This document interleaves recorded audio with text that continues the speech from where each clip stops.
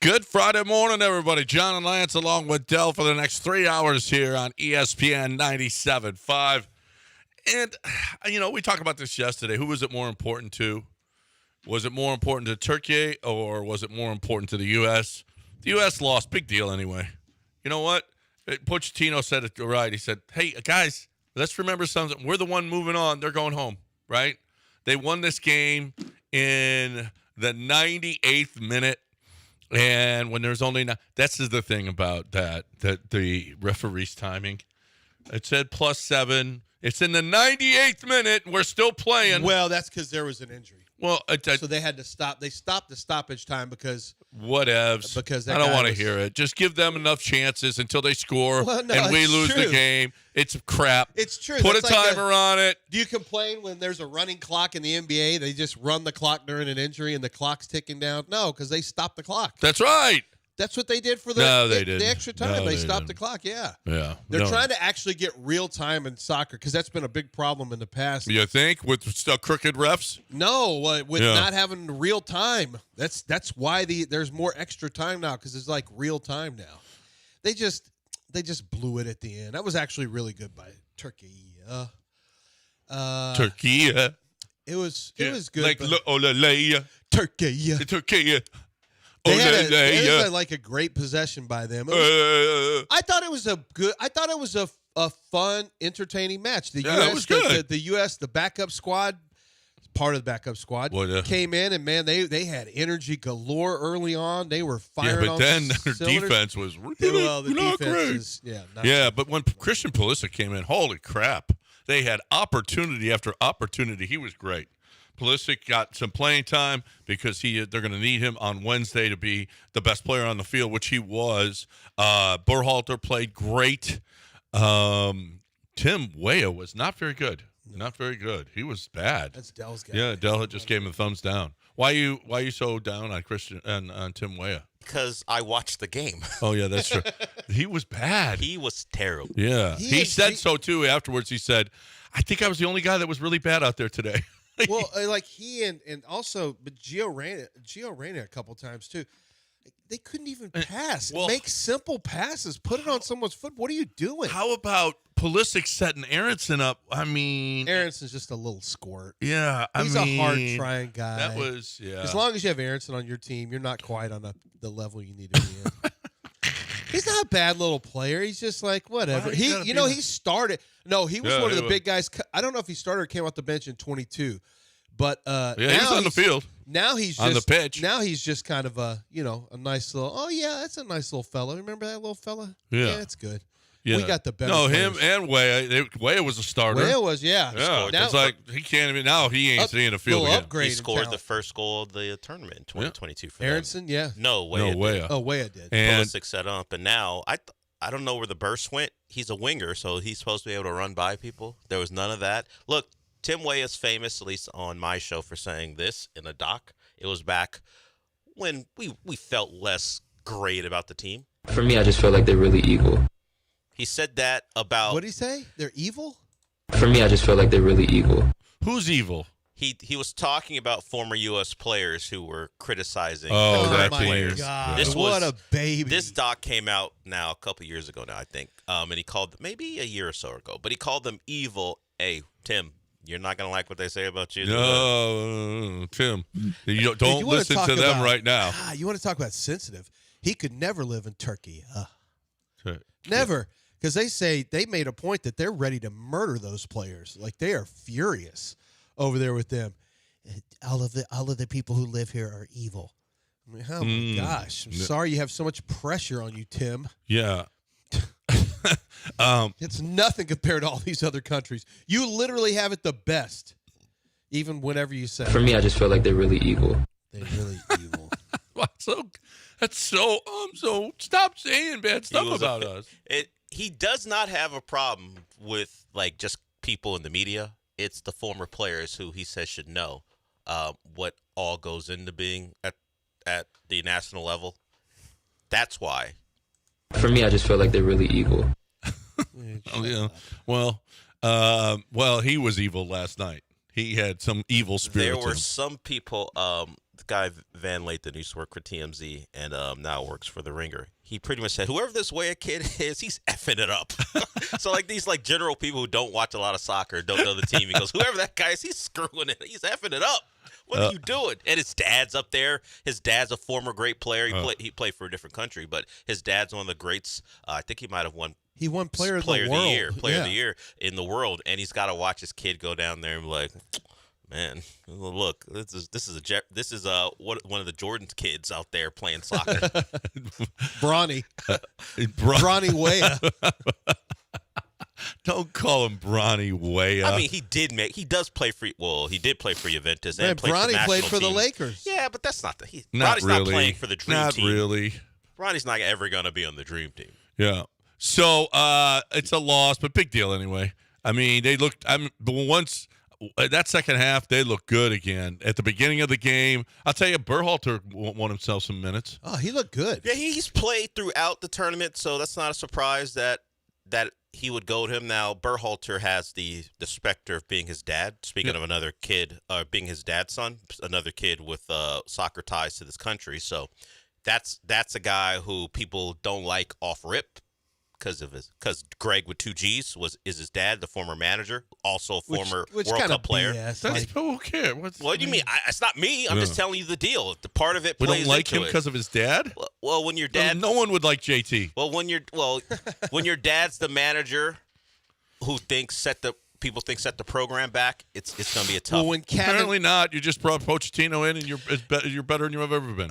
I would say there was a regression under Berhalter. Now you had to go hire a big name coach to try to fix it. So there's a specter over Berhalter that's not fair. Well, when players' parents are attacking you for rape 30 years ago, I mean, it might be a little difficult to coach that team. He wasn't good beyond those ugly things. That thrown at was him. ridiculous. but watch what happens if Aiden Easterby, Jack Easterby's son, I Yeah. assume he's named Aiden, if he comes back and tries to play like, for the Texans. wide receiver, slot wide receiver for the Texans, people are going to hate that kid. Well, they will. Yeah, so that's the thing. Anybody named Easterby. Yeah. So now but he- Berhalter wasn't Jack Easterby. No, well, to US U.S. soccer fans, he soccer was. fans, Not that bad. Nobody was as bad as Easterby. Well, they hated that dude. They did. They were embarrassed in a Copa America on their home soil. They got grouped in the Copa America on their home soil, and they do what all U.S. teams do. They lose in the that second kid round. is Greg Berhalter was right here in this studio with us. All right, I'm standing behind that man. Okay? What happened when Ryan Presley did an interview with you? Career ended. Yeah, well, but I'm standing behind him, and I'm saying, you know what? I'm We ended Presley Berhalter's- for life. I'm We not ended s- Berhalter's career I'm too. not saying it's fair. I'm not saying it's fair how they talk about him. Yeah. It's just part It's of how it. they talk about It's just part of it. But his son, to be fair, his son played really well yesterday. His son has played well so far. Yeah. He looks like a pretty good player. was the first He's a lot substitute. better than that slap nuts, bald head player Michael, what's his name? Oh, Bradley? Oh, God. Good Lord. But Michael, The worst well, we heard it from time of American soccer history, and I'm not even a soccer historian at this point. Well, we heard it from Glenn yesterday when John you brought Michael up Bradley. when you brought up the potential for Pulisic to join NYFC. Now his club in Italy, Milan, has pushed back saying we're not allowing that to happen. And you heard Glenn go, "No, don't do it. Don't do it." One of the reasons Glenn was so strong about that is Michael Bradley. He played over in Europe and he was on the ascension. He came over. Michael Bradley, the player who sucked, Yes. was on the Ascension ever? He scored. He has scored goals in World Cups before. That guy's Isaiah Cannon of Wow. Yeah, of, but Pele did international it. soccer. Beckham did it. Messi did it. At the end. Right. At the end, not when they you're were not, already over the hill. Yeah, not Yeah, when right you're now he's in his prime. Right. Bradley, not when you're rising up the ranks, and he came back He don't wanna over, play and that's MLS. why he's a prime example of why Glenn doesn't want Pulisic to do it. But if 'cause- he does it and more guys do it, now all of a sudden we got the greatest league in the world. well, he does it, With the and worst state, with the worst fields, if he does it, St. Augustine grass. if he does it, and more U.S. players do it, we'll fall right back to where we were Yeah, that's a true. couple World Cups ago. That's true. This No, is, we got guys playing in big time ball. That's the Norway manager's daughter. She's just kind of running around.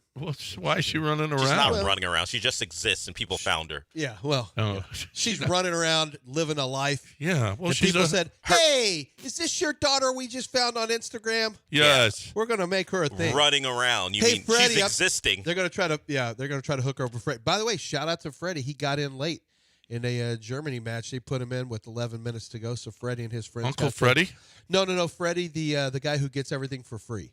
Oh, Jets and yeah, he did. and He got in. sweets. Yeah, they got him into the match, and he he's a winger. he's for a the final winger. 15 minutes. He didn't take a shot, but he did have he nutmegged somebody, which was pretty cool. So shout out to Freddie. He was able to get on and play in a World Cup. So that's his latest thing he's been able to do. Good for Freddie. Next up, there is talk about him becoming Secretary of State.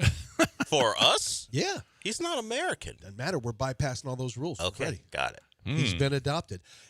Sam, and we're going to get to the Astros because that's the really good news.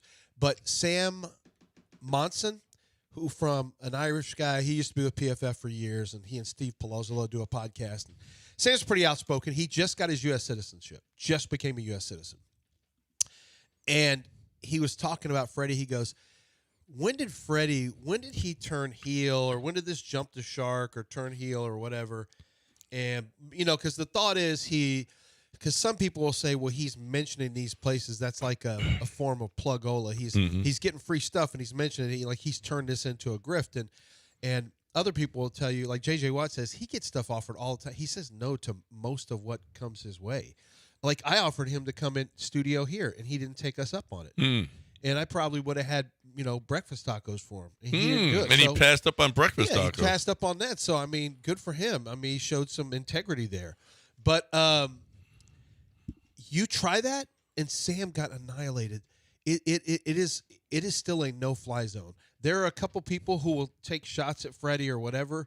And Freddie's this German fan who he and his friends just came over on World Cup, and they just started live tweeting about it. And somehow it went viral, and now he's got close to 800,000 followers. He has had offers of private jets. He stayed in the Post Oak suite here. J.J. Watt got it for him for free. He has Ella Langley. Is that her name, Del? Yeah, he was backstage. Backstage. She got him there. He came up to Oklahoma City. Like, he's done literally everything. He's done literally everything. And but if you go against him, the people will turn on you. Like Sam Monson got his ass kicked by people yesterday because they still are down with this Freddie kid. Like they still love the story. Wow. Well, good for Freddie. Yeah. He got in a World Cup game. Good for him. Yeah. All right, we got a break. Almost scored, but I feel like Freddie would have been better than Tim Weah last night. Freddie might have. Yeah, Tim Weah was terrible. When we come back, Astros baseball. Astros win again, and there is a guy who is looking pretty damn good. And his name is T.I. yeah. And Bring him out. Bring him out. Yep. Rubber band man? Bring him out. Bring him out. Yep, T.I. And we're going to talk about him on the other side. But first, we're going to talk a little jewelry. Yeah, Zadok Jewelry. You know what? He keeps pitching like that. I may have to get that man. I'm not getting him anything. He's got a lot of money. But I will say that if you're looking to get somebody a special gift, Zadok Jewelers has been that location for years and years. It's not anything new. Zadok has been doing this for 4 decades. Now, it may be new to you. There's a chance you've never been in Zadok. There's a good chance the people I'm talking to have never been in Zadok. I'd like for you to stop in sometime. Stop in at Zadok and just experience it. It's overwhelming. 28,000 square feet. Everyone who works in there, not only are they just super nice and easy to talk to, but they are so knowledgeable about every facet of the jewelry that they're showing you. So no matter what it is that you're looking at, no matter what the designer is, what the type is, the settings of engagement rings, the luxury watches, they can tell you the story behind the designers. They can tell you the story behind the company. They can really educate you, and you can find a gift that is going to absolutely blow her away every single time. It's a can't-miss home run every single time you step in Zadok and you decide to make a purchase. They work with all budgets, so they'll make sure that you are taken care of, and it's really something you need to keep in the back of your mind if you haven't gone in. But when it's time to get that special gift, maybe you're getting it for a client as well. That's something that a lot of businesses will do. Zadok always has you taken care of. Zadok.com, 1801 Post Oak Boulevard.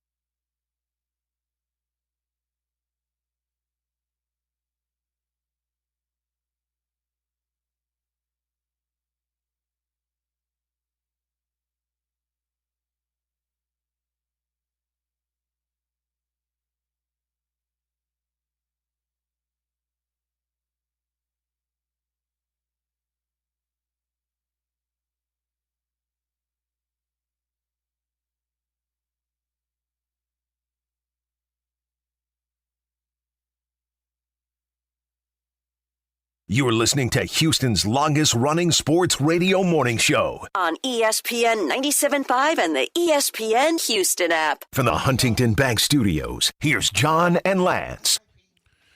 The German fans are in. I mean, there's thousands of them. I mean, this is awesome. Freddie. The overtaking of each city, it's unbelievable. They're at the golf tournament. See, this is something you don't hear often. The overtaking of cities by foreigners, by people from other countries. I'm hearing, I'm seeing Ireland is reacting completely differently than what you're saying. No, it definitely is not. It's not usual. This has been awesome. The overtaking of cities by people from other countries. My city's being overrun by people from other cities Yeah. or countries. But apparently, there's a new guy on the tour. Ritan and Victor Hovland are both on the tour, and the Norwegian fans are there rowing the boat at the tournament. Oh, are they really? That's Yeah, cool. yeah. So I mean, It has been cool for us to see some of that stuff, U.S. fans in person. I think it's won some. I know it's won people over. I've heard them say it nationally. I've heard them say it locally. People I've spoken with.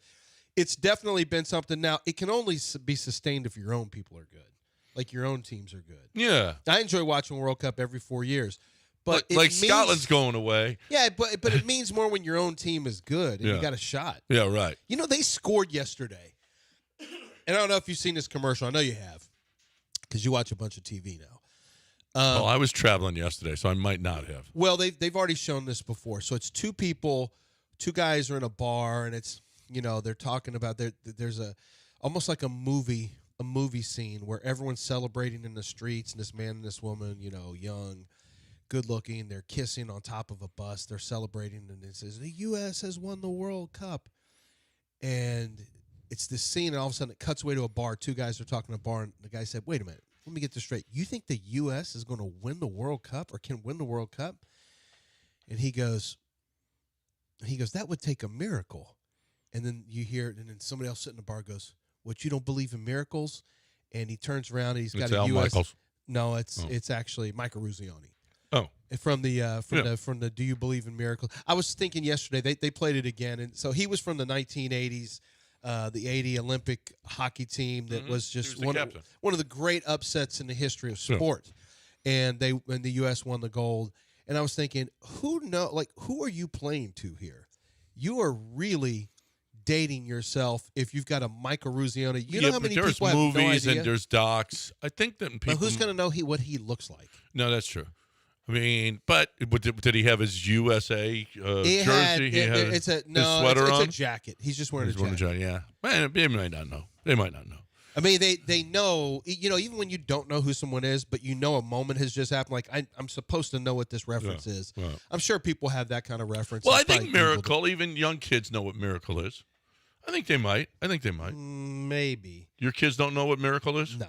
They don't? No, they have no idea. The 1980. You need for them to watch the movie. It's one of the great sports movies of all time. If anything is past like 2010, it's super old. And they just did a doc. I know, you told me it was really good. It's really good. I'm sure it is. I can't get them to sit and watch anything anymore. You know who else is going to get a doc? Tatsuya Imai.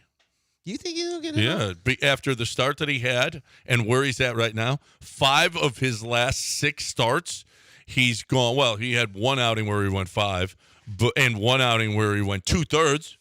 Okay, but he did have one really terrible one really bad one. If you scratch that, what's he done? Holy crap, he's been great. Then he's had 5 starts where he's given up no hits over 6 innings. That was the no hitter against Texas. 6 innings, 2 earned runs, 8 strikeouts, or 5 strikeouts, 2 walks. 5 innings, 8 strikeouts, 3 walks, 2 earned runs. Oh, wait a minute. 6 innings, 3 earned runs, 11 strikeouts, no walks. 6 innings, 10 strikeouts, 1 walk. Last 2 outings, 21 strikeouts and 1 walk. You hear this? You know who this is? T.I. Oh, this is T.I.? Atlanta rapper T.I. It's the same thing. We're calling him T.I. We're going to call him the Rubber Band Man. Yep. Go ahead. Tell him the stats, John. Keep saying 21 strikeouts, 1 walk. All right? 3 runs over 12 innings. He has been great. I'm telling you, it reminds me of Bugs Bunny throwing that that ball that just goes all over the place. Yeah. And then, whoof, right by you. Dude can hit Yeah, buddy. 97, 98. I mean, he is. Oh, he's always now. His stuff is good. His stuff is Just great. hasn't located. He's been uncomfortable. I wonder how much of this was arm and how much of this was, because he had to go bye-bye because of the arm, but we know he just famously wasn't comfortable, wasn't digging everything.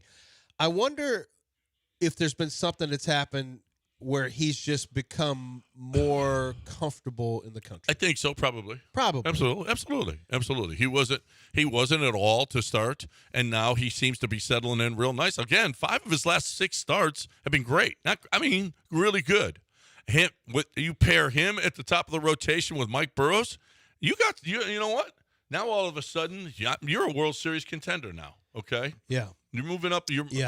I'm not there yet, but I will say, I mean, every year they prove it's a long season. It's what they call a marathon. That's right. No, it's not. Marathon. We're just past the halfway mark. It helps. Do you know that they're in the playoffs in the wild card spot? Yeah, they're tied for the wild card. Yeah. So The Astros in this division, in this economy, are in a wild card spot. How about that? 40 and 43. Yeah. Well, yeah. Beating Toronto was big because Yeah, but Toronto's the last spot. But there was never expected to be a team coming out of this division to hit the wild card. No, and Texas is right there too. They're all they're both right there. The standings are. I mean, it's a little early for standings to me, and we're in the wild card now. I mean, there's only 80 games left, so it may not. I'm whatevs. They're 83 games. They're just past the halfway mark. Right now, they are in the league in this economy. They are 1, 2, 3. They are with the White Sox and the Mariners. Yeah, they're right there. Actually, they're tied with Toronto and they got a better win percentage because they played more games. So, and the Athletics are right there as well. So T.I., the Rubber Band Man, was really like right now. He's got great movement. He's got his fastball. Right now, he is pitching with a tremendous amount of confidence.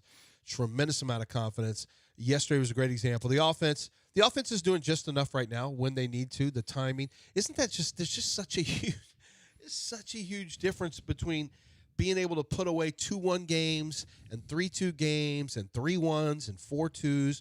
The Astros bullpen has very quietly just really cranked it up and been so much better. Hader, Abreu not pitching and Hader pitching is certainly quite an upgrade. But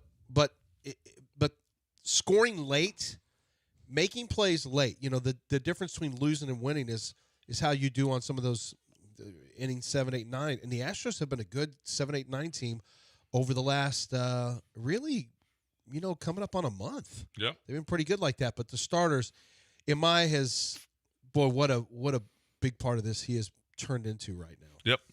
I got to get Arrighetti going today. I mean, he really needs to turn it back around as bad as he has been this month. He was great. He was the pitcher of the month. All right. So and now you got to get him turned around for this month. Here's the question. Mm-hmm. Where do the Astros sit in terms of team pitching? Oh, they're still at the bottom. You think they're at the bottom? Well, not the very bottom, but they're probably 4th from last now. They've gotten some nice outings. I mean, they were worse by like Colorado. You got the Angels. They were worse by like a full run in ERA. Yeah, not even. So right now, yeah, they're fifth from bottom, 472. They had been 570. That's a tough mountain to climb now. Yeah. Where they were. Yeah, they're 472. And sneaky bad lately is Enyel De Los Santos. He's been sneaky. He's been a little sneaky lately how bad he's been, but it seems like every time he's coming in now, he had a really good start, and Joe really is relying on him quite a bit, but he has not been great lately. He's another guy that comes in and just gives it up. I can't wait to see what's going to happen with Brian Abreu. This little time off that he has, probably a really good thing. Can't wait? You're excited? I'm not excited so much as I am interested to see. Did you see who pitched in the minors yesterday for the Astros? Yeah, I'm torn on this one. When I saw that, I was like, really? Good for him, but are we doing this again? I might have wanted to give him a shot if Burrows sucked the other day, but Burrows had one. It just took one good outing. I'm like, it's just Did no you room say- for you at the end, Lance. Oh, Lance McCullers. Okay. Yeah. Yeah. Yeah, I mean, No room what do for you you want? at the Okay, end. honestly, what do you do with him? When he comes back, what do you do? Well, you throw him in a bullpen. Yeah, well, no, but they keep throwing him back in the rotation. You can't. Who replacing who? Well, I mean, yeah. You're not replacing Arrighetti. No, not the pitcher of So, last month. Hunter, yeah, but he's not been good this month. So you're still not replacing him. So Arrighetti, Hunter Brown, Imai, Burrows, Kaiway. Tang. You going to replace Kaiway Tang? No. Burrows would be the guy, but what you saw out of him the other day. No, you're not. No, honestly, Lance, can you pitch out of the bullpen? That'd be great because you're not. I'm not upsetting this apple cart. And when it comes down to it, I mean, look, Tang. I guess Burrows would be if you go back to a 5-man rotation. You're on a long stretch here. Actually, Tang without a day off. Tang has been terrible in June. Yeah. He's got a 736 in June. And right now. Arrighetti's even worse. He is coming off a good game against Cleveland, but Yeah. he was really bad the previous 3. And Arrighetti's even worse. But they continue to roll Lance McCullers out there for whatever reason. He is probably going to be a guy that's going to come back and be in the rotation, and it's like, really, again, and again. And I don't know. They're on a nice roll ever since Josh Hader came back and Hunter Brown came back. This team has looked different. True. And hate to see Lance throw a monkey wrench into this thing. All right, 713-780-3776. You guys got any thoughts on this? You're more than welcome to get in. If you agree or disagree, whatever, you are more than welcome. People have never disagreed with us before, but so you can try if you want. But here's the deal. You can't disagree with this. The International Brotherhood of Electrical Workers, Local 66 in Houston, is really, really, really cool. Over 125 years they've been doing this. Skilled men and women build, maintain, and operate your electrical grid. With more than 4,800 members, a community built on craftsmanship, safety, opportunity. You get classroom learning, paid on-the-job training. Paid on-the-job training. So it's not like, well, I got to learn this thing. It's going to take me 3 to 5 years to have a career, so this is going to suck, and I'm not going to make any money. No, you'll make money. You make money along the way. And, by the way, members enjoy high wages. Full family health insurance, retirement planning. You got all this stuff because you got a family now, and you got to take care of them. And do you have a dead-end job, or do you got a career? Because this is a career. So if it's you or someone you know that really needs a change, IBEW Local 66, IBEW66.com, IBEW66.com, 713-943-0716. They're ready to talk to you. IBEW Local 66, powering careers, powering the future.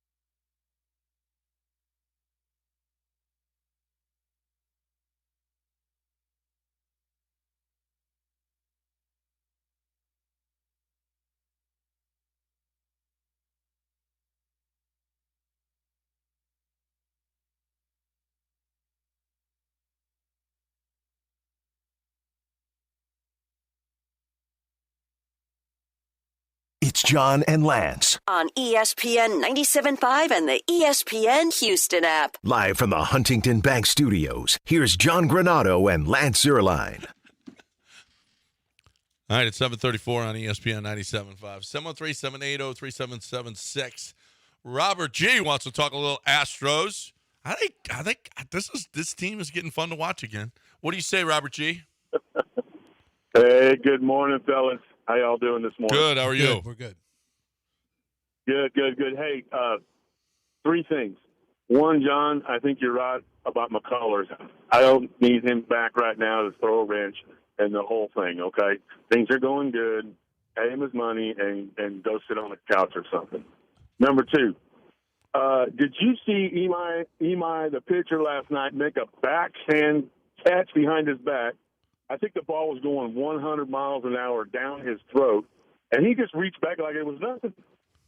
And number three, how come Jordan never gets love on ESPN? All I hear is Bryce Harper, Aaron Judge. You know, I don't Well, know. I actually saw a pretty good amount by especially on MLB. MLB does do a lot. MLB does a great job. Maybe that's what I'm thinking of. But yeah, MLB features him. No, a lot. ESPN doesn't give him love. Yeah, they don't. ESPN. I don't think I've ever seen ESPN do a story on. Oh, surely they have. I don't- a story, a Oh, yeah, feature. right. Oh, maybe I don't not know. a feature. I mean, do they highlight him when the Astros?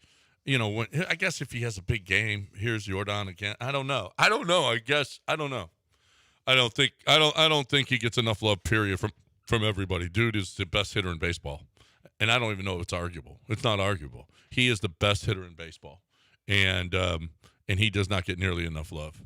Robert, appreciate it, man. I'm with you. I don't know what to do with Lance McCullers, and they're probably going to just throw him back in a rotation. I guess Burrows now you can say he can go back to the bullpen. They want him to be a starter, though. They want that dude to come through for years to come. They've got him under team control. This is why they did it, and they thought that he had the kind of potential. I mean, it's a bit of a slow start. I'll give you that. A bit of a slow start. Well, it's not. He's sustained nothing up to this point. No, well, I'm being generous. We're late in June. Yeah, I think it's halfway. We're only halfway through. No, we're late in June. It's the 26th today. But it's halfway through the season. Right, I understand. But it's been April, May, June. This is 3 months. It's a 6-month season. Yeah. That's a lot. It's a lot to get that much time. Yeah. No. But I mean, this has been a bad team. There's really been no options. It's the only reason is still where he is. Yeah. What's cool is seeing like Taylor Trammell hit that unbelievable bomb in Toronto and then turn around and hit another one yesterday. When it was right down the line. So he's on it because he's pulling that ball and just crushing it. So that's really nice to see. Jeremy Pena is having himself a very nice season after the injury. He had a couple more hits yesterday. Setting himself up to get a huge contract offer from the Astros. Yeah. Well, I don't know about that.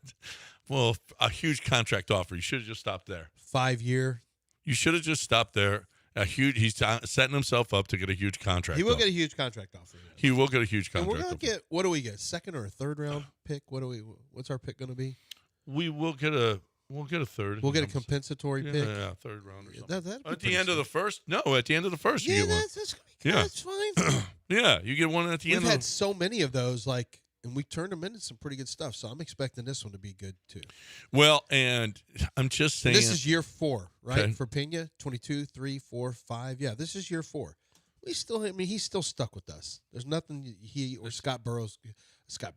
This is 5. He's going to be next year's his By last the way, year. 22, 23, 24, 25. 26. Oh, yeah, we're 26. We're in 26. Oh, crap. Yeah.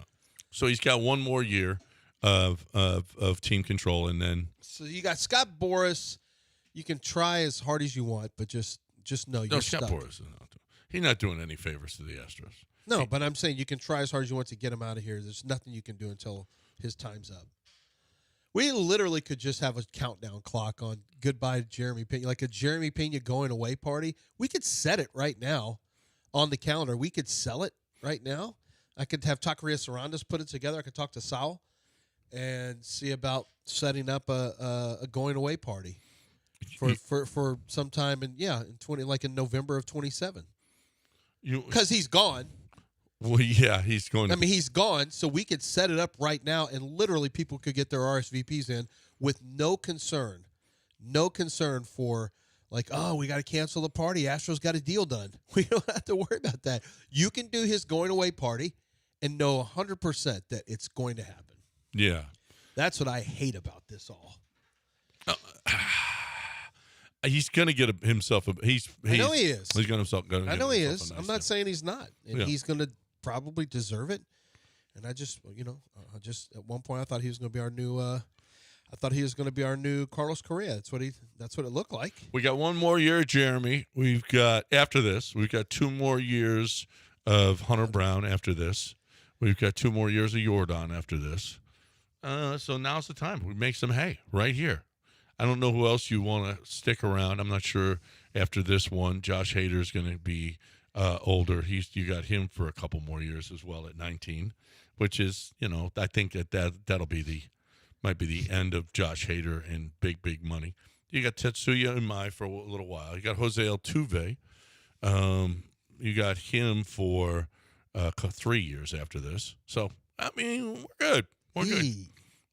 What, I never thought I'd have a moment where I wasn't sure I wanted Jose Altuve for 3 more years. Well, under contract, he's going to start to put up the numbers that are going to be significant numbers. Well, you mean milestone numbers? Milestone, yeah. Yeah, it'll be the Biggio chase. Yeah, at the end. Yeah. It'll be Biggio. How far away is our little guy from 3,000 hits? He's a little ways away. Yeah, he's a little ways away. And that's a guy who had 300, 200 hits. 600? He had 200 hits in 3 straight years. Is he 600 hits away? Maybe. Well, that's not too bad. Well, it's still a ways. That 200. If he gets 200 a year, 4-5 years. Yeah, right. How many hits does he have? Let's see. For his career, excuse me. Yeah, 5. He's 558 away. So by the end of the year, he'll be less than 5. He'll be less than 500. It's got 3 years. 3 years to do it. It's possible. He might. You'll add on a year or two at the end of that, if need be. But he'll get to 3,000.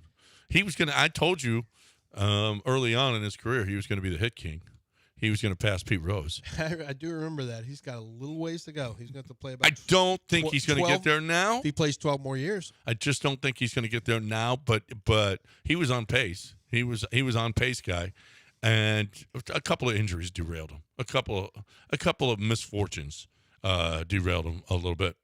713-780-3776. You see any video from the earthquake? No. In Venezuela? No. Oh my goodness. Not yet. I haven't. That was bad. Holy crap. Have you have you felt the tremors? Couple. You have? Yeah. What's it like? All of a sudden I was laying on the couch and all of a sudden everything started moving. I looked and the TV was going. We just moved into a place and the TV was going back and forth on the dresser, and I was like, "Oh!" What do you mean going back and forth? It was moving. Like physically moving. Physically moving, shaking, and I was like, "Whoa! Holy crap!" Oh wow! Over 500 dead there. Yeah, it was bad. Right, just right now. It's. Oh my gosh. Well, that was a crazy earthquake. I was just part of a couple of tremors. Right. No, I just wondered what it was like. It's weird. It's weird. You're all of a sudden you're like, hey, what the hell is going on here? What the hell is going? Del, did you ever have any when you were? Well, Del, did you ever have any when you were in Florida? Any earthquakes? Any earthquakes? No. We are a hurricane people. Okay.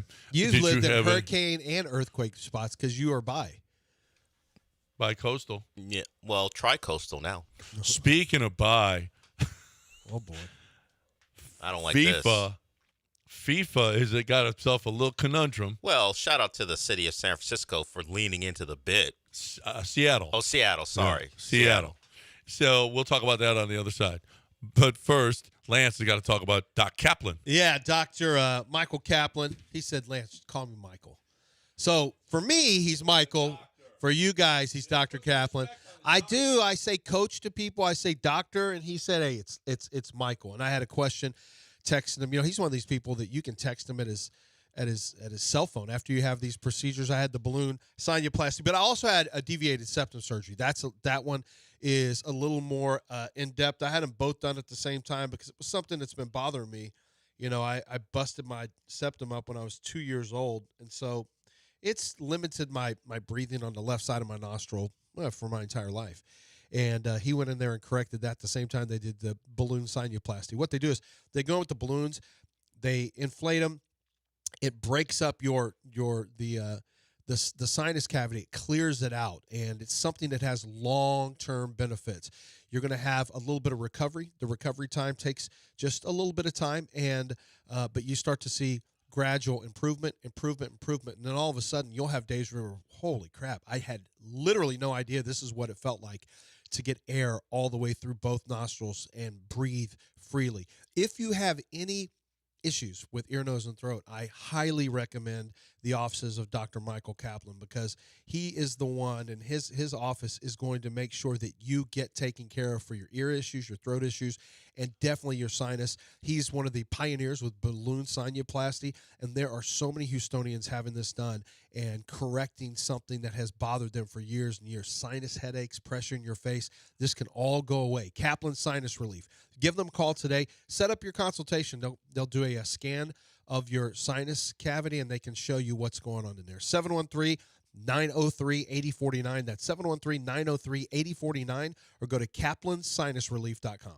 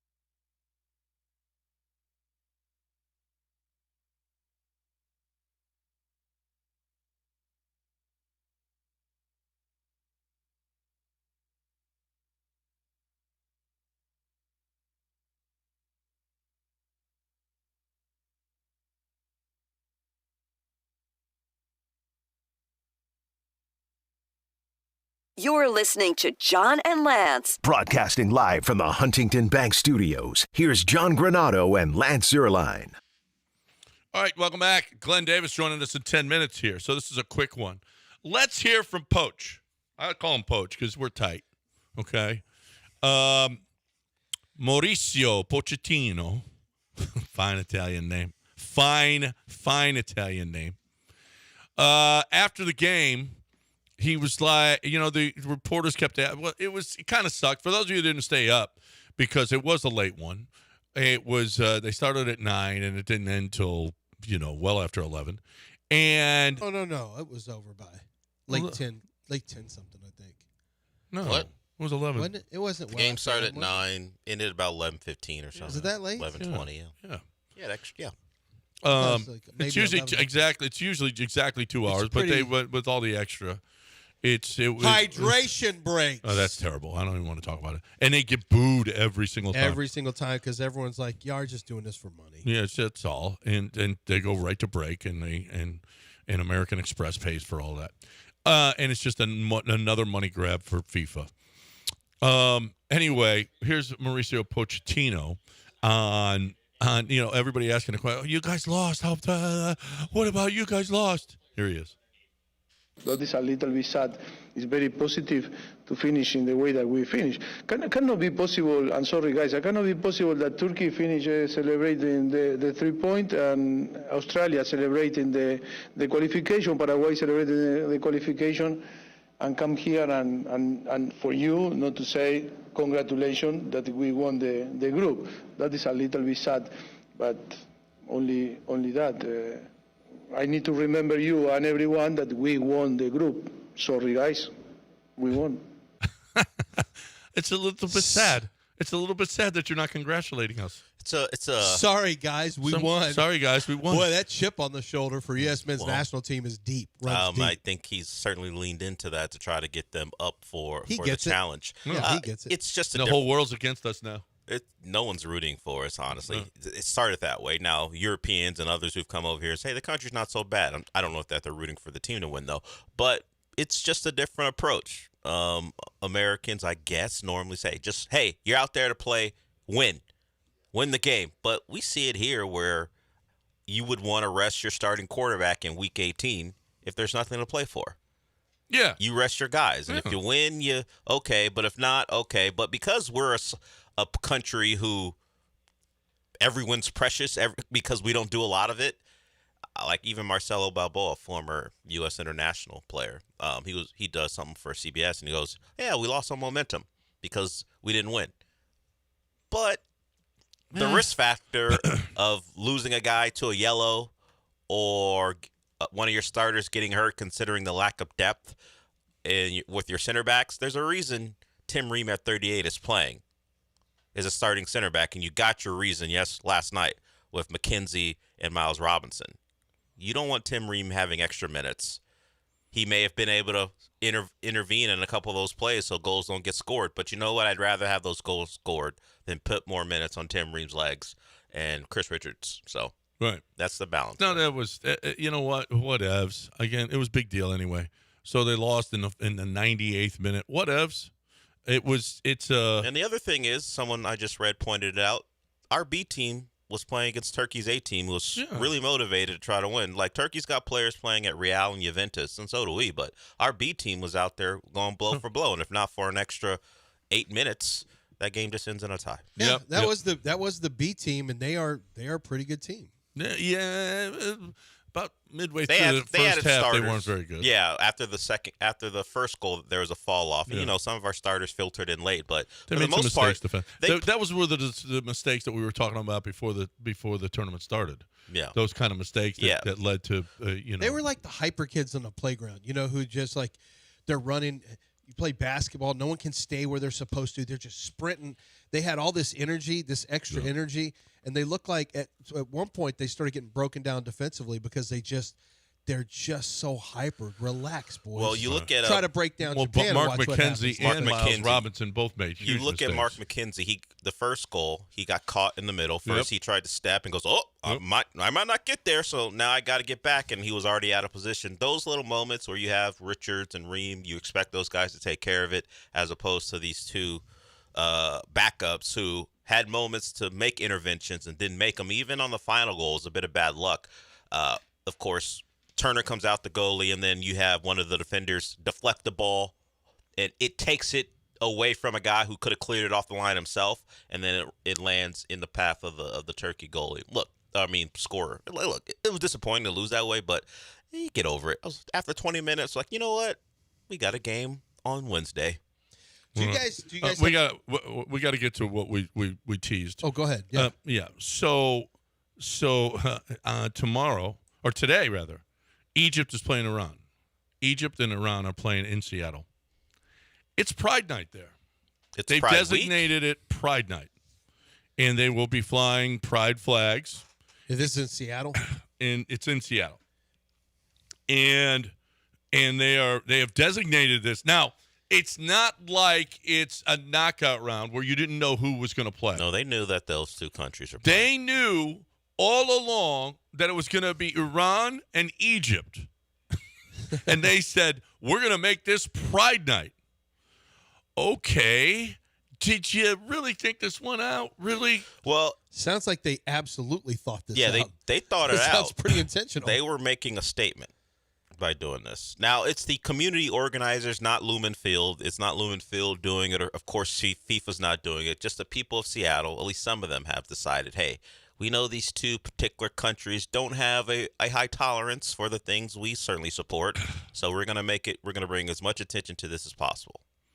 Yeah, and they've already, actually, the stadium is actually going to celebrate it. Is it Lumen because Field? They've asked them not to. Yes, they've asked them not to fly the flags, and Lumen Field said, "No, we are." Well, they said you're allowed. You're allowed. You're allowed bring to. pride flags. So they're not gonna. I think they're not gonna take Why them didn't away. they do this with the U.S. and Australia? Because they had that game. It there. doesn't make the same point, and they're making a point. They're making a point to Iran more than anything. Okay, except the point is those people are going to be in the middle of that stadium with all those fans that disagree. It could create some kind of conflict. So we have in the stands. We have to get the Glenn Davis. Wait, are you saying we're going to have a conflict with Iran? Well, there is that. So we do have to get the Glenn Davis. So Pride Weekend, I guess, was always this weekend, and then they weren't going to change anything because there was a World Cup game, even with those two teams. But we got to go. Glenn Davis is all right. next. Glenn I Davis don't is care next. what Iran wants. Let me tell you, last thing I care about is what Iran wants. Well, I care 0%. This is home field. We can do whatever we want. I just wonder if you're not putting some people in harm's Open way. the strait, We can't do this. and we'll ban the flags. Glenn Davis up next. But first, Taquerias Aranda. Taquerias Aranda's big watch party went down yesterday. It was a huge success over in Pasadena for the U.S. watch party. Look, they're going to do the same thing. I don't have the locations yet, but they're going to do the same thing for Mexico's match. They're going to do the same thing for the U.S. match. And then really any World Cup matchups, which are going on every single day, Taquerias Aranda's is a great spot for it because it's going to be on in their sports bar section, at the bar section, or sports bar section, whatever the restaurant has. There's over 20 restaurants here in Houston. So you're going to get that authentic Mexican food that you've come to know and love. You're going to have all your favorite drinks, but you're going to be in an atmosphere where people actually care, where it's exciting, and you get to really enjoy watching with other people, get that energy. So get the food, get the drinks, and get the energy of an awesome watch party at Taquerias Aranda's. Locations all over the city of Houston. And don't forget, even if you're not going, you don't even care about soccer. Breakfast, lunch, dinner, any sporting event, stop in and enjoy Taquerias Aranda's.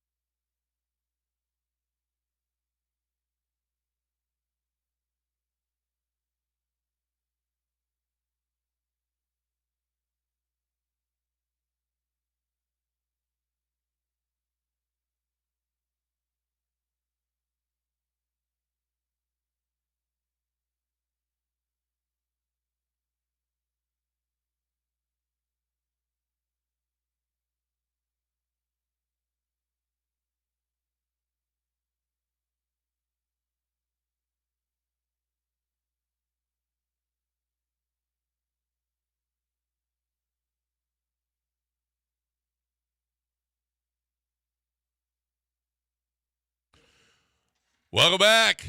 And it's time once again to talk to our good friend Glenn Davis, the foremost authority on soccer, we think, maybe in the world. And he's with us every morning. I was an Astros fan when the Astros had Glenn Davis, the first baseman, the Big Bopper. Uh-huh. And right now, I got to tell you, this Glenn Davis is higher in my power rankings than that Glenn Davis. That's right. Yeah. He was either a strikeout or a home run. Yeah, so. right. Yeah. This one is home run every single show. Or brought to you by Kaplan Sinus Relief right here. Yeah. All right. They lost Glenn, and we talked about it yesterday, and you thought it was awfully important. But the way that they played, the loss,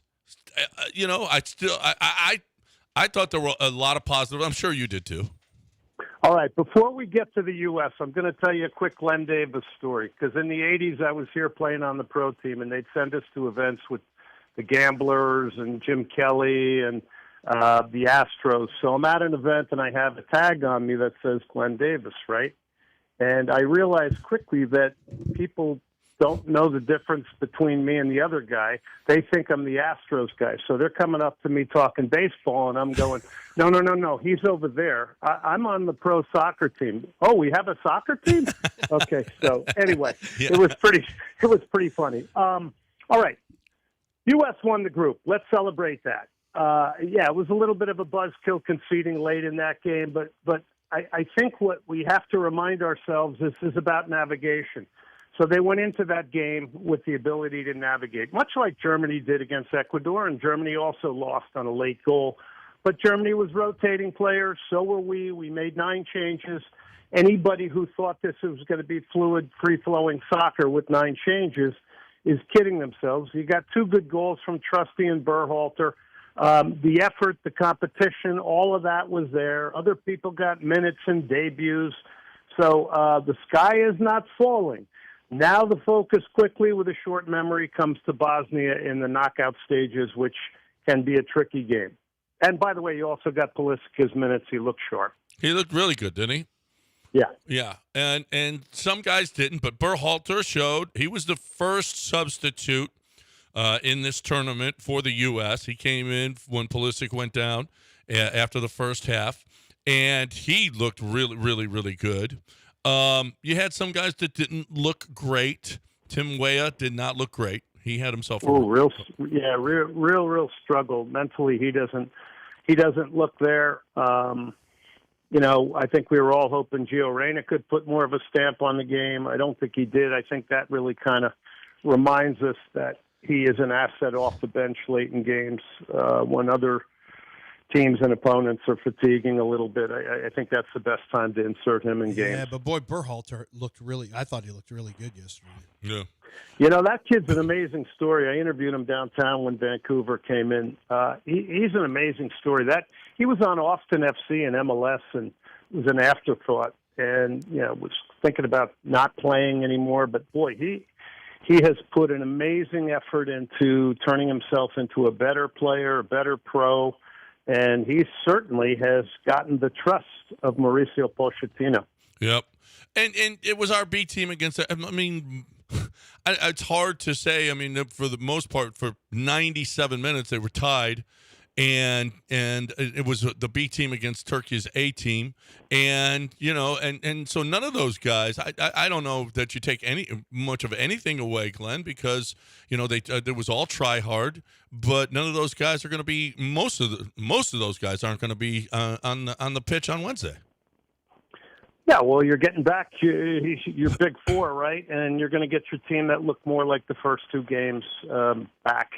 And look, giving up the late goal, not a great thing. It's kind of a little bit of a deflator at the end of that. But I think most people understand that this is navigating a tournament. You have the ability to go into Game 3, much like Germany against Ecuador, having already won the group, by the way, and Mauricio Pochettino made sure to remind people of that. And then you're able to do what you want. Effort and competition was there from everybody. Application was there. Mistakes were made. It wasn't free-flowing. It didn't flow as well. But when you make 9 changes to a team, I think that's kind of an expectation that you would expect to have happen. So it was as we look moving forward, you had Japan. Well, let me get to the draw yesterday, because what was I'm not familiar with this historically. Is it Giron, the disgrace in Giron, or where two teams really didn't put out much effort because they both benefited from a draw? You had a Paraguay versus Australia matchup where the draw was a favorite in that one, and a draw gave Australia, I believe, moves on for sure, or Paraguay. I think it's Australia moves on, and then Paraguay, I believe. I haven't seen the latest results, but is that one of those? How much of that right now is considered a concern in the world of soccer or international or group stages where you have where you have a situation where a draw, especially in a 48 team move on, a 48 team, the expanded field helps all these teams move on. It's a beneficial draw. Is that ever a concern that you're not going to get the best efforts when both teams, it's a beneficial draw? Well, I think it's historically been proven out. I mean, there's a lot of conspiracy around navigation of a tournament. You had a result a long time ago in the 78 World Cup with Argentina where, something happened where somebody had to lose 4-0, and it happened, and guys came out, 30, 40 years later and said that there was something that went on. I think this is a problem for all of sports. Now that you're in bed with gambling companies, and then, of course, from the competitive standpoint, if you can get yourself in a better position going through. But that's not my focus. I mean, right. I'm focused on the players, the teams, what's coming to Houston. We got Cabo Verde and Saudi Arabia tonight. That's a big game. Group H is pretty much up for grabs. I mean, you got Spain and Uruguay in the other game. If Uruguay wins that game, they're going to win the group. So all four teams are in with a possibility in that group. So I don't think we'll be worrying about anybody not playing hard. No, and Spain and Brazil and Japan are going to be squaring off here, which figures to be. How about that first round? Japan is just so disciplined defensively, but you've got Brazil really has looked so much better the last two matches. No, I mean, it may be a stereotype, I guess. But, Glenn, tell them, Glenn, they don't make a lot of mistakes. So that's a great matchup. I am super excited because we're going to get the call at. That is an incredible matchup. So you got the 5-time World Cup winners. Nobody's won it more than Brazil coming in. I disagree with you a little bit. Okay. I don't think Brazil is hitting the samba tempo and rhythm that we're used to with Brazil. And, in fact, I don't think we've seen that in a long time. Now, are they stacked with talent beyond belief? 100%. Vinny Jr., Rafinha, Marquinhos, Endrick, a young star, Cunha, who plays for Manchester United. Yeah, they're packed.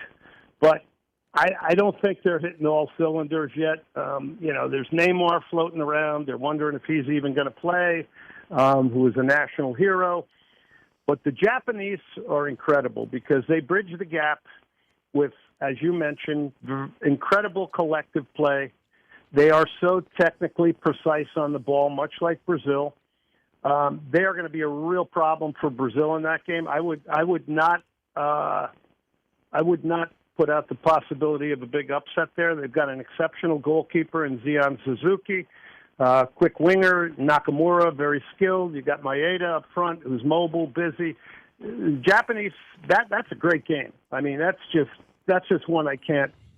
Yeah, I'm not looking too far ahead, but I can't wait to see that game because I think the Japanese can give Brazil real problems. In boxing, they say styles make fights, and to me, this is a styles make fights type of matchup.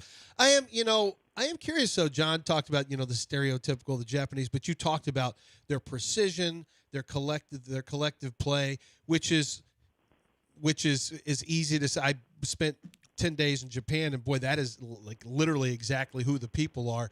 Brazil, you've got the way they play. How often do you find that international soccer teams are a reflection of their cultural society? How often is that the case? I know that used to be. That's a tremendous question and something to ponder.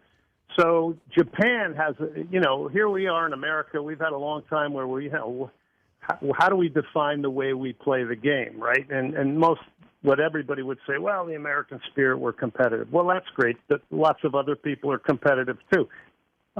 The Japanese bridged the gap, and they did it on purpose and with a plan to bridge the gap of the physicality and the other elements of the game through incredible technical focus on young kids. And I'm going to have a guy on my show, Tom Byer, in the future, who's been a part of that and lives in Japan. But that's how they bridge the gap. And then it's the collective nature of things. But culturally, it's 100% there. They work for each other.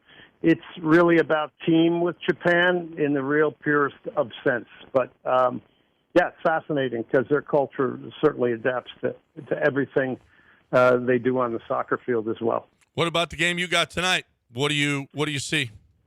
Well, it's a big one, right? It was the one that everybody, it's not going to be a great game. Well, it is a great game because both teams have the possibility, Cabo Verde and Saudi Arabia, to advance. I think Cabo Verde has been an incredible story, drawn Spain, drawn Uruguay, right? Nobody saw that really coming, yet they have a lot of players that play in Europe. Who's going to handle the pressure tonight between these two teams? It really sets up to be something, I think, very special tonight, and I'm very much looking forward to it. Cabo Verde got their first ever goals in the history of the World Cup against Uruguay. Kevin Pena had one from long range, so it's a big game tonight. Not only that game, what about Norway and France?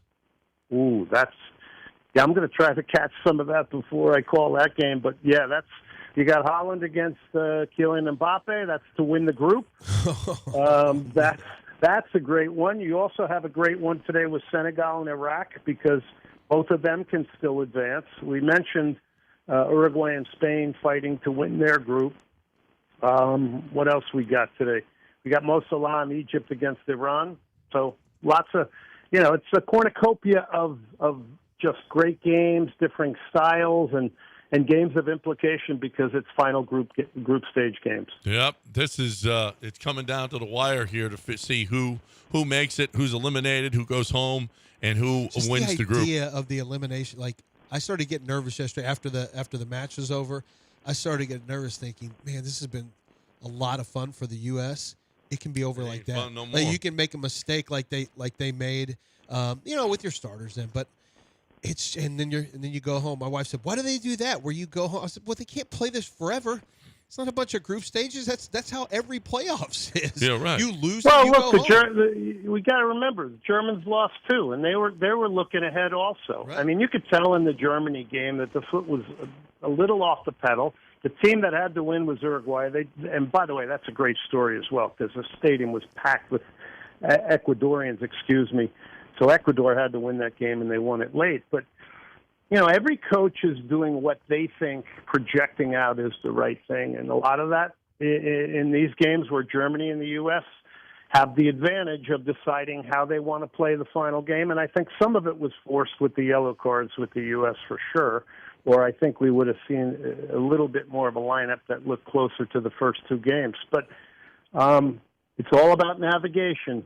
Nobody's going to care about this Turkey loss. In fact, they probably don't care about it right now because it's all about Bosnia now coming up next. Yep, that's what it is. And we are off and running. Glenn's going to be back in the middle of it. And then you have the Brazil-Japan game in the round of 32? Actually, not me. Yes, me because I'm calling it, but Houston's got that game. No, you're calling it. Yeah. No, I am calling it. I was trying to be funny there, but I think it's amazing. We've had Germany 4-time winners. Now we're going to get Brazil 5-time winners. We've had the Netherlands, one of the great soccer playing nations. We've had Portugal twice. I mean, the draw of teams and stars that we've seen here in Houston, I think it's as good as anything around the country and in Canada and Mexico. Yeah, and then we have more. We have not only this knockout game, but we've got another one too, right, in Houston? Yeah, July 4th. July 4th. What a day that's going to be. I mean, that's where you want to be on July 4th. Houston Stadium. Houston Stadium, Glenn. Don't lose that job. Don't lose this job. I can't make that Freudian. Okay. I can't make that Freudian slip today. No, do not. Do not. This is Houston Stadium, and that's it. We don't know anything about energy. That's Glenn Davis every morning. Great stuff. And he's going to be back again on Monday. Have a great weekend. Got great call here tonight, Glenn, and we will talk to you again on Monday. Can't wait. What a fun weekend it's going to be into now the knockout round. Guys, have a great weekend. Thanks. I'm really enjoying it. You guys are doing a great job with this. And, I love the fact that you enjoy the sport as well, and you guys are into it, and you follow it, unlike some, and I appreciate it. Well, we appreciate you. That's great stuff. That's Glenn Davis every morning, 8 o'clock. Brought to you by Kaplan Sinus Relief. Kaplan Sinus Relief. Lance can tell you all about it. Just if you want to learn about it, just go to Lance Zerline and ask him, and he will tell you the process. Tweet at him all your questions about Kaplan Sinus Relief. Yeah. Lance has got time. care. He has proven he's Dustin got time and today. Dustin and Sources is my, I'm not my kidding. DMs right now. My asking about point it. is, you I have got time. proven Why you is got Dustin time. sliding I got into time. your DMs? Well, he's asking about nasal stuff. That's kind of weird. It is weird. It's weird. He's asking. It's actually not weird. I'm just trying to play off of Don't do John's that. thing. No. I actually would prefer if people want to know. I'll give you the Yeah, whole. I'm sure. I'll give you the whole layout. The doc would appreciate. Yeah. Hey, slide it. If I you don't got mind. questions, Yeah, Lance let's will not answer call it them. sliding into Yeah, my go DMs. slide into the Ask your questions Fine. through direct message format. Okay, Not sure. sliding. That's John makes much it sound more salacious. If you got questions about Lance's nose habits, slide into his DM. Yeah. That nose has What- the procedure. What you doing with that nose? No one said what you doing with that nose. What you doing with that nose, though? Dope. We got a break. 8:18.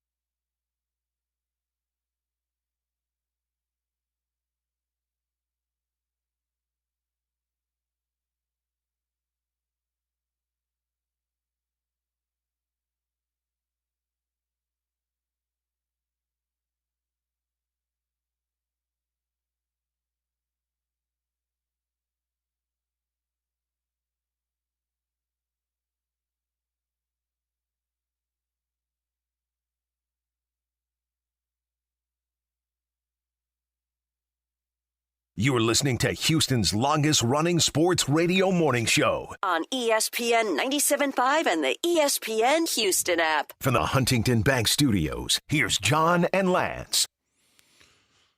All right, welcome back on ESPN 97.5. A little Texans talk here. Oh, David Brent. Is that David? David Kent, not David Brent. Yeah, from The Office, yeah. David Kent wants to get in here and talk a little soccer. We'll get to some Texans talk in just a bit. What's up, David? How are you? Good. How are you? Yeah. Did you? Yeah. Go ahead.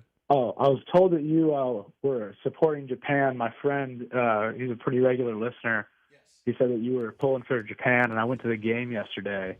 Just wanted to talk about their team. Oh yeah, you went to the where was that game played? Was that in Dallas? Yeah.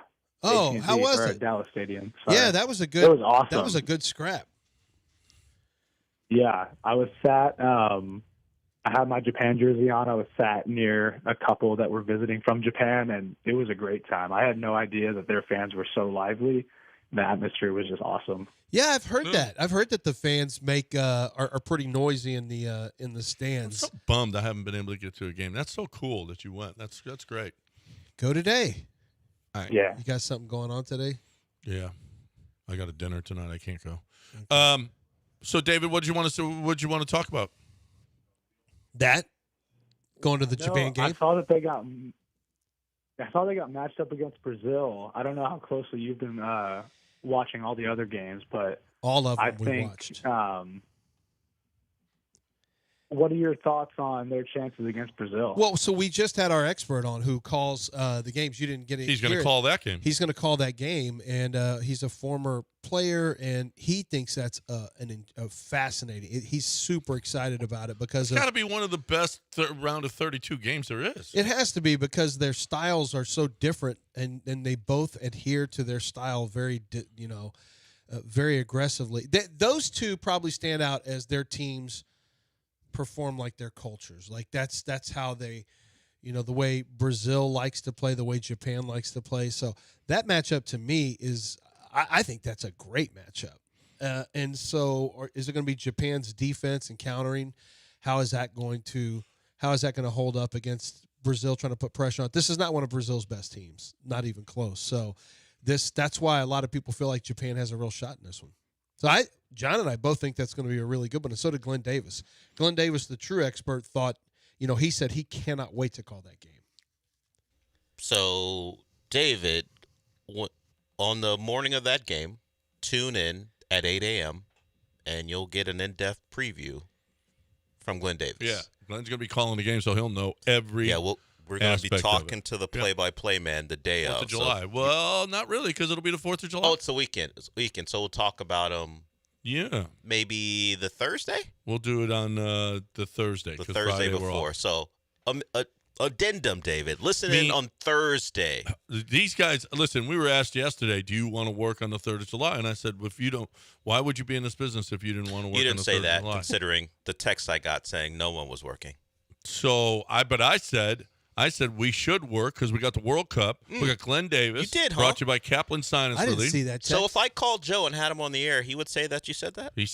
I did say if those guys will work, I want to work, I'll do it. I'll do it.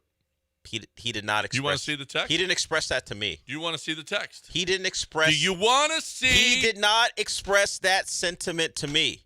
He just said national. Because Lance was pretty adamant. I'm about adamant. I ain't working any of your 4th of Julys. Well, it wasn't It's the 4th 3rd of of July. July. It was the 3rd. 3rd of July. Ain't nobody listening. That's what you said. Yeah, everybody's No one's working. listening on 3rd of July. Everybody's working. No one No, they're works not. on the 3rd of July? No one works on the 3rd of July. Is that what No, you're saying company right now? holidays. You get that off. Okay. Okay. It's the same way that we have. You get that as a company holiday. Joe off. George. Oh, okay. Okay. Are you planning on working next Friday? It's a company holiday for the 4th. Are the other guys? Haven't heard back yet. I doubt it, but if they want to work, I will. Here's what I said. For who? For what? That's what he What said. Ricky Waters famously you said when said they to asked him to us. catch Did you say passes that to over the Joe? middle. Ricky, why didn't you Ricky Waters has asked, why didn't you reach out your outstretched hands to make a catch in the middle of the field with a linebacker bearing down on you? He's like, for who? For what? Well, so for forever, your I've team. used that now. For your team. And the money you're making. So Rick. Joe texted me at 11:09 during the middle of my show and texted back 19 minutes later, we'll just go national. Yeah. So I don't know what happened in between Lance, then. Oh, because of Lance. Okay. That's because Lance decided. Me, for nobody who, else for in the what. whole nobody else in the whole station's working. You were you're the fulcrum, and you decided no, and now everyone else followed. I'm the fulcrum? Everyone else followed your decision. Oh, wait, he's the fulcrum and I'm the problem? Hold on a second. Well, yes. Wait just a minute. When it comes to working or not working, Lance is the fulcrum. We go by what he No, decides. then we would never work. Well, Nick that's true. Cayley. Nick Cayley admitted, he said early on last season, you know what? I wasn't that great at He didn't play have calling. to admit to that. We all saw it. Well, but he's being accountable, you Dale. do have to be, yeah. Excuse me, Nick, you know we have televisions, right? He's being accountable. He's admitting he knew it. He knew, okay. And he's also said, what did he say? We could have just asked CJ. He Who's could have told locked us. in? Who's locked in, John? CJ's locked in. Look at that. Is that what he said? But they also said, well, Jake Andrews said, listen, we have about twice as much installed right now as we did last year at this time. That's good. Well, because isn't it a lot of the same stuff? Yeah, a lot of the same. You mean you had a brand new offensive coordinator? I could see where. We don't know terminology. Install takes longer. You're starting from scratch. That's right. Now you already terminology is already it's all set. set. It's Yeah. easier. Yeah. The only guy who doesn't know anything, David Montgomery, Rutledge. Right. You know, and Woso. Yeah, he's a backup. Yeah, right. I mean, so everybody else should pretty much know your knows your terminology, so you should be way And ahead. when your quarterback actually cares this offseason, then everyone's Wow. going to Don't make me defend him again like I did yesterday so vociferously. Did he send you another pizza? I believe he cared, but the narrative from that building is the man really cares now. Now he cares. Now he cares. Which is interesting. That it felt like they sent a memo out to everyone. Make sure you mention how locked in the quarterback is this time around. Do you think that's a company memo? Yes. It feels like it. Yeah. So, Jake Andrews, what about this offense? Well, CJ's really locked No, in. I was talking about the whole entirety of the offense. Well, where is Nick Cayley right? But CJ is really locked in. From the head coach to Nico, what about your extension? Well, CJ's locked in. From the head coach to a cornerback to the nickel. It doesn't matter. We all have heard that from everyone involved. The thing about my extension is, man, CJ's really locked in. CJ's this offseason. locked in. Yeah, that's the terminology. They're locked in. I don't know. Seems like the messaging is clear. It is pretty clear. Locked in. That's the new. I hope they're right. I believe them. I believe he knows. I believe him. This is a big year for him, and he's stupidly locked in. Stupidly? Incredibly. Yeah, like it's a different way to say incredibly. Yeah, Stupidly locked in. Locked in. Locked in. All right, 8:32 ESPN 97.5. Let's do a little Zadig Jewelers. And if you got anything did you go to a game? You can call in and tell us about it. 713-780-3776. But first, a little jewelry. Zadig.com, looking at the website right now, and they've got a Rolex on the front. They've actually got a few Rolexes that scroll through here. Rolex, fine jewelry, watches, bridal, service and repair. These are all things that you can, kind of drag your mouse over and find out more information. Did you know that they have fine jewelry from the biggest names in the business? Anita Ko, Chanel, Chopard, Mikimoto. This may not mean anything to you, but it's going to mean something to her, I promise you. And when she gets one of these name brands and she sees the piece, because they're known for their high quality, they're known for how beautiful they are, going to just absolutely blow her away. And we're talking earrings, bracelets, and it can be a stud, it can be the climber and cuff earrings, the hoop earrings, bracelets like links, tennis, cuffs, bangles. They've got necklaces, a variety of different types of necklaces and rings. And they have men's jewelry as well. There's a lot of men who, want to get a chain, want to have a different type of ring. They've got that as well. And men's bracelets, they've got it all. I mean, Zadig has the finest gifts you're going to find. Their quality is unmatched, and their service is second to none. All you need to do is stop at 1801 Post Oak Boulevard, and you'll experience it for yourself. Over 4 decades of serving Houstonians with the best jewelry and the best help to make memorable moments. And it's a family affair. I mean, all of the Zadocks. If you are a Zadok or married to a Zadok, you work there because your name means something. And so you want the service, you want the selection, you want the price, and you want the experience to be unmatched. And that's something that they do it every single time out. It's 1801 Post Oak Boulevard. Shop online or just, take a look at what you're interested in online at Zadok.com.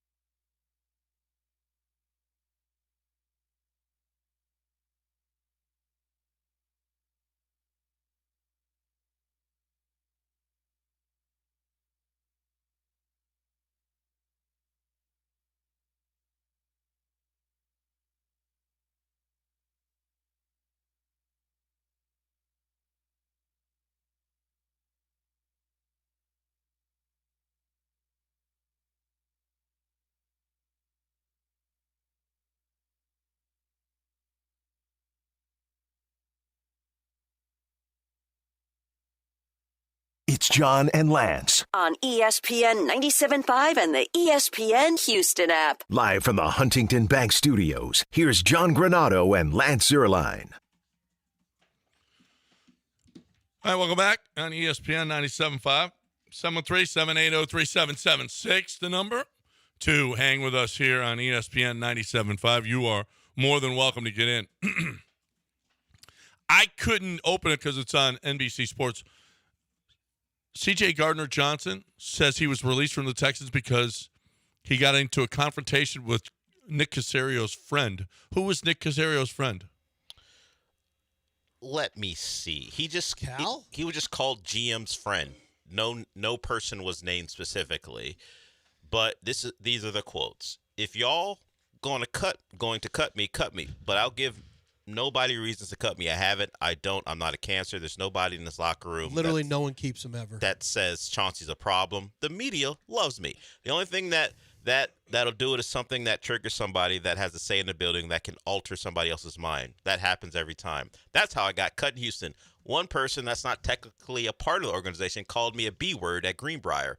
I get out of my body. He says something to the GM, and the next thing I'm cut.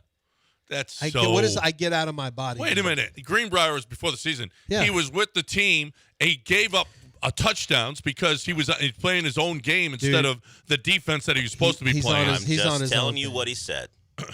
But he got cut because of something that happened in the preseason. He came into the league.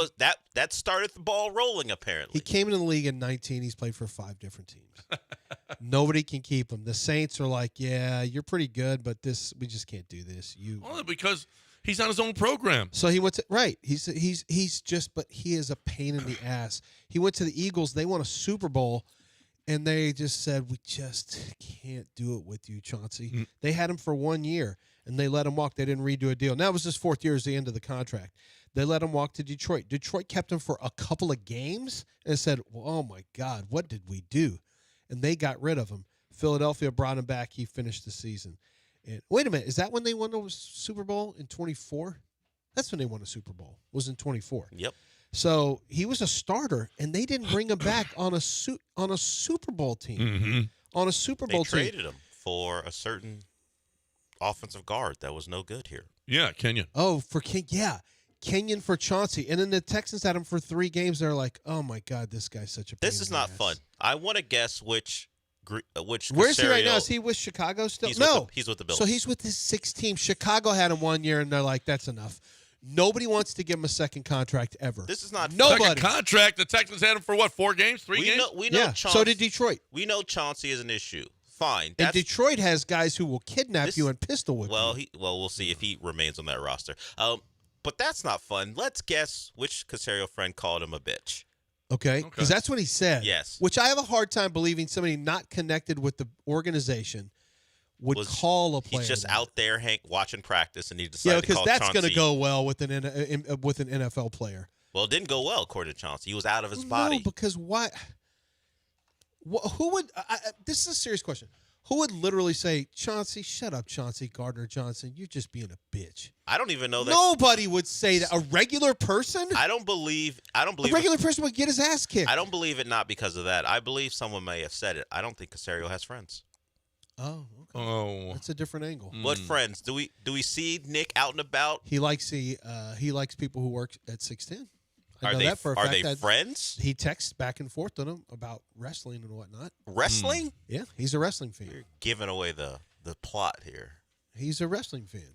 Nick Casario loves wrestling? Yeah, I don't have a problem with it. I have something to say, and I know he's I a want football, you to know that I am showing unbelievable restraint. Unbelievable restraint right now. Are you really? That's surprising. You that normally must don't be do serious. that. Yeah. It has to do with Eskimo friends. Oh my goodness. I'm not doing this. I know exactly what he's going to do now. You know, he didn't take your comments serious at all, Del. He didn't take, and in fact, that's one that could really piss him off. You shouldn't have even said it like that. But now we're never going to get him on an comment? interview. The one I made? No, him. Oh. What he literally I just didn't say said. anything. I'm just saying. That's all I'm saying. It's okay. What he literally just said. No, I think Nick is a guy who keeps. Well, he's the one that just said Nick doesn't have any friends. He keeps a As pretty a tight joke, circle. You apparently have real information. He keeps it tight. No, he didn't actually have information, and he didn't show That's any why restraint. I didn't say it. He didn't show any restraint. Why I He didn't eventually say said it. it. He eventually This said is it. his restraint. His restraint was, "I have restraint." Eskimo brothers. Friends. Like, Friends. okay, Friends, not even brothers. whatever. That just means, okay, well, restraint's gone. But he didn't give out a name. No, I didn't say anything. Doesn't matter. I could have If you know, you know. I could have. Who would know? No one. Not that many people would know. Well, Yeah. He showed restraint for most people. Restraint. That's not. That's restraint. That's for what John. I just did. That's The it. fact that John didn't go, it happened in this hotel room at this time, and this is enough God. to be restraint for him. My man has a wife and is literally married. Yes. Well, I'm not the one that made that up. I'm not the one. I mean, that is ugly. Made what That up? is ugly. What's her name? Accused him. Oh, Who? That Croyd Yeah. or Freud Chrissy woman. Freud. Yeah. When are we going to stop listening to her? When she stopped Like, talking. legitimately, it's terrible. Mm-hmm. It's literally, we cannot cite her as any kind of a source. Yeah. Well, right. It's really bad. Right. I told you, I met her once downstairs. She was talking about wanting to do something at the station. And after one conversation, I was like, I think we're Speaking gonna of Chrissy be Freud, good. we have not even mentioned this weather person and traffic person from Channel 2 that was fired. Brittany Begley? Our Channel 2? Our Channel 2 here. I don't know about it. KPRC. Yeah. Okay, she apparently, did you see this, Del? No, You seen her?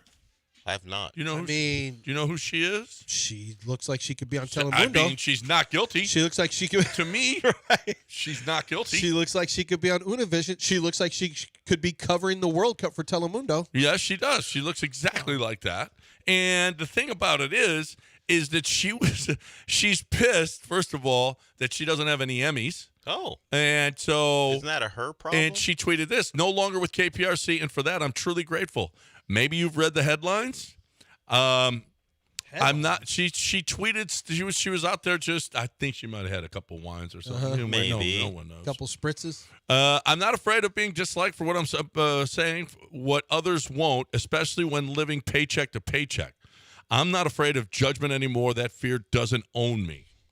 What did she say? Was she hosts one talking day- about traffic in a different, like, this traffic is ass? What did she say that other people won't this say? traffic is ass. I told myself that when I die, at least I'll know I stood for something, even if the industry never technically thought I was worthy. TxDOT has really got a problem. Like, you can't be saying that. She's talking about the KPRC hierarchy, only to turn on the TV and watch a team normalize bad behavior, consistently late, not even mic'd up 10 minutes before a show, then put it on air as a segment. Where I come from, it's a write-up at the very least.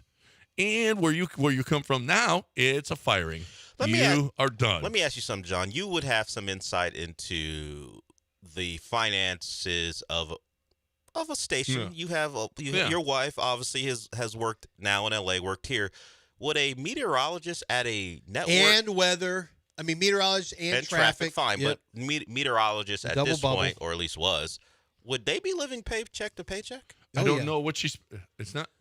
Okay, she spends a lot, but she makes a lot, but she I spends know a lot. Patrick Ewing, yes, but I'm saying if she had a hand, if She's not making great Not- money. not- She's not making tremendous Yeah, money. she could Okay. be living No, paycheck to paycheck. she's a weather / traffic person apparently. I don't know if you know this, but radio it's and not- TV. it's- I'm not saying I mean, now the weather people can be very highly paid. Apparently, they didn't appreciate her. too How much. did why have we never talked about the fact that Al Roker became a star? Weather people, we all know in this day and age what we tend to scroll on. Well, you know why? It's because people watch the weather. I know people watch weather, but I guess they really like personalities. No, well, and if you've got a weather person that people like to watch, it's very important to your newscast. That's why. They got Travis something. They got guys here Yeah, who Travis. we're not trying to. Travis is great. Yeah, Wendy, he is Wendy great. hired him, and Yeah, a I lot think of people watch it. I think he's really good. I like Frank Billingsley. I remember, I'll never forget, Frank Billingsley was talking about how much How'd you rain. like Ed Brandon? Did you like him? Well, you're not even supposed to bring that name out. It's too much bad. Did you like Ed? No, I wasn't watching 13 at the time. Dave Ward just chilling at I that. see. You like that? You like that? I see Frank Billingsley he's over at Yanni sometimes. He's still over Freak there. Easter. He comes over. He's still over at 2, right? 11. And I'll never forget. He was like, Houston is going to see when what's our 17 hurricane that put all the rain on us? Oh, Which one was that? No. Or big hurricane? What was it? What was it? Hurricane Gary? No, what the hell was it? What's the hurricane from 17?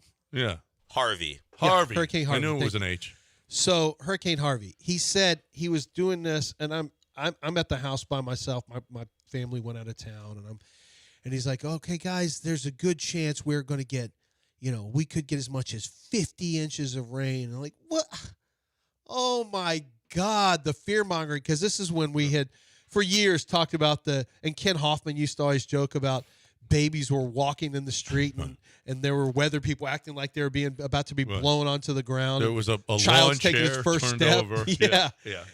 And I just thought, I'm so tired of weather people getting so excited about hurricanes and scaring everybody. And then I had to make a public Twitter apology to him. I felt like it was necessary because that stupid hurricane literally hit the brakes, pulled up the parking brake, and dropped every inch of rain it had on us, and it was truly terrifying to be in the middle of. Oh, Harvey Were was you terrifying. here? Yeah, I was in the newsroom saving people on canoes. Well, I was in my house, and when some water came in through a bathroom, like, wait, what the hell? And then luckily when my street drains well, so when it stopped raining, because remember it would go and you'd get about a 20-minute respite, and then that monster would come back around, and it was, God, man, that was a terrifying night. And that was the same night they had Floyd Mayweather versus Conor McGregor. It was? Yeah, I wasn't able to. Yeah. I guess Frank is retired. I don't know. I have no idea. I don't watch I Channel 11. I can't watch Channel 11, otherwise I won't be married. Well, he wasn't Channel 11. Frank Billingsley, he was 2. Frank Billingsley was 2? Yeah. No one knows. It's impossible to know. Well, he just told you. And you don't even live it's really here anymore. impossible to know. It's impossible for me to know because I can't watch the other ones. You're not allowed. I can watch. I have seen many times Kent Jones. Okay, and Kent Jones is a friend. Kent Jones. I like to call him the finance. What do we? Not finance. Mortgage. The mortgage guy to the stars. Well, not really. He's the opposite, actually. He just deals with ordinary, regular Houstonians. Well, but when I say stars, my definition of stars is all of us. The people. The people. The people are stars. Not the. To Kent Jones. Yeah. Everyone else thinks we're the sorry people. He treats everyone like a star. Yeah. He treats us like we're fancy people and not just sorry people. Right. But he's not. He never says that about people. He never says you're one of the sorry people. So, no, I'm saying other people think we're all the sorry people. Right. The billionaires think you're sorry people. Guess what? Kent Jones thinks you're special. Kent Jones, well, he does give you that specialized attention. He will treat you like you're a star. He really, really, really will. That's a fact, Jack. He's going to make sure that you get the best loan you could possibly get. You get the best title company. You get the best real estate agent. He's going to make. There are so many layers to buying a home and getting that mortgage, and all of the different.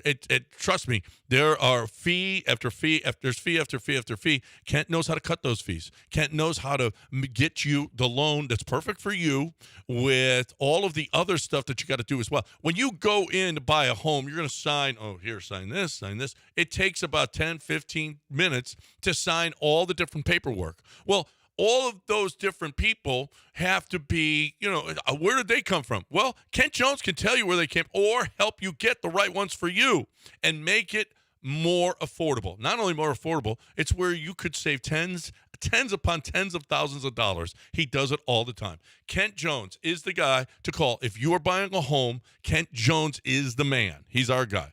713-520-5626, 713-520-LOAN or 975loans.com.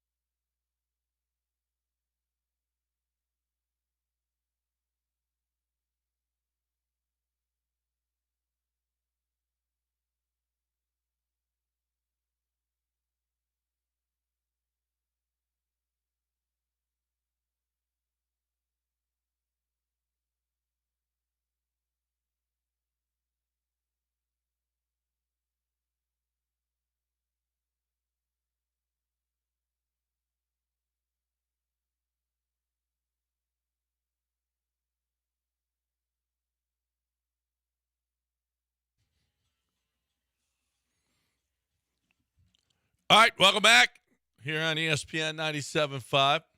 We've got Eric who's waiting to get in. Anybody else want in? You're more than welcome. 713-780-37. We got a long segment here. They'll combine, so we got plenty of time for you to get in. 9:15, we will play What Did You Learn This Week on the show in one sentence. What did you learn this week on the show? Here's a gambling angle for you guys. I just found the over 2.5 total goals in the match in a France match is 11 of their last 11 have gone over when it's been 2.5 goals. 11 of 11. When they play Norway today and it's 11. Ooh, that's a good game. It's 2.5. Yep. Those are You two see powers.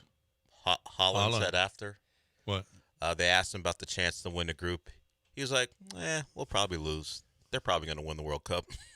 Yeah. Who said that? He was the man of the match, and they asked him after the game about the prospect of playing France for a chance to win the group. He goes, they're pretty good. They'll probably beat us and then go win the World Cup. Okay. All right. Well, they're pretty good. They are pretty good. They're really good. They're pretty good. So over 2.5 on France, the French game. Okay. Let's get Eric in here. Hey, Eric, what's going on?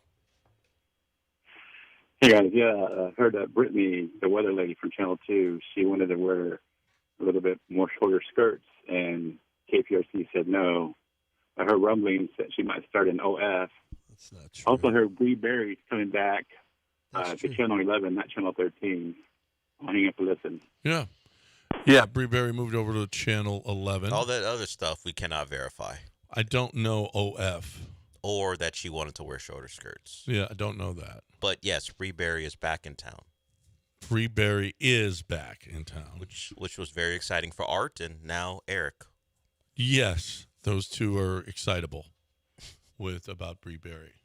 I don't know about Brittany Begley. Yes, that's her name. Yeah, I don't know anything about her. I don't know about anything about that. But okay, that's the rumor mill. Well, we don't mind giving putting rumors out. Well, the thing with Eric is it did turn into a rumor fest today. Well, Eric, when he says rumblings, he didn't hear anything. He just made it up. He just makes that stuff up. Yeah, he'll call my show and go, "I've heard rumblings about stuff." It's not rumblings. You didn't hear it. He just made that up. He just made that up.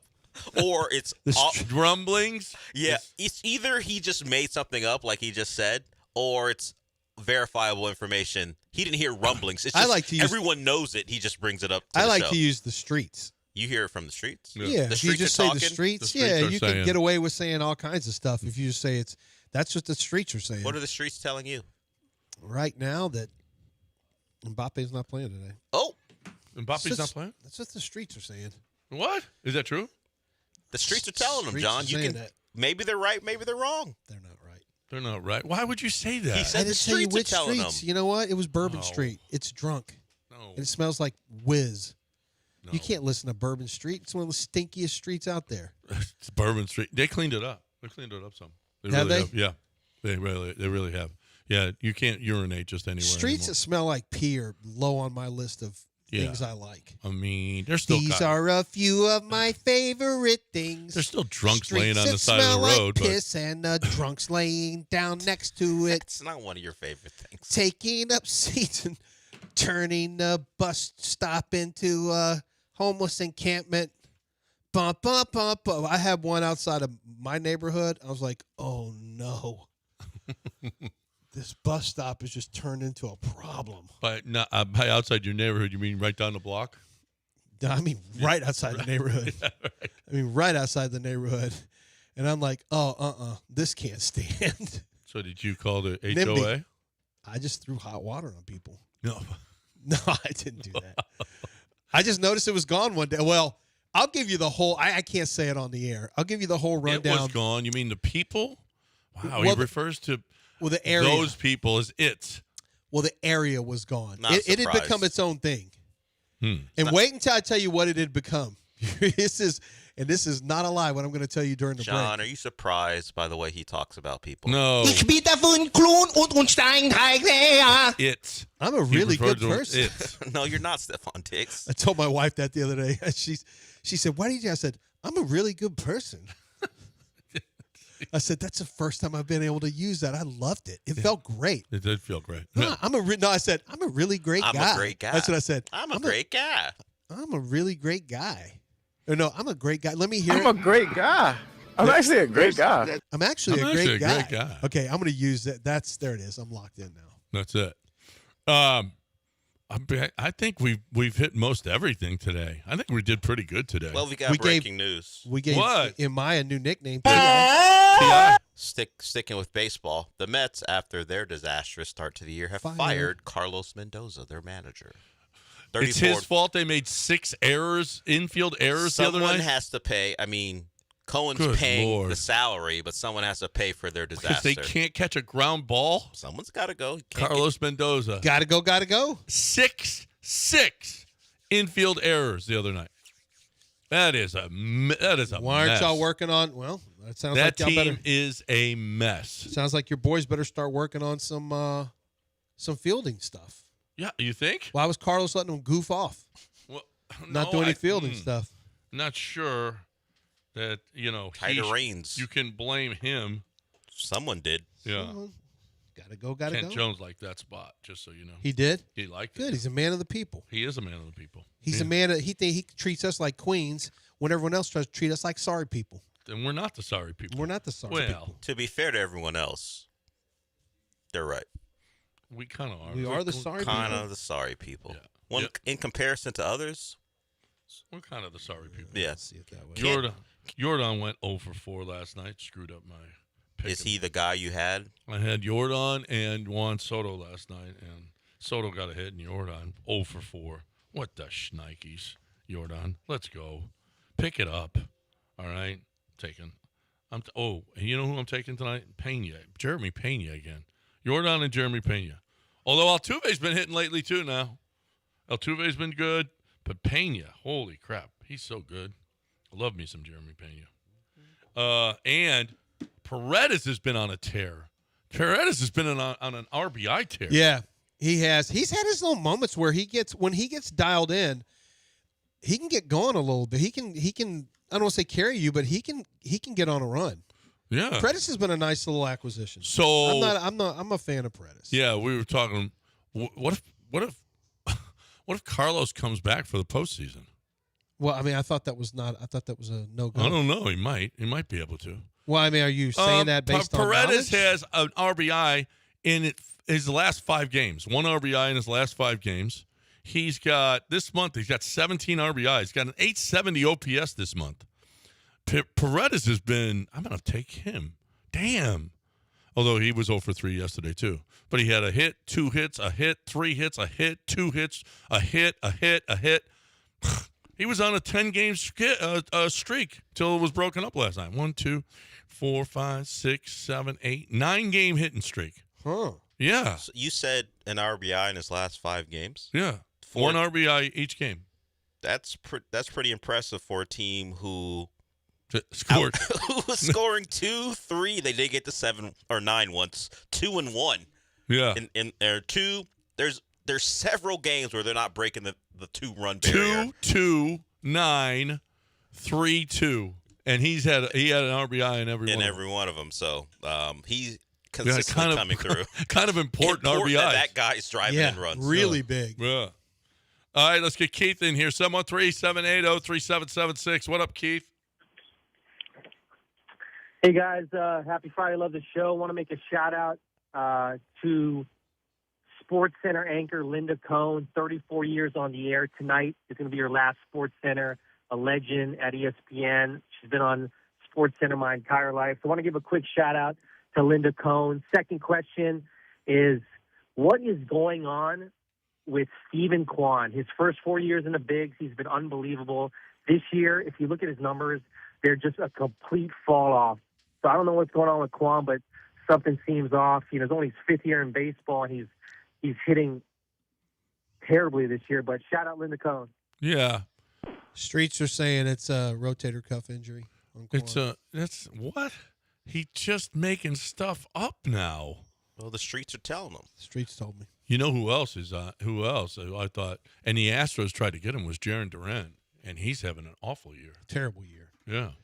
Stephen Kwan. Stephen Kwan can hit too, and Kwan's been an Astro killer in the past. He can hit 1 home run and 211. He's got 13 RBIs, a home run, and hitting 211 this year. Well, he's not getting paid like. And then that rotator cuff. No, like Tatis. He's not getting paid like San Diego shortstop. Tatis, yeah. He's not getting paid like him. Ooh, How many does he have now? Does he have more than one? I mean, Kwan's not like a killer. He's got 3 now. He's got 3 now. Yeah. Can Maybe you that imagine jump started having him. that much money that you've guaranteed to Tatis, and there's nothing you can do? He's not tradable. You've got him. I mean, I think you only have him for 9 more years, so that's all. You'll eventually be able to dump that contract in 9 years. Dummies. Maybe it's just a bad year, years. Lance. Yeah.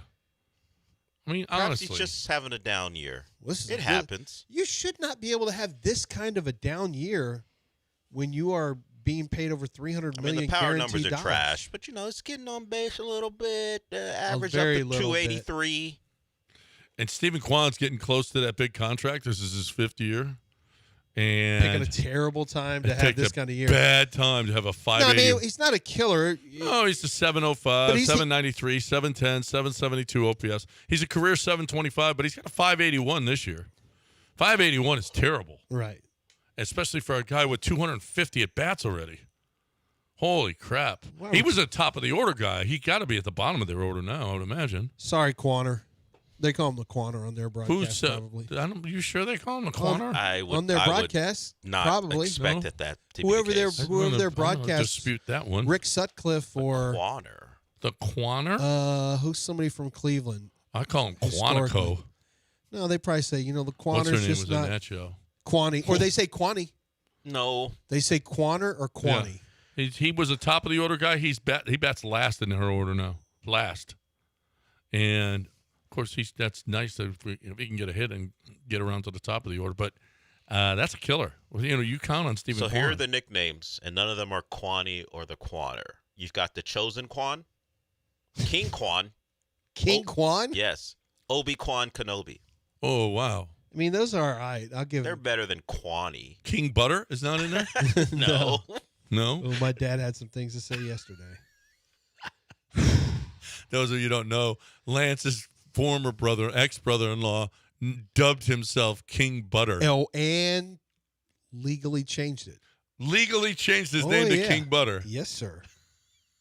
It's been legally changed for a while. What does King Butter mean? Like, did he work for a butter company? I don't. No, think what does he mean? Like, I don't know. It's online. I have no idea. I don't really dig into it anymore. Well, no, but you have to. You never asked him, like, what does that mean? Why would you be King Butter? What does that mean? I just didn't want to ever get into it too far. Just like, because then you get roped into the He conversation. legally changed his name to King Butter. Yes. Wow. It's legally changed. Yeah. It's a shame your sister.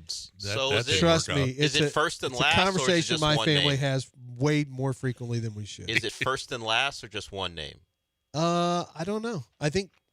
That's I think King first, is his King, first. It's King and then Butter? Yeah. Okay. It's kind of like God Sham God. Sham God Wells turned into God Sham God.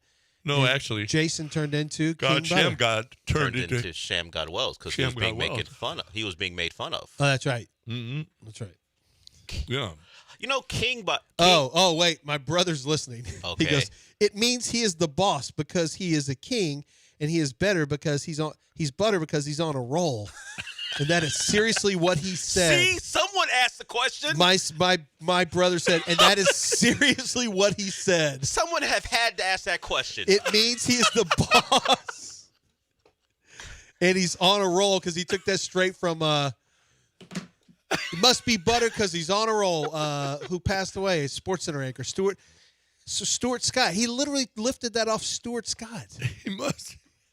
That sounds like a Cosby Kid thing. And Mike said, he must be butter because he's on a roll. He's on a roll, and that is seriously what he said. No, that's not true. That can't has be true, to be Mike. true. No, Mike knows this kind of stuff. Mike, Dad, you cannot. There is zero. If you knew him, you would know that legally changed his name. Yeah, he legally changed his name. And I've also been told, I guess, that he said there's going to be repercussions for me bringing him up on the radio. Oh, you're in trouble. He said that years ago. I know there's going to be repercussions. Well, I know what I learned on the show God. this week. He's butter because he's on a roll. He actually wasn't like. That is so corny. He did give me a really cool Christmas gift one time. It was like a Cesar Cedeno thing. He would give thoughtful Christmas gifts, just, you know. He had a lot of time, apparently. Just like just paid for it by getting double and triple mortgages on the house that stuck with my sister with. So that's a topic with the family, too. Okay. Yeah, my dad's not I just can't believe, like, he's about to call him Princess Margarine again. That's my dad. My dad calls him Princess Margarine every chance he can. Oh, yeah, God. It's a. Who does your dad like and my less, sister, Jake Myers or? It has to be Princess Margarine. Princess Margarine. But he just feels sorry for Jake, and he thinks he's a simpleton. I mean, I wish I could tell you something different. He's like, poor Jake. He's sitting there trying to talk to the guy first, and the guy's just ignoring him. Then Jake's running in, and his helmet's bouncing around. He looks like he doesn't know where he's going. He's like, my dad Jake has just always bothered him. Okay. Jake's always bothered. When we come back. And my sister, I want to make sure, she is the sweetest person in the world. Which makes like, it worse. The best. Yeah, because she's taking advantage of it. Yeah. So we're very protective of Nikki. All right. We are going to break, and when we come back, what did you learn this week on the show? You get one sentence. One sentence to tell us what you learned this week. On just this week. You can't use king butter. It's too soon. That's what I learned. That was mine. I learned that he's king butter because he's on a roll. Do we have friends in play-by-play to do this? Can we get Glenn Davis to say that about Vinny Jr.? Oh, that would be so. If he scores a goal, he must be butter. He must be his name, Vinny Jr. His name must be butter because he's on a roll. Oh my God! Like I said, that was a Stuart Scott thing. That's been done. No, but still not done for 15 if years. Stuart Scott says it, it's cool, and you change your name. That's all there is to it. King Butter. There's so much more I could tell you. I'm not going to. But okay, so 713-780-3776. Y'all haven't responded to this one nearly like on Mondays. What did you learn this weekend? They really don't. You really haven't. But if you do, what did you learn on the show this week in one sentence? 713-780-3776. I learned a long time ago that I love the Golden Nugget, Lake Charles. I mean, it's so much easier. I've been to Vegas I don't know how many times. And I can tell you this. There's no difference. There is just no difference. You got a beautiful casino, which I played in the Nugget Casino in Vegas. I don't know how many times. It's the same. The poker room is just as good as the one in Vegas, okay? The restaurants are all Landry's restaurants with the high quality there. You got the Vic and Anthony Steakhouse to all of the grotto, everything you could possibly want, okay? All of them. You got Asian, you got seafood, you got claim jumper, you got everything you could possibly want. 12 different restaurants. A wonderful golf course. I played, I don't know how many times. We played tournaments there. It's great. The pool, which is, I mean, you got all that Houston talent at the pool. What? That's all I'm saying. I'm just saying. It's wonderful. It's great. There's nothing about this that isn't just so much easier and better to go to than doing all that to try to get to Vegas. You're looking for a great time. I'm telling you, 2 hours down the road, tank of gas there and back. Golden Nugget LC and the DraftKings Sportsbook. Oh, by the way, GoldenNuggetLC.com, GoldenNuggetLC.com.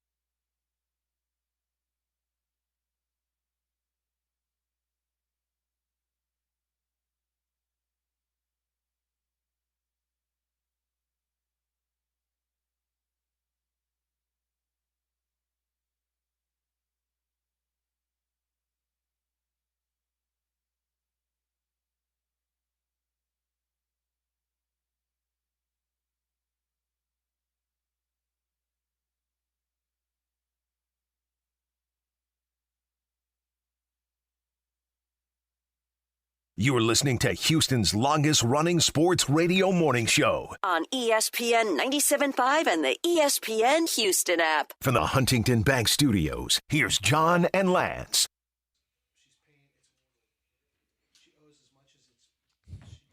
Welcome back. 917 ESPN 97.5. Look at this. People actually calling in. They like, what did you learn this week on the show? What did you learn this week on the show? And let's throw in something here. We did this once, and you guys got out of pocket very recently. Relax.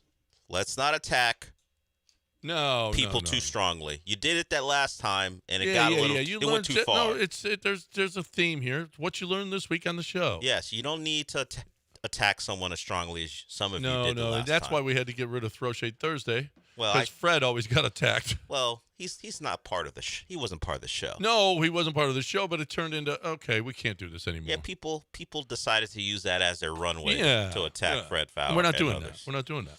So what did you learn something on the show this week that you didn't know? Who said throw some, make some shade? Where did that sound Throw from? some, make some. was Steve McKinney. No, he's Let's the one throw who some, kicked us make off. some. No, that was some caller. That was some like caller an who Asian did guy. that. But Steve McKinney went, let's throw some shade. shade. Yes, that was him. Yeah. Yes. No, the one I'm talking about is throw some, make some It was a shade. caller Yeah, who that was decided great. to be That was very a funny. great call. That was one of the best calls ever on this show. Let's throw some, make some shade. You got it? You're trying to find it. I'm trying to find it. All right. It's in the so archives. you learned something. Hey, you don't have to put all the whoever I the throw intern. some, make some shade. I throw some, make some shade. You don't have to put all those words. Just put the name up there, and we will go from there because we're going to rapid fire here. 713-780-3776. You learned something on the show, and just tell us what that is in one sentence. All right? We start with Chris. What did you learn on the show this week? Caitlin Clark needs to learn MMA. Caitlin Clark does need to learn MMA. He gets a little physical with her. Yeah. Now, And- she is not afraid to instigate. No, she's on the verge of being suspended for a game for all her technicals. Yeah, she talks. She talks a lot of stuff. She's a bit of a complainer. Yep, bit of a yeah. Who's next? Not Lance. Not Lance is up next. What'd you learn this week on the show? Not Lance. Good morning, gentlemen. Another Hall of Fame radio week in the books. What I wanted to share was that I learned on the show that after Jeff Van Gundy lost his chance to win the Ring of Power, he was tossed into the fires of Mordor. Well, you did learn. If you didn't learn? listen, you don't know what that means. You don't know what that means. Actually, it was relating a story from a time ago. But yes, you learned that. Maybe you didn't know that before, not And Lance. technically, Jeff Van Gundy bit off Frodo's finger and then fell into the fires of Mordor. If you want to be technical. He wasn't thrown. His zeal to grab the ring led him to bite another person's or human being's. No, actually, not a human being. Hobbit. It's a hobbit. Yeah. A living being's finger off, and then he fell into the pit. Correct. And it saved the world. Correct. It saved the whole So world. Jeff Van Gundy, hero. But he doesn't like it. He doesn't like that. And rightfully so. No. 713-780-3776. What did you learn this week on the show? Elliot, what did you learn this week on the show? I learned this week that Lance isn't just a Texas Radio Hall of Famer. He's also a first ballot Hall of Famer at carrying groceries thanks to his 6'7" wingspan. He's a grocery carrier. Hall of Famer because he has that 6'7" wingspan. That's right. Yes, he lines the groceries along his arm and carries them into the house. How about that? We did learn that this week. We did learn that. It is from what I can tell, a unique approach. Most people just don't line the groceries along their arm. No, I carry them all in one hand. Grip strength. I have grip strength. That's how I do it. That's how I do it. Yeah. That's how I do it. But it's amazing. Like if I got 30 bags, I'll put 29 in one hand and one in the other. You feel like the one hand has to get you into the door, close the car door. It's all that stuff. Right. You don't distribute. 713-780-3776. Brad, what did you learn this week on the show? I learned that Clara 100% makes Danny dress up like Paul Revere in the bedroom. That who? Danny. Who else? Who? I couldn't hear the first name. Danny. 100% makes Danny dress up like Paul Revere in the bedroom. Was that on the show this week? I'm gonna need a point of reference. I don't remember. There's a lot of things that happened on this show. Paul Revere. I don't remember talking about that. Maybe we did. Maybe we did. Sorry, Brad. That one right over our heads. Robert, what did you learn this week on the show? Robert. No, this is great. Is he talking about a collector's firearm commercial? Are those the names of the two personalities? Is that what that is? I think so. Oh, maybe. I think that's what it is. Yeah. Okay. Okay. Gotcha. Got it. Paul Revere. Oh, I think there's a commercial where 1776. Danny and Claire do their thing. I think. Yeah, Clara. Okay, there it is. Yeah. Robert put us on hold, which I appreciate. Well, let's listen to his hold music. Well, then we'll bring up Quinn. He wants to tell us what he learned. Quinn, what'd you learn this week on the show? I was just going to clarify about the Paul Revere, but somebody took it. Yeah, it's a commercial. Okay, it's Clara and Danny from our collector's Danny, firearm. you know why I love you? I didn't know that Clara loved him, but now I do. Yeah, I thought they might have just been friends. Like actors. Yeah, but apparently there's a love there. So No. good to know that we will hear more. Well, those are the real people. From the Lovebirds. Yeah, they're the people behind collector's firearms. Yeah. Good to know. I don't know about the dress up thing. Yeah, I can't speak to what they're into. I don't know about that, but I do know that they have memorable commercials. And yes, they have taken by People storm listen our to audience. those. Yeah. People. Yeah, there's storylines Yeah, going on and there people is. remember them. There I is. who hear them a lot because I'm here, I just hear it's another collector's firearms. I'm tuning out. I've heard it all the time. I hear it all the time. But there are people out there locked in because they do flip them. There are different things happening. Right. Probably every couple weeks they switch them up. So shout out to collector's firearms. I learned this week that I'm really bad at making up names. What did you do this week? When we were asking about Stanley Tucevich. Stanley Tucevich. Yeah, I didn't. What were we talking about? Who? Someone. Since you added a Vitch, was it a soccer player or something? It might have been a soccer player. I don't know. You were asking, who did that? And I was like, Stanley Tucevich. The great Stanley Tucevich. You can find him in the Devil Wears Prada series, amongst other things. Well, that's not Stanley Tucevich. Who is that? That's Stanley Tucci. Oh, he's different. Those are different Those people. different people. Okay, my bad. Yeah, I mean, I wasn't. I thought he had shortened his name, so No, Hollywood would accept him. I don't know. No, it's I just got it. I'm not good at making up. Like Lance can make up names on the. Yeah, that's true. We all have our strengths. Yeah. I'm not. But to be honest, nothing Lance has ever done with the name is funnier than what you did.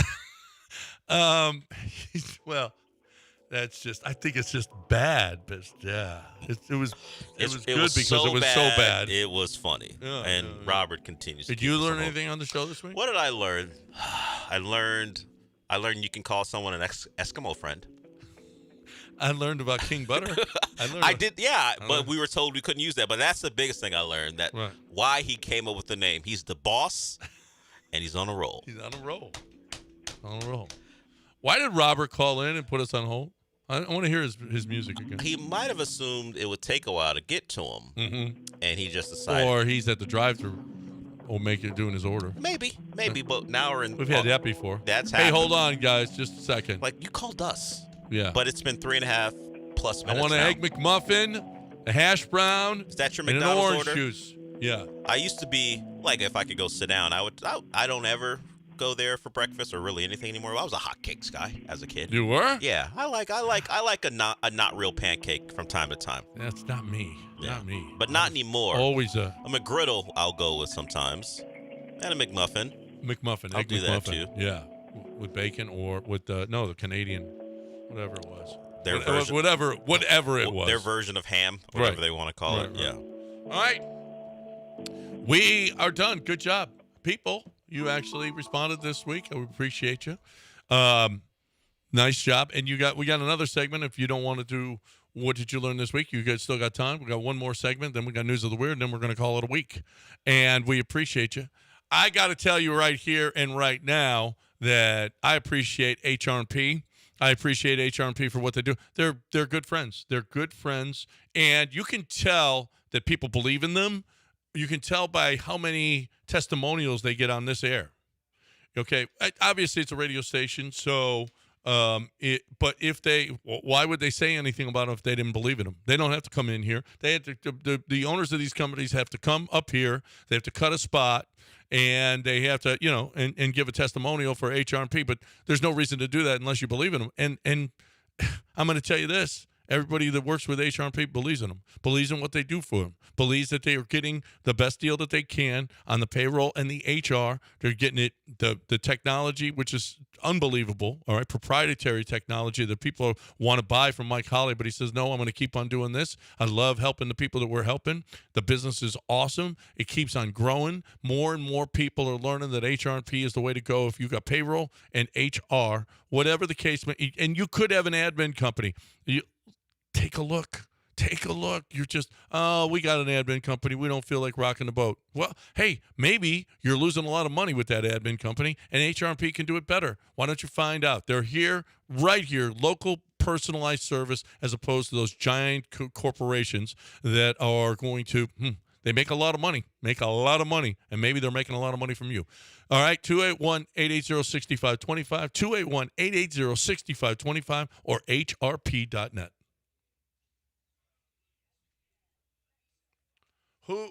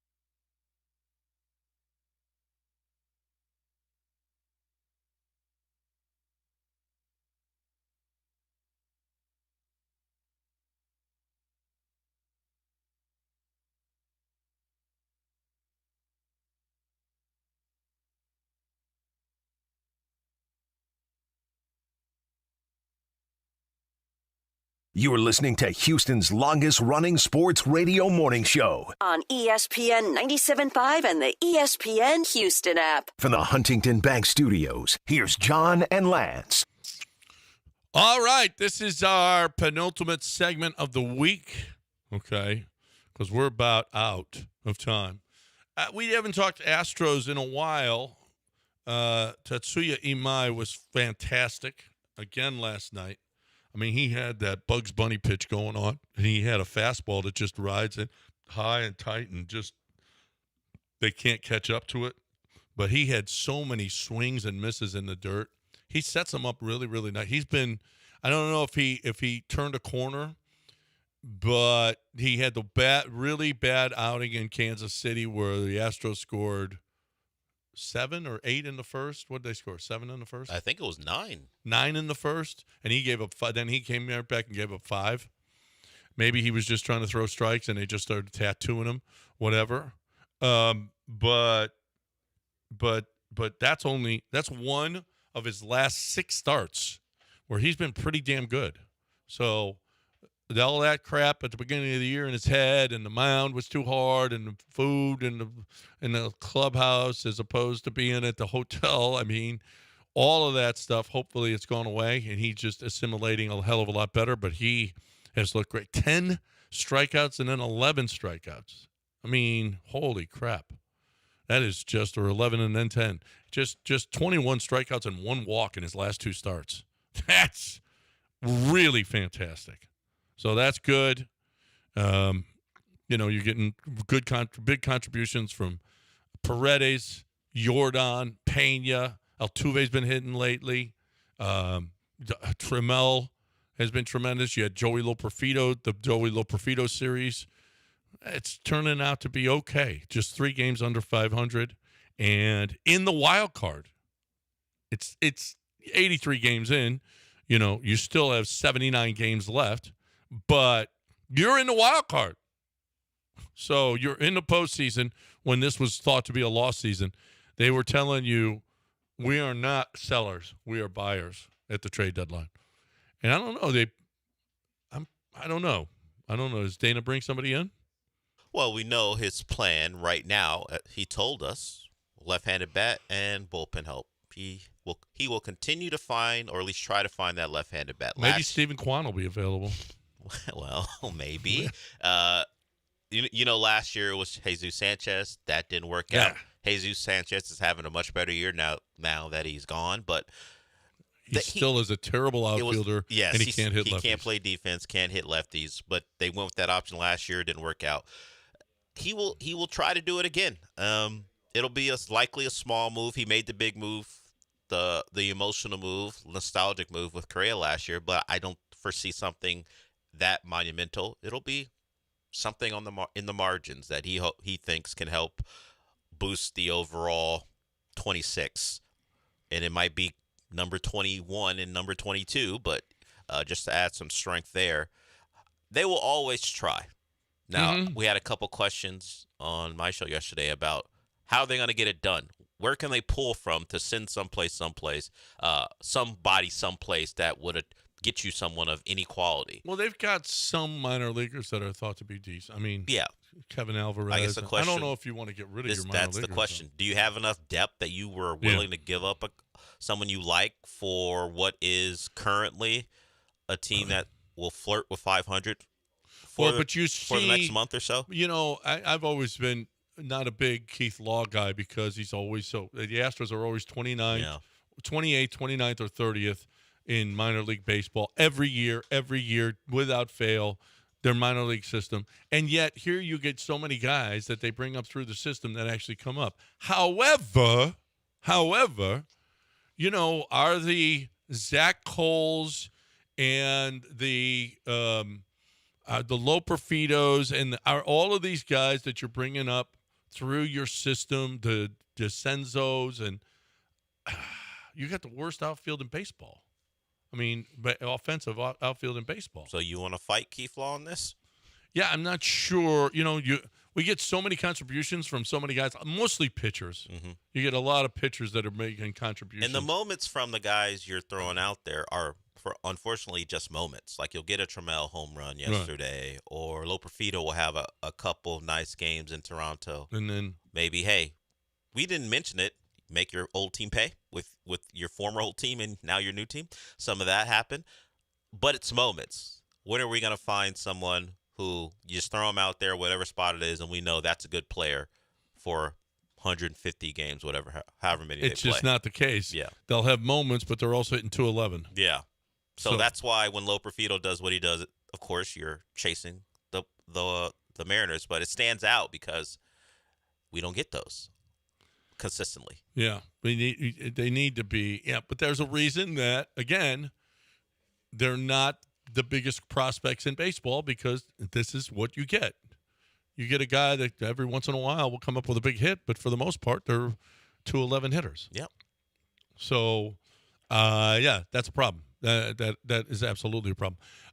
The men's team last night lost in the 98th minute, and no big deal. It was our B team against their A team. Yeah, Turkey was, as you saw by the final goal, heavily motivated to leave the World Cup with something. And as Poach talked about, yeah, they're celebrating. That's great. And they're going home, and we're through. And I don't know that a media member should congratulate them. I don't know if they should actually go, congratulations for advancing. But the manager of the U.S. national team was a little perturbed by questions of momentum. I think it's because I would say we are a bit of a naive soccer watching country. It's a tournament. And even former players like Marcelo Balboa, I mentioned earlier, talked about, hey, the momentum we're losing. I don't think a manager looks at it that way. He's not going to look at what happened last night and go, oh, we really need to carry over another win to the knockout round. It's a completely different deal once you get into if you lose your tournament's over. Listen, the majority of the guys on that pitch last night are not even playing for you. Yeah, he brought on some starters late. That's correct. Like Pulisic came on, Freeman came on late. You've had some, but Tillman came on late to give a guy who had played nearly 90 minutes a rest. Yeah. But your starting forward Balogun, the juice you might have been missing at times is because your elite striker wasn't playing. He can't. Pepe, for as much as he's done, I think in the Dutch league, can't run in behind defenders. That's what Balogun does. You didn't have any of that. You saw the juice that Pulisic brought when he came in. Oh my God, he was he was great. See, I think there were a lot more positives. I would have gone in there and gone, big deal anyway. You lost the game. Who cares? You got a lot of good stuff that you brought. Christian Pulisic coming in, and your B team playing for 98 minutes in a tie with their A team is a positive. Yeah. I would say you can find some positives. Now, Weah is a guy who is part of maybe not a starter. But he's not in the rotation. He's part of your 15 or 16 you might play in a knockout round game. He would come in for someone potentially. So that was disappointing for a guy who you would likely depend on as a sub to play that way. He's coming in anymore. Yeah, we'll see if they have a like-for-like replacement for him. No, if but they need him. Berhalter was your first off the bench anyway. Well, Berhalter plays in the center of the pitch. I'm talking about if you needed a replacement on the wing to give you some width and some But he speed. came in for Pulisic in the first game. Yeah, but that was hey, kind of a bit of hey, this is an emergency. Let's take this guy out. But Way is one of your wing backs or wingers, and he's there to provide width and speed, and there was none of that. So he's a part of your top 15. Pepe would be off the bench. Yes. Berhalter would be off the bench. Correct. Reyna would be as well. If Reyna's off the bench. Yeah, it's no question. You got scores that can come in. It's no question. You had they swapped out nine of their 10 outfield players. Only guy who had started the previous ones was McKinney.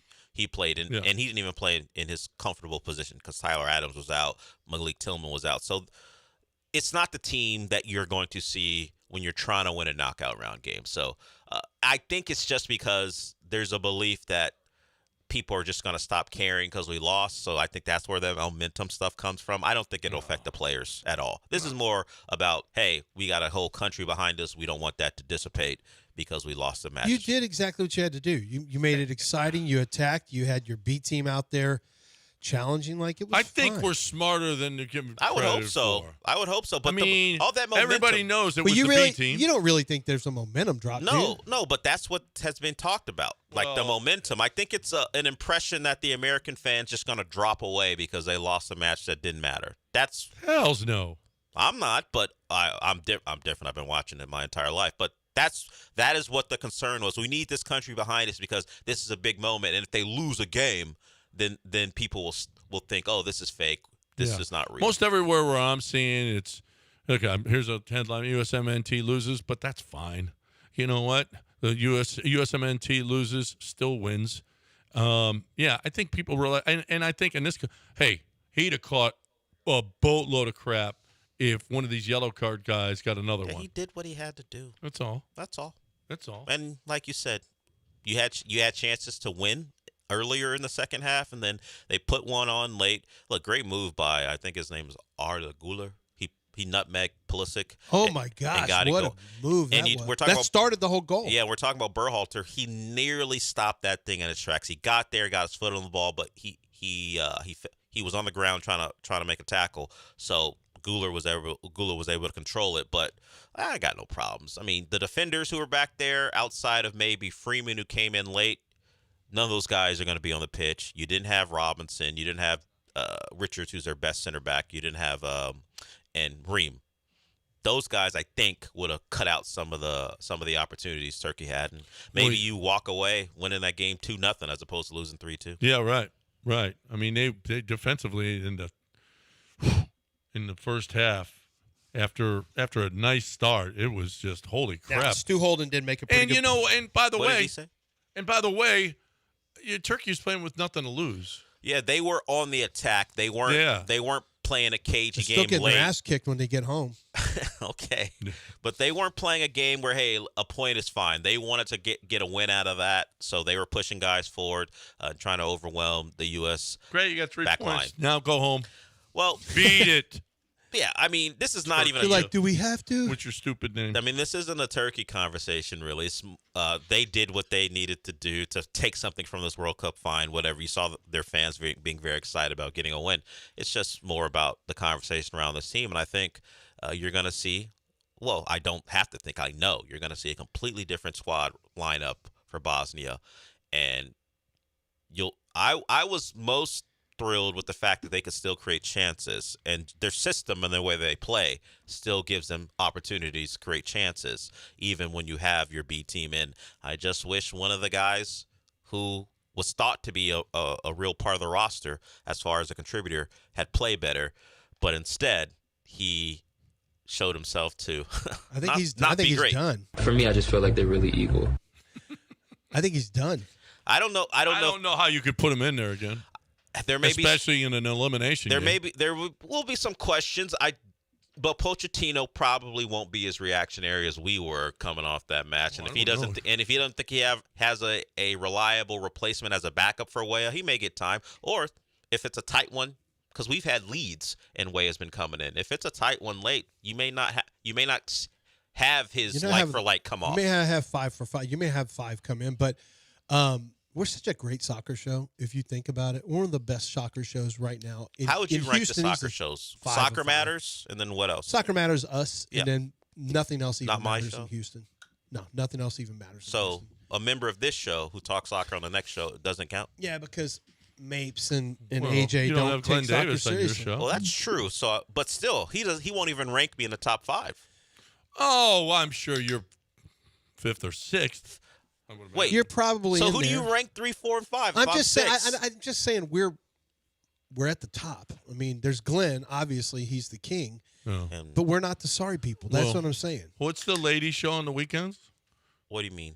I don't know. That Houston. do they guys, talk soccer? we're going to talk a lot of stuff: pop culture, Yeah, restaurants, and also That's probably soccer, second.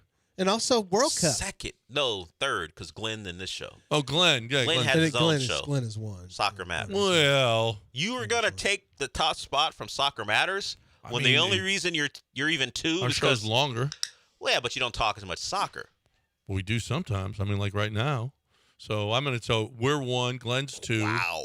The ladies are I 3. get great feedback about Glenn. Of I do too. course. I really do. I wondered how people, but for people who are not soccer people, we had Reagan. Tori sent me something today. I've had 4 different people send me text messages. Send us stuff. Send us feedback. I'm sure Glenn loves seeing it. I mean, he's only if you like it.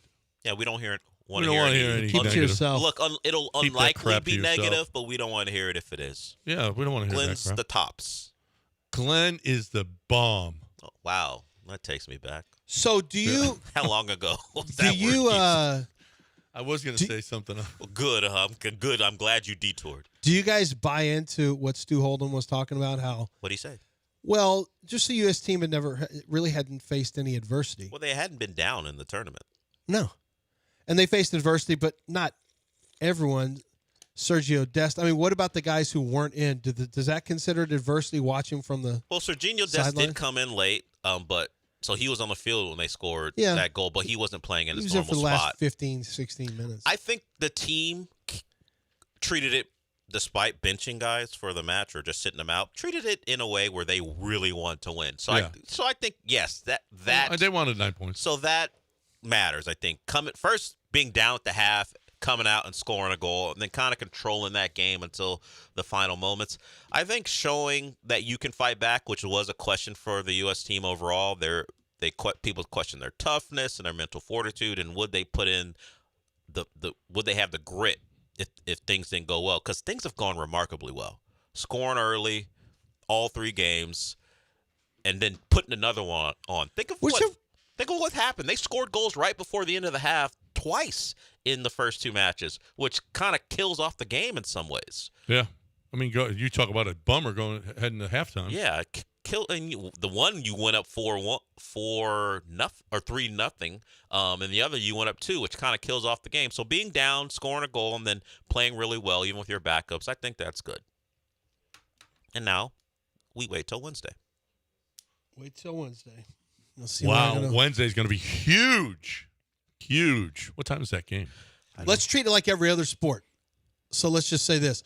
All right, guys. If they lose, was the World Cup a disappointment?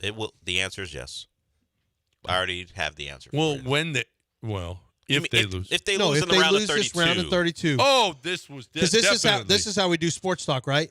Yes, if they lose, was the World Cup a disappointment? It's absolutely a disappointment. Even after their first 2 matches. Yes. And the excitement of matches. All that does is raise the expectations of what we believe they can be. And what they are. Yeah, what they are. If they don't get past Bosnia, then it is absolutely a disappointment. I think they have crossed a threshold, though. Right. No matter whether they win or lose. If Spain loses in the first round? Well, that's totally different. I mean, we're not them. Well, no, their expectations but are our crazy. expectations are up there now. We at least not like that. We don't expect to win the thing. We expect to get to the quarters. Beat a team we're better than. Yeah. And we're better than the first 2 teams we'll play. Yeah, at home. Well, yeah, and I've talked about Watch those headers from Bosnia on the set pieces. Mean it's Edin Dzeko's been around forever. Yeah, he can control set pieces. But yeah, we should win that one. And then you may see Egypt, and I've talked about how a great player can change the game. Mo Salah. What a Liverpool piece of trash. I'm not scared of him. I'm just telling you, you can have a moment trashy Liverpool. You know what? Let's bring out all of our pride flags for that game. Well, we're doing that today. Mo cares. They're against them today. I don't think Mo cares what kind of flag I don't think it's going to affect them. Yeah. I think a lot of players don't care as much as maybe the countries do, or certain religions and countries do. Right. Well, Mo probably cares. And Mo's you know what? Let's go. Bring out your pride flag. So Mo would be the second round, potentially. Mo would be the round of 16. Yeah. Well, second round meaning, the second, after the second knockout round game. Yeah, so round of 16. Now, he could win a match by himself. Now, it is a success if you get to the quarters. Oh, big one. Yeah. It is a And then you take your chances, because Spain may be the chance you have to take. So let's go. I ain't scared of them BS. What if the U.S. they played Portugal and they put Ronaldo on lockdown and ended his career?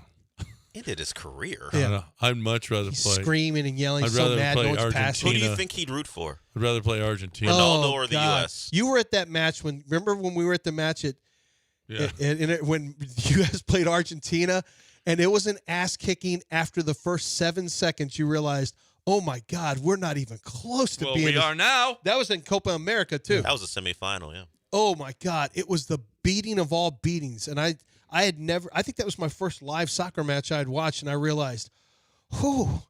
That's different. It looks way different when that team, when Argentina has You it. think them having Messi and us having Michael Bradley might have been a bit of a talent gap? Well, that's a bit of a mismatch.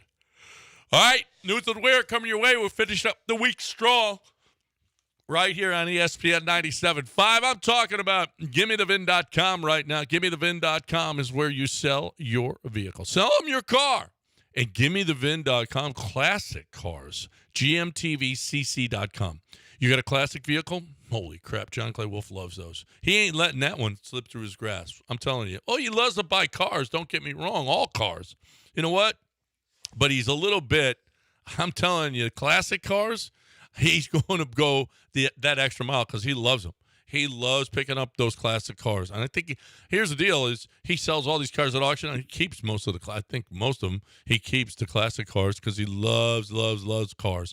And he's going to give you the best deal on regular vehicles or classic. So you're looking for the best way to do it. It's so easy. It takes a couple minutes to sign up. Take a picture of your car, send it to him, and then you go from there. And then he gives you a quote.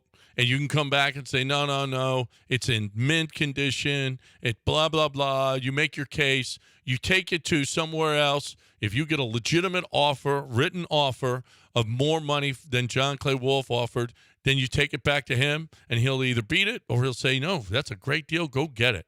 But you set the market. He sets the market every single day on every vehicle that they rate. I'm telling you, you're looking for a great place to sell your car. There's one place that you have to go. Set the market at GimmeTheVin.com.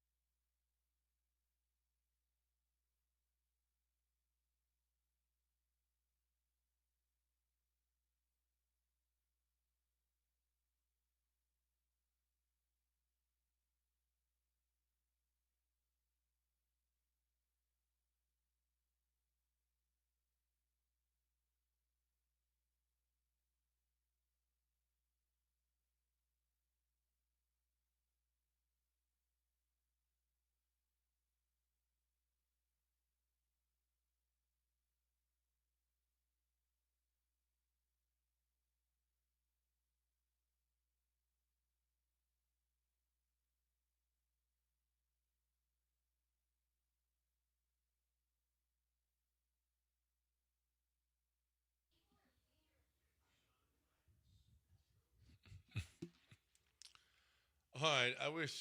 Was Lance around? Was he? No. I don't know where he went.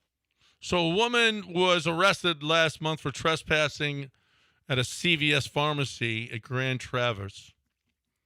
Apparently, she pleaded guilty. And she was heading to jail. And then she tried to smuggle in some wine, Del. A bottle of wine. To jail? Into the jail. She tried. How so? How did she try to smuggle it, John? Where do you think she hid it? In the folds of her belly? Not there. In her, she's not very clever. She just put it down the back of her pants. Not there either. I'm out of guesses, John. You put it right up there. Huh. Right up there, huh? Right up there. It's now, in all fairness, it is one of those skinnier bottles. Sure, of wine. but is it? Wow. But what? If I'm the judge, guilty. Guilty. Smuggling a bottle Well, of here's wine. her picture. She looks. Oh, guilty. She looks like. I thought you were saying guilty because she was dumb, but you're doing it because. Well, she's yeah, dumb. Well, I mean, You're plus you can put a whole bottle of wine up there. I don't want to get into why that worked and why it didn't, but I'm I sorry. can't. I now know why she's not in the Marion She's type. in jail. She's not that bright. Whatever crime she was committing. But who found it? Well, they do cavity searches. What do you mean? Who found it? I'm not doing that with her. Well, yeah, you I don't can't want, have you know that what job. know what worst job in America now? Being the prison guard who does cavity searches. Cavity search in Dearborn. Yeah. Oh, how about this? Never moved to Cambridge, Del. Apparently, Massachusetts? Cambridge, Massachusetts, is considering changes to its liquor laws. At least one bar owner not happy. Apparently, you can only serve one drink per 30 minutes. 2 drinks an hour to clientele. You going there? I'm never moving. Not only am I not going there. You'll be super sober. 1 drink every half hour? 1 drink every half hour. That's the way God intended it. It's in the Bible. It's in the Bible, in the book of Matthew. Yeah, that's what Thy those. Father- That's what those. Who was it? The Giants. That's what the Giants were writing on their hats. It wasn't what you thought it was. It was about. about one drink every 30 One drink every 30 minutes. That's it. I'm never moving there. You can keep your stupid ass city, Cambridge. All right. Keep your stupid ass city. Yeah, I like that dirty ass trash ass city. It's evil. Those people are evil. Okay. Yeah, that's what I'm saying. Evil. For me, I just feel like they're really evil. I just feel like they're really evil. For me, I just feel like if you're going to make me 1 drink every half hour, shut up. Right. Shut up, stupid ass, you dumbass. Dummy. I thought this was America. Shut up, you stupid ass. Shut up, you dummy. We're done. We got to talk about Billy Brown, and then we're out of here. Have a great weekend, everybody. Right now, though, we're talking about Billy Brown and the greatness that is Aqueduct Plumbing Company. You don't know if you need, you know what? You right now, I'm fine. Don't worry about me, all right? Don't worry about me and my plumbing. My plumbing's awesome. Isn't that great when you don't have no problems? You think, I don't need that. Yeah. And then watch you cower in the corner man, once. then you're a little biatch. As soon as in the you're corner. Yeah. Oh no, what did it be? What's the phone number? Why Hey my guys. seat keep clogging up? What? Oh, hey guys, my toilet's backed up. What do I do? Hey, you dummy, you put in this number 281-488-6238. Shut up, you dummy. Make sure that you have that number in your phone so that you don't have to. We've gotten that before. Yeah. Tweeted us and said, "Hey, what's the number of that plumber? How about this? You know, and you protect your family with Billy Brown's phone number." 281-488-6238. You're just not a good husband or father if you don't have that number. Yeah, you got to have that number. Just put the number in your phone for when you need it. You can run around acting like you don't have a care in the world, and then when you do have a care, all of a sudden you go back to that phone number. Be a better father and husband. 281-488-6238.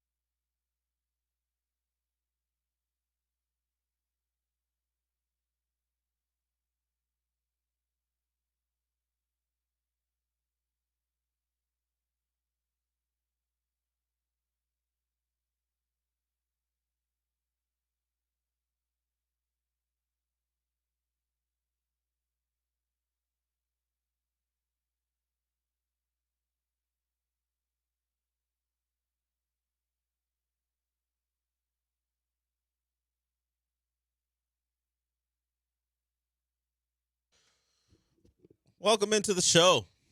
It is a show on a Friday, which means Michael Carroll will join us at 11:30. So if you got thoughts on movies, television, or just questions, Michael will happily answer those for you. And if you have a question or thought about anything else, you can get in before that. The number is 713-780-3776.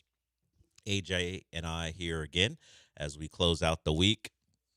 And Michael has seen Supergirl, a movie that has been crushed by some, enjoyed by others. I don't know that anyone thinks it's great. The performances of the titular Supergirl, her performance at least, has been applauded. Millie Alcock, you might know her from the young Rhaenyra from House of the Dragon. So we'll talk to Michael about what he thinks on that, if he agrees with some of the more scathing reviews or he doesn't. Michael, if you don't know, has a letterbox. We might ask him to tell you what that is so you can be up to date on what Michael thinks about movies before he joins us every week. So we'll get to that.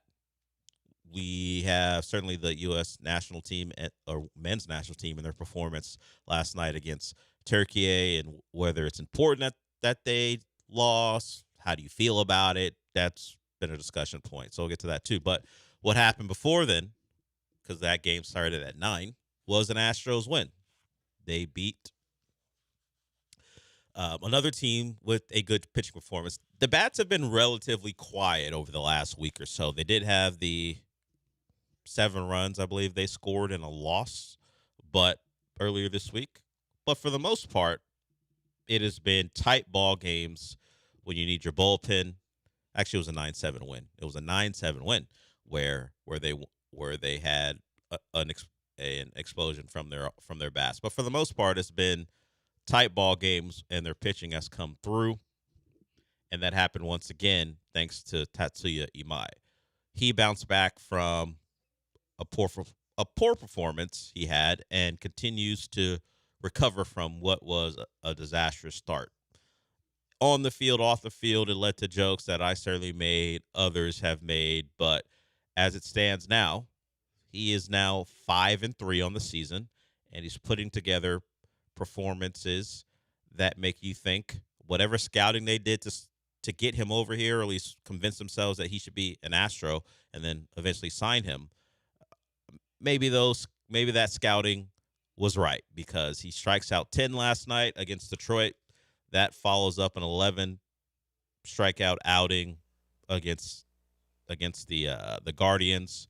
He did not pitch well against the Kansas City Royals. That's the one stinker over the month of June. So he's fared, pretty well the last couple times against the AL Central, not so much against Kansas City, and then he had a pretty good start against the A's. As the strikeout numbers are certainly ballooning. He's had an 8 strikeout performance, 11, and then 10 in this month. That had not been the case in his previous starts, except that one time against the A's in early April where he had 9. So it's good to see. And his starts, or at least his pitches, are mystifying broadcasters for other teams. So he's pitching against the Detroit Tigers. So you're going to hear Jason Benetti of the Tigers play-by-play broadcast. He is a ESPN guy as well, but when he's not being called on to do ESPN games, he calls Tigers baseball. I believe he's like a college football guy for ESPN, and he does some NBC stuff as well. He does a lot, but his regular job, his day-to-day job, is calling Tigers baseball. So here's Jason Benetti and his partner, I don't know the name of the guy, discussing Imai's pitch. I think it's his slider, and how difficult it is to track for a batter. You're not going to do anything with that. It's got different shapes to it. That one cut down and in to the left-handed hitter. He threw one earlier in the at-bat that had arm side run on it. It's a pitch with its own personality. It's got multiple personalities. For Outman from Imai. That's there. Strike 3. That's 3 different pitches, all with the same name. It's like George Foreman's kids. So there is That's there.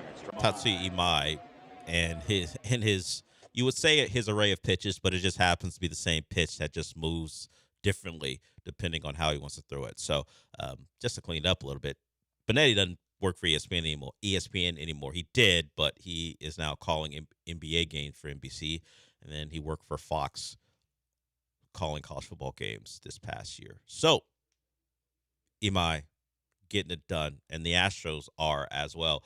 You want to shout out to Taylor Trammell for another timely home run. That has been the case for what is not a great outfield, at least as far as being productive at the plate. But he hit a home run, and then Paredes had a sac fly. Those are the 2 runs scored in a tight ball game that went into the ninth tied, or at least the Astros were up 1-0. Got an insurance run, and they needed it because De Los Santos, who hasn't been great recently, gave up a home run to Dingler, but the 2 runs were enough. So they win the first game of that series. It's a 4-game series against the Tigers. They're at it again today in Detroit. Detroit's bad. A.J. Hinch has a bad baseball team, and A.J. Hinch has the same record as, well, at least his Tigers have the same record as the Mets, and the Mets fired their manager. A.J. Hinch in better standing, at least right now, if the Tigers keeps his job, but the Mets fire their manager. That's the breaking news from baseball, because you pay that type of money to those players, and you're 34 and 47. Someone's got to pay for it, and that someone was Carlos Mendoza. There was some thought about Espada being someone who could lose his job the way the Astros started. I don't know that I see the benefit of firing your manager during the middle of a season when you can point to a roster deficient in talent and pitching. What manager is going to fix it? Now, we've seen some turnarounds. I think the most notable one this year is the Phillies. They were bad. They fired their manager and ripped off a long winning streak, and now they are in the race, 4 games behind the Braves, and definitely a playoff team, it looks like. So it could happen. The Astros decided not to make a move, if it was even a decision, and the team is playing better. So while the lame duck nature of Joe Espada remains, his team, at least right now, is playing in a way that maybe there is a future for him here if they can put together a division-winning run. All right, we'll go to break with that. You guys are welcome to join us, 713-780-3776. I do want to remind you, part of the reason AJ is here is because we continue with our watch parties. We got one more today, this time at By the Wayside, brought to you by Huntington Bank. Go out there from 12 to 6. You can see the guys starting at 12, the bullpen. It'll be Brian and Sean, and then following them, Jeremy and Joe. So the watch parties continue because a certain big tournament continues, and it's all brought to you by Huntington Bank. And speaking of that tournament, we'll get to sound from the manager of the U.S. national team when we come back, Mauricio Pochettino. He'd like everyone who has criticisms about a loss in what, for the most part, at least when it comes to the standings, was a meaningless game. He wants you all to relax. So we'll hear from him. At least we'll talk about some of the quotes from Nick Caley as his quarterback continues to be super locked in. Some would even say stupidly locked in, if you know that phrase, because it is a big year for CJ, big year for Nick Caley. So Nick Caley will talk about his early struggles as the Texans coach and how things are changing there. And then we have certainly some other things on the table because NBA movement continues. We have another star who may be on the move. And it's mostly because when you play like this guy did in the playoffs, it's tough for the team to give you the money you think you deserve. So a lot to get to here. We're just getting started. We will be back.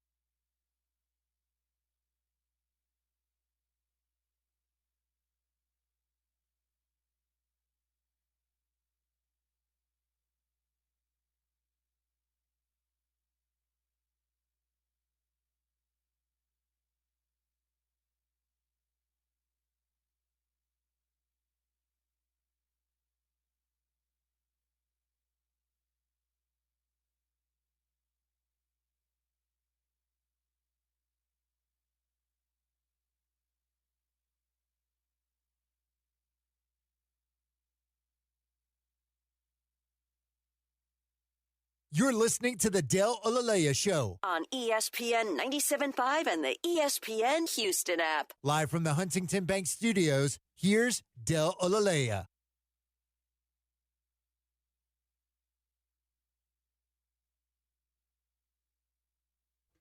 So we'll get to more basketball stuff as we move forward. But it must be pretty nice for the Thunder to just trade away a guy for a couple picks to shed some salary. They trade Isaiah Joe to the Pistons, who are very active in trying to improve their offensive weaponry. Isaiah Joe goes there. He shot over 40% from three. Fell out of the playoff rotation because of the strength of that roster. They've already traded Wiggins away. Joe's the next guy, and they're simply just trying to cut salary. And they recoup a couple second-round picks from the Pistons, who have space to take guys in. And the Pistons are still trying to make moves, and they may be forced into one that they weren't expecting, and we'll get to that in a little bit. But that Thunder team is losing pieces as just the reality of the finances in the NBA are catching up to them. I don't know the totality of the tax bill and the savings for this, but this is what this is. We trade a guy who is a valuable member of our team for a couple second-round picks when we're a contender. It's because we want to get his just over $11 million off our books because we're trying to cut cost. So that's what's going on right now, at least in the NBA. And there's some other things we can talk about. As far as what happened last night, game started at 9, ended around 11:15 or whatever. The U.S. on the final kick of the match lose 3-2 to Turkey. They gave up a goal on the final kick last night. They scored a goal on the final kick. If we think all the way back to game 1, Gio Reyna scored a goal at the final kick of that match. So, hey, it's worked in our favor in a 4-1 win. Did not work in our favor last night as Mauricio Pochettino subbed in a lot of guys, and the circumstances were pretty plain and expected going in. You have several guys with yellow cards. You don't want to put them in a spot where one mistake leads to missing out on the knockout round, at least the first game of the knockout round. So those guys sat. You rested some other guys, and it looked like a team who had backups, at least for their center backs. Their center backs are a problem. It's one of the reasons you have a 38-year-old Tim Ream who does not play in Europe. He did for a long time, but now plays in the MLS. He is one of your stalwarts because there's just not much behind him. Mackenzie and Robinson, not Anthony, Miles, aren't good enough. And you watch some of that indecision cost them on the first goal. And on the second, Robinson had a chance to make an intervention just to either get the ball out of danger, or even if you have to guide the ball out of bounds for a corner, he just cannot get his foot on the ball. And it led to Turkey's second goal, and then the final goal was just Pulisic getting cooked, leading to an eventual cross to the box. And once again, like 3 guys behind Matt Turner, the goalie, as he challenged the defender on the wing, pretty much, or at least on the edge of the 6-yard box. And three guys couldn't get the ball out. A deflection, and it took it away from another guy who had a chance, and then it led to a Turkey goal. So they win 3-2. But the positives, I believe, are no one got hurt. I guess Trusty looked like he had a bad ankle turn, and then he got up and finished the match. So we'll see what that means as far as one of their backup defenders. But all in all, you got a goal from Berhalter, you got a goal from Trusty Early, another hot start for the U.S., and you take away from it, you got down and fought back and kind of controlled that second half after coming out of halftime trailing. You scored a great goal, and you had some chances, particularly when Pulisic came in, to jump out 3-2. The U.S. can be lethal in attack, which is not something we've been able to say about this country and the program for a while. And when it comes to actual top-tier competition, maybe never. The problem is they're not great when they have to defend. You see some of the threads that can be pulled. I don't want to call it lackadaisical, but they just don't have the ability consistently to snuff out things. And if they could figure that out between now and Bosnia, they got a real chance to go on a bit of a run. But I am far more nervous than I have been in the past because, first, they don't have a great goalkeeper. The backup was in last night, but even their starter's not great. And also, there are times where you think a simple intervention here or there will stop an attack, and it just doesn't happen. Now, the backups, as I said, were in last night. So hopefully when Richards and Ream are back, they can figure that out. But you lose 3-2 on the final kick. It's fine. And your manager, who has coached some of the biggest clubs in the world, took issue with the questioning. The conversations leading up to the match were, hey, are you going to play guys? Who you're going to play? Who aren't you going to play? Because we want to keep the momentum. How important is momentum for this U.S. team? The country's behind you. You want to go out there and win again. You don't want things to change. How many players that you depend on to be a part of your starting 11 are going to play? Turns out only one started. Now, you had other starters come in late, but Weston McKennie was your only starter to start the match. And he wasn't even playing it in a real traditional role for him. So here is Pochettino responding to some of the questions in the press conference about the loss and a potential lack of momentum. That is a little bit sad. It's very positive to finish in the way that we finish. Cannot be possible, I'm sorry guys, it cannot be possible that Turkey finish celebrating the 3-point and Australia celebrating the qualification, Paraguay celebrating the qualification, and come here and for you not to say congratulations that we won the group. That is a little bit sad, but only that. I need to remember you and everyone that we won the group. Sorry, guys. We won. Remember, we're number one in the group. I don't expect American media to congratulate you for winning.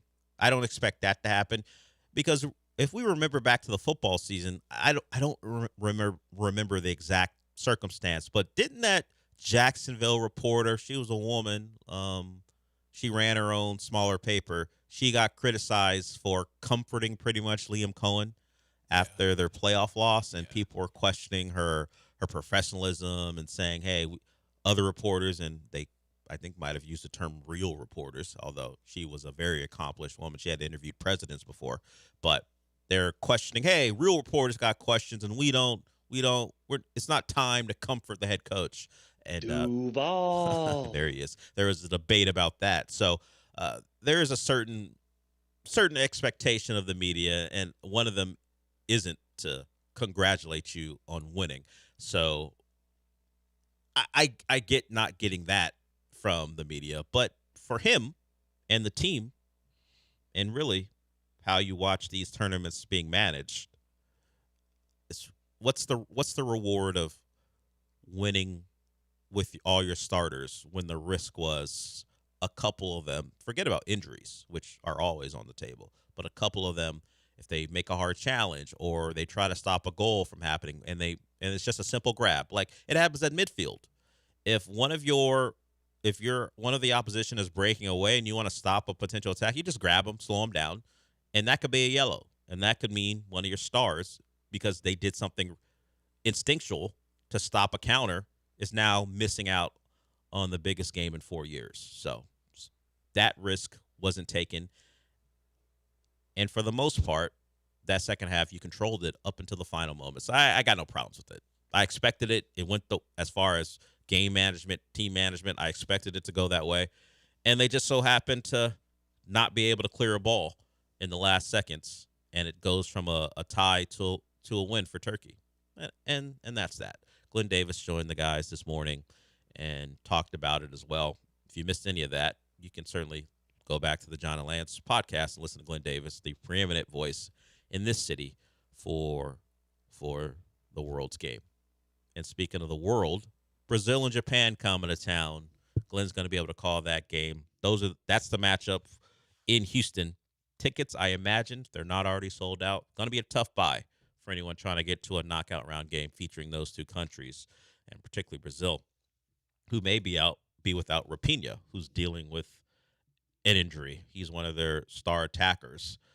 certainly along with Vinny Jr. So Rapinha, who is a big part of the Brazil's potential chance at another world title, is dealing with an injury. But he said he will do everything in his power to play. And the other story around him is allegedly his father stole a lot of money from him. His father, we talk about NIL here. His father owned 80% of the player's image rights for years. So that's out there. We have different versions of that here, where Tatis took a down payment or an advance from a company, and they get to take a part of his salary in exchange for that advance for several years. So we hear these stories. When it's the dad, it's tough. I don't know the particulars, but to hear that your dad had 80% of your image rights, you're still my dad because that's biological, but you're not coming to family dinners. If I can't get that back, why, as my father, why do you want 80% of that? Oh, I know why you want it, but why did you take that? Why? How I agreed to it, I don't know.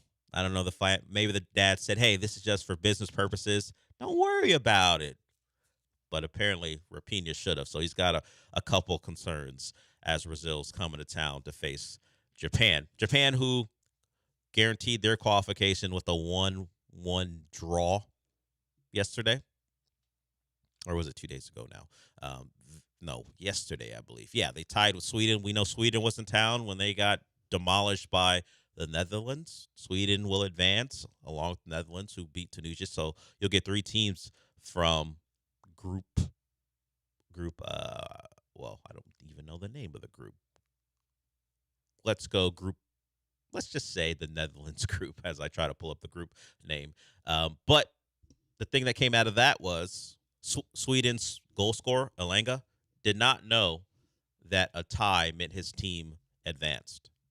So he was despondent on the field after the game was over, thinking they needed to win.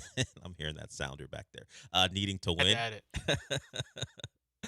Needing to win. And then the coach was like, look, love the kid, but we told him. We told everyone. It was pretty clear. Graham Potter, who had coached in England for different clubs, but now is the Swedish national team coach. Hey, I told that guy a tie is enough. I don't know what he was listening to or what he heard, but it was expressed to everyone, and we know he knows or should have known that a tie. He had a great goal, but thought it wasn't enough. But Sweden's one of the top third-place teams, so they're going to advance as we start to get to the big stuff, as there are still groups to be decided and brackets to be filled out. But what we know is it's the U.S. versus Bosnia, Herzegovina on July 1st. Brazil plays Japan here in town. South Africa versus Canada. The Brazil-Japan game is June 29th, so it's coming up here pretty soon. Japan doesn't have as much time as the U.S. does. Part of not winning your group and finishing where they did means you're at a bit of a disadvantage because Brazil finished up their group before Japan did, so they'll have some more rest. But still got plenty of places to be decided, or plenty of matchups to be decided. But Australia is through thanks to their 1-1 tie against Paraguay. Switzerland, when they beat Canada, secured their group. Argentina's through as the group leader. So we're getting there. The matches get more important. The drama gets more important. And the U.S. will be part of that, which is exciting. We just got to wait till Wednesday to see what they do against a team they should beat, but we got to see it play out. All right, we'll go to break. We'll do some Texans when we come back because Nick Caley talked about the start of his year last year and what he's learned from it as he goes into year 2 with the Texans and his quarterback, C.J. Stroud. We'll get to that when we come back.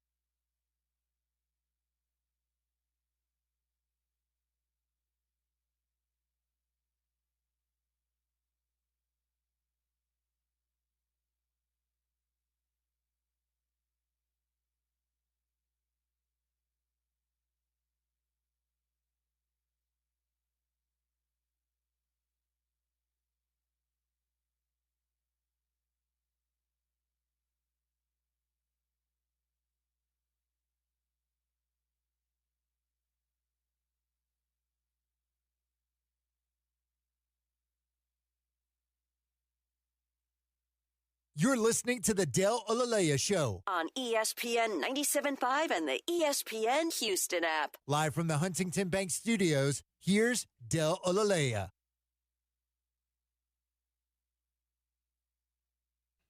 So I was going to get into some Texan stuff, but what I saw out there when I was walking to the restroom is far more interesting to me, and it leads me to ask some questions. So when I came in this morning, on our table where there's the coffee machine right next to the fridge, there was a little note that said, "Please take one." And what was I being asked to take? Was a bag of cheese-flavored Takis. There's like 4 mini bags of cheese-flavored Takis. I don't know where they came from. They just happened to be on the table when I got it. So you know what? It's like, you know what? I'm going to grab some for later. It's a reasonable thing. You have them for later. Maybe a quick little nibble as the show's going on, just to give you a little energy, or just you want a Taki, whatever the reason for it is. Are you still there? That's reasonable. When I walked out to the restroom, there was a trail of cheese Takis on the ground leading into the restroom. Not a lot, but you could tell where it was leading. One here, one there, and then the final Taki was on top of the urinal. So first, you're like, why are we dribbling Takis as we go along? What are you, a child? And then the other, not even just a child, like a 4-year-old who can't keep the food in your mouth or in your hands or in the bag. Okay, that's one thing. But why did the Taki make it up on top of the urinal? Were you just eating out of the Taki bag and then one fell out of your mouth or fell out of the bag and you were like, you know what? I'm not such a trash panda that I'm going to take the Taki off the top of the urinal and eat it. I'm just going to leave it there. And because of my knowledge of where the Takis came from, I know it came from inside here. Yeah. I know it. We don't have a lot of people traversing level 4 here, and the Takis were waiting for us. And now there were like 4 bags when I got here. I took one. Only 1 bag remains. So I know at least 2 bags were taken by someone else. Maybe they took both. Maybe split it up between 2 people. So the question for me, AJ, is beyond the nastiness of taking your Takis and eating them as you go along into the restroom, and not even just going into the restroom, using it, because I don't know how they make it on top of the urinal otherwise. Who do you think this disgusting individual is? It could be one of the interns, and they're out there, and they haven't said anything. They're busy playing 82-0. Our interns do that. Those 2 specific interns do that because they're normally here when I'm doing the show. It's either 82-0 or the football version of it. I heard Carmelo Anthony out there, so I know it's 82-0. Yeah. If you guys don't know, it's a game where you pick different players from eras of the NBA, and you have to put a team together, and the goal is to go 82-0. Like, I think the key, you need to get Wilt. If you get Wilt Chamberlain, you have a real shot to go 82-0 no matter who you put beside him. But they're doing that. They have not come in to go, it wasn't us eating Takis, but I'm going to assume it wasn't. I'm going to assume those 2 at some point would have decided, you know what, I'm going to the restroom. I'm just going to leave my bag here. I feel like the top choice is Lance. Yeah. Who else? Who else? We don't have a lot of people here at this time. It's been me, you, the 2 interns, Lance, and John. John was in studio, so that's another one. Michael Carroll is here, but those 2 bags were gone, I believe, before he got here. There's 1 bag remaining. I'm going to go with the obvious choice of Lance, because not only is there one on top of the urinal, there's a trail of them, and we know he's messy. Seems intentional. You think? I don't know if he did. I don't think he did it on purpose. I just think he's a mess. I don't know, man. The cherry on top was the fact that there's a little cheese flavored Taki on top of the urinal. I'm not touching it. Look, I expect that thing to be there. I don't know how. I guess the cleaning people come in, so I guess they'll take care of it at some point. But I think it'll be there up until they start cleaning the building at night, because who's touching that? I don't know that Lance did it, but it's my safe assumption. It's ridiculous. Look, I like a cheese flavor snack like anyone else. I'm not carrying it into the restroom. Right. All right. So I'm going to ask him. I'm not going to text him about it, because that's not the most fun way to do it.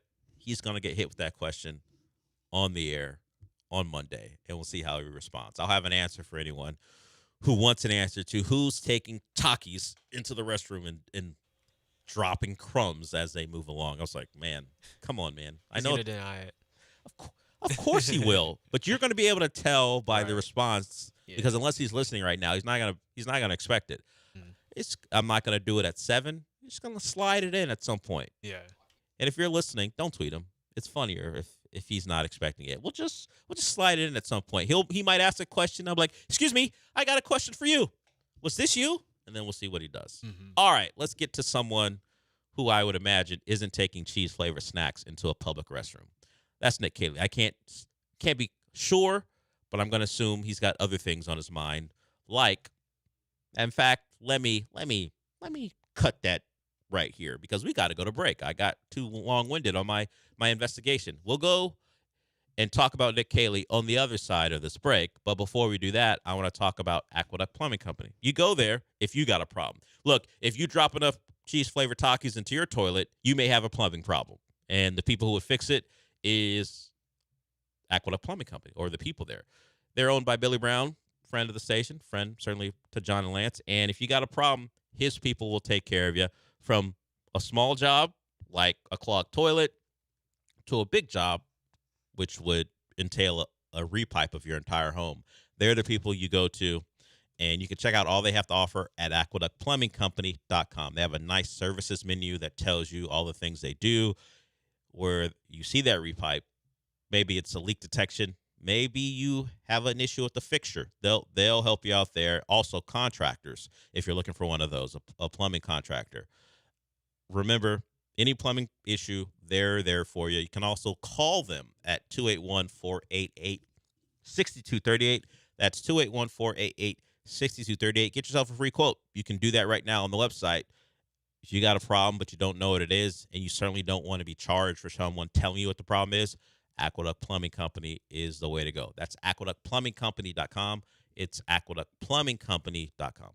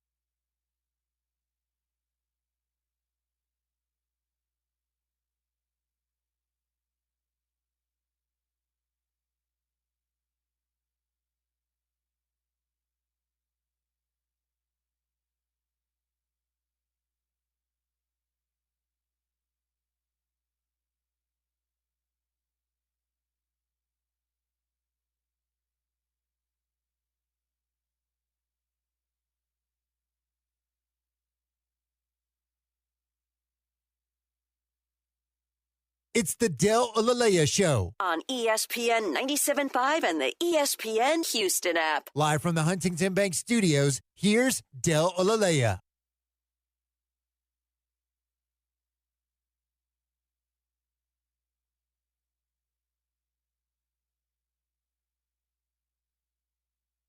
So Nick Caley, in words to the Chronicle, told that publication he struggled early in his OC tenure. And if we remember back then, it seems a long time ago now, considering how the Texans played after the start. They were 0-3 and not scoring touchdowns. If you remember, they didn't score a touchdown against the Rams. They got a couple against Tampa, but one of them felt like Todd Bowles letting them score, because when Todd Bowles is asked about it, he goes, I'm neither confirming or denying that. So it was an odd way to answer a question. It just felt like he needed the Texans to get that score in so he could get the ball back.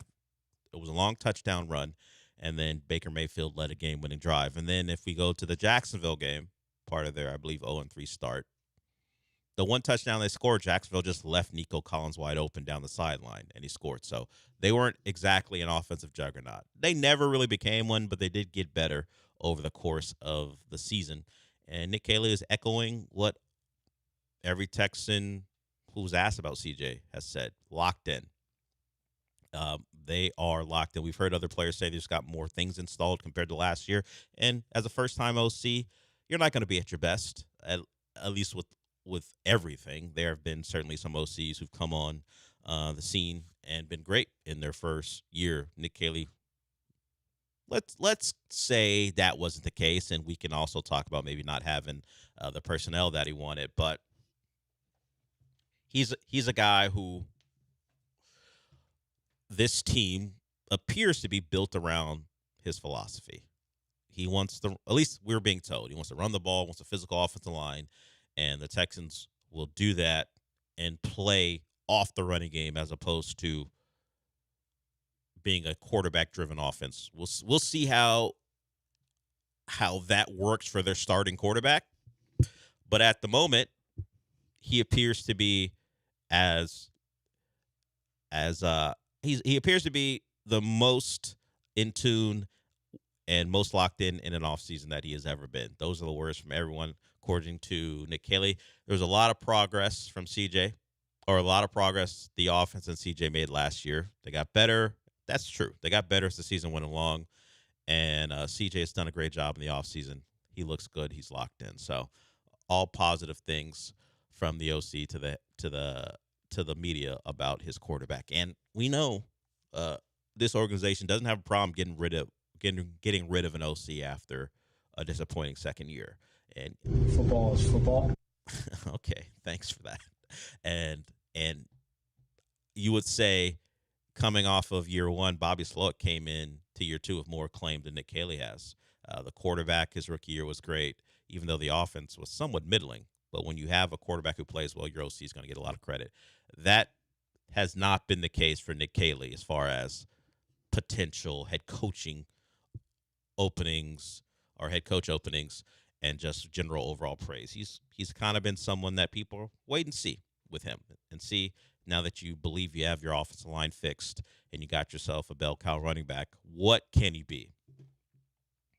I've talked to Sean about this. He is my most important member of that offense this year.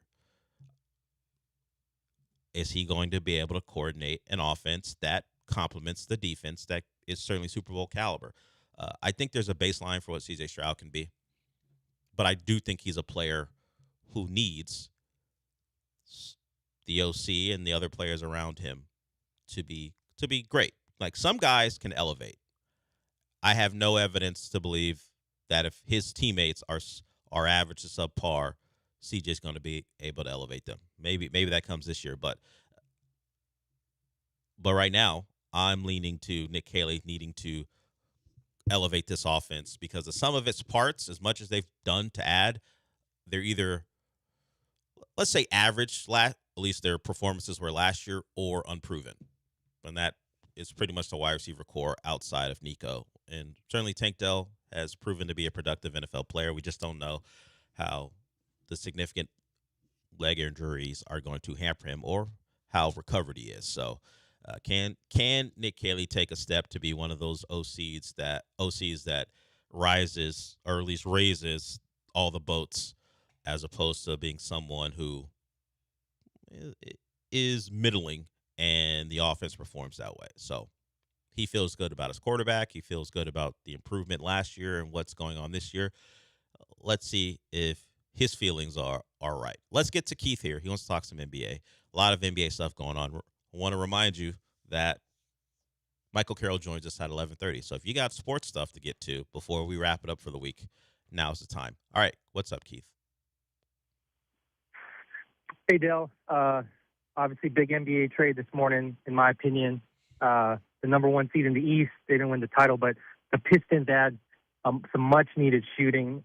Isaiah Joe, they lost that Game 7 at Cleveland by 30 points, shot 30% in that game from three. Isaiah Joe, fresh legs, 42% from three. You think that's enough to get the Pistons kind of over the hump?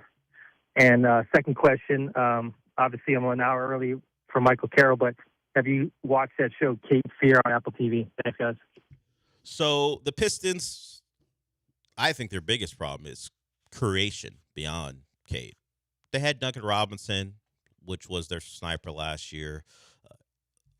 Getting Isaiah Joe certainly helps their ability on the perimeter. It may lead to Duncan Robinson being cut because I believe he has a partial guarantee of $3 million, so that would save the Pistons some money if they decide to swap one shooter for another and a cheaper version, and Isaiah Joe could add more on the defensive end of the floor. So Pistons need a second creator. I don't know where they're going to find it. There's some thought that even with Isaiah Joe, they may still be targeting a Norm Powell because some of their bigger names aren't going to come about.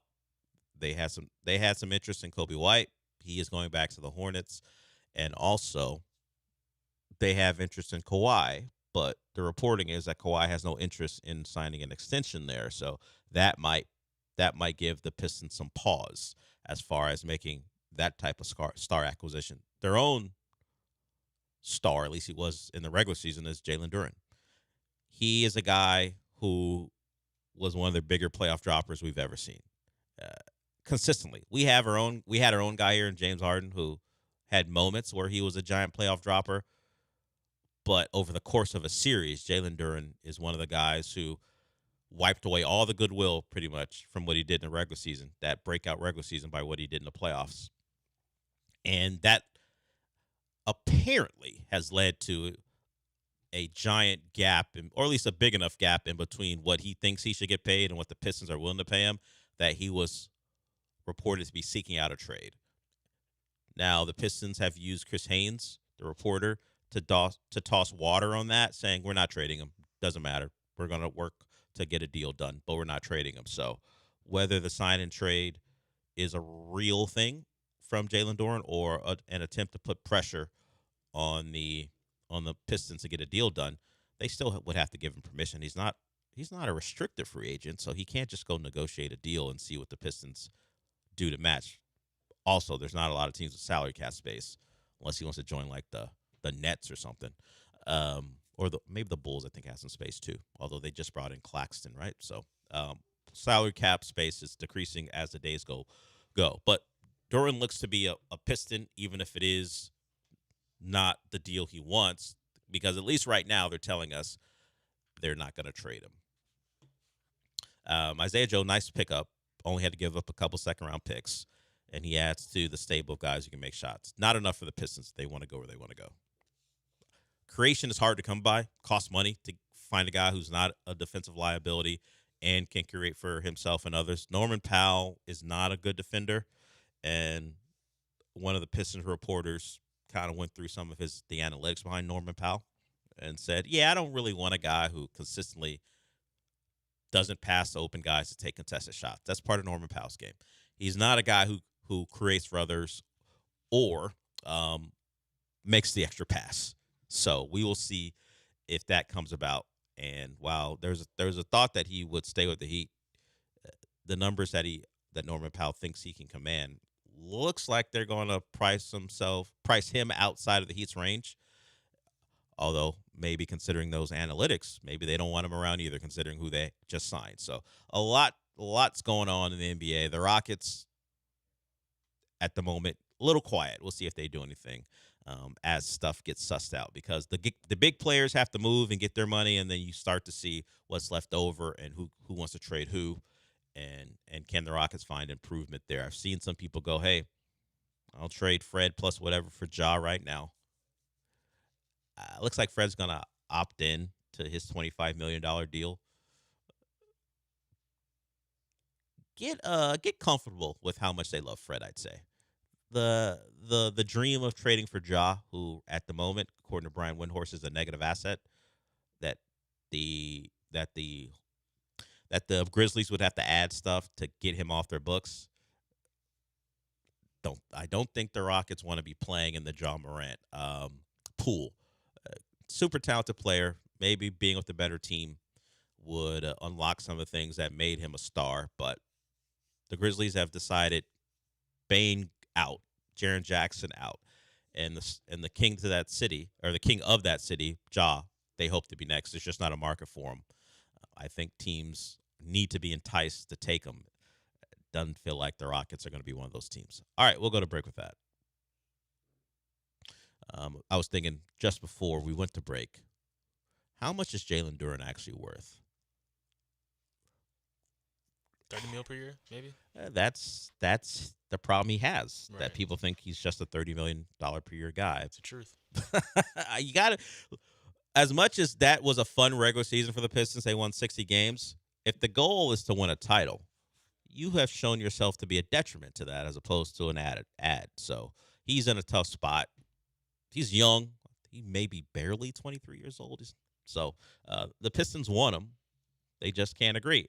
And we've seen in this city, the Rockets just don't give out max deals to young players. They have a negotiation that have been pretty quiet. The only one that came out that there was a problem was Tari, because he never signed. The other guys, they just get a deal. They agree to it, whether it wasn't what they were shooting for. They come to an agreement. They want to be Rockets. They get their money. Şengün, Jalen before he got traded, Jabari. Tari was the one. And now this year, we'll see about Amin Thompson. If we hear a report about Amin not being happy with the offer, I would doubt it. The Rockets seem to either just keep it quiet or make the guys happy. All right, we'll go to break. Keith, you talked about Cape Fear. We'll get to that and other stuff when we come back.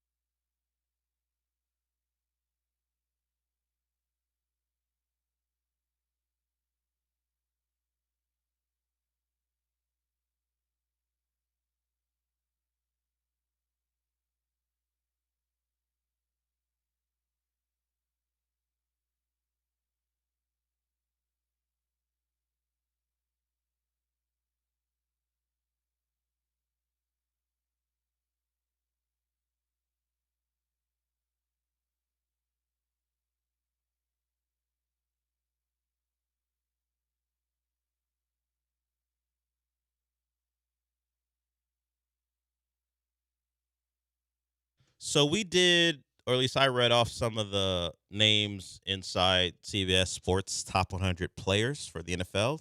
Multiple Texans made the list. One guy who, at least I don't remember being in the list, has made the top 100 list from the players.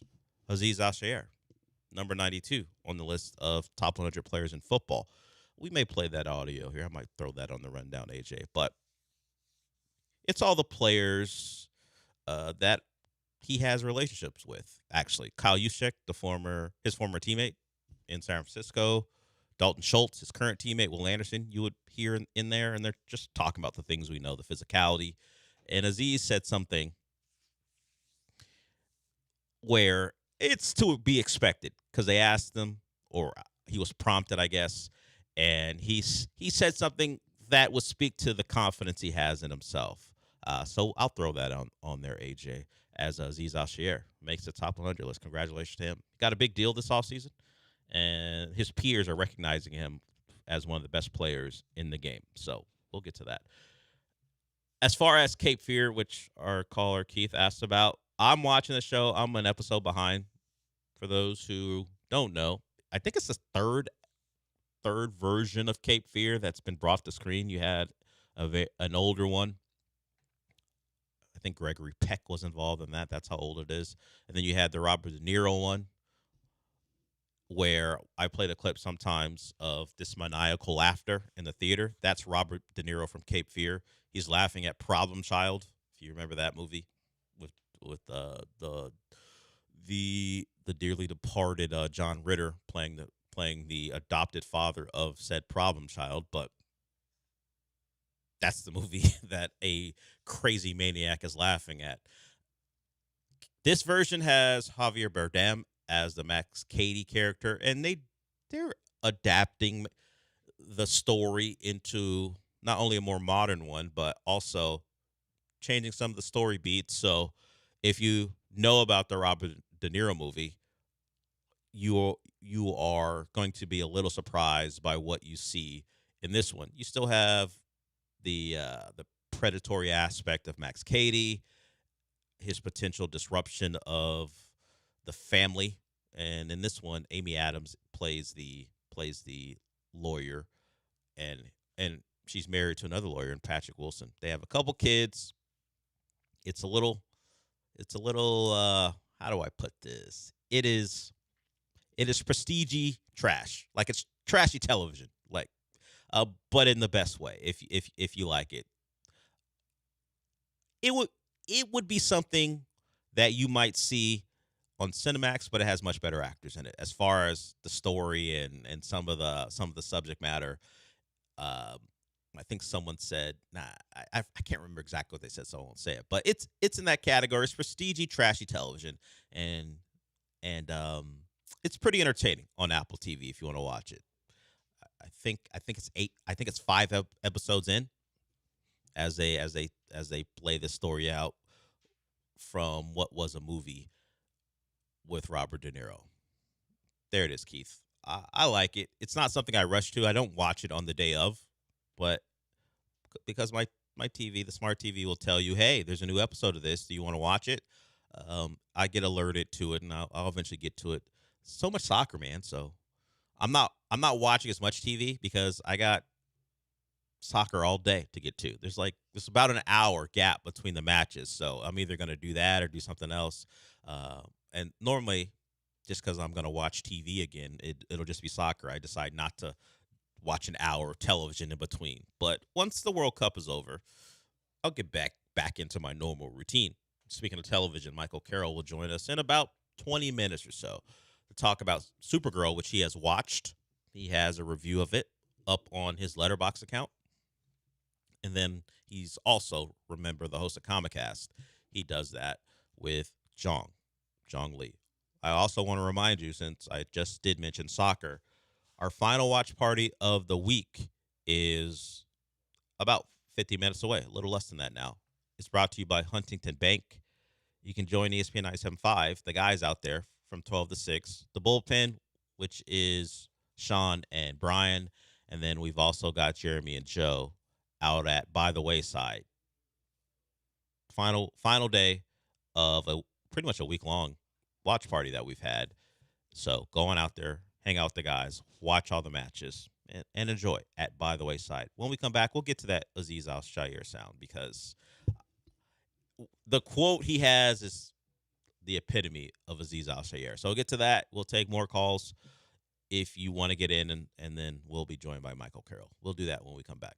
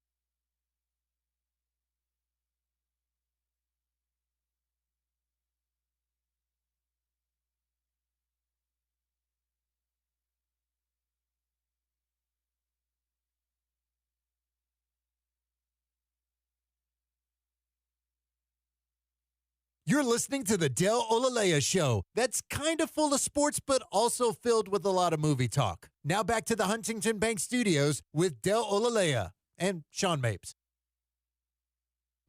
We're about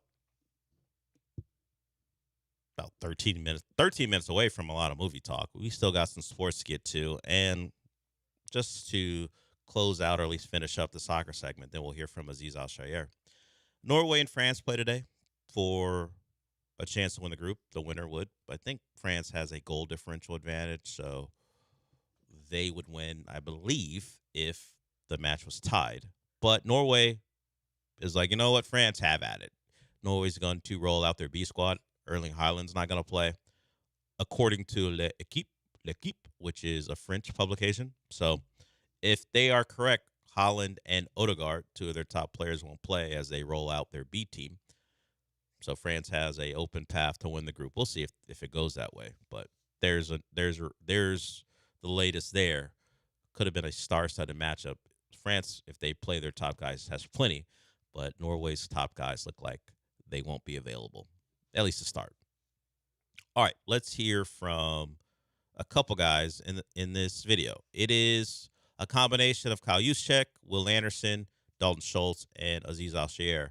We won't play all of it, but he is number 92 on the top 100 list for NFL players. So let's hear from at least one ex-teammate and some current teammates, and Aziz himself on this. What would you call it, AJ? It's not an award. This acknowledgement.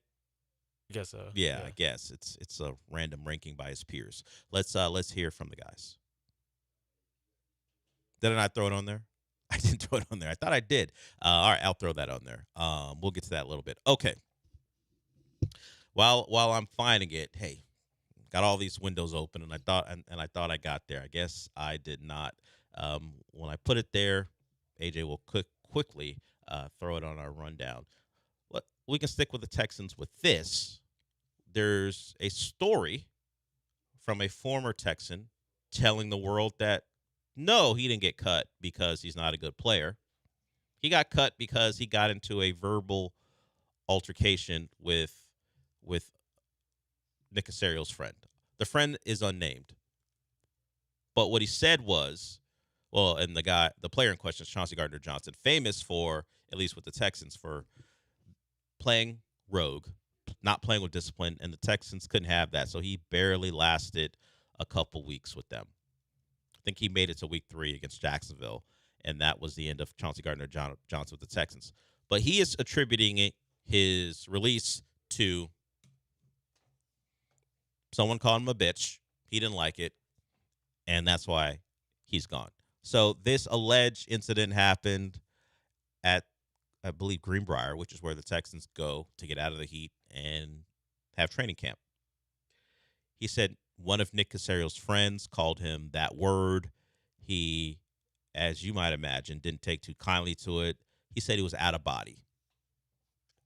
So that led to his eventual release. It sounds not very plausible because you would think, and now I will say this, reporters hold stuff back depending on what it is. That's why we see so many times the notebook from a reporter after a season's over. You see all the things that you didn't hear about or read about beforehand because you don't want to disrupt the season or whatever the reason is. You have this end of the season notebook. It happened with Giannis after his trade. You found out about some of his issues with Doc Rivers and how it all came apart in Milwaukee. Those things happened. We did not hear about the Chauncey Gardner-Johnson incident after the Texans season was over. So it makes you question what's real and what isn't. But he allegedly got called that word and said that is why he lost his job. I was trying to think, do we even know who's a friend of Nick Caserio? I imagine he does have some, but it would have to be some random who got to watch practice. And that seems like something we would have heard about if Chauncey Gardner-Johnson had a blow-up, unless it was You can't program a dog. Okay. Thank you. Didn't know that was in the tuck, but I can't say he's lying because I don't know. But I also don't believe he got cut because he didn't take kindly to being called that word. In fact, if he was called that word, I think the entire roster and the coaching staff would have his back, even if it did come from a random Nick Caserio friend. I think the person who would have to answer the questions would be Nick Caserio. Why is your friend calling one of our guys that word? So I don't think that's why. I think it's because you played out a scheme, you gave up a big play, and they likely had words with you about being disciplined. And once that didn't happen, you had to go. So I'm firmly on the side of it could have happened, but it's not the reason you lost your job. Because for the most part, winning trumps all. And if you had done the things they wanted you to do, you would have been here. You didn't do it. You didn't live up to the standard that they set, so you had to go. Playing against him week 1. That's going to be interesting. Look, I'm not particularly worried. Right. But I think he will. If he makes any play, he'll let everyone know about it. Yeah. Sure. Yeah. There's no question. A play being made by Chauncey Gardner-Johnson means we're going to hear about it and see about it. And that's even with without extra motivation. If he is under the impression that he only lost his job because someone wronged him and he didn't respond kindly to it, he is definitely going to make it known. He plays for the Bills, by the way, if you didn't know. That is the Texans' Week 1 opponent coming to NRG.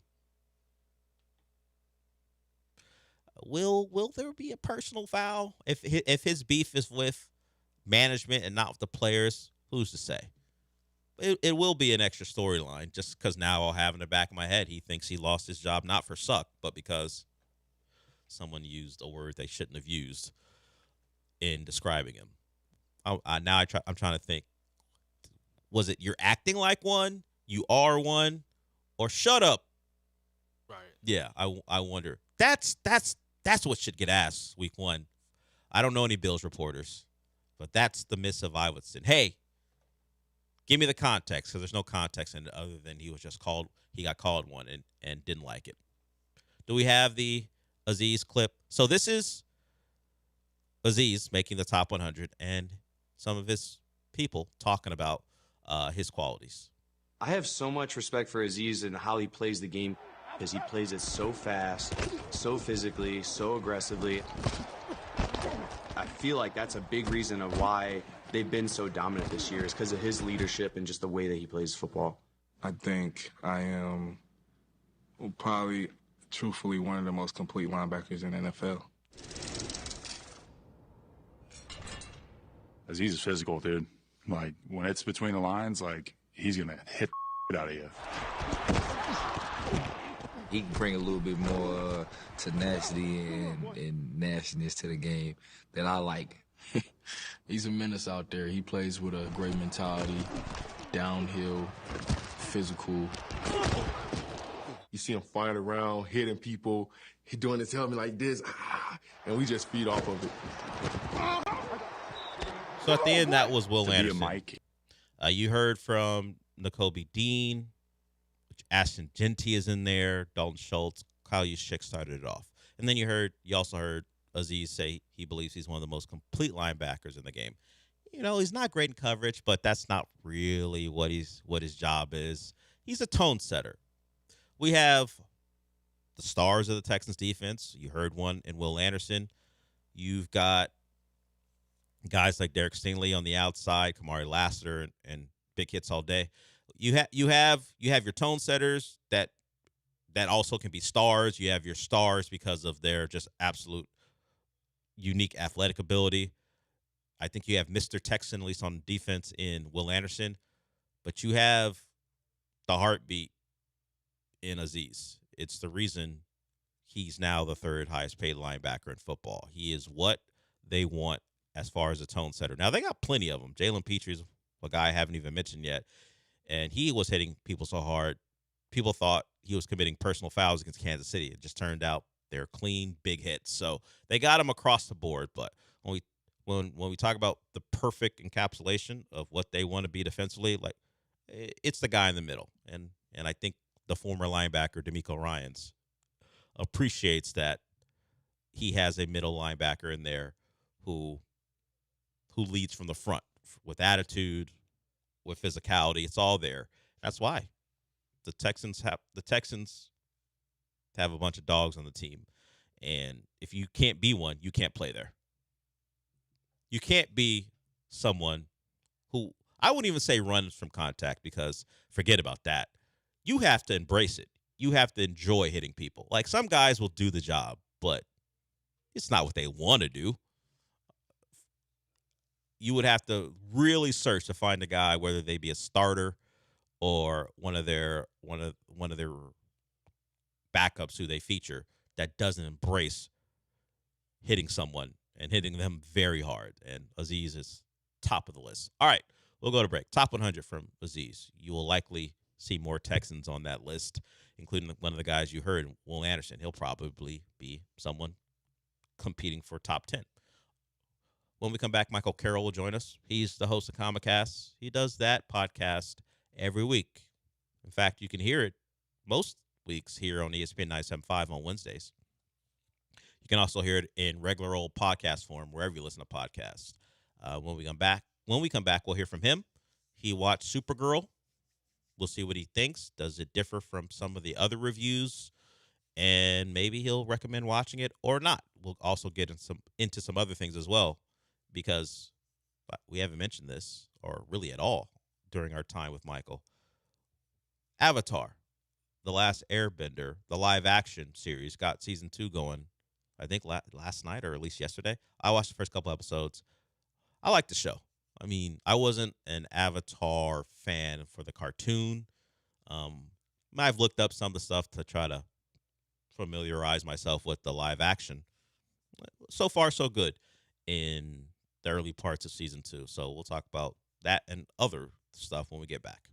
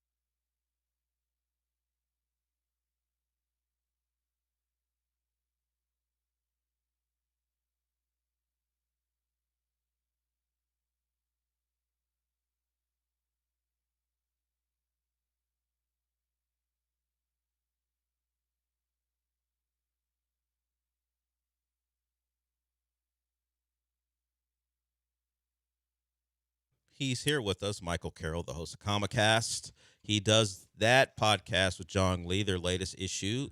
Some of it has to do with the Spider-Man new Spider-Man trailer. Because I am sick of being given things I don't want to be given before the movie or TV series comes out, did a fast scroll. Didn't get any character beats or story beats from it. I saw people be excited that Spider-Man looks to be as strong as he should be, considering one moment. So we'll see. And of course, you see the black eyes of Tom Holland, or in this case, Peter Parker, in the trailer. But other than that, I don't know much, which I'm happy to be. I'm happy to be in that place. Good job. You do a podcast. Watched it more seriously than I did. Did it give you too much? Not enough? Well, I mean, there's certain aspects that it feels like, okay, I think we know who Sadie Sink's character, the character she's playing, but I mean, it's all speculation at the end of the day. Jong and I, we're not like diving into the leak photos or anything like that. It's just more of what we think based off the trailer so far. But I don't think it gave too much. I think there's still a lot of mystery because there's a lot of aspects with the amount of villains. Like, how is this going to play out? Is Spider-Man changing into Man-Spider? Is it something with the symbiote? Is it this or that? You know, there's a lot of elements that we're still up in the air. So that press tour is in full on effect. We've seen you mentioned Sadie Sink. We've seen her with Zendaya and Jacob Batalon, of course, Tom Holland. They're all together as they get the press tour started for that movie. Eric, we'll get to you here, and then we'll hear Michael talk about another superhero movie that has an interesting life online when we talk about. It's been an interesting online discussion. The reviews of it and so forth. And Michael will have his opinion because he has watched it. Let's get to Eric. What's up, Eric? Yeah, I heard the critics are not getting Supergirl good reviews, but I still want to see it. Also, I know Werewolf comes out, I think, December of this year, directed by Robert Eggers. I like The Witch, and I like Nosferatu. I hope this one's good as well, but I haven't seen the trailer for it.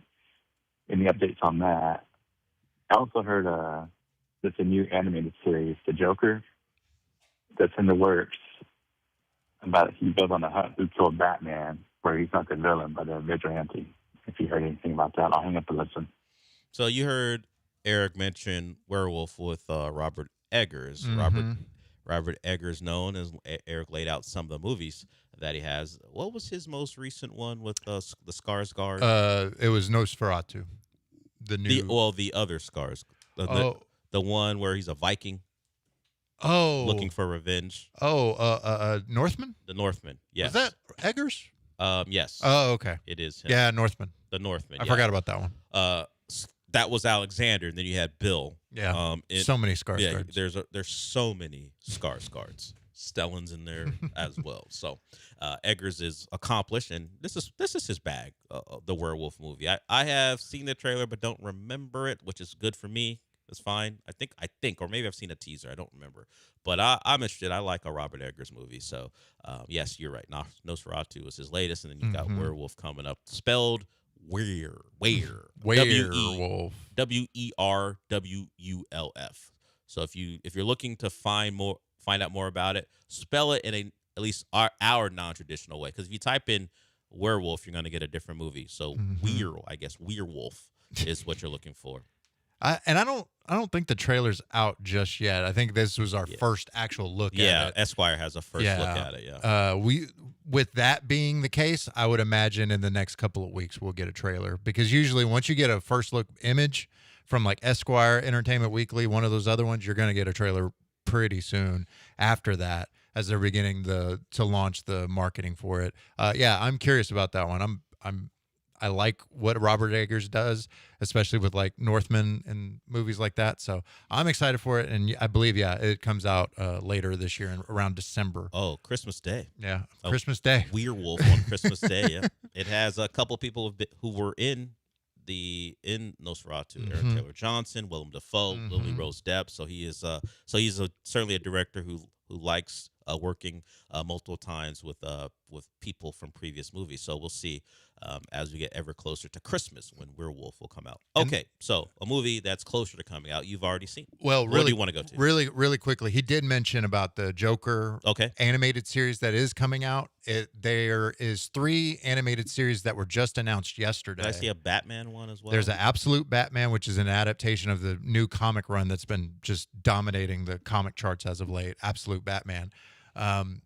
Joker, I think it's Laugh Riot, and it's an anime series and more akin to what they did with I think it was Suicide Squad. Isekai, I think was the name of it, and then Crypto, which is more of a family friendly. Get that dog out of here. Just don't like the animals, man. I don't like CGI animals. I don't mind an actual dog. It's a cartoon. But I've already been poisoned by the CGI dog. So the cartoon, sorry, has really no shot. So you're not gonna watch Supergirl? I'm gonna watch it, but I won't like Crypto. Yeah. He's gonna hate the. I've said it before. Movie. I have said it before that I imagine he's a bit of a driving force for the action, along with the young girl that is being paired with Supergirl. Mm-hmm. But there's a level of how much Crypto I can take. Is all I'm saying. Well, he can't be James Gunn's version of Grogu. I can't. He's not. I know he's got a dog that Crypto's based off of. That's why the dog looks that way, I guess. But all right, we get it. You love animals. So do I, but not the CGI version. The dog's not in it a ton. But is it a driving force because something happens to the dog early? Yeah, a little bit. All right, that's what I thought. But at least the dog's not in the picture. There are a lot of talking aliens as well. I know because she is an alien herself, so it's just something. But at least you know what? Are they humanoids or am I gonna let? No, there's fish some weird. people? Okay, there's some weird aliens up in this movie. Like my only problem with Supergirl is all the aliens, not the things that other people have problems with. I loved it except for those aliens. God, there's too many aliens in this movie. And speaking of another animated series, I think we're just a couple days away from X-Men 97 season 2. Yeah, Wednesday comes out X-Men 97 season 2. I'm excited for that. Yeah, so am I. And Minions comes out Wednesday. No, not so much. I'll miss it. I'll be fine. I'll be fine missing that. Before we get to your review, you have any I won't say experience, but have you watched any of Avatar: Last Airbender, the animated show, or the live action? A little bit of the animated show, but I haven't dove into the Netflix live action version. But I've heard mixed things about it. But it seems like season 2 so far is going in a right track and really adapting strongly what the animated series did. Yeah, I watched it, and I was telling obviously everyone listening, and AJ who's here with us, that I don't have much background watching the animated stuff. They introduced a big character in season 2. If you've seen the trailer, you would know who I'm talking about. I'll let people who haven't seen it, if they're planning on watching it, see that. And I just looked up that character and scenes from the original animated series, and the actress in question is playing that character to a T. Now I don't have the long-standing connection with the character, so I'm not the best person to speak on it. But from what I can tell, that character is being done in the right way, which is something you want for people. And just the story right now, I'm in on it. I'll watch it. And I was telling AJ that there's a lot of soccer to be watched, so I got to pick and choose when I watch things. So when I do decide I'm going to watch TV that isn't World Cup, I have that show is going to be on the list. Yeah, it's only 7 episodes, and from my understanding, they're able to adapt it, but also streamline it in a way that works for live action. A trailer looks good. It's a show that's been on my radar, and I was kind of mixed on it at first based off the initial reviews of season 1, but season 2, it's like, okay, I might give that one a try, because Netflix seems to have found their groove in terms of live action anime adaptations, with One Piece being a shining example. Yep. Although Cowboy Bebop was not so much. Not so much. The characters were good. It's just the story and the way it moved and all that. But they're finding their footing with how to interpret live action anime. So let's go to break here, because Michael has a review of one of the big movies of the summer, and then we'll get into some of his other thoughts on movies and television. We'll do that all when we come back.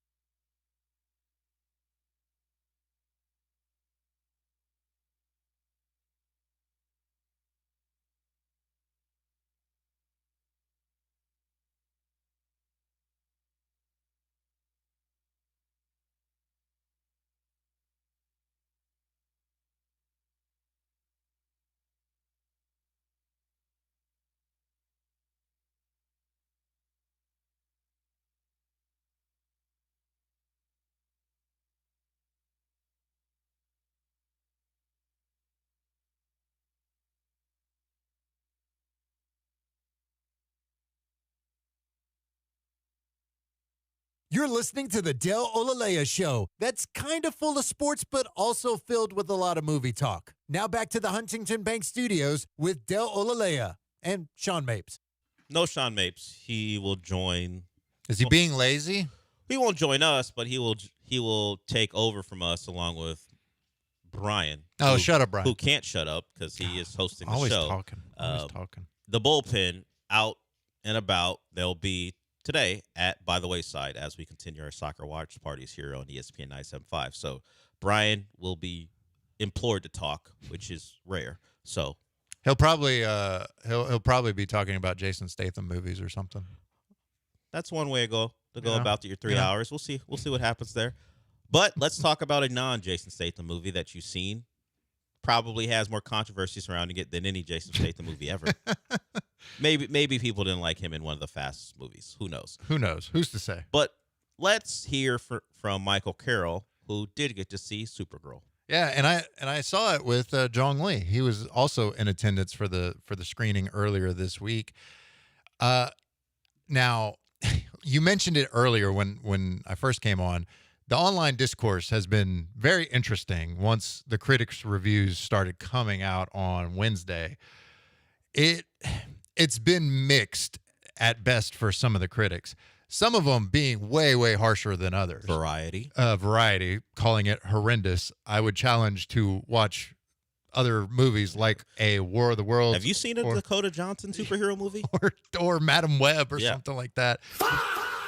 Thank you. For something like that, because come on now, like that, this movie is not anything of that nature. It is a solid, good movie. I enjoyed my time with it. So did Jong. Jong ended up landing on a 8 out of 10. Okay. I landed on a 5-point scale, 3.5 out of 5. I think that's from your Letterboxd. That's from Tell Letterboxd. people where they can find it. Yeah, if you go to Letterboxd, you can just search my name at Producer Mike 975. It's the same everywhere, at Producer Mike 975, and you can follow me on Letterboxd, where I post a lot of the reviews and stuff that I talk about. But I talked about it in the review as well.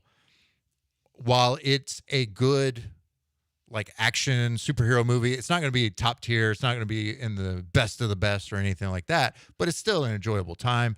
The shining piece to it all is Melly Alcock as Kara Zor-El. She is phenomenal. She nails all the emotions. Very well done. The action sequences, her just energy that she brings, and the chemistry that she has with a Eve Ridley who plays Ruthie, or the character she's going along this ride for the duration of it. Very good.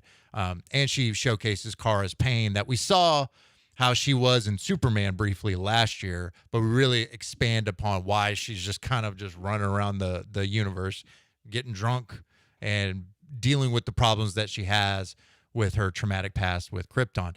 Now, what I mentioned about emotion, while she does a good job with it, I think the film never delivered strong emotional impact.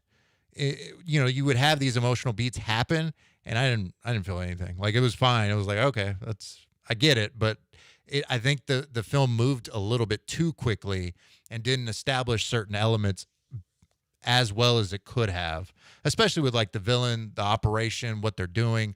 In the comic that it's based on, you see a lot of the fallout that the villains are leaving, and it's like, oh man, this is rough. Supergirl does not go nearly as hard as the book does, and so this is where I think the book is better. So I highly recommend reading Supergirl Woman of Tomorrow. But it's a solid action superhero film that you can rewatch, and it'll be a good time. It's got good comedy as well. The effects I thought were fine. Some people have complained about the CGI. I haven't noticed anything that's been a problem with that. Music's very good. Cast, Jason Momoa as Lobo. He's in it just enough. Like, he's in it enough, but never to where it's like, okay. So you would say you like his rendition, Yeah, his portrayal of Lobo? I think it's like he's perfect for this role. Okay. Like, even more so than he was with Aquaman or some of these other ones. It's like, yeah, he was born to play that character. Eve Ridley, who plays Ruthie, very good. Matthias Schoenaerts, who's the villain, he's one note, like a one-note villain. Like, he is what he is. He's not super complex or anything like that, but I didn't expect that from this villain. I didn't need a Killmonger or Thanos or anybody like that. I just needed him to be doing evil things. He does that. Creature designs are really incredible, what they're able to do. Also disgusting in some ways, but in a good way. I think just if you don't resonate with some of the story beats and some of the elements, that's where it hinders for people, especially for folks that really enjoyed the comic that it's based on. It's not the comic. It loosely adapts it. And so that's where some folks are frustrated with it. Some of the folks are frustrated with the villain. Some of the folks are frustrated with some of the CGI, like I mentioned. And then others are just being hateful. Oh, it's a woman in my superhero movie. You know what I mean? Like, it's just being like hateful in that way. And then, of course, Zack Snyder fans of DC are like, oh, I want Snyder's vision back. And so there's a mixed on that aspect when it comes to the movie. So Michael Carroll's telling you, not nearly as bad as the things you're seeing on social media. And if you want an action movie with a star that looks like she's going to be a star, go watch Supergirl, which is in theaters currently, right? Yeah, currently. And then really quickly before we move on, it's only an hour 47 minutes, which is part of why I was like, it could have used like 10 more minutes to help flesh out some of those elements. And there is no post-credit or mid-credit scene, so if you need a jet, you can jet. This is good. I'm a person who doesn't look into it and then will be on my phone as the credits roll. Is there a mid-credit scene here? Yeah. Do I need to stay? So there it is, Michael, giving you the right information. All right, that's the big movie this weekend. Is there anything else movie-wise, or we can move to television? Well, movie-wise, Supergirl's the big one, and that's the one I would recommend. There is Jackass Best and Last, the latest film. It's a mix of new stuff with archival footage, so if you've been a fan of that franchise with all the dumb stunts that they do, you could watch that. A friend of mine, he watched it last night, and he simply said, I want to make sure I get the wording right. He said, movie was gross, like all Jackass movies. I laugh, but I'm glad when they're over. So there you go. Okay. That's all you need from that movie.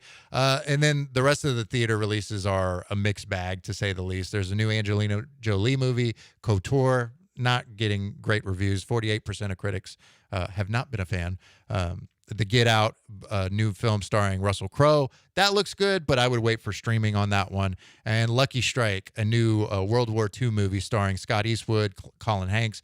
That one's a little bit better. So the Sons of People We Love. Yeah, the Sons of People, exactly. Okay. 60% with critics right now for that one. But that's another one where I would probably just wait till streaming and catch it. Then when it moves to TV, the big one for TV is The Bear, season 5, just released yesterday. All 8 episodes are available right now. It seems to be back on track, 97%. A lot of critics only got to see the first 7 episodes, so can't weigh in necessarily on the full like season finale, how it is, but by all accounts, it's been a return to form if folks weren't as excited with season 3 or season 4. But season 5, The Bear, it's available for folks on FX and Hulu, of course.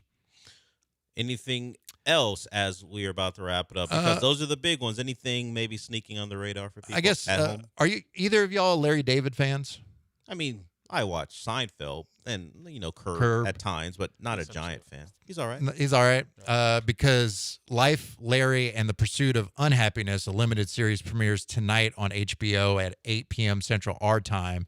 It's just a bunch of sketches where him and a lot of his celebrity friends recreate major historical moments in history.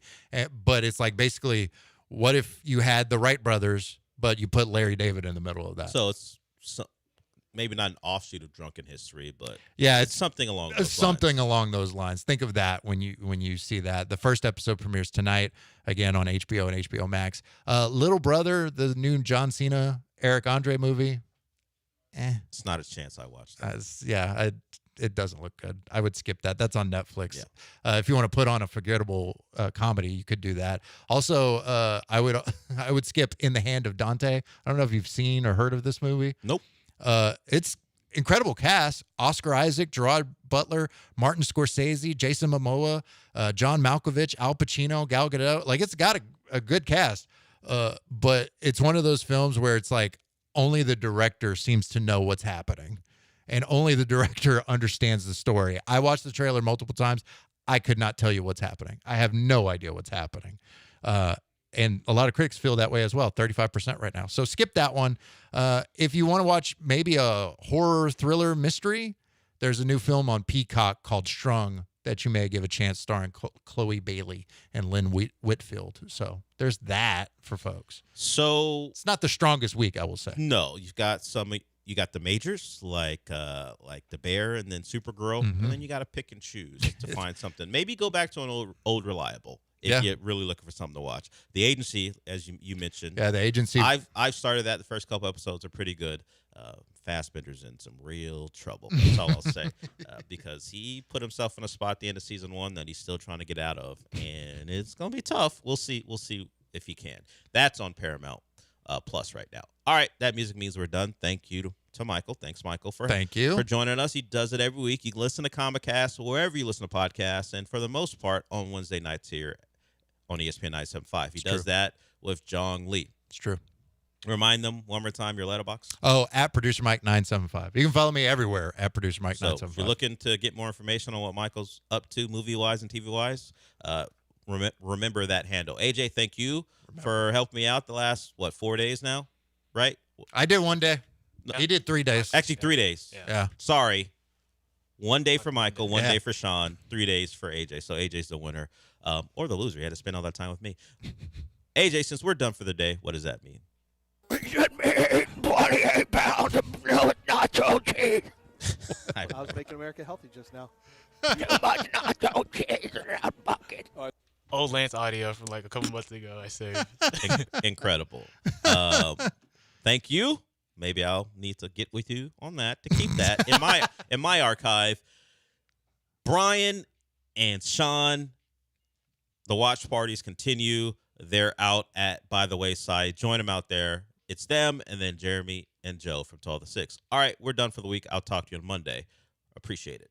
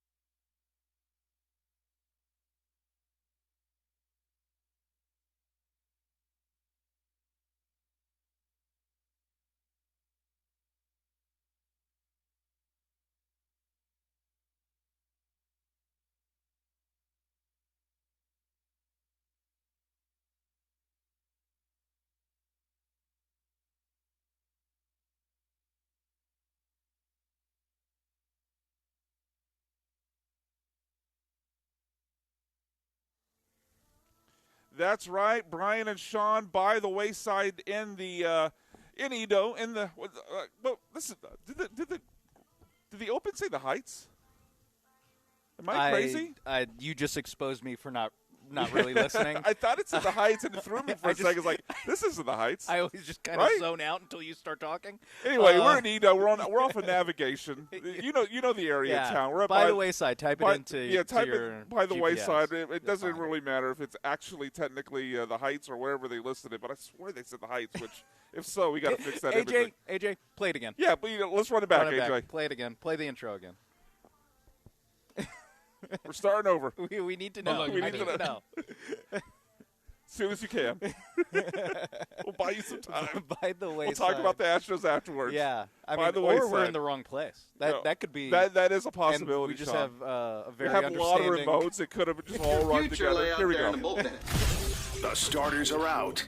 Now it's time to head to the bullpen. Squad, bullpen, now. Broadcasting live from the mobile Huntington Bank Studios, here we go. Located at By the Wayside in the East End. Here's Brian McDonald and Sean I'm Mays. crazy. All right. And I'm not listening. Yeah, I'm sure. insane. I'm a good teammate. I guess technically I'm also not listening. Yeah. But you are a good teammate for not immediately like, what are you talking about? You're crazy. Yeah, I'm just Shut like, up, yeah, Brian. you're right, probably. As Michael Carroll and Dell would say, shut up, Brian.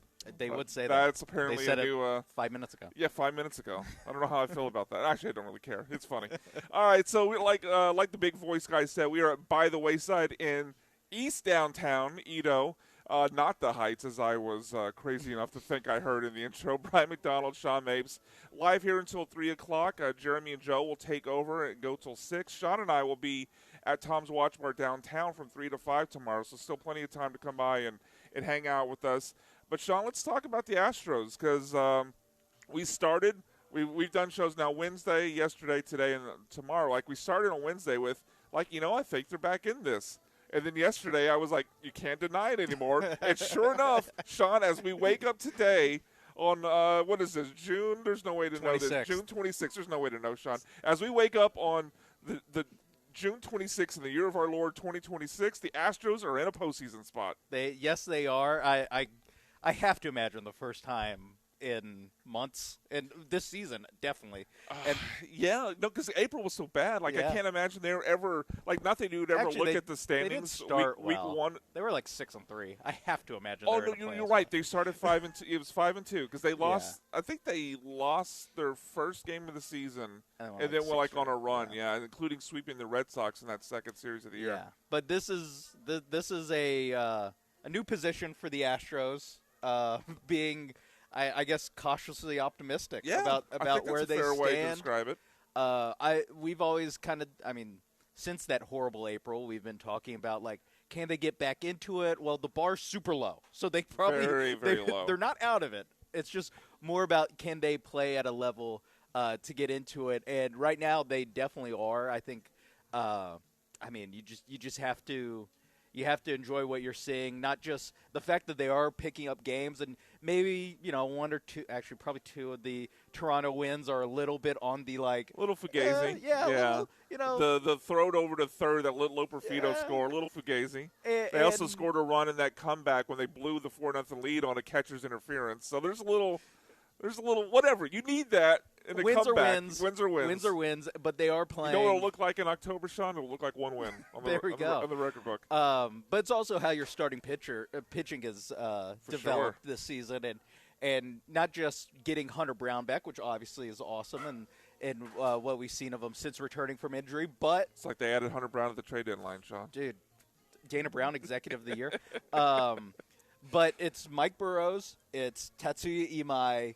Really, I don't know how to put it, but it's making me buy into a little bit of the preseason, what these guys could have been, and that ignoring what they've been for the first 2 months of the season. That's a good point because not only have they won, obviously, 4 series in a row coming in, three games in a row, I believe 7 of the last 10, but the last 2 have come with guys like we had completely just written off as of a month ago, right? Like it's just like these guys are bums. Let's send Imai back home. He doesn't want to be here anyway. Mike Burrows is Pirates trash. Like we don't want these guys. And Mike Burrows goes 6 innings, 1 run, and then all Imai does is go out there and top it against the Tigers. Yeah. And Imai, 4 starts in the month of June. I think I think it's like 9 strikeout, or maybe it was 8 strikeouts, 10, 11, and then one game where he only got 2 outs. We won't mention that one, But Sean. Still great considering what he was in April and May. So yeah, it's not just I think there's extra belief, at least for me, and this is all very like soft and intangible, but I have more belief because it's Burrows and Imai than if it was more Lambert, Arrighetti, Jason Alexander, like the crop of randos that always pop up that the Astros get some good starts out of. So you're elevating Imai and Burrows over the crop of randos just because they actually tried to acquire them? They're not just because there's a little bit more like. Wait, Peter Lambert kind of flamed out overseas, or no, he wasn't the one. Ryan Weiss was the one that Ryan flamed Weiss out was overseas. Yeah. But it's like these guys. That's like who the hell are these guys? And shout out to the ice being poured in the cooler. Yes. Here by the wayside, they're going to make sure all your drinks are cold. Okay, you heard it right there. You heard the ice being poured. All the drinks will be cold. Sorry, continue, Sean. It's the fact that it's guys with some I guess prospect standing, or they didn't actually have resumes in the league, but they were at least once highly thought of, actually delivering on some of that promise, rather than this is a little bit of a Cinderella run from this year's Ronel Blanco. Yeah, that it gives me a little bit more belief that it might be stickier. Yeah, it's more sustainable. So before we dig into Imai, because I think there's a lot we could talk about here. I found this moment funny. I was going through. I always like to watch the condensed version the day after. Yep. Because you get a little refresh. You get a mix of the road team in there. You get their perspective a little bit. And I didn't actually hear this part on there, but shout out to Pitching Ninja who tweeted this out. AJ, let's play this audio here of the Tigers broadcasters just being completely broken by how differently Tatsuya Imai's sliders kept moving during the game last night. You're not going to do anything with that. It's got different shapes to it. That one cut down and in to the left-handed hitter. He threw one earlier in the at-bat that had arm side run on it. It's a pitch with its own personality.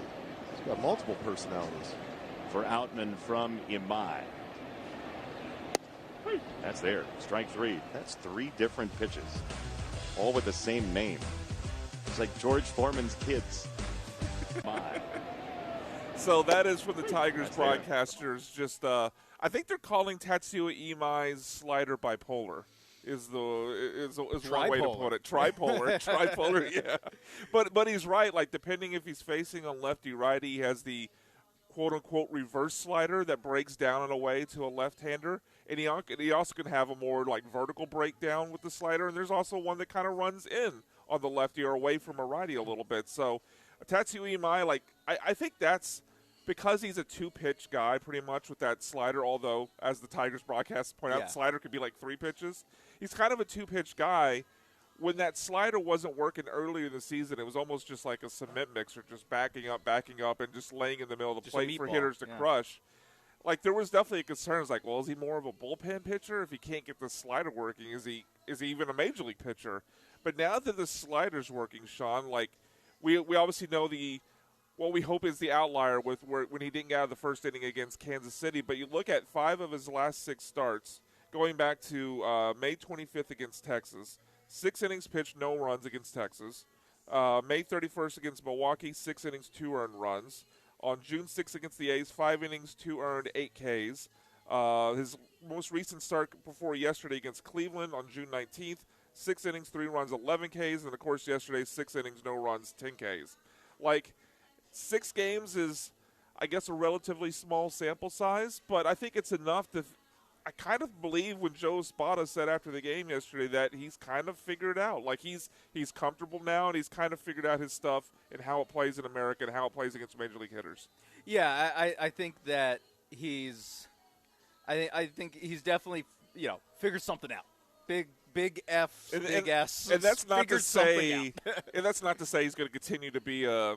Yeah, whatever his ERA would be in the 6-game stretch. Well, probably inflated because of that KC start, but which is it is there. It is there, and he does have another game on his resume this year where he also didn't get out of the first inning, so you can't completely ignore that. But it's trending upward, I guess, is the best way you could put it. Yeah, it's a little bit of he is a rookie still. Yeah, And, right. there is an element of You that forget where he is a rookie, so there are going to be some real WTF moments in there.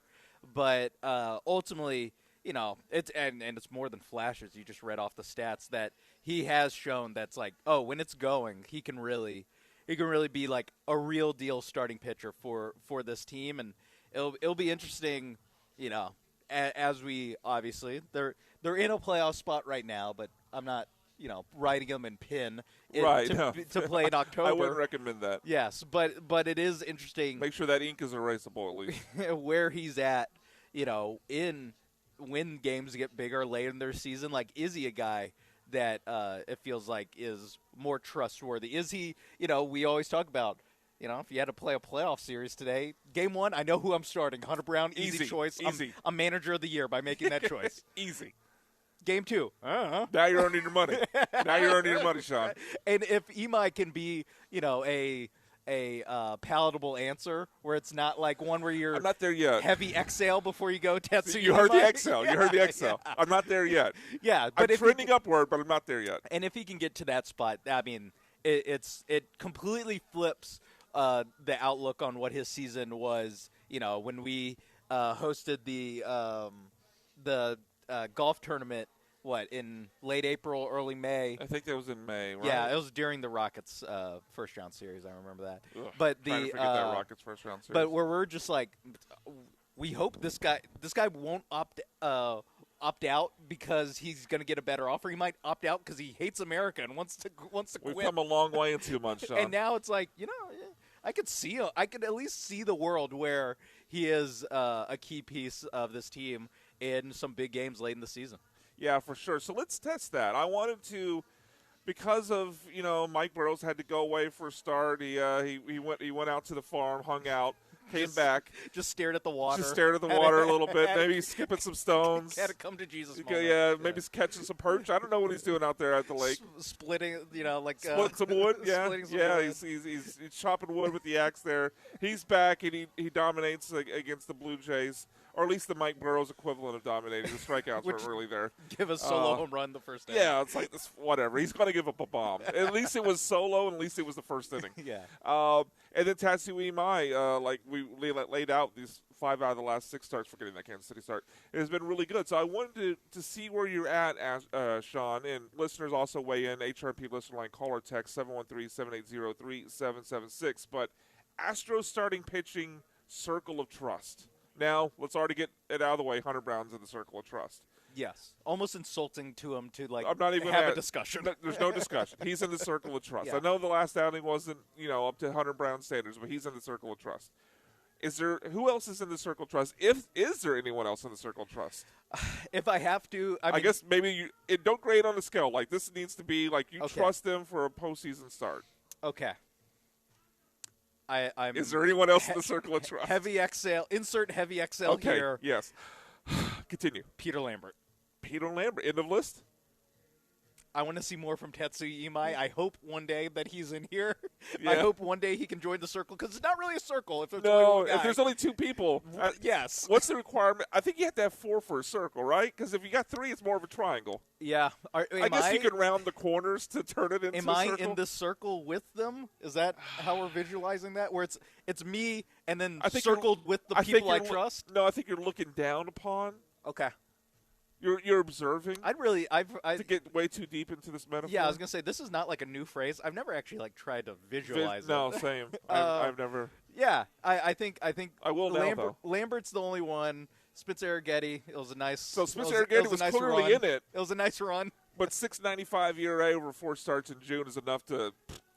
Yes, considering he's pushed outside the circle. Considering he has half a season and a quarter of a season of good pitching at the major league level. Half his rookie year and then May. It's pretty much what we're talking so about. So then you drop a almost 7 ERA on me. Yeah, get me out of the circle of trust. That's fair. I don't hate that. I don't hate that. So end of list. End of list. Okay. Mike Burrows. Burrows. I'm not there. The injured guys coming back. Javier, no, hell no. Javier, no. McCullers, although McCullers we'll last always night. have 2017. McCullers last night in Sugarland. caveat, playing AAA hitters, but Yeah. 3 innings, no runs, 4 strikeouts. So Lance looks like he's nearing return. Javier's nearing return. Yes, good Now for them. Blanco's around the corner. Good for them. Don't care. For circle of Well, trust you're- reasons, don't care. Okay, well, you're going to have to care because they're going to find their way back into the rotation. I know. Okay. But I don't care what he did in Sugarland. That's last night. fine. That's fine. All right, so for you, it's Hunter Brown, Peter Lambert, end of list. Heavy XL, Peter Lambert. Okay, heavy XL. I think if I'm looking at it, I'll go ahead and get the heavy XL out of the way. We need that as like a drop. Yeah, we need that as a drop, AJ. Heavy XL. So definitely Any Hunter, of the heavy XLs from Brian this segment. Hunter Brown, Peter Lambert, although heavy XL before Peter Lambert because he is Peter Lambert, right? He sounds like a character from Office Space. That's kind of I know the main character there's named Peter. His last name's not Lambert, but when I hear that name, I Yeah. keep thinking And Peter. we also had a Bolton too. Yeah, we did have a Michael. Yeah, not Cody Bolton, but close Yeah. enough. Why should you change his name? He's the one who sucks. Can we say no talent? Can we finish that phrase? That's too mean. Who's the no talent AC on this I team? think you can- I think you can say it. 713-780. We can say that. Probably so. I'm not going to test it today. Yeah, I'm probably pushing Arrighetti slightly out. I'm not there on Imai. I'm not there on Burrows. Definitely not there on Javier or Blanco or LMJ. Kaiwei Tang or Kaiwei Dong? No thanks. No thanks. Not necessarily. Like his last start was pretty good. Yeah.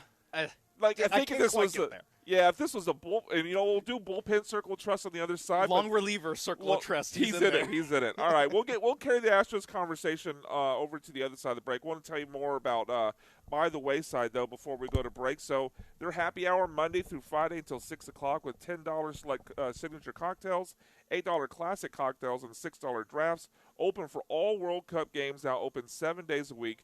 Watch their Instagram for live music schedule. We'll tell you more about them as the day goes on, but you can see it on the camera. This is a really cool place.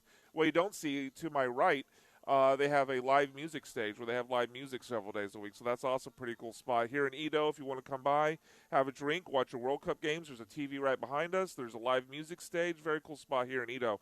Sean and Brian live from By the Wayside in the East Downtown. We'll be right back.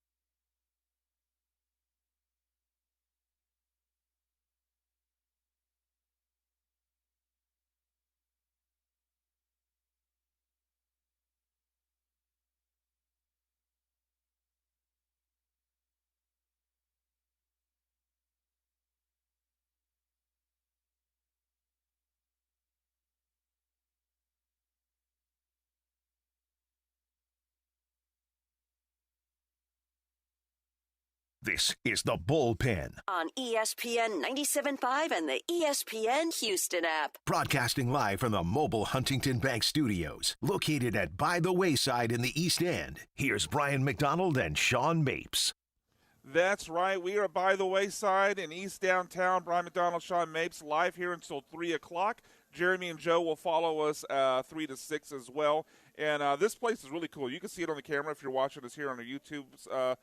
It's a restored historic building. I need to ask our guy Will over there more about it. But they restored an old building. They turned it into this really cool bar that's got a live music stage. It's got bar. They've got bar bites. It's Houston's newest World Cup watch party destination in East End as well. Every World Cup match is on, inside, and outside. They have a 13-foot outdoor LED screen plus TVs throughout the venue.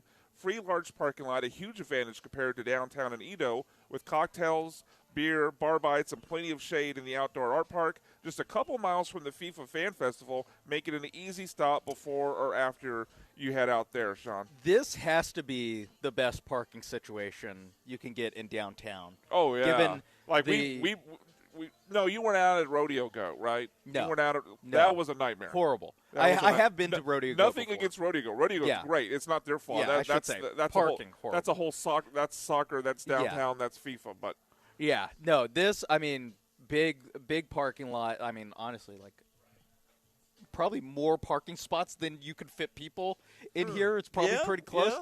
And it's a very cozy vibe. You can see the couches. And behind I us. know Very comfy. because I missed this the first time I drove by.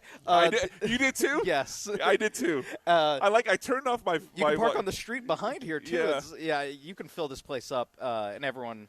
Like I was driving down, I was like, "That looks like it's probably it," and just zoomed right past. Yeah, it. it was also very yeah. Yeah, it was also empty, so I was like, "Oh, okay." Yeah, because they don't usually open till like 2, 4 o'clock. They'll open early for the World Cup game, so they'll be open here in time for the first kickoff today. But yeah, usually not open until a little bit later today. Certainly not as early as noon. But yeah, it's a great spot. Make sure you stop by.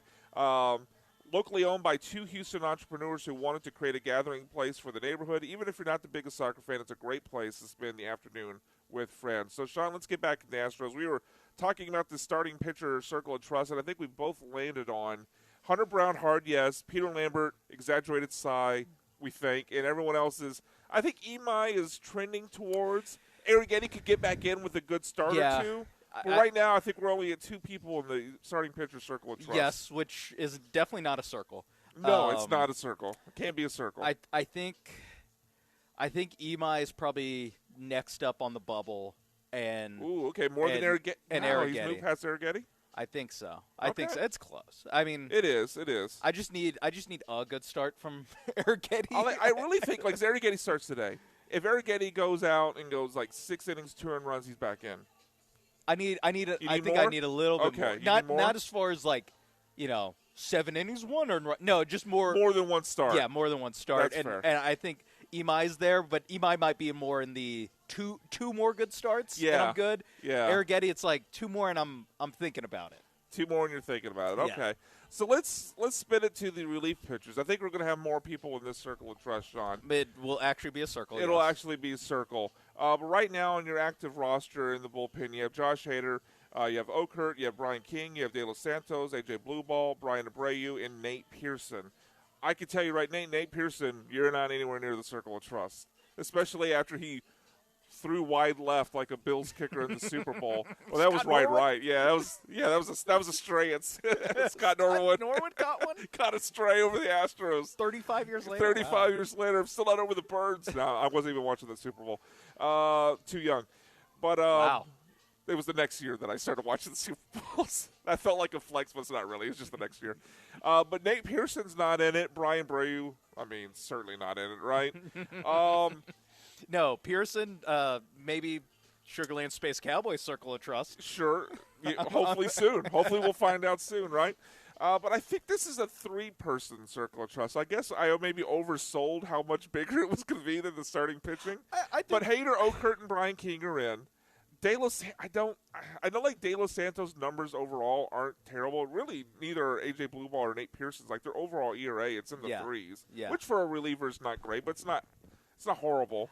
But I can't get there with trust for De Los Santos. I definitely can't get there with this current form Abreu. I can't get there for Brian Abreu. I could be talked into AJ Blue Ball Circle of Trust. I also think definitely heavy sigh, but I could be talked into it. It's also important that it's different with bullpen guys than starters. Is that I feel like the bar for Blue Ball is like like I'm talking about 6th inning Circle of Trust. You know, like the leverage. He's not in leverage situations. No, he's not closing out.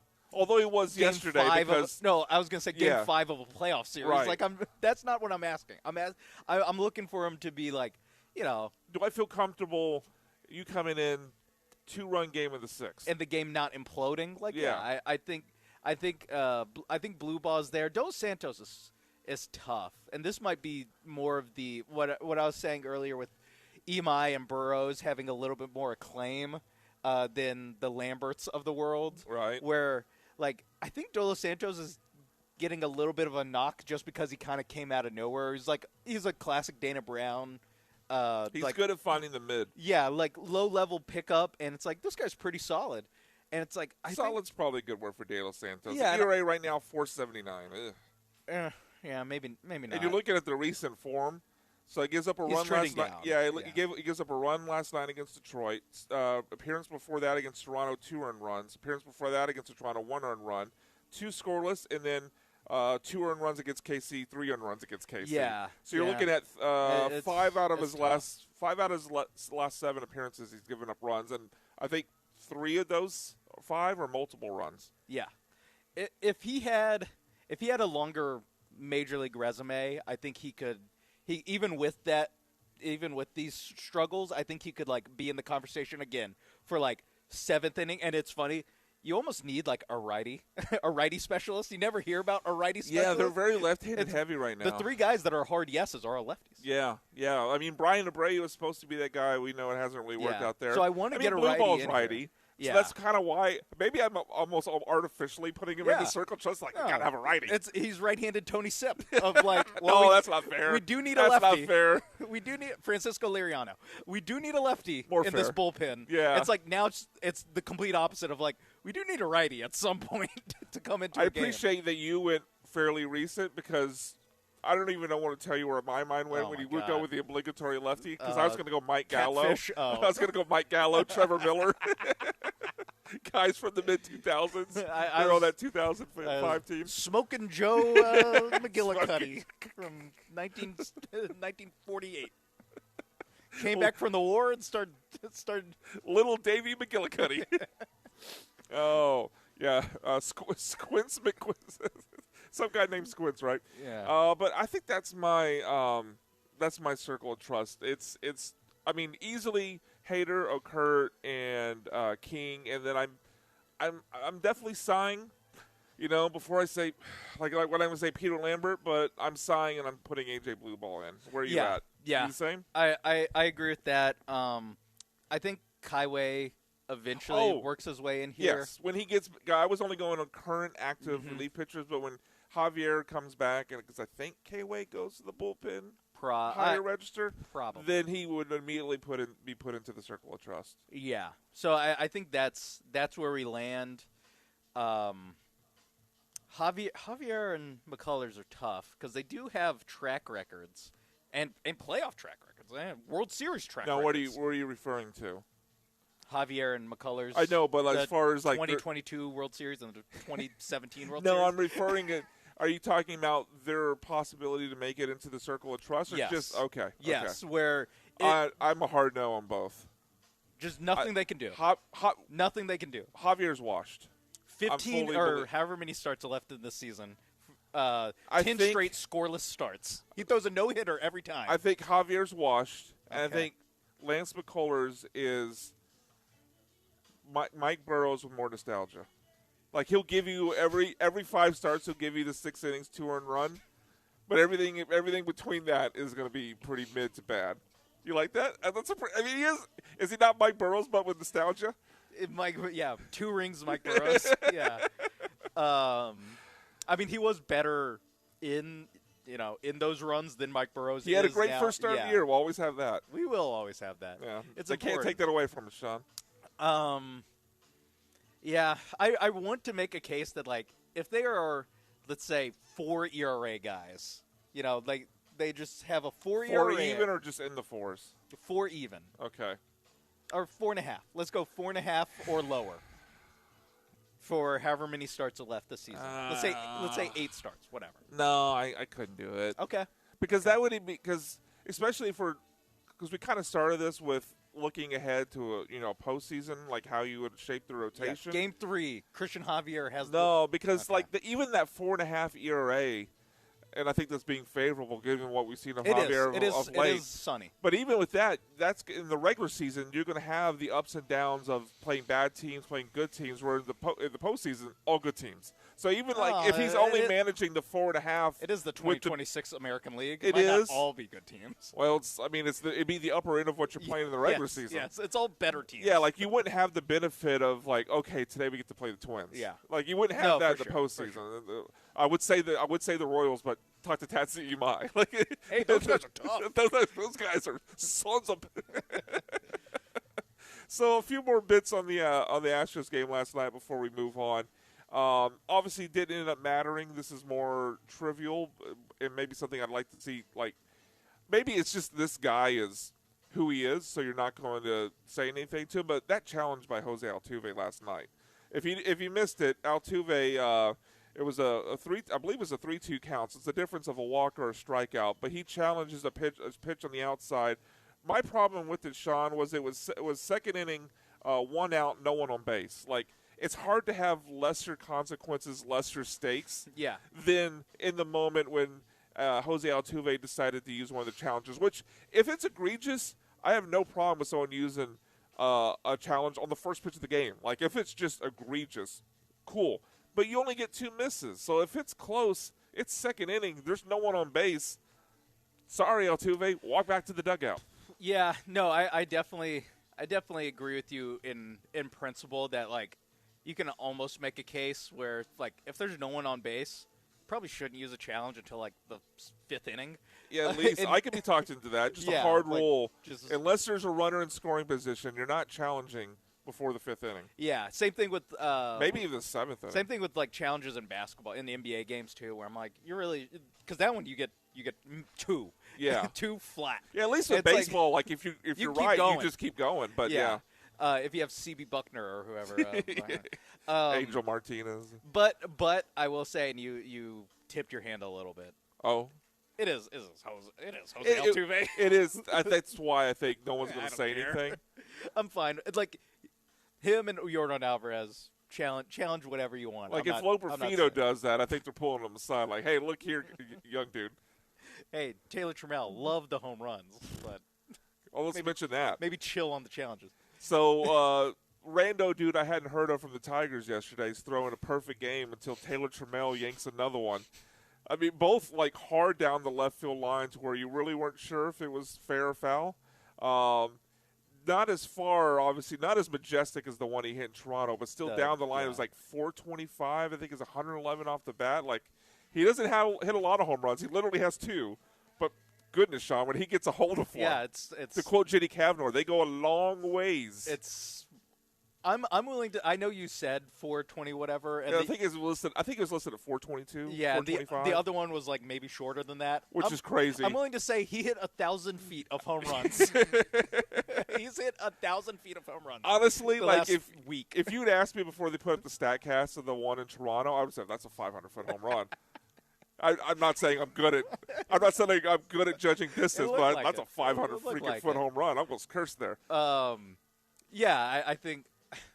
I mean, again, with Taylor Trammell, this is one where it's I don't want to be a rain cloud on this, but it's ultimately not all that consequential. Yeah, it's fun that he does this. He did have a nice. I hope he does it again in 2 days, but without the home runs, he did have a nice stretch. I think it's late May into early this month, and then he kind of went away for a little bit. Yeah, but, he's Taylor Trammell. That's just going to happen. That's probably just who he's going to be. Joey Luperfido's also been. Now, yesterday aside, obviously he didn't do anything yesterday, but he's been hitting pretty decently. It's the same thing with Braden Shoemake, with Zach Short last year. Remember that 9-game Braden Shoemake hitting streak we had? Yeah, it's 1,000 OPS. Okay, sure, I'll take we'll it. Always have it. Can't take it away. Yeah, Zach Short helping you sweep the Dodgers. Zach Short last year, that's right. This just happens where these guys have a good week. So many randos. Just got to ride the wave. Yeah, you definitely got to ride the wave. One other thing from this Astros game, I mostly want to give you a chance to talk about complimentary football because I know you love it. I do. But we got some complimentary baseball yesterday, Sean. Obviously Taylor Trammell gives them the 1-0 lead, but they get the insurance run. There's a buzzword. Yeah. We get the insurance run. Pena singles. Pena singles, and then Jordan, which there's a term for this on Jeremy and Joe. It's called a Branham.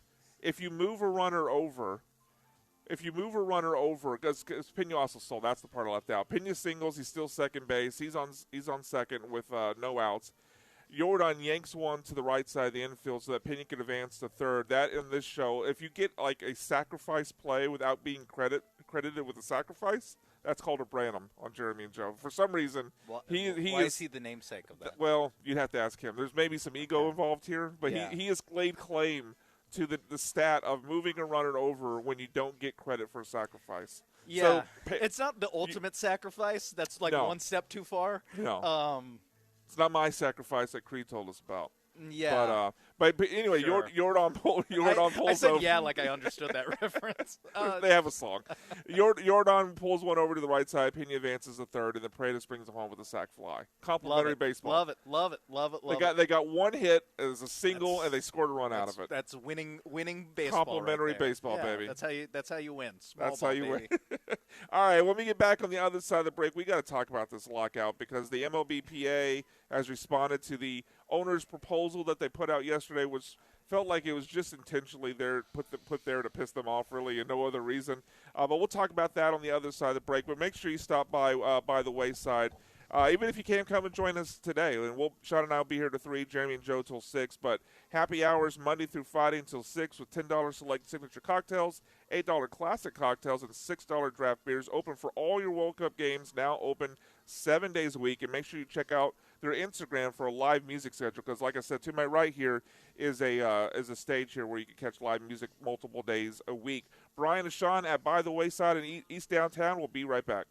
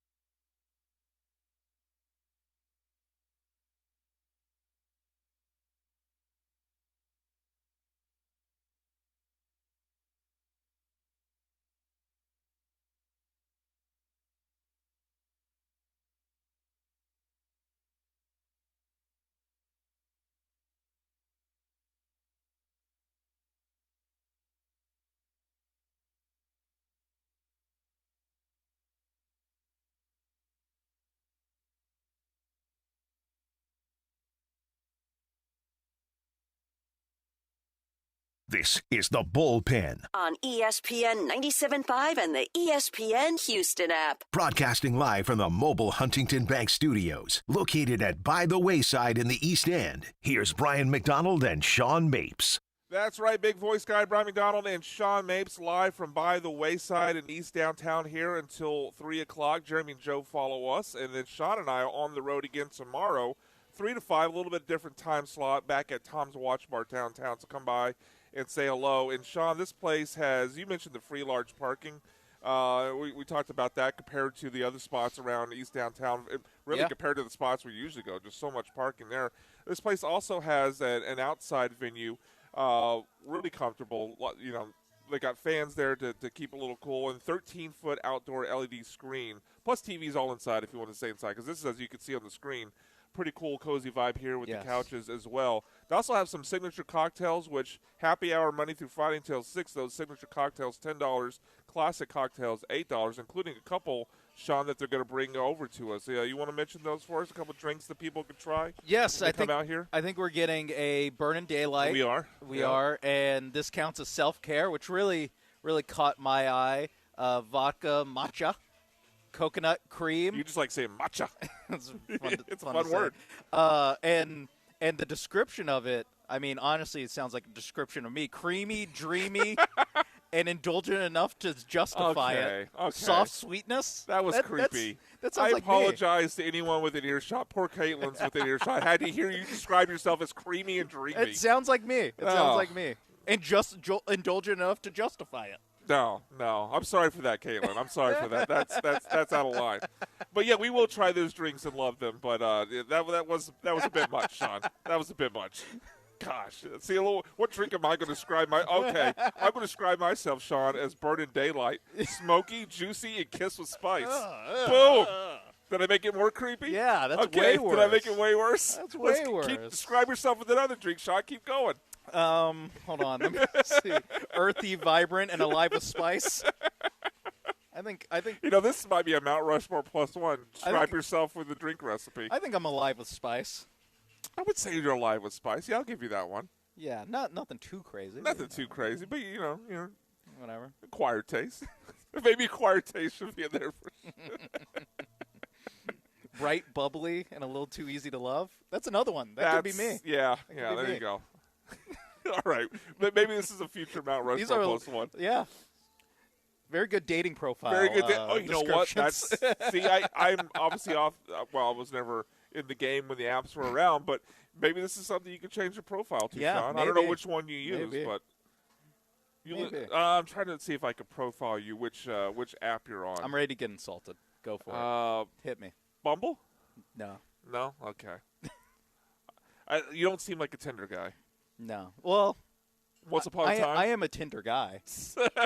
With an E. All right. Moving on. Major League Baseball put out an offer to the Players Union. And if I'm the MLBPA, I'm swiping left. Swiping left. There you look at that transition. I would describe the Major League owners as soft, floral, and quietly vibrant, like the Bayou Bloom, Sean. As we continue to describe things as the drink descriptions here at By the Wayside, which this signature cocktail moon, I'll just kind of hold it up here, let you read there. Look, you can get into this. It's probably glared. You can't see it. That's all right. We're moving on. We're moving on. So, Sean, I think we got, not that this is any surprise, but we finally got, I think, confirmation for sure that we're not going to have baseball next season, at least not to start the season. Not 162. Not 162. Yeah, I think I'm holding out for 100. That's kind of where my optimism level is. I could even see us getting 60 like the COVID lockout, not lockout, but COVID year. But Major League Baseball has put out the proposal after the latest meeting with the Players Union, and really the headline here is they're pushing hard for the salary cap. Now, they've made sure to put out, hey, we're willing. I love the way they phrase this, Sean. They put out that we accepted these ideas from the Players Union as concessions, which is obviously patently false because it's a negotiation. Nothing has been accepted yet. There's no deal. You can't accept something where there's no agreement in place. All looks like we're getting our drinks brought over now. But let's go ahead and get these drinks in here, and we'll talk about it. Which one we got here, sir? Oh, Burning Daylight. Look at this. Look at this bad boy. All right. I'll take this one. Self-care. That's Yeah, Sean's that's drink, the one the that's self-care. creamy and dreamy, All right, just creamy like and me. dreamy, just like Sean. There we go. Oh, and I got the Burning Daylight. The one I described myself as smoky, juicy, and kiss of spice. Bold, sun-soaked, not here to behave. We really need to make these dating profiles, Sean. We really do. Should I text my wife and ask her if she describes me as bold, sun-soaked, and not here to behave? Take a picture. And Take ask a picture. Which yeah. one? All right. Let's take a sip here, Sean. yes. We'll get back to the players' union in a second, but We need this to take in what this offers. that's good. To be able to stomach what the baseball is going through here, It's that really is good. quite good. Would you describe that, Sean, as creamy, dreamy, and just indulgent enough to justify it? Yeah, I think it's more than indulgent enough to justify. Would you describe it as soft sweetness with a gentle lift? Yeah. Okay. Yeah, I All would. right, all You know right, what? all I would. I really would. Yeah, so Burning Daylight, and this counts as self-care. Definitely 2 signature cocktails you must try while you're out here at By the Wayside. All right, now that we got a little liquid encouragement in our system, let's get back to All the right. Players Union All right. in the Major League Baseball. We can stomach this stuff. So Major League Baseball put out like this series of tweets and graphics trying to sell, where they're at in the negotiation. And like I said, they put it out and they described it as, we agreed to these things that favored the players, when if you read between the lines, there's no agreement. No. You can't agree to something if there's no agreement. There's definitely a lot of PR in this for sure, very heavy-handed PR. But I think the main takeaway is the way they're couching the need for a salary cap. Like basically, they're phrasing it as ultimately the game is about hope and competition. Too many fans and markets across the game have too little hope that their team has a fair chance to win. So they're very heavily, Sean, in the public battle for PR, trying to position themselves as the good guys looking out for the game in the spirit of the small markets. Yeah. That's the Yeah. position that the owners are taking. But I find it hilarious that they not only did that, but they went a step further. On their website, they included like 2 videos in their FAQ section, one of which is literally just fans complaining about the Dodgers breaking baseball. It is amazing to me that this early in the negotiation process, they're just crapping all over the Dodgers. Yeah, and it's funny that MLB. I mean, it's like comprised of team specific. Yeah, it's comprised of and represents the owners. But the other 29 are like, sorry, Dodgers, we're doing this. Yeah, you have to be the bad guys for us to try to justify these I don't know, draconian salary cap restrictions. It is I mean, obviously the other major sports have salary caps. So it's not unprecedented, but it is unprecedented compared to what baseball has done. And it's a 0 to 100 like Oh, whiplash. yeah. Like they're trying to basically get to where it's like a little bit of where the NFL is at because it's a hard cap, and then it's also a little bit where the NBA is at because part of this, and just skipping ahead a little, is that there are essentially max salary cap or max contracts for players. They're really, if you wanted to look at and compare it to the other sports, they're really trying to copy the NBA. Yeah. It's basically what they're doing because they're working in bird rights. That's they're calling the cornerstone player, but they're trying to copy the NBA. So one of the things they want to do besides the salary cap, which their proposed salary cap is $245 million. I don't have to tell you that a lot of teams are over that, 8 to be in fact. Yeah. They also want to put in Astros are right around there. Astros are just under. Yeah. They're right on that. I think if there's 8 They're teams 9. over, they're 9. Yeah. Right. They're right there. So Jim Crane is just writing it perfectly down the middle there. But the league proposed salary cap of $245 million. 8 teams would be over, including the teams you know about: the Yankees, the Red Sox, the Dodgers, the Mets. Although Mets, oof.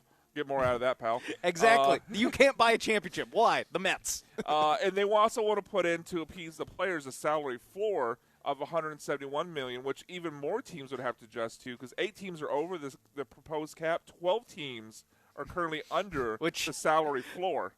As an aside, perfect encapsulation of what's wrong with baseball is that only 8 teams are over the cap, the proposed cap.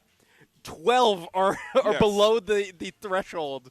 And of, even of more the floor. so, only 10 teams are not either over or under. Yes, and that not just 12 teams, like more teams, and almost half the league are under the floor. Like almost half the league's under the floor.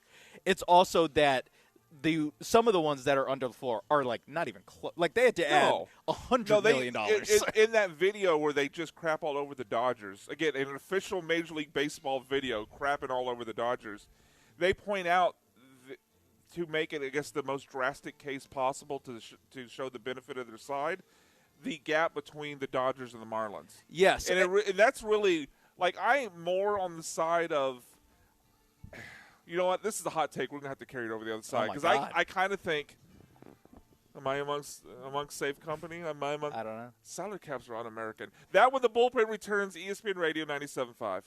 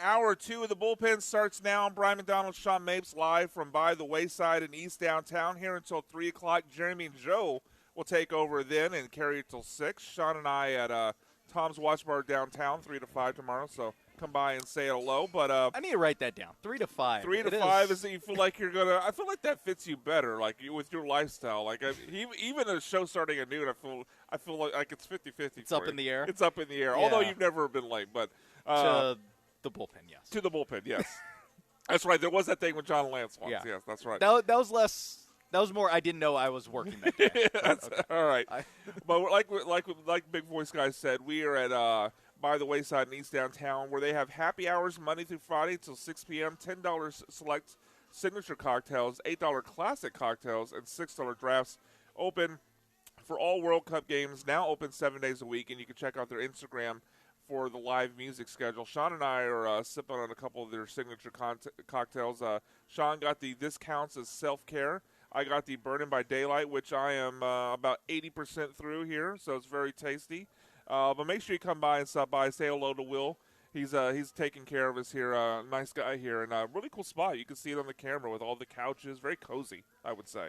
Yeah, definitely. One of the more cozy spots we've come. That could be. I wouldn't call this a sports bar, although they have sports on TV. They're showing all the World Cup games, but a very cozy, chill place. Yeah, very very cool spot.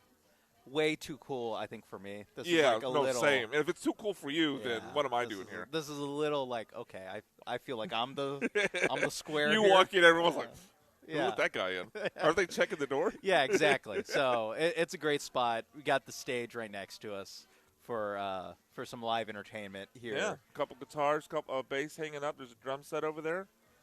Pretty cool spot. All right, so let's get back to Major League Baseball.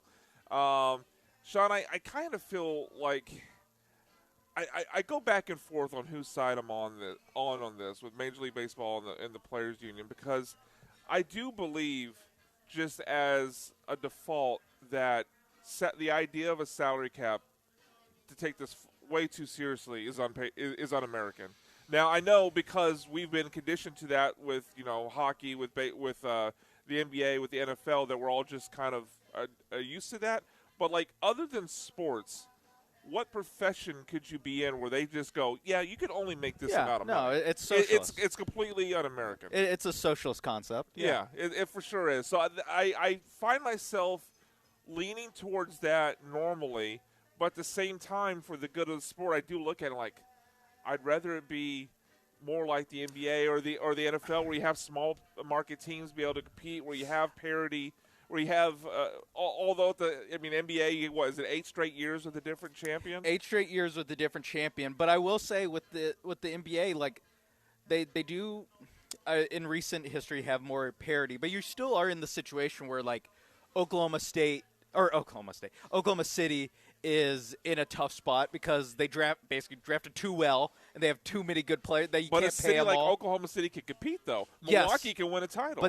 But they are more impacted by the cap limits and the paying the luxury tax than if that team was in Los Angeles.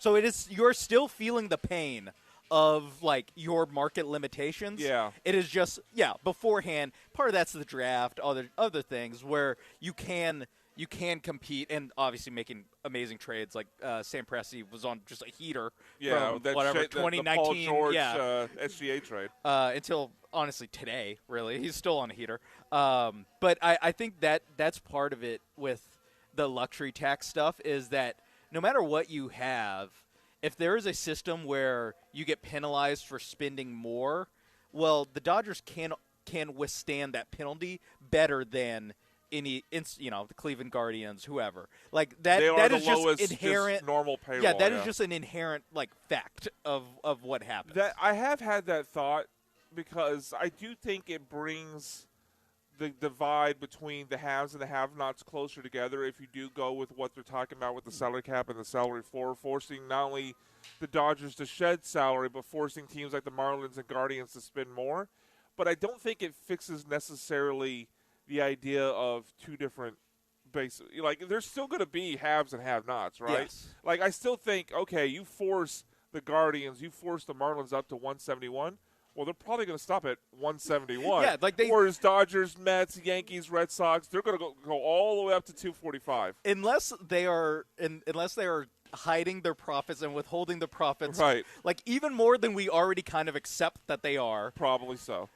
Like for the Guardians, for the Marlins, they're in like the $70 million range this year. Yeah.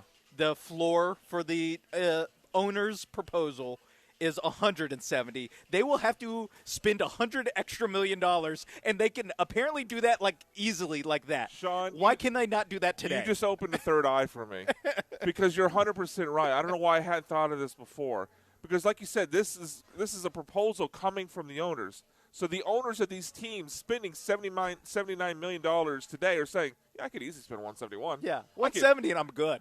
I could easily spend 171. So we're talking about nearly double what they're currently paying. Like, yeah, no problem. So, yeah, they're actively trying not to compete. Yeah. Although the Guardians actually would be in the playoffs. Yeah, they're actually good. They do one things well. Guardians and the Rays get a little bit of sure. like, you're one of the good ones. Like, you could just spend more money and be way better, but you're already good by not spending money. So why would you? Yeah, it's more the blights on the league, like the Marlins A's and the Marlins, Royals and Pirates. We all know. We know the teams, the Rockies.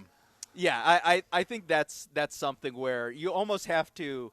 The way to actually do it is to make it to where being those teams, being the Royals, being the Rockies, being the Marlins, is like it's actually not beneficial for you to only spend $78 million on your roster. Yeah, I don't know how you accomplish that. Again, yeah, that you have to go after like revenue sharing and stuff like that, where it's like, no, actually, like what matters most for being profitable as a baseball team isn't lowering your payroll; it's winning baseball games. That is the way to successfully. That would be a way to force these teams this, into it. Yeah. I don't know how you do that though, but I mean, I guess there's a way. But I don't think the owners would agree to it though. No, because they get to set the rules of the game. And they wouldn't do something like that where, like you pointed out in the last segment, where 8 teams are over the proposed salary cap and 12 are under the floor. So more teams are not spending the floor for next year. If the MLBPA, for whatever reason, just was like, yep, we accept, baseball's on, we love these terms. Like, if they did that, like, more teams than not would have to spend more money than shed salary. The players' union should spin it exactly that way, because if the whole idea of what the owners view as something holding back the game is the disparity between the haves and the have-nots in taking away hope and excitement from these small market teams, right? If that's what's causing this 2 leagues scenario, well, really the more of the problem is the team's not spending enough. Yeah. It's not so much. That is the problem with baseball. It's not so much that the Dodgers, the Mets, the Red Sox, the Yankees spend too much. It's that the Marlins, the Guardians, the Rockies, the Rays, and all these the Pirates, these other teams don't spend enough. Yep. I mean, it's right there in the numbers that they put out. 12 teams are under the projected salary floor that they're proposing. So if you're going to talk about the divide in spending causing this untenable situation, well, it's more on the lower end than it is on the higher end. Yeah, if the Marlins, who, by the way, play in the same city as the Miami Heat, who just traded for Giannis Antetokounmpo and had LeBron James, Dwayne Wade, and Chris Bosh all on the same team together, they're in a market that can spend money. Yes. Like there's nothing specific about Miami. The Miami Hurricanes might be spending more money than the Miami Marlins. The Florida Marlins might be spending more money, or the Florida Panthers. Yeah, Florida Panthers. Oh yeah, for sure. I mean, I feel like without a doubt, right? So there's that where you're like, this, like the Marlins being held up as some team that can't spend money to compete. It's like, well, every other team in your city is a glamour market except for you guys. Yeah. I think it's more what you guys are doing wrong. Especially with this historical aspect of the Marlins. Like, it's not like, oh, well, they hit a downturn and now they can't spend. No, like they win the World Series and fire sale. This has been who they've been since they came into the league in '94, I think it was. Yeah, it's win the World Series in '97, get rid of everybody. Win the World Series again, I think in 2003, and then get rid of everybody and haven't done a damn thing since. I think they made the playoffs. I think one time since '03. Yeah, expanded COVID postseason. Yeah, I think they made one. Another. And I think they actually played in Houston because it was all those neutral site games in that COVID playoff. Until the World, even including the World Series, I think. But going more onto the divide between the players and the owners themselves. So besides the whole idea of the salary cap, salary floor that the owners want to put in, the other things they're trying to get put in, and this is feels very much pointed at the Dodgers and pretty much no one else, as it would come to pass, and you saw in that video. Like if you haven't seen it, on the website that they tweeted out, there's actually a video of fans bashing the Dodgers as part of the package of the Major League Baseball trying to sell you on what they want to do. But other things they want to do with their proposal, no more deferred contracts, which I think universally we're all okay with. Yeah, but it's really only one team. It's Shohei, it's Kyle Tucker. I think Diaz as well. Did they do the defer with Yamamoto? I know they gave him $300 million, but I'm not sure. Edwin Diaz. Edwin Diaz was also highly deferred. I know, obviously, Shohei was egregious. $700 million contract. Only $20 million was up front. Yeah. $680 million of the $700 million deferred. Just absurd. Yeah, I think deferral, because that's not really a thing in any other sport. No, so it's completely gaming the system. Yeah. It's like, okay, we'll pay basketball you that, has a version but of we'll it, but spread it out over 1,000 years, so your great grandchildren get to reap the benefit. Yeah. But we can have all the money up front, so we can spend even more and pay Kyle Tucker. So Major League Baseball wants to get rid of deferred contracts. They also want to, as we mentioned in the last segment, bring in something like the NBA bird rights, where in the NBA, and you can help me out with some of the details here, Sean, but basically the idea is if you sign with your own team, you get an extra year, you get extra money. That's basically the quick synopsis, nuts and bolts of that. And Major League Baseball wants to do a similar thing, which they're calling like the cornerstone player, where free agents would be limited to, if they leave their own team currently. Now, this will scale up because it's based upon a percentage. It's based on 15% of the cap. Yeah. So this will scale up over time. Basketball is the same way. Basketball is the same way. Different percentage, but based on the current proposal of $245 million, free agents that leave their teams would be limited to 5 years, $202 million. How much did Juan Soto get, Sean? I think Jeff Passan tweeted out he got 3x the years and 4x the money or something like You're that. Very close. So free agents who leave their team would be only allowed to make 5 years, $202 million if they leave their team. Juan Soto got 3x the years you're dead on there, 3.8 the dollars. So yeah, and it's not just Juan Soto. We mentioned obviously Shohei Ohtani got $700 million. Yamamoto got $300 million. Garrett Cole, 5 years ago, got over $300 million. Yeah. Obviously, Bryce Harper, Fernando Tatis, there's tons of guys in the league that would on. all Manny Machado. Manny Machado, they'd all have to be grandfathered in, but there's so many players that were making more. Did Jordan might have gotten a bigger? No, because he wasn't 200. It was under 200, and he wasn't a free agent. Yeah. So it's different. Never mind. The longest contract, if you re-signed with your own team, as similar to the NBA, would go up. Instead of 5 years, you could go to 6, and instead of $202 million, you could go to $265. So they're trying to incentivize staying with your own team, trying to prevent guys like Paul Skeens, Bobby Witt Jr., these stars from smaller market teams from leaving, and they're calling that, like I said, the cornerstone. I think that is not that the players will ever agree to a salary cap, which is why we're going to have a work stoppage, but I almost feel like they would have more objection to the limiting of the individual player contracts because we're talking about locking in a guy like Juan Soto to $200 million when he made like $750. We're talking. It's not like Now I know in a negotiation you always start with way less than you'd actually take, so you can work towards the middle, right? You don't start with your best possible offer, but they have to know there's no way Major League the Players Association will say, yeah, that guy that was going to make $750, he can only make $200 now. Yeah. It's a non-starter. There's no way that this ever gets accepted, mainly because of the player thing. If you want to, you can even, there's a I guess case to be made that even the NBA shouldn't have you keep the cap, but you don't have a max salary spot, and it's I agree with that because I would keep the prime cap. LeBron James would have made 85% of the salary. Yeah, he would. And he carried a team with Boobie Gibson and Zydrunas Ilgauskas still finals, so maybe he deserved it. And baseball, it's a little bit different with just as far as, I mean, look at Paul Skeens on the Pirates. Like, there's only so much he could do.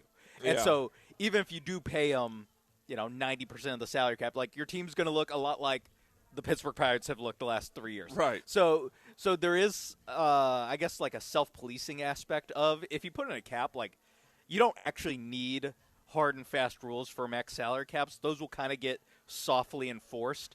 Same thing with, it's a lot like football, where it's like, there is just kind of a limit of what you can pay, I mean, defensive ends, non-quarterbacks, essentially, of even these, like, glamour positions, these, like, not quarterback, most important position in football, but, like, those next one downs, like, even corner, when Stingley gets paid, it's like, is he worth $30 million? Yeah, but not 40. Like, there is, like, a self-policing aspect. Yeah, the teams will police it themselves. Like, we're not going to get a salary cap, but I actually would be far more for the idea of a salary cap than this individual player limit. Because, like you said, like, if a team wants to go out and give 90% of their salary cap to one player, okay, well, yeah, and good luck building the rest of your roster, pal. Like, go stars and scrubs like you're building a DraftKings ladder. But good luck with that. Like, I feel like you said, we mentioned the NFL. Like, there's a salary cap, but there's no individual limit on quarterbacks can only get this, corners can only get this, or whatever. But they figure it out. Like, these GMs are looking at it and go, okay, well, our most important player is a quarterback, so we're going to give him X amount of the salary cap, and they figure it out. There's no need for this, other than trying to keep small market teams for keeping their players. Yeah, Trevor Lawrence can make $55 million a year, being the 10th best quarterback in football, whatever, ballpark. Just stay with me. And Daniil Hunter doesn't make that, even though he's the fourth best defensive end. Yeah. So again, ballpark, all numbers estimates. So yeah, there is that element to it. So I there's no way this gets Mutombo'd into the stands by the PA, but it is at least are interesting. aspects I like. Yeah, and there's a little bit. I'm sure it's just not in like the bullet points. And basketball has a version of like how you keep this from happening. But if you're a free agent, why don't you just take a 1-year deal? Why don't you just take a 1-year deal at whatever that 1-year max will be, and then re-sign with your now incumbent team, your cornerstone player team, at the higher max that you can get with those guys, so you're maximizing. You're gaming the system. Yeah, so like the NBA has a version of that where you have to stay for more than 1 year, but like there is some element of like, it's even the policing you're trying to do isn't that effective. Yeah, I think that's never going to fly. Like it, and there are aspects of this that I like the supposed concessions that the MLB owners have already agreed. They've already accepted it. There's a deal in place apparently, according to the owners, right? But the things they've thrown out there where they've kind of throw the players a bone, I do like they're allowing now under this proposal for players under 30 or over 30, that is, to get to free agency a year younger. Like so right if now, you get called up at 25, yeah. Now you're a free agent at 30 instead of 31. Like if you're over the age of 30, your service time to be a full free agent that goes from 6 down to 5. They're also going to double the minimum salary to bring it up over $1 million in most cases. There's some kind of like service time thing there, but the big picture thing is it doubles it to over $1 million, and they're also going to eliminate the qualifying offer, which players look at as like slowing down the market. Probably the biggest concession, I think. It is, but when you look at all those things, they are such small potatoes to what the owners are asking for. Very small. Like when you look at, okay, we're shaving a year off your service clock. We're getting rid of qualifying offers, which it's not insignificant. Oh, we're doubling the minimum salary from $500,000 to $1 million. It is 1% of what the owners are asking for, with bringing the cap all the way down to $245 million. And to ask these players who were once making $750 million to only take $200 million of their contracts. Yeah, and if you're just being very, whatever, numbers game about it, like the qualifying offer thing, while big, it's not nothing. It's just not anything compared to what the owners are asking. It also affects 8 to 12 guys a year. Yeah, I have no idea the numbers. Like how many guys get the qualifying offer already? I think Frommer got a qualifying offer. It's not that many. It may be 1 or 2 guys, like one guy per team for the most part. Like it's not gonna, that. It might be lower. It's probably on average even less than that. But you're right. And then the free agency a year sooner if you're over 30. That's another one where it's like, while it is beneficial to those guys, it's something. It's not like affecting the. It's not life-changing. And it's not affecting the overall player base. You know, Right. like. It's the minimum thing is the only thing where it's like if you actually add up how many guys make the minimum on an MLB roster, like it probably is close to half the guys. You know, especially on your Marlins of the world. Yeah, all the Marlins for sure. Yeah. Like the Astros, it's probably like Low Profito. It's all the rookies. Yeah, or it's all the rookies. rookie scale guys. All the Pre-arb. rookie scale guys. Yeah. But like even to some of the concessions they make, not only is it small potatoes, but if you think about the thing with the service clock to get to free agency going from 6 years down to 5 years. Like who's that affecting really? Now it affects some guys. Some guys do JP France. If you're exactly, it affects JP France. It affects Ronel Blanco. Like these super prospects who would get the $500 million contract, they're coming up at 22. Their 6 years are done at 28. Like this is not affecting. It's a very small pool of players, and compared to the overall pie of the money being distributed, it's a very small amount of money compared to the guys making the most money, who are all hitting free agency before 30 anyway. And that if you're like, I think it may have affected George Springer, maybe, but that's like a rare case of a big money guy that it would have helped. Borderline, yeah. Borderline. He's like he was like came up a 29, little 30, late. Yeah, 31. he was right on the borderline. Yeah, and then like, okay, that's cool that George Springer gets to hit free agency after 2019 and not 2020, and that JP France gets to hit free agency earlier. He'll probably be out of the league before he gets to that 5 years. But best of luck, pal. Paul Skeens is shaving off like $300 million on his next contract.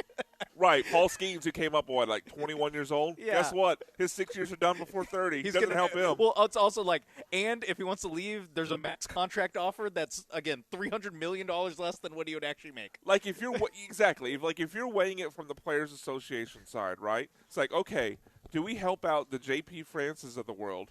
Or the George Springer. Like, let's even go on the high end of this for these players. Listen, do we help out George Springer reach free agency 1 year earlier, or do we help Paul Skeens make like $300 extra million? And it's that way across. Like the amount of money you're helping by getting this pales in comparison to the money you're losing by taking it.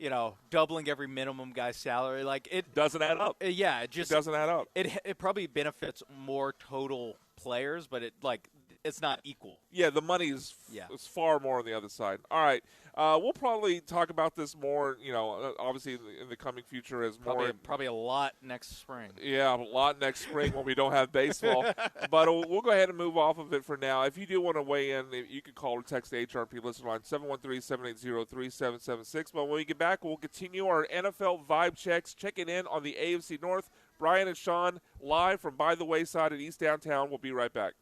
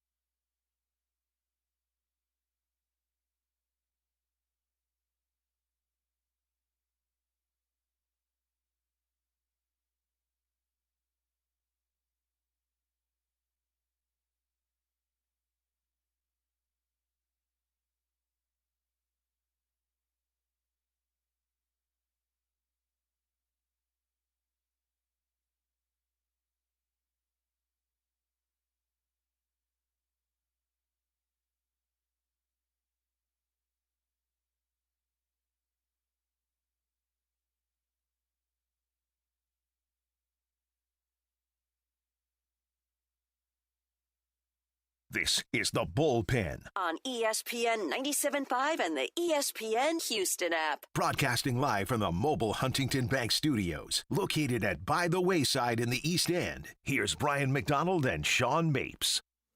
All right, back here live at By the Wayside, where they have happy hours Monday through Friday until 6 o'clock with $10 select signature cocktails, which Sean and I have already finished both of our signature cocktails. Sean had the Discounts of Self-Care, which is a vodka matcha coconut cream drink, and I had the Burning Daylight, which is called tequila, strawberry, citrus in what's just listed as heat.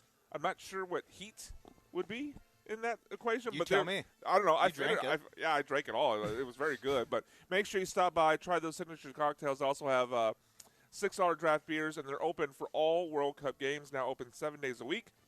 Watch their Instagram for their live music schedule. But this place is Houston's newest World Cup watch party. I was talking to our guy Will, who's been helping us out. They just opened up in, I believe it was April, he said. So they haven't been open very long.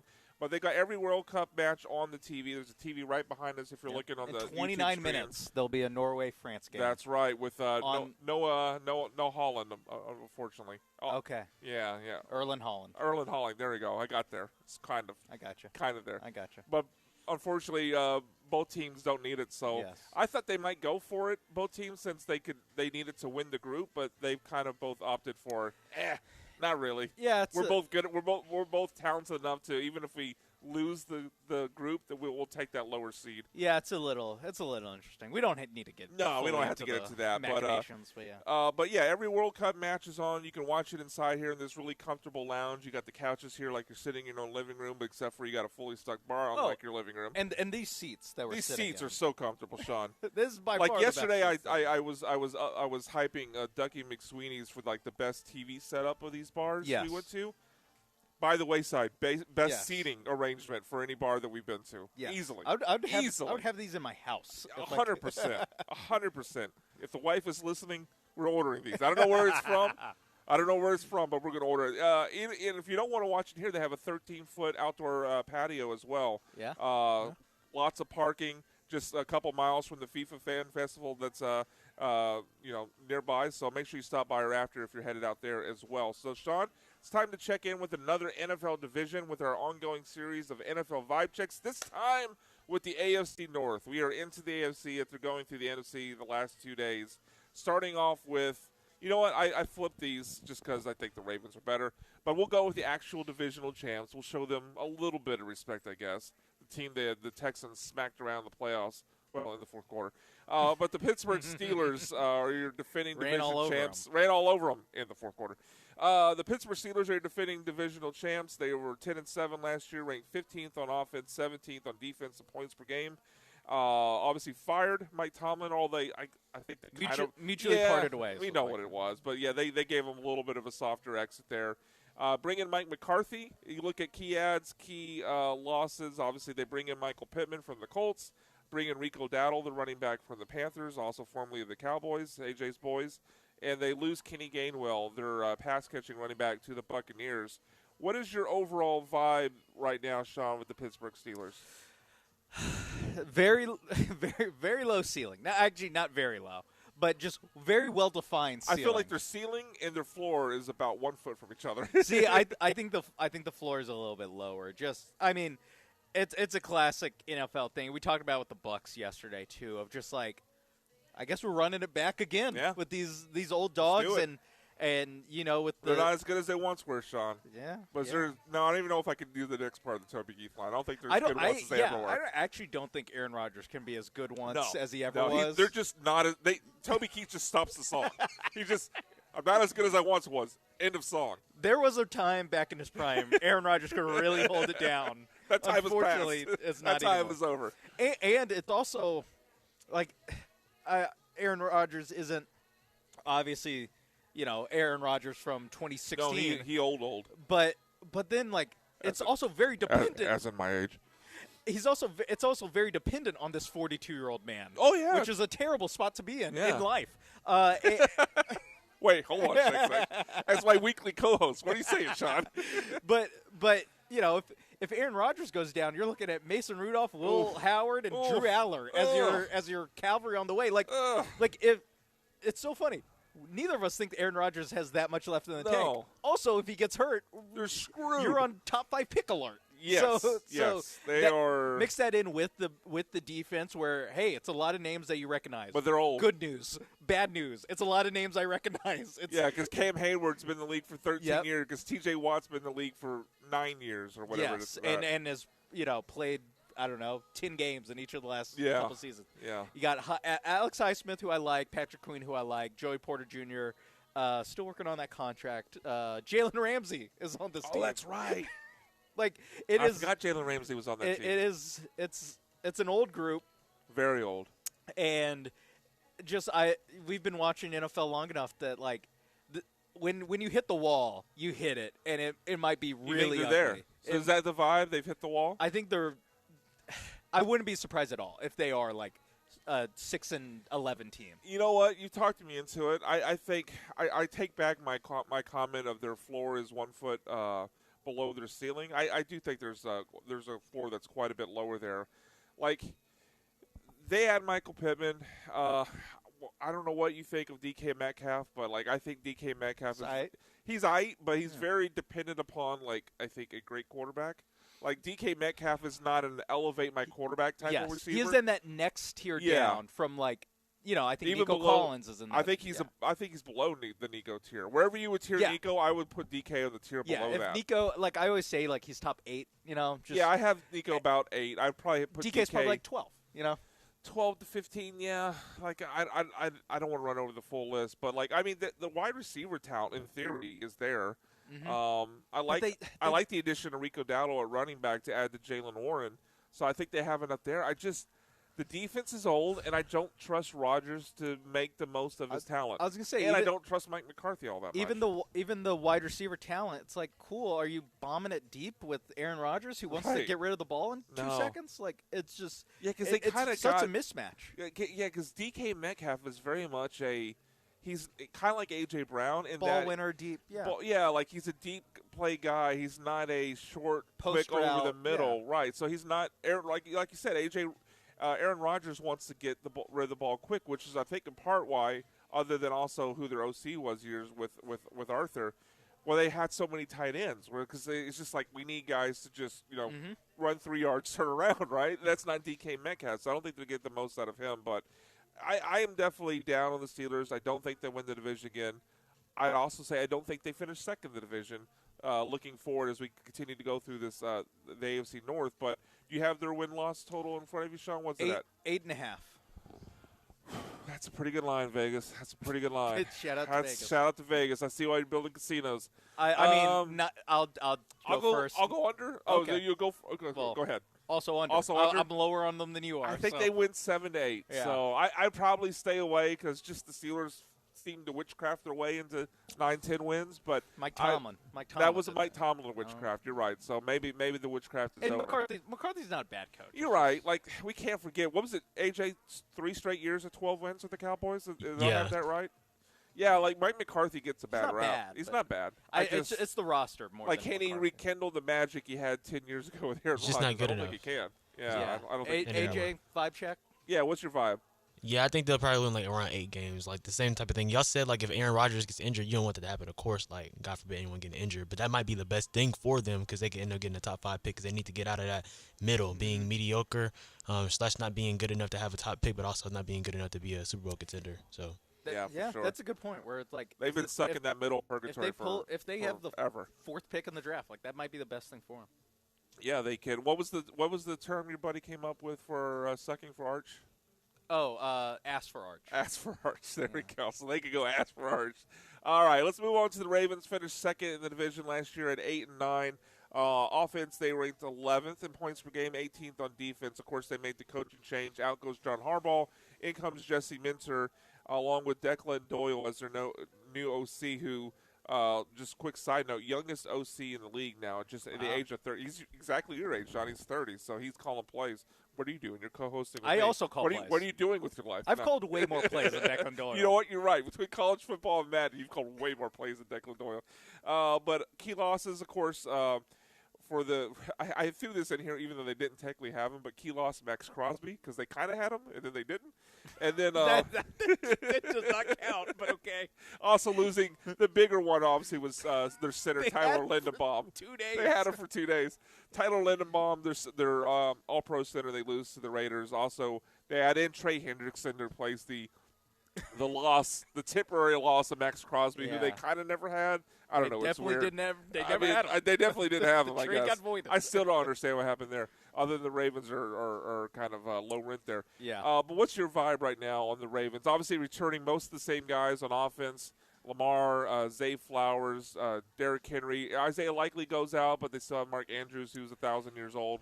What's the vibe on the Ravens? I was expecting to be pretty high on these guys, and then maybe it's just the how it lines up on our dock with key adds and then losses, where I'm like, the losses feel worse than the ads feel good. You know, yeah. like I mean, that's not their whole offseason, but it's just the big star players. Harbaugh and Lindenbaum out with Minter, Declan Doyle, so two guys in roles that we've never seen them in before, right? And Trey Hendrickson, it doesn't feel like they should be that much improved from 8-9 last year, but 8-9 also came with a lot of missing Lamar. Yeah, so I think just getting Lamar back, we didn't bring up Nnamdi Madubuike coming back. Yeah, I think that they had so many injuries on defense. Not last to go year. full Dana Brown. I mean, remember when the Texans scored 44 on them because they were missing their entire starting defense. Not to go full Dana Brown, but Madubuike being healthy it's it's a key ad.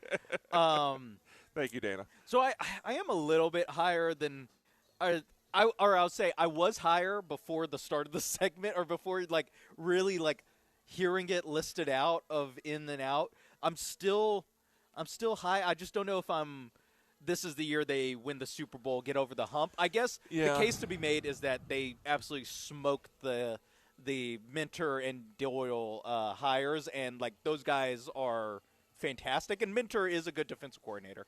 We just don't know as an OC. Same with Doyle, comes highly regarded. I would say he's finally good. out of the Harbaugh world, but he just replaced the Harbaugh. Yeah, so he still felt like he's in their universe there. But I think my vibe for the Ravens is kind of like last gasp, right? Like Lamar's. I mean, Derrick Henry's obviously 33. Although he's immortal, he's Wolverine. So maybe he keeps it going forever. But Lamar Jackson, how well does his game age? He's obviously a little. He got drafted in 2018, so he's been around for a little while now. Yeah, he's 29. 30. Yeah, how does his game age? How much longer does he have at the top of his game? Mark Andrews obviously is slowing down. So this feels like, even though they're renewed with a new coach and a new OC who's only 30, this feels kind of like the last gasp of this current Ravens run. Yeah, it kind of feels like what the Bills did, maybe not last year, the year before, where it's just it's kind of with Allen, with Lamar, you have a little bit longer of a runway. It's not the Pittsburgh Steelers, but there is an element of it's kind of now or never for this group at least. With and these I lean guys. Towards never. What's the projected win-loss there? 11.5. Ooh, hefty. Yeah, I think they're a 10-win team. I could see the path. I could see 11. I could see the path to 11. I could see it to 12 even. I have a hard time betting. I think they'll be good. Yeah. I have a hard time betting that they get to 12, so I can't take the over. So I guess I would, if I forced to bet, I would bet under. That's not a sell on the Ravens, but I just don't think they win 12. I think they win 10 or 11. This to me is an over, but it has more to do with the other three teams in their division. Just spoiler for the next two teams, I'm not high on them either. So let's speed through those. I think that's why it gets me to an over. Let's speed through those since we're kind of up against it here. The Bengals last year 6-11, 12th on offense. This is so Bengals. 12th on offense, 30th on defense. Surprise there. And the complete 180 of the Bengals is the Browns, even though they're in the same state. 31st on offense, 14th on defense. If they could combine into one Ohio, they might have a decent team. That'd be a good team. But the Browns, or the Bengals, obviously with a couple big ads on defense to hopefully bolster that team. Now they do lose Trey Hendrickson, but they get Dexter Lawrence from the Giants, and they bring in Boye Mafe as well to rush the passer. The Browns, most of their ads, obviously, They lose Myles Garrett, but they bring in Jared Verse. That's not one-for-one, obviously, but they still do have a good player there. And they add on the wide receiver room and the draft with Casey Concepcion from A&M and David Boston. So what is your overall vibe on the Bengals and the Browns, Sean? The Bengals, I'm kind of. Are you last gasp, or you just think they've missed their window completely? I kind of think last year was the last gasp, and then they brought everyone back. Yeah, well, especially on offense. I mean, they all the offensive key guys are there. They doubled down on how they've missed the playoffs the last 2-3 years. Like it's a offense first team with very little defense, and while they did add Boye Mafe and Dexter Lawrence, is that a net positive from losing Trey Hendricks? Maybe a little bit, but is it that much of a positive? Is it that much of a upgrade, or even staying neutral? And if you stay neutral, that's also bad because you weren't a playoff team. So I'm just out just because of I've seen this fail now 2 years in a row in the exact same way, and they really didn't do anything to change my mind. Yeah, you're probably right. My vibe is, though, if everything stays healthy, which is a huge ask. I mean, that'll happen. That always goes well for these guys. It won't. I mean, T. Higgins, we know his injury history. What if Joe Burrow, his injury history? If they don't start slow, no. Then they start slow every year. I was so glad to see that they're on the schedule for the Texans in week 2 because if you just Google Joe Burrow Bengals in September, they lost to the Raiders in week 1 a couple years ago. They are terrible in September, so great timing for them to be coming to Houston. Every year, they're 4-7 in October, and they're the team no one wants to play in the playoffs. But guess what? They never make the playoffs. They don't make the playoffs, except for that one time where they went into KC and won. Yes, in 2021. Yes, I know. It's been so long Trae ago. Young led the Hawks to the East Finals that year. God.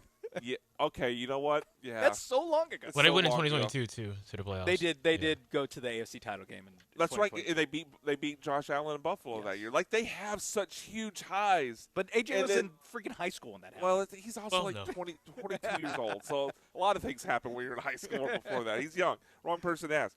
But by the way, we'll have to read before the show's over. We found AJ's drink. I think he improves. But.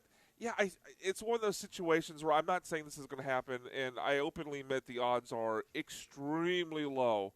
But if Burrow, Higgins, Chase, and Chase Brown are all healthy, I think this team can win the division. I don't think that's going to happen. I wouldn't bet it. So hit me with the win-loss total. 9.5. God, that's a great number.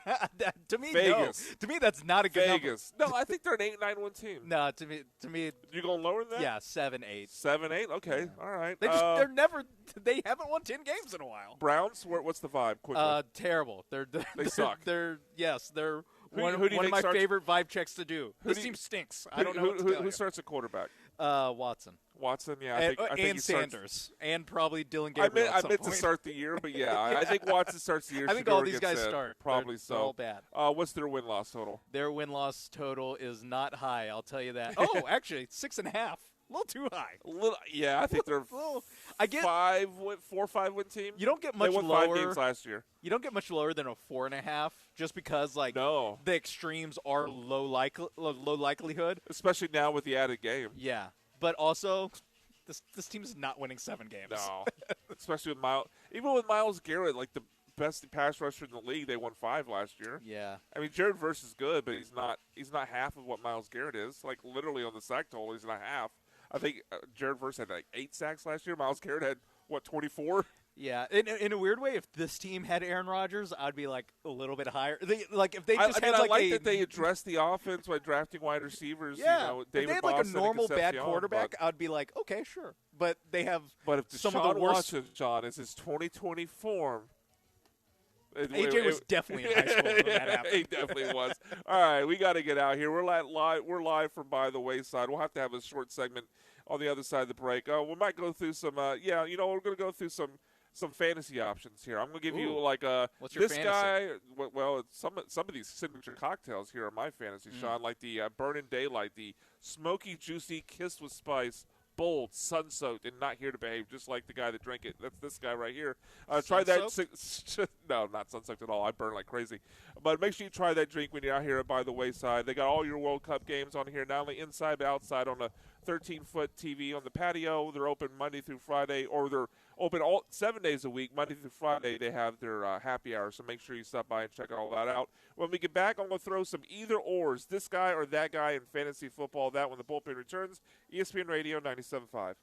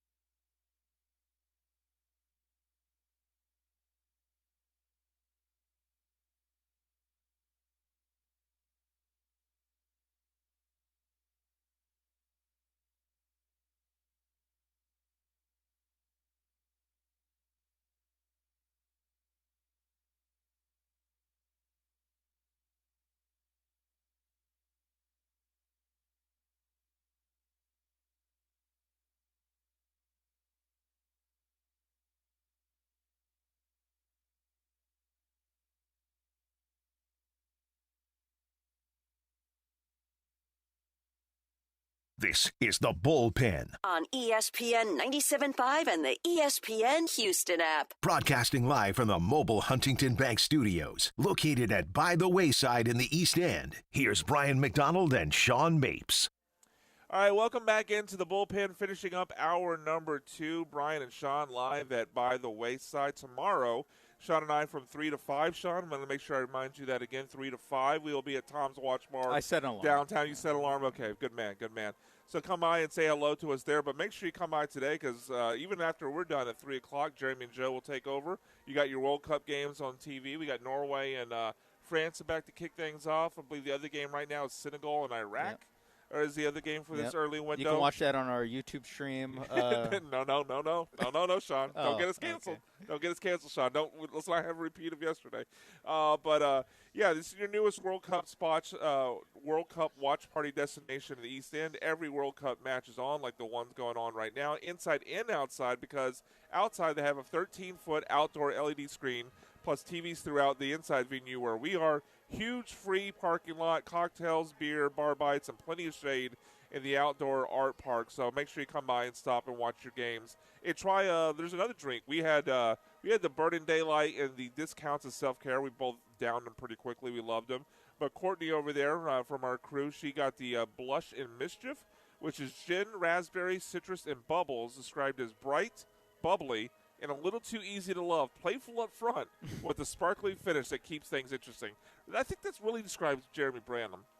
I think if anyone at the station, bright, bubbly, too easy to love, playful, that's Jeremy Branham. Yeah, for sure. I think that's a pretty apt description of the Brizzler there. All right, so as I promised before, we're going to wrap things up here in hour number 2 with a quick segment, little fantasy.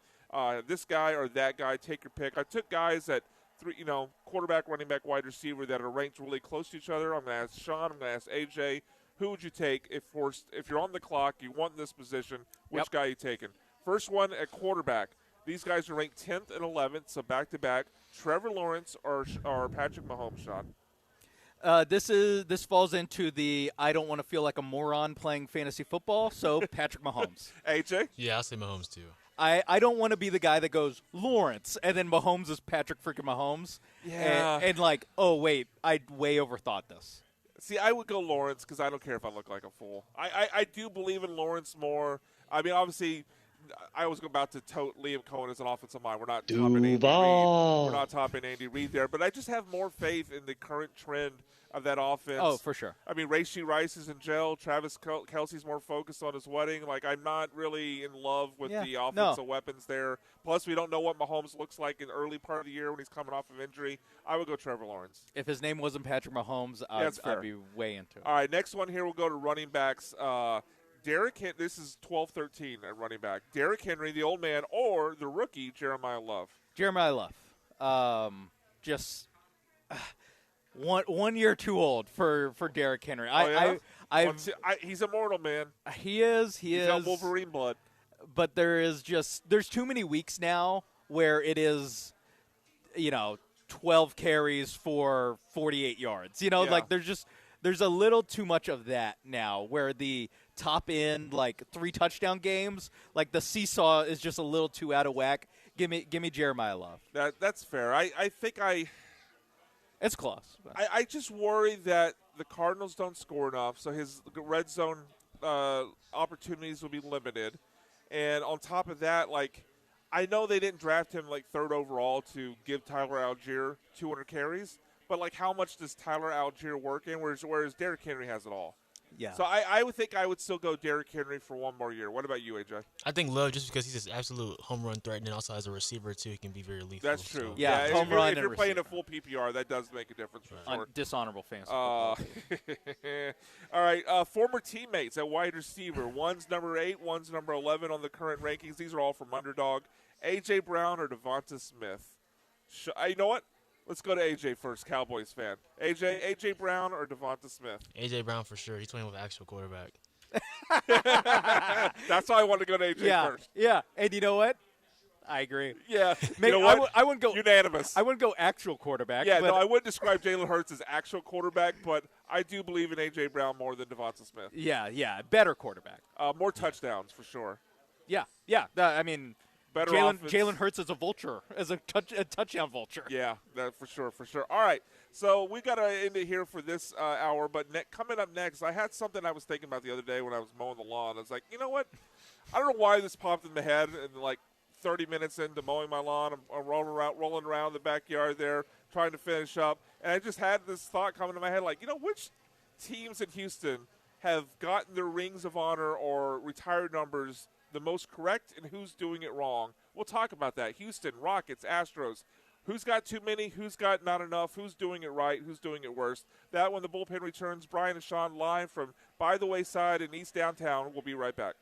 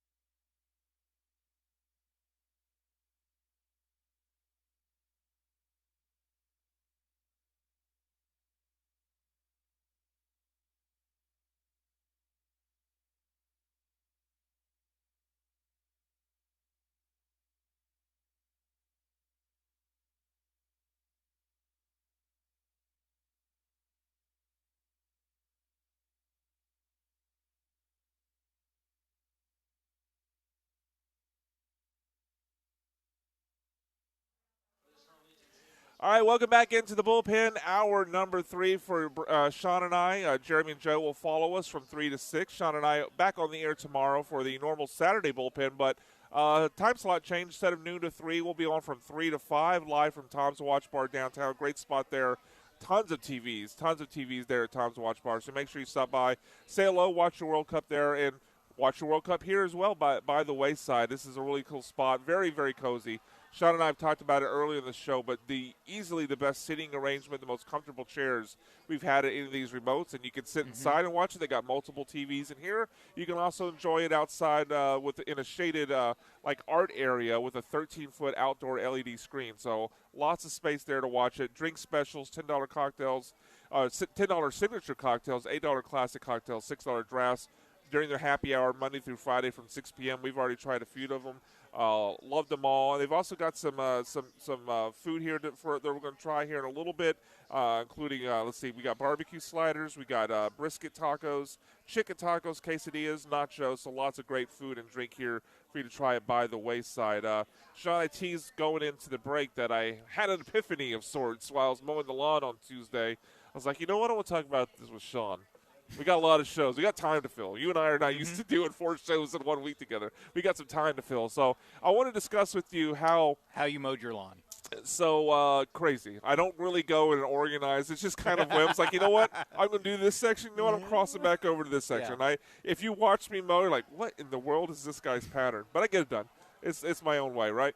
No, but I had this thought, because I feel like each team has handled it fairly differently, or I think that's the correct wording there, but pretty differently with how they've handled their Ring of Honor or their retired numbers with the Rockets, the Texans, and the Astros. And I wanted to throw it at you. Have you rank them. Have AJ rank them as well. If you want to join in that conversation as well, listeners, you can call us or text us at 713-780-3776. So with the Ring of Honor and the retired numbers right now, for the Astros, we have quite a few. We have Biggio, Bagwell, Billy Wagner, Jimmy Wynn, Jose Cruz, Jim Umbricht. He's from the 60s. I apologize if I'm butchering his name. Mike Scott, Nolan Ryan, Don Wilson, and Larry Durker. So a little bit of a lengthy list. Kind of in the middle there, the Rockets, you have Yao Ming, Clyde Drexler, Hakeem Olajuwon, Moses Malone, Rudy T., Calvin Murphy plus CD, but he doesn't have a number. It's just CD on the jersey. So yes. He's in there. It'd be funny if they're like, what number do you want? What number do you want? Mr. Dawson? Anyway. Texans, they have 4 in the Ring of Honor. They don't do retired numbers, but they have 2 players with Anu Johnson and J.J. Watt.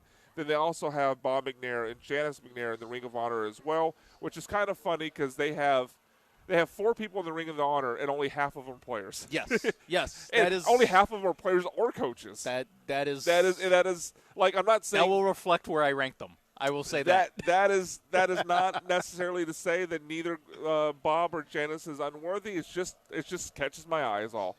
All right, Thanks, so John. thank you, Cal. I think Cal might be a big reason why Mom and Dad are in there. But so. Before we dig into the individual cases, there's not a whole lot of names I push back on. I guess if you want to be, super nitpicky, Rudy T. strictly as a player, isn't probably retired enough. He was an all-star player. He scored 10,000 points before it was ended early by the punch from Kermit Washington. He was a very good player. I'm not trying to take anything away from him. I don't think as a player only, though, he was retired number worthy, but you factor in the coaching, and he obviously gets it there. Yes, it kind of sounds like you're underestimating the heart of a champion there, but I'll let it slide. Sean, well done. I like that. That was well done. On the baseball side with the Astros, I think they retired too much. I don't know who necessarily I'm taking out. The Jim Unbrecht one, I was reading up on that one this morning. That one's more of an emotional one. He was one of the team's original players, died young, so they kind of gave him the. I'm good with that. The tip of the. Yeah, I can't say take him out. That's cold-blooded. That's cold-blooded. Heartless. And then there's other guys who I respect where they were for the time, but when you view them in the context of today versus today's numbers, it kind of feels like Jimmy Wynn, Larry Durker, But given the context of where the Astros were at the time versus those numbers in the 70s and 80s, it does make sense. So I can't. Yeah. I don't want to nitpick to those, but they do feel maybe less worthy than some of the others. And with especially Durker and Cruz, honestly, I mean, Durkin was a very good player. I believe he's still the Astros all-time leader in wins. Yeah, like I think or second. They're more like team. Like there's an element of like the fan base and the team is retiring your jersey. Yeah. So there's and Larry like Dirk also has the coaching aspect of it too. Yeah, so. there's like a little bit more intangible than like, it's not the Hall of Fame where it's like, were you at this number? Were you at that number? Like there is more like, well, we just kind of liked them. So we can, that can be the little that gets you over the hump. It gets you over the hump and you're close. I do like as a whole, like prefer my teams to. I'd rather them err on the side of retiring too few than too many, because obviously it just diminishes the coolness, sure. the accomplishment, the uniqueness of it. Like, I mean, the Yankees don't have a single-digit number to give out now because now they have a storied storied enough franchise where what choice did they have but to retire Yogi Berra, Derek Jeter, Babe Ruth, Lou Gehrig, like on and on and on, Mickey Mantle, Joe DiMaggio. Babe Ruth, what did he do for me lately, right? So, I mean, they're kind of backed into it just from how storied their franchise is. But, yeah, I would tend to lean to the side of retire too few than too many. But I think our teams here are kind of on both sides of that, which makes it the interesting question to me. Because the Texans, I think, have retired too few. I think the Astros have retired too many. And the Rockets are kind of perfectly in between. So that is my list. Like, I would go Rockets 1. And it's really a coin flip, Texans, because I think Astros too many, Texans too few. Like, Texans, go ahead. Who else have the Texans not retired their jersey? Arian Foster, Dwayne Brown. I would retire their numbers. Oh, no, I'm sorry, not retire the numbers, put them in the Ring of Honor. Yeah, because I think the floor is a little bit lower with Ring of Honor because you're not having the added aspect of now we can't use this number. Yeah. I'm okay with the Texans standard being what it is, especially because we're talking about D'Amico Ryans going into the 25th season of their team. I'd throw D'Amico in there, too. Yeah. Maybe you let him finish his coaching career first. That's what I think it is. Like maybe you don't want an active coach in your Ring of Honor, but I think he gets in there. I think he can Rudy T his way in, where it's like as a player, it's like borderline. He was a rookie year. And then as a coach. But I do think like the Texans, they're just so young that it's like that is part of it. I'd rather them err on the two guys that aren't named McNair in this Hall of Fame are Pro Football Hall of Famers. So like they have that's the threshold. That's going to be a low. Yeah, it's going to be a low. I don't think that has to be the list forever or the threshold forever. I do think that it's good when you're starting it, not to immediately go with like, we all liked Earl Mitchell. Put him in. How'd you go to Earl Mitchell? How's that? Why not even Van Morency? Like some other randos. Antonio Smith. Come on, yeah. Tony Hollings. What's up? Just as like a fan favorite, like we all, Chester Pitts. We all like he's on a broadcast. Right. So I think. So you're not with me on the Arian Foster, Dwayne Brown. Arian Foster, Dwayne Brown, probably not. Probably not? Yeah. Okay. So your threshold there is pretty high. Yeah, so. but it's also they could do Arian Foster in 2 years. There's no time limit on they these didn't necessarily. have anyone on this list until, 2023? 2022? Yeah, I think Andre was the first, right? Or was Bob the first? I don't remember. Well, it might have been Bob first, Andre two. I'm not counting the McNair family putting themselves into the Ring of Honor. Are you saying the McNairs treat their Ring of Honor like the WWE does their Hall of Fame? It's completely fugazi? Yes. Okay, all right. Yes. You heard it here first. But Sean wants to rip Bob McNair out of the Ring of Honor. Get out of here, you old dead guy. What'd you ever do for me other than give me an NFL team? Yeah, other than that, what did you do for you, But, Sean? I mean, still, it just feels in poor taste. I'll just say that. It feels like a little. To rip the guy out of the Ring of Honor is a poor taste. No, for you. I know. I set you up there. It just, don't love it. Especially because the owners that do get put in team Hall of Fames, it's always posthumously, which I'm fine with, whatever. And B, it's it's like I don't know if he's already done it. Maybe he's already done it. But Jerry Jones feels like put me in the Ring of Honor before I'm dead thing. I will say, Jerry Jones, if he's in the Ring of Honor, he deserves it. Way more accomplished than Bob McNair. Oh, I mean, obviously. That's the Hall of Famer, yes. All the other owners. Jerry Jones feels like a guy that would put himself in before he dies. He wouldn't wait till his son to do it. And you know what? Rightfully so. Yeah. Rightfully so. I'm not even saying that's Super Bowls. I'm not even saying that's a problem. I'm just saying that's what he. If Bob McNair won 3 Super Bowls, I wouldn't have a problem with it. I hear what you're saying. Rip Bobby Nair out of the Ring of Honor. That's what Sean Mapes wants. Find him on Twitter at Sean A. Mapes. Come after him. No, I mean. Okay, so you're out on the Dwayne Brown, Arian Foster out. Now let's go to the Rockets, because I saw this. I thought I remembered it. I looked it up to see if I remembered it correctly. And all the news reports I saw were from like 2021, 2022. But the Rockets at that time said they were going to put James Harden. Oh, yeah. They were going to retire. I guess they're going to wait for him to retire from the NBA. But yes, that's smart. Completely deserving for you, I assume? Yeah, I mean, he won an MVP. He won an MVP. Made the playoffs every year he was here. Multiple conference finals. Yeah, I guess until the half season where he got traded. But so the ending doesn't. See, I always wonder with guys, because obviously just by all that hurt the Dwayne court, Brown's case to make the for sure, Texans Hall of Fame. Yeah, when he forced his way out of here to Seattle, that probably didn't help, especially since it was personal between him and Bob. Yeah, implied that one-fourth of at least 1/4 of the other members of the Ring of Honor might be racist. Yeah, kind of a problem. Kind of might hurt. That's why Dwayne Brown might hurt your eligibility. Probably not. I still think he deserves to be in, but I can see why it hurt his eligibility. But yeah, I mean, like on the court, James Harden obviously deserves it. I do wonder though, just he has obviously such a reputation, more so among fans than I think the front office who would decide this. But he has such a reputation, obviously, for being a playoff choker, and then the way he ran out Kevin McHale, and then the way he fat-suited his way out here at the end before going to Brooklyn. Like, if the Rockets were to say, you know what, never mind, like, I wouldn't be heartbroken about it. Yeah, that's another thing where, like, I feel like I'm going to look up at the Harden 13 and go, like, I'm not going to have. I feel like my negative memories will outweigh my positive memories, which I kind of think is an important threshold for a retired number. I will say for most NBA players, if we're holding them to that by like, how ugly was the exit? no one's getting their jersey retired. I think the good would the good Steph would outweigh Curry the and bad. no one else. Would Giannis get his jersey retired from Milwaukee? That's actually a good question. That's where it. Also, you have to remember this will probably be like 5 years from now. Yeah, and at that point, you're looking at 10 years from the fat suit. Time will heal. Yeah, and you know they can put together an awesome highlight package and a. Hey, you're the only team to push the maybe one of the greatest teams of all time to elimination while they were healthy. Arguably would have won if Chris Paul doesn't. Yeah, it's like you're very close to like having one of the most airtight, awesome ring. Like a 1995 level of hard road to a ring, or like the 2011 Mavericks level of like redemptive arc. It's like, but you missed 27 three-pointers and lost by 9. And then 27 threes missed. Yeah. That was unfortunate. So I think James Harden, I think it's like almost ridiculous to be like, is he in? He's definitely in. He's definitely Tillman in. Fertitta said he's in. So yeah, he's definitely in. It's just a matter of when, not if. Yeah. So a few names on the Astros side that I do. This think is interesting. I do think they have too many.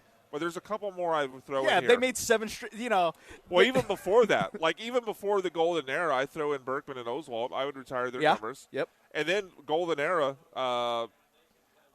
obviously Altuve. Jordan's on the track. I would say Bregman is in.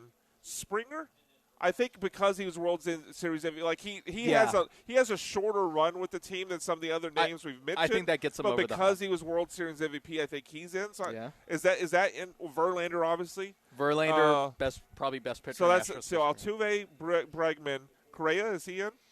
Correa to me is. I think Correa's in. He was so clutch.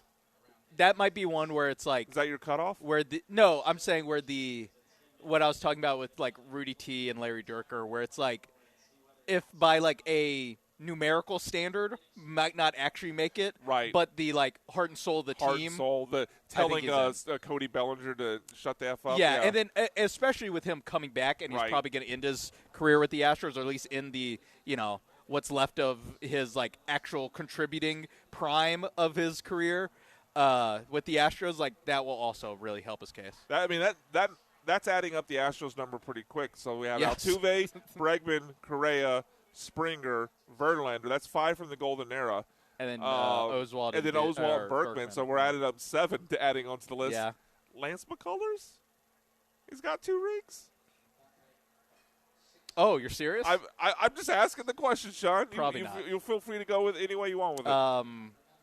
How about Space City Home Network lead analyst, Lance McCullers. Can I interest you in that instead? We'll always have 24 straight curveballs. We will always have that. And, like, with the Astros, there is an element of... Starting pitcher of Game 7, 2017, yes, although he... closed one Game 7, started another one. Like although he wasn't great in that Game 7 against the Dodgers. Yeah. He had a couple batters. Yeah, I think I think the Golden Era really... It's something where, like, the Astros are already... Like the Astros already kind of have too many, and then we're you're going to have to add, like, 7 guys in. Yeah, well, when you go to the World Series every other year for 8 years, like, you're gonna have to start working in, like, 99 and 00 for the Astros, all these retired numbers. Yeah, I'm trying to think of any other Golden Era guys that... I wouldn't put like Yuli Presley? in. No, I wouldn't put Presley Okay. in. I think that's my... I wouldn't put Presley in. Garrett Cole. No, it's only 2 years. I know. and the opposite of the Boris. People hate your guts. People hate your guts. I wouldn't put Yuli in, although I did love him. I think that's end of list from the Golden Era. Brian McCann. No, Brian. Evan no. Gaddis. No, not Evan Gaddis. Derek Fisher scored a game-winning Hank run. Conger. Game-winning run in World Series Game 5 against the Dodgers. I have one more Derek for you. Fisher. I know you'll be on board with this. Brad Peacock. He's in. Love Brad Peacock. Yeah, I love Brad. Thank you, Trump. All right. So I don't think I got your rank. What's your rank on this? Best, I'll go just like I'm ranking this as like I have the fewest notes. Okay, with sure. These people. I think that's a fair way to rank it. Rockets, Astros, Texans. Yeah, I definitely go. Texans being 50% McNair you said family. Rockets first, right? Rockets first. Yeah, I Rockets is my number one Yeah. too. I think I'm. So you went Rockets, Astros, Texans. I think I would do the same. Like I do have more notes. Like my only note with the Astros is like maybe there's one too many. Whereas the Texans, it feels like you got too many McNairs in, and where's Arian? Where's Dwayne? and there's Where's a little D'Amico? bit of with the Texans. Incomplete. Oh. You know? Like you've only been around for 20 years. One other name we could throw in here, I think, for the Texans quickly, DeAndre Hopkins. Should be in. Yeah, I think he should be in too. AJ, what would be your rank on these Ring of Honors? Mine's also the Rockets, Astros, and then Texans as well too. Any notable names you think or should be in that aren't in right now? I mean, I think the ones that y'all listed, like DeAndre Hopkins, obviously, like those are active players. I think that he'll get listed. Same thing with the Rockets for James Harden. He'll end up being is there a Rocket not named James Harden that has a case? I think they got. I think they got it. I don't think so. Like, I mean, I guess McGrady, but I wouldn't put McGrady. And I think you got to have a. Yeah, and there's an element of if you're going to put McGrady in, it probably would have already happened. Yeah, like, I wouldn't put Francis in. I wouldn't put McGrady in. I really wish Chris Paul played for more than 2 years. Yeah, he probably could get in. Like if he had like a 5-year run. Same thing with Dwight, but Dwight's run was too short. Yeah. Obviously, Westbrook's run was only 1 year. Shingun? no Shingun. How long does Durain have to be here to get in? A while. Win a championship. More if he years. wins the championship. Yeah, win a championship. Win a championship, or he's in next year if he wins a championship. The 2 year, like he has 2 years left. Probably needs another year or two, and then I would then say we'll talk. like 4 years that we'll talk unless there's a title. Yeah. But the problem is he's like 38, so what are those 4 years going to look like? Amin Thompson, we'll see. Yeah, Amin Thompson's got time. He's got time. I'll say this. This is a different.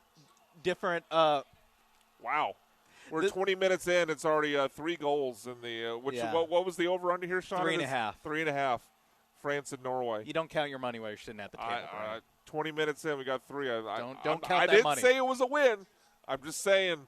I'll be 3 goals in 20 so minutes. Pissed off.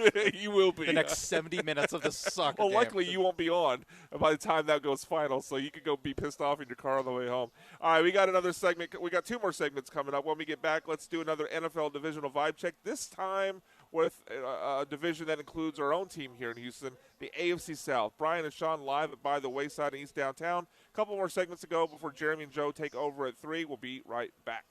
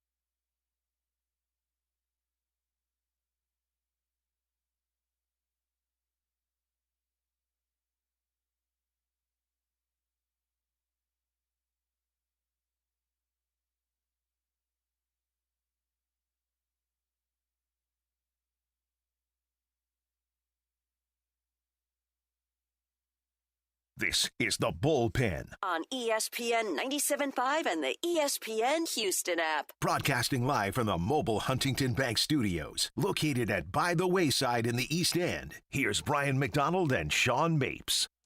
That's right, big voice guy, Brian McDonald, Sean Mapes, live from By the Wayside in East Downtown. We're here for a couple more segments before handing it over to Jeremy and Joe, and then Sean and I. Back on the air on Saturday as well, tomorrow 3 to 5 from Tom's Watch Bar downtown, so make sure you stop by and say hello. That, in addition to By the Wayside, also a great place to watch your games. They got a ton of TVs here. This place, that TV's inside, TV's outside, a 13-foot LED screen outside. Inside, they got big TVs, and not only are they big, but they got comfortable seating. You can see the couches probably in the background, the chairs. Sean and I have both said earlier on in the show that these were the most comfortable chairs we've sat at a remote. So big ups to By the Wayside, big ups to Will, who's been helping us out today. Stop by, $10 cocktails. They're their happy hour, which is Monday through Friday from until 6 p.m. We've already had a couple of these drinks. In particular, Sean, you had the This Counts as Self-Care, which is a vodka drink. I had a Burning Daylight, which is a tequila drink. We both finished those pretty quickly. You can get those $10. You can get those signature cocktails for just $10 during happy hour. Also $6 drafts. They're open for all World Cup games. Open Monday through Friday, 7 days a week actually now. Watch their Instagram for their live music schedule because there's a stage here to now my left as I moved, where you have live music here a couple days a week. All right, Sean, time to get another division under the belt here for our vibe checks. We'll have two more on tomorrow's show, but to finish up this show, we'll go locally here with the AFC South. Start with the reigning division champions, the Jacksonville Jaguars. Last year's record 13-4, one game better than Houston Texans, ranked 6th on offensive points per game, 8th on defense and points allowed. Obviously, the losses, Travis Etienne going to the Saints. They lose their linebacker, Devin Lloyd. No, I would call massive adds. I mean, their skill players are already kind of set, especially in wide receiver. Obviously, Parker Washington, Brian Thomas Jr. They made the trade for Jacoby last year. Their wide receivers are already kind of set. But what is they did add Chris Rodriguez to back up Bashal Tutin with Travis Etienne going to the Saints. But what is your vibe here on the Jaguars? I think this is a solid team. I really can't see a huge collapse potential. No, I don't either. Unfortunately, what we talk about with some of these other teams, where I'm like, there's a world where this team sucks. This one, I think they're solid. I wonder how much of last season's run that they ended the regular season on. I think it was a 9-game winning streak. Might have been 10 actually. It might have been every game since the collapse to the Texans. Yeah. I wonder how much of that, obviously, their last game was in January. Their next game's going to be in September. It's not actual momentum, but no, there's but no carryover. Is there it clicked, especially on offense. And just the offense just looked better. It did. Once they traded for Jacoby Myers, and things again just kind of clicked into Parker place. Washington came into our lives. Yep. And BTJ, I wonder what Brian Thomas Jr. Rebound season potential. Maybe that's more of a Obviously, fantasy corner. What does Travis Hunter, if at all, contribute on the offensive side? I kind of lean to the side that he's 80% corner, 20% wide receiver. Is probably his current path. That's the way I lean. I think full-time corner with some. Yeah, but that could still be package. impactful. Yeah. That could still be impactful on offense. No, if he's for sure. Goal line packages or something like that. But we'll see there. My vibe is is what you said. I don't have a lot of notes for this team. I mean, I've obviously been someone that's questioned Trevor Lawrence in the past. I still kind of think bad quarterback is in there. We saw that in the playoffs. He had that huge interception that ended their game. But overall, I really believe in Liam Cohen. I like the weapons around Trevor Lawrence. Defense is really good. I don't expect a major drop-off. I'll take a guess here at the win-loss total from Vegas, but I'm going to guess if it's 10.5, I'm going over. I could see it being 11.5. I kind of think they win. I think their floor is really 11 wins to me. I probably win 12. It's so great that you don't look at the over/under before. What is it? It's 8.5. Oh my God, Sean! Fire the over. It's 8.5. Put your mortgage on it. I thought it was. I honestly thought it was going to be 10.5. I was expecting a 9.5 or 10.5. It's 8.5. 8.5. I mean, it pains me to say because they're the look Texans division, but fire the over. What's My their schedule goodness. looking like? So, man, what was the other one I was really high? I think it was the 49ers under. I think that was the other one I was really high on. Yes, and one of the NFC South ones. Yeah, one of the You NFC, love those guys. Yeah, I love the NFC South. No bigger fan of the Oh, it was NFC the South. Saints. The Saints. Yeah, I fired on the over on that one as well. Yeah. But yeah, I would fire on the 8.5. What about you, Sean? Yeah, I like the over here as I think well. you just hit, Sean. Congratulations. 30 France has the minutes in. third goal, and they are officially over the 3.5. 3-1 go. France over well, Norway currently. Hey, let's pause for VAR. Oh, that's true. We got pause for VAR. I hate how long it takes for that. It does, yeah. And once they review it, the review process is quick, but they really let them celebrate for a while. They do. Before they even take go a look at under the hood. Right. Yeah, I think this team is a 10-win team, and so to get them at 8.5's a steal at any price. AJ, what do you think about the Jags? I think probably like a 10-7 type of year, something like that. Yeah. Too. Yeah, Lawrence, I think. Has he leveled up to you?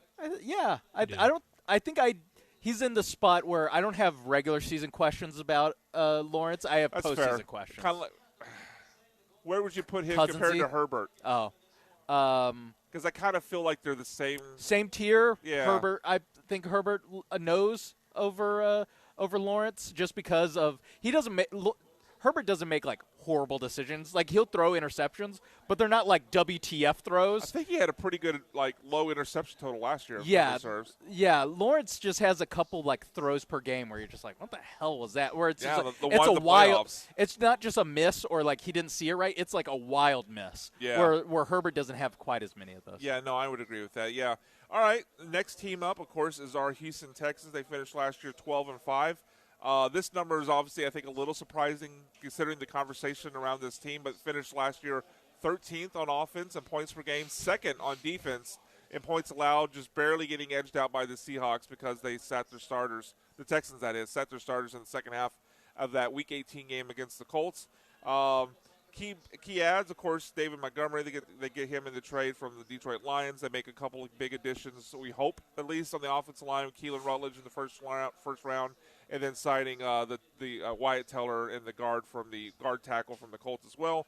You hope Tank coming back is also a big addition, and they get Reed Blankenship at safety from the Eagles.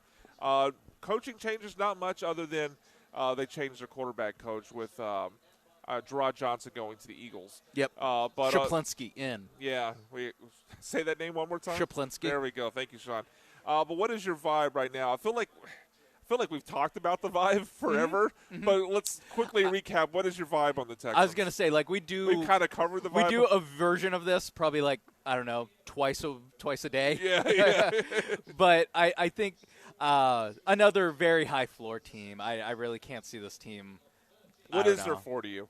Like 8-9 wins? Yeah, I was going to say like worst case. Worst case, everything goes wrong, 8 to 9 wins. Yeah, everything goes right, 12 or 13.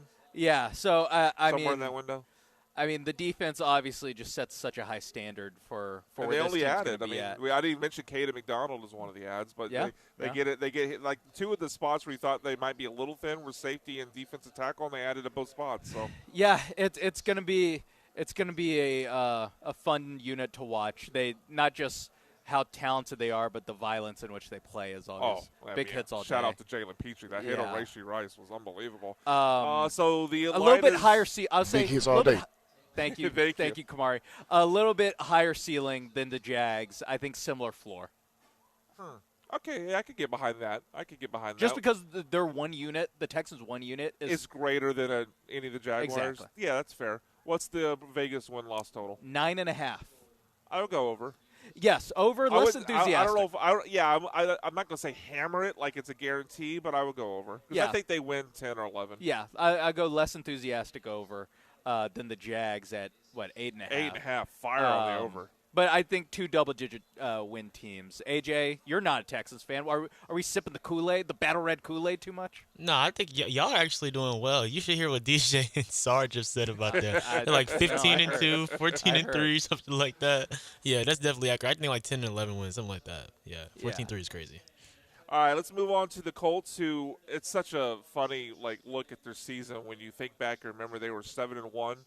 I believe they were leading the league not only with the 7 record, best record in the league at the time, but I also believe they're near the top in like points per game. They had a couple 40-point games mixed in there. There's some metrics. Thank you. There's some metrics those first 7 games where they had like the best offense of all time. I know. Yeah. They were like literally. I remember seeing something comparing them to like that Randy Moss year with the Patriots, like the 18-0 year. Insane. Rams. But Colts, no first-round picks this year. They send Michael Pittman to the Steelers. Zaire Franklin, the linebacker, leaves as well. Last year, the record 8-9, which again they started 7-1 and they finished the year 8-9. Ranked 8th on offense, which is doing a lot of heavy lifting in that first half to still finish on 8th. Front-loaded. And then 21st on defense. What is the vibe on the Colts, Sean? Meh. You know, like I'm not too. I don't know what you can look at and be like super worked up, optimistic. On the optimistic side, Sauce Gardner. I guess just saying Daniel Jones is back, and when they had him, they were 7-1. Yes, Sauce Gardner got a year younger. Yeah, that's right, he did. The rare. I forgot about that. He had a season-ending injury, and then came back a year younger. Yes, but I mean, the offensive line, the Jonathan Taylor, yep, love it. Tyler Warren, love it. Yep, love it. I like Josh Downs. I like Alec Pierce. Although, do you think Alec Pierce, because they clearly made a decision to Pierce over Pittman. They paid Pierce huge in the offseason to ship Pittman to the Steelers. I get it. I just, Pierce has always been that big bomb, 40 yards downfield guy. Like, I don't know if he works as the number one. Maybe he doesn't have to be because Tyler Warren and Josh Downs are there. They just spread it around. But, I have some reservations about that. I liked Michael Pittman more than Alec Pierce. Yeah, the receivers, it's a lot. It's, even past the Downs, Pierce, you get to Ashton Doolin, Nick Westbrook-Akine. I didn't realize they got him from the Titans. Deion Burks. Who? Deion Burks, the first-round pick from the Titans. Oh. Arizona, or Arkansas wide receiver. Traylon Burks. Oh, no. Actually, no. I was thinking Traylon Burks. Traylon Burks was okay. So the Who reinstated. Yeah, reinstate the. Okay, he's the guy from Oklahoma. Okay, yeah. Traylon Burks was, I think, the 8th overall pick? No, not 8th overall. He was in the teens because they got him with the A.J. Brown. Yeah. The pick they got for A.J. Brown to the Eagles. So, no, this is a 5'8" wide receiver. Definitely not Traylon Burks. He's a big dude. But, yeah, this just feels like a 8-8 kind of team. I kind of feel like, I guess you can't be 8-8. 8-1 kind of team. I think they tie somewhere in there. Wow. Now I want to do the schedule game with you so I can find out where that tie is. Maybe we'll do that tomorrow to shout out to Rich Eisen with the ongoing schedule games every day.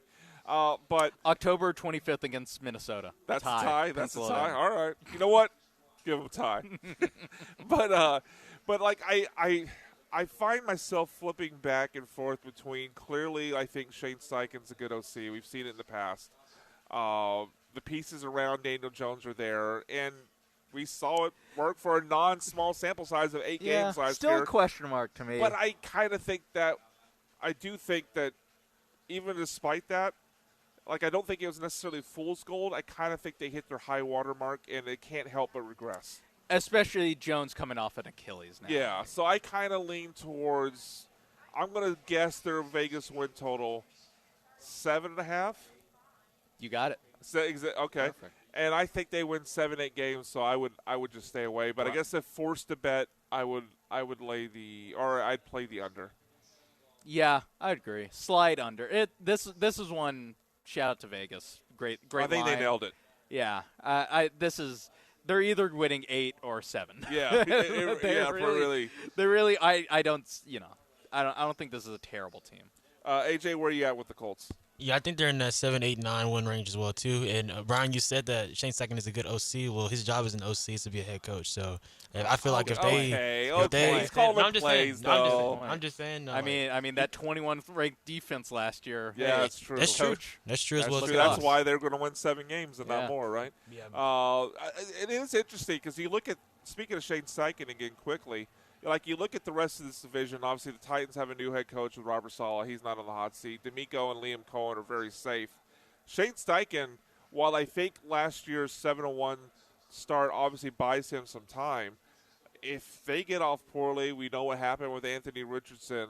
Like, if this gets off to like a 2-4 start, 2-5 start, I think the hot seat could be right back to where it was before that 7-1 run to start last season. Yeah, I mean, depends what Carly or say Gordon hears on the headset. I think. Oh my God! Oh my! Why did I not go to that? The vibes. The vibes are horrible. What is she doing on the headset?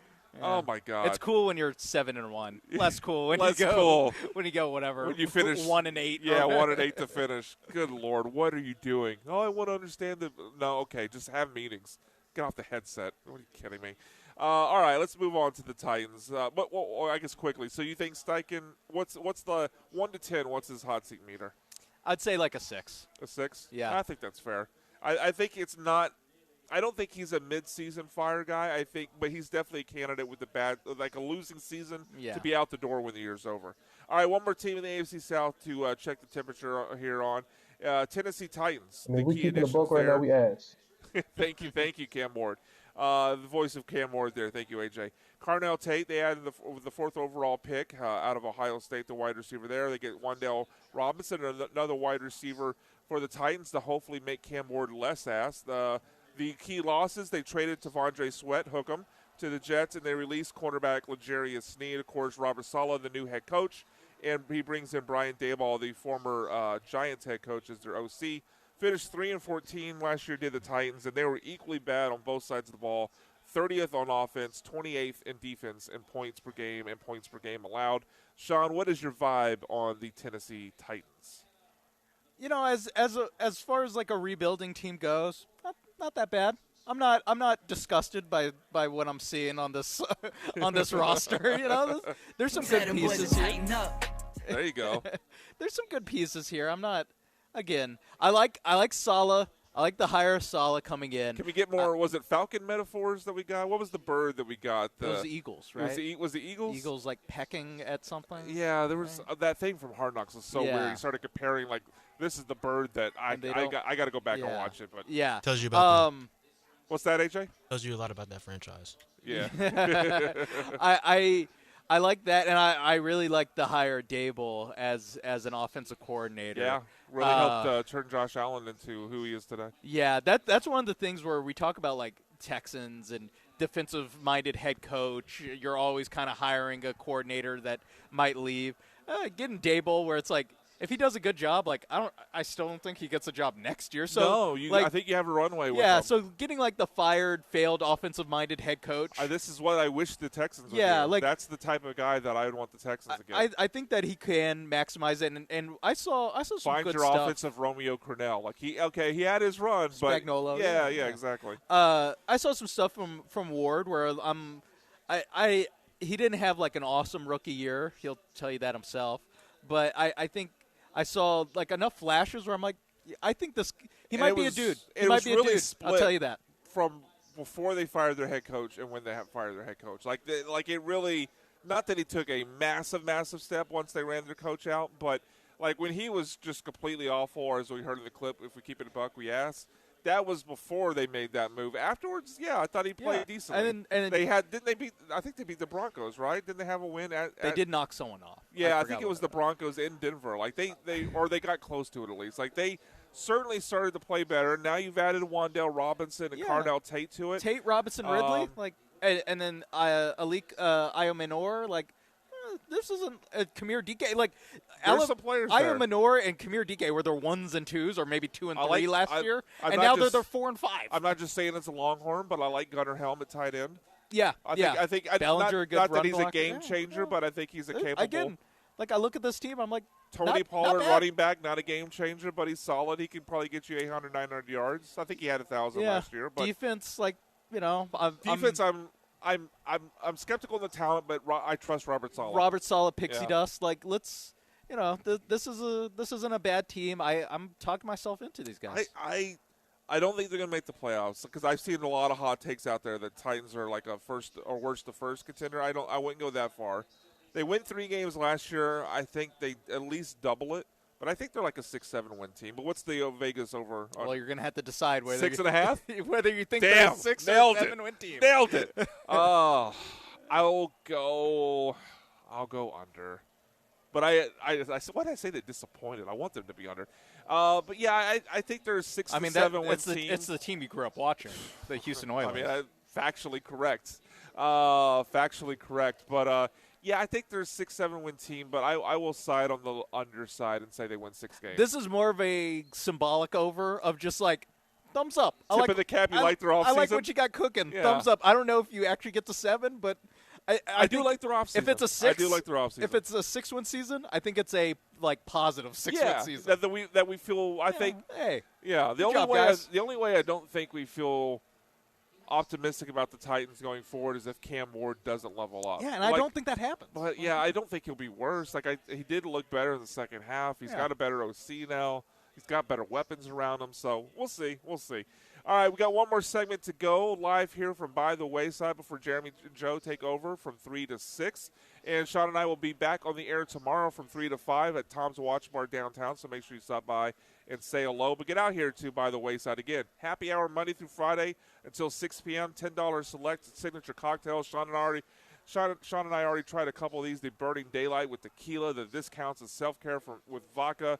We both downed those pretty quickly. They got $6 draft and hop happy hour as well. Open for all World Cup games, open 7 days a week. Check out their Instagram for the live music schedule, and make sure when you stop by to check out that outdoor part of the venue here because it's shaded. They've got some cool art designs on the wall. They got a huge 13-foot outdoor LED screen to watch your World Cup action. All right, Sean and Brian, for one more segment. When we get back, it's time for some World Cup leftovers. Don't go anywhere.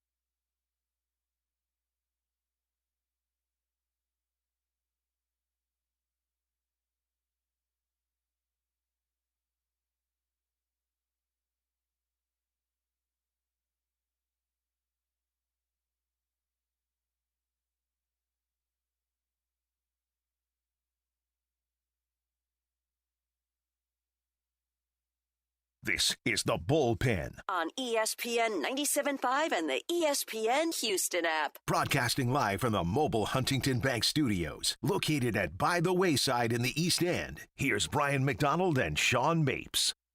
All right, Brian McDonald, Sean Mapes for one more segment. Just a couple minutes left here in the bullpen before we hand it over to Jeremy and Joe. We are at By the Wayside where they have happy hour. They have great food that we're going to try here a little bit. I have my eyes on the tacos, maybe the quesadillas, I'm not sure yet. But lots of great food here. Cool outdoor venue as well. Like the indoors, you can see on the cameras, very soft, very comfortable, very chic, I would say. The outdoor venue, though, art in the walls. They have a huge 13-foot outdoor TV as well to watch your World Cup action. So perfect place to come in and catch that. And it's only a couple miles away from the FIFA Fan Fest as well. So if you're at that, you're on the way there, the way back, come by and check out By the Wayside. Sean, let's talk about the World Cup before we head out of here and hand it over to Jeremy Joe.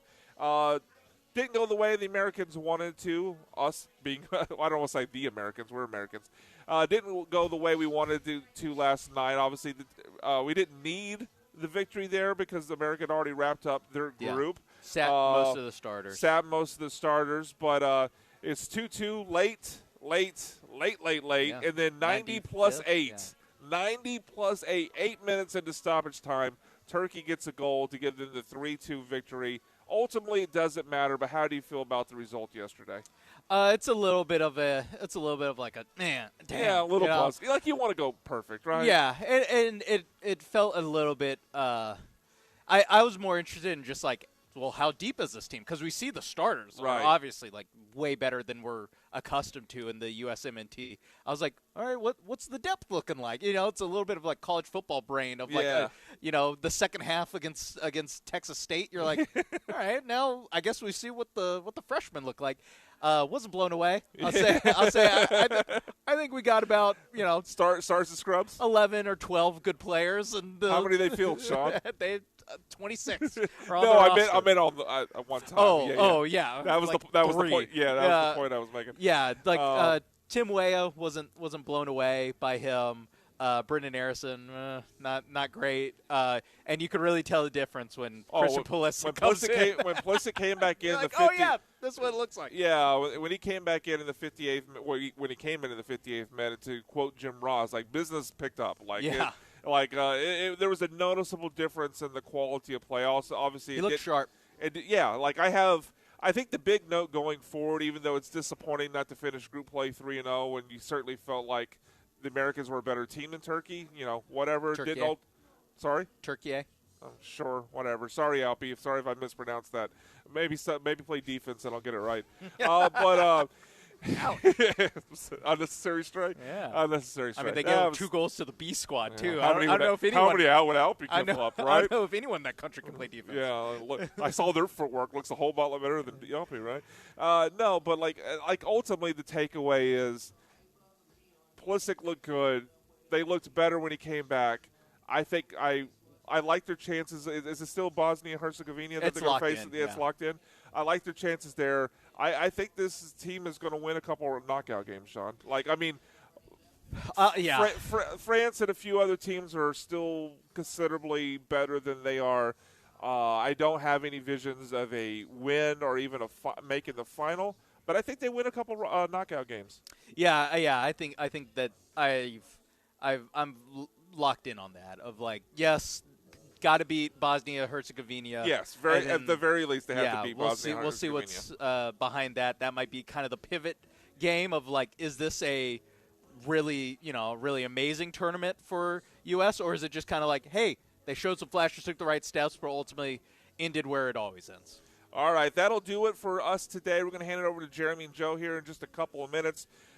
Thank you to By the Wayside. Thank you to Will behind the bar for having us out here, taking care of us. Thank you, Will, for all those drinks have been great. We particularly love the Burn in Daylight and the This Counts as Self-Care. Make sure you try those drinks right now here. Make sure you try their food as well. See the 13-foot outdoor TV. Really cool spot with the art on the brick walls here in Edo as well. Historic building that they refurbished. It's a really cool spot, great vibes as well. So make sure you come out and check it out if you want to watch World Cup, or even if you don't, because it's a cool spot. Stay tuned for Jeremy, Joe, Sean, and I will be back tomorrow from 3 to 5 at Tom's Watch Bar. Thanks for listening, Houston. We'll see you tomorrow.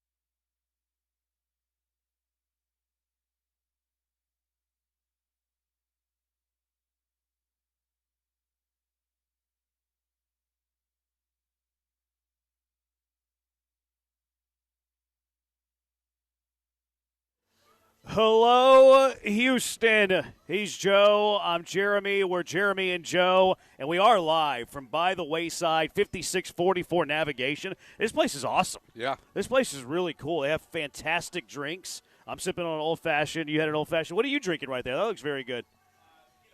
Okay, tequila. Can't go wrong with tequila. Tequila's very good. They got a great happy hour getting started, too. We're gonna have some of the tacos, except for Brian. He's going to have quesadillas because he's a gringo. Although they're all very good. It doesn't matter. Brian, I think he's a little lubricated. I think Mapes was a little bit as well. So yeah. They were very good. They were enjoying it. They're like, we don't just get out of here at 2:57. It's a Friday. Yeah, no kidding. It's 3:05, Brian. Sheesh. I had a drink. I'm sorry. It's 3:05. Our guy Will was like, "Hey, you want a cocktail?" I was like, "Yeah." I don't. So where's the correlation of that and letting our show begin at 3:05? Every cocktail is going to cost you a couple minutes. Just keep talking. Yeah, he's just going to keep going and going and going and going. Every cocktail is going to cost you a couple. Yeah, this place is really cool. Great craft drinks. They're all delicious. Sipping on this makes me want to smoke a cigar, probably a Cuban. Yeah, when That'd be they cool. brought it out and it was smoking, the cinnamon there, I was like, yeah, yeah, very good, very good. But they have live music here. Just an awesome spot. Your spot to watch all your soccer. Houston's newest World Cup watch party destination in the East End. Every World Cup match is on inside and outside.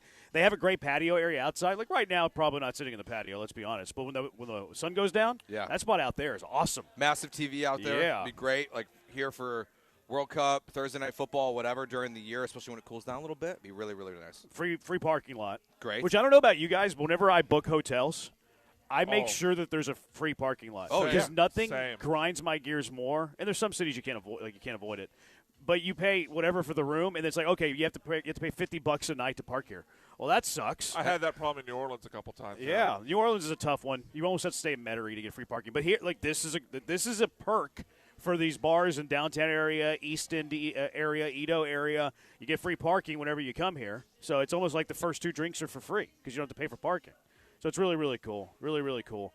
If you're getting off work right around now, come hang out with us. By the Wayside, 5654 Navigation. We'll get to the Astros. Or if the season ended today, playoffs. You know who's in the playoffs? The Houston Astros are. The Houston Astros. If the season ended today, would be in the playoffs. We'll get to that a little bit, but we do have some controversy coming from our group chat today. As you all know, we make at least a sweat of the day. Some days we have more than one. The World Cup has been clutch when it comes to the sweat of the day because we've had something to bet on every single day. Yeah. Now that you have like these decision days in these groups, we're getting 4 straight days of 6 matches a day, right. and we're getting 2 at the exact same time because it's decision day in these groups. So we were in the group chat discussing what we wanted to do today, and the France-Norway match, Norway decided to rest all their starters. They started to rest all their starters. So the dilemma was, like, are we allowed to put caveats on these bets? Whenever we're France-Norway, hey, I like Norway plus a goal and a half, but they have to be playing their starters.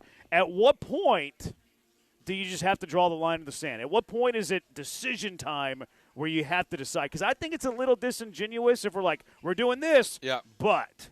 Well, that's not betting then. So we're either making the bets or we're not. So I'm on that side. Brian's on the other side. Now, to Brian's credit, Brian would be, well, we could just wait till they come out with the lineups, which I think is caveat, a valid point. Valid point.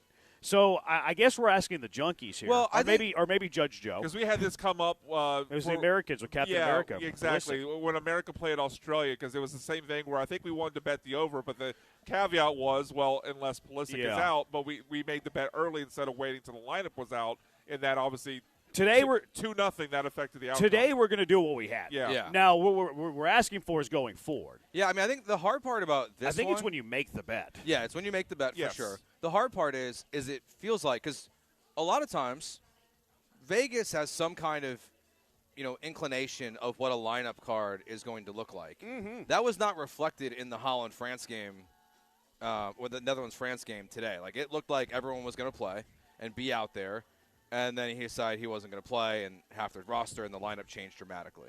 So I feel like we made the right intention of when we made the bet. Yeah. And everyone kind of got caught off guard. I think by their decision. I think we just make the bet whenever everything comes out. Yeah. Yeah, I But think we just wait a little bit longer.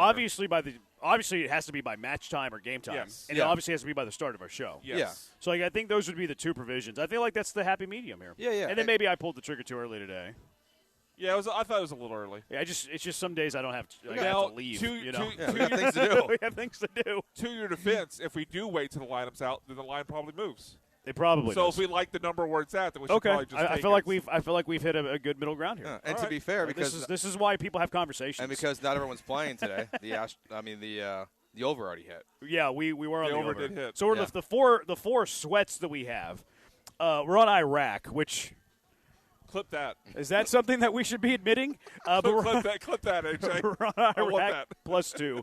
We're also on the over in that one, which is currently 1-0 at the half. Yes. Iraq Senegal over 3. We're on France Norway to draw, which that doesn't look great right now because France leads by 3-1, and then we're on the over of 3, which is already hit. So that's very good.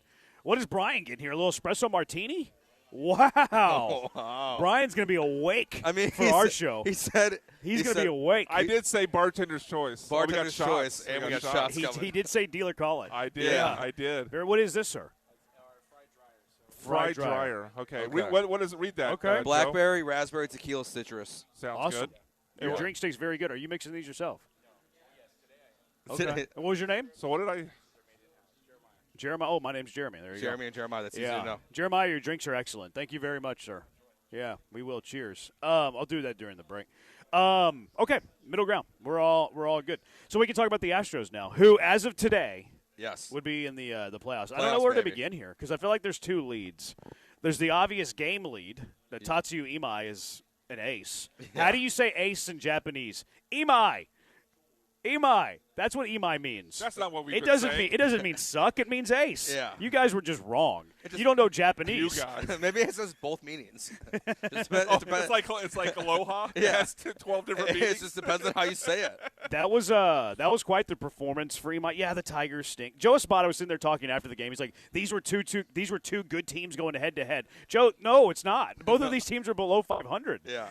The Tigers are really bad. These aren't two good They're- teams going head to head. Are the Tigers last in the AL Central? I believe they're last in the AL Central. I want to say they're the bottom 3 in the entire league. Yeah, They are. They're bad. They're a half game up on the Royals right now. Okay. But that means they are a half game up on the worst team in the American League. So they're second to worst in the American League. Yeah. Yeah, I knew they were at the bottom. I knew they were at the bottom 2, Oh, 3. actually, no. It looks like the Red Sox fell below them, and so Is this your first time reading a standing? Or? Well, yeah, How many of these alcoholic drinks have you had, Joe? a half. Yeah, but anyways, not two good teams going toe to toe. We'll get to Imai next segment, but what I fear here, and I don't fear. I like the way the Astros are playing baseball. They've won 4 series in a row. Hopefully, they win 2 of the next 3 against Detroit. We're talking about 5 series in a row. We'll talk to TK here in a little bit. Coming up at 4:00. I don't want this to be the peak of the season. Like when the Astros swept the Dodgers last year, it's like, I hope this isn't the peak of the year. It turned out to be the peak of the year. Yeah. Like it's early. I think it was early July. I think it might have even been July 4th weekend. Like they sweep the Dodgers in L.A. Everybody's celebrating. They're dunking on the Dodgers because it's fun to do. Even Key from L.A. when the Angels upset the Dodgers, he likes to dunk on the Dodgers. But it just felt at that moment like, I really hope this isn't the highlight of the year. It turned out it was the highlight of the year. This is one of those spots where I hope it's not the highlight of the year. And then secondly, like whenever, like in a basketball game, like, momentum flips, like you're down 15 points, you make this comeback, but then you get to the top of the hill, but you can't quite get past the hill. Yeah. You get to the top of the hill, but then you like kind of, stump your toe and then you roll back down the hill. I'm hoping this isn't like, and they shouldn't. They should learn their lesson from last year, especially by only missing the playoffs by a game. I'm just really hoping that we're not sitting come playoff time. We're like, June 26th, they're in it for a day, and then they kind of reverted back. I think they have a lot of pros. They have a lot of vets. They should have learned their lesson from a year ago when they had a decent lead to be a playoff team and let that slip away. I just hope. It's the only, and I'm happy. Everybody's happy here. It's just my hope is that we're not looking back being like, remember that day in late June whenever they were in the playoffs for a day and then they let it slip away? That's my only hope here, guys. My only hope. No, I think it's totally fair, especially when you look at what's coming up for the Astros. Just to be honest, like you go through the rest of the schedule this month and then all through July. I've got 2 series against teams that are above 500 between now and the end of July. So right into the deadline. The only 2 teams right now, you play the White Sox July 24th through the 26th, and you've got the Tampa Bay Rays coming up here, the 3rd to the 5th. Nationals, I guess, are right at 500 teams, so maybe it's 3 by the time you get to them. It's not a hard schedule. No. Like, this shouldn't be the peak. You should be able to take advantage of this to continue to close the gap on the Mariners to maybe create some distance from teams like the Rangers, who you've got a couple times this month in the wild card race. It would be a massive disappointment if this was the peak of the season. Being a couple games below 500 and being tied with, 3 other teams right now for the last wild card spot right now. You're up by a point of a percentage. Like, it'd be a total mess and disappointment of the year, and it would be for sure the end of the tenure of Espada and Brown, like not even a question. Which you have to tip your cap to Joe Espada today. Yeah, you absolutely. really do. And Josh Miller. Oh, Josh Miller deserves a raise. Yes. Some people were calling for him to be fired. They Swabby. were. And now what is he I don't understand how you can make it think that about Josh Miller. I don't know. Like, Josh Miller's been great as a pitching coach for the Astros. It's a great question. It's one where I think people blame coaches a lot because they don't want to blame the players. I think it's the easy thing to do. You don't. There are certain people that they don't want to say players are bad. It's also easier to fix. It's easier to fire a coach. Yeah, and plus you don't really know what you're talking about. You can say it's the coach's fault. You don't know what's happening behind and scenes. like you don't know how much work is going into it. You don't know if they're just ignoring the coach. But so it's an easy point of blame, but it's often not correct. So Josh Miller has to be the savior now of this baseball team because of what he's done to it. I mean, he did it last year too. Yeah, he did it last year. Remember, they're the worst ERA in baseball for like a month and a half, and then by the end of the year, like middle of the pack. And like, I don't think he's been handed like this unbelievably talented pitching staff. No. There's been a lot of trials and tribulations with this pitching staff. Imai's been brilliant in the last 5 of his last 6 starts, whatever it is. Let's remember he got arm fatigue and couldn't make it out of the first inning a couple of times. Yeah. Burrows arguably has been the worst pitcher statistically in the American League. Like outside of Hunter, Eric Getty didn't start the year with the team. Peter Lambert didn't start the year with the team. Brian Abreu's had his worst year since like his rookie season. Hader wasn't on this staff for the first month and a half of the year, 2 months, whatever it was. Like he was making chicken salad out of chicken bleep. And now they've been the best bullpen in the baseball for the last 6 weeks. The pitching staff is starting to come together. I think you have to tip your cap very much to Josh Miller, and then also Joe Espada keeping it like all together. Yeah. I know that do I think Joe Espada is the best manager in the world? No, but he does deserve credit for getting the Astros where they are, considering where they were. Now, still a lot of baseball to play. Oh yeah, still about half a season of baseball to play. So we're not closing the book on anybody. Just call it like it is. No, I mean probably 3 weeks ago, if you would have told me the Astros were in this position, I would have said you're going to be wrong. Like I didn't think they had the capability to win 4 straight series and climb their way back into the American League wildcard race, back in the division race. Now it helps that everyone around you's mid to bad, frankly. Like there is some luck of being in the American League where I think there's 3 teams that have a plus run differential this season. It's crazy. So like you're getting some help there, but you have to win games too, and they're finally just doing that. Like they're collectively playing better baseball, and for the first time this season, there's legitimate hope now. There's hope. Feels like. There's hope. There's hope. All right, 713-780-3776. Plenty to get to today. We mentioned we'll talk to TK, Todd Callis, voice of the Astros, coming up at 4 o'clock. He's live from Detroit. Bad Take Boulevard, Mailbag Monday on a Friday. Jennifer Streeter, who's been all over the NHL to potentially to Texas, hopefully Houston. She's been covering the story better than anybody else in the city, I think, in the country. We'll talk to her at 5 o'clock, too, to see what exactly they have to do, Houston has to do, in order to get NHL to this great city of ours. 713-780-ESPN's the HRP listener line, 713-780-3776. We are live on Twitch, twitch.tv/ESPN975. We're back on YouTube at ESPN Houston. BMAC was wise today and didn't put the soccer on in the background. So we're back on the YouTube, ESPN Houston. Twitter, ESPN975. Joe's at Joe George Radio on the Twitter. Brian's at Sacked by BMAC. I'm at Jeremy Brandon. Let's talk about the greatness of Tatsuya Imai. How do you say ace in Japanese? You say it Imai. It's Jeremy and Joe live from By the Wayside on 5644 Navigation on ESPN 97.5.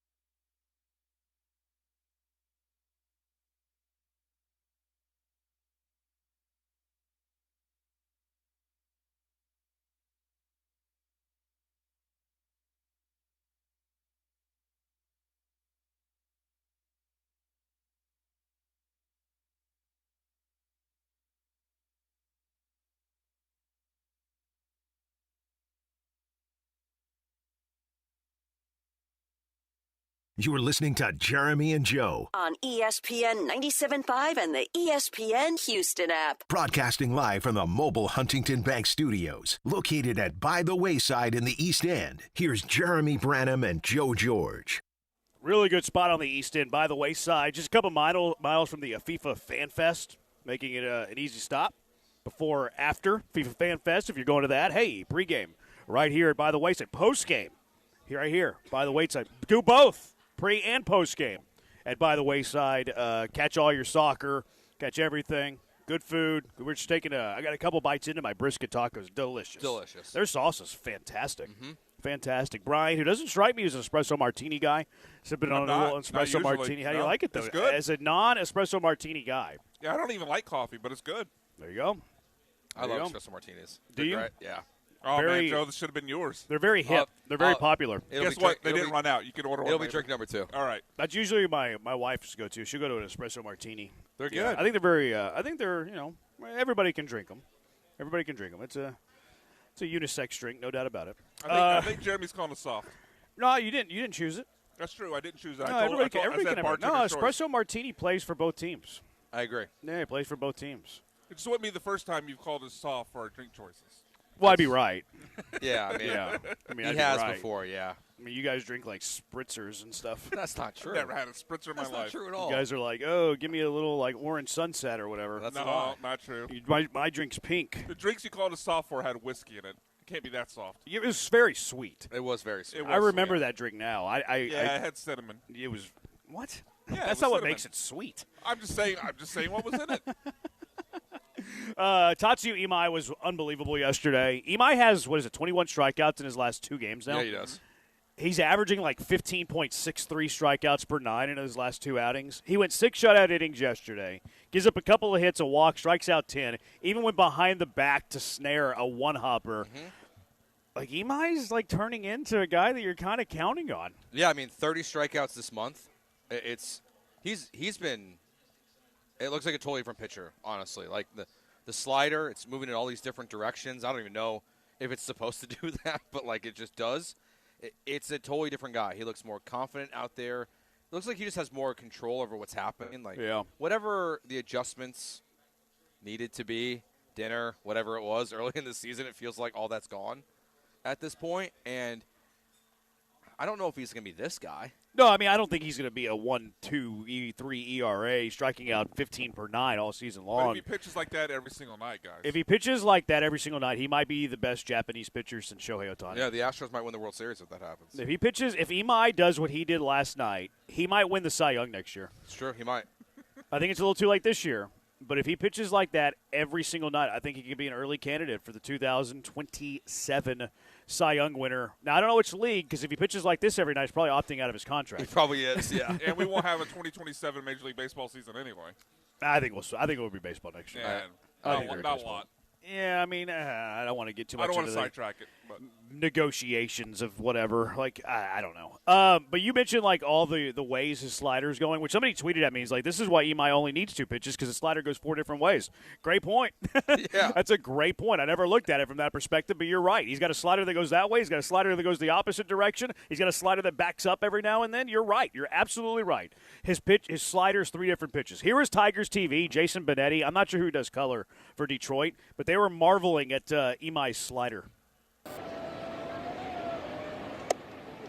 You're not going to do anything with that. It's got different shapes to it. That one cut down and in to the left-handed hitter. Well, he threw one earlier in the at-bat that had arm side run on it.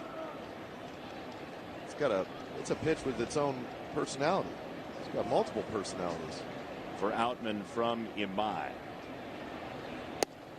That's there. Strike 3. That's 3 different pitches. All with the same name. It's like George Foreman's kids. I wonder if that was a Houston pull intentionally. Yeah, I would guess it is. Benetti's really good. Yeah, he's very, very I think good it would at be his job. I think it is a Houston pull. Yeah. I really do. Which is fantastic. Great pull, Jason Benetti. That's awesome. Yeah, I can see him just going into a broadcast being like, all right, things I can mention from Houston. George Foreman. Yeah. NASA. Yeah, like what's synonymous with Houston? Yeah, like what can I just if it comes up organically, what can I hit on? I mean, I do Get that. up there. Do you really? Yeah, I look at things that are synonymous with the city. If I don't go out of my way to drop it, but if it comes up, I'm ready. Sure. You know? So I he's really good. So do you work Skyline Chili in all your Cincinnati broadcasts? No. Can you give us an example? Um, Something recent? No, because I'd have to be.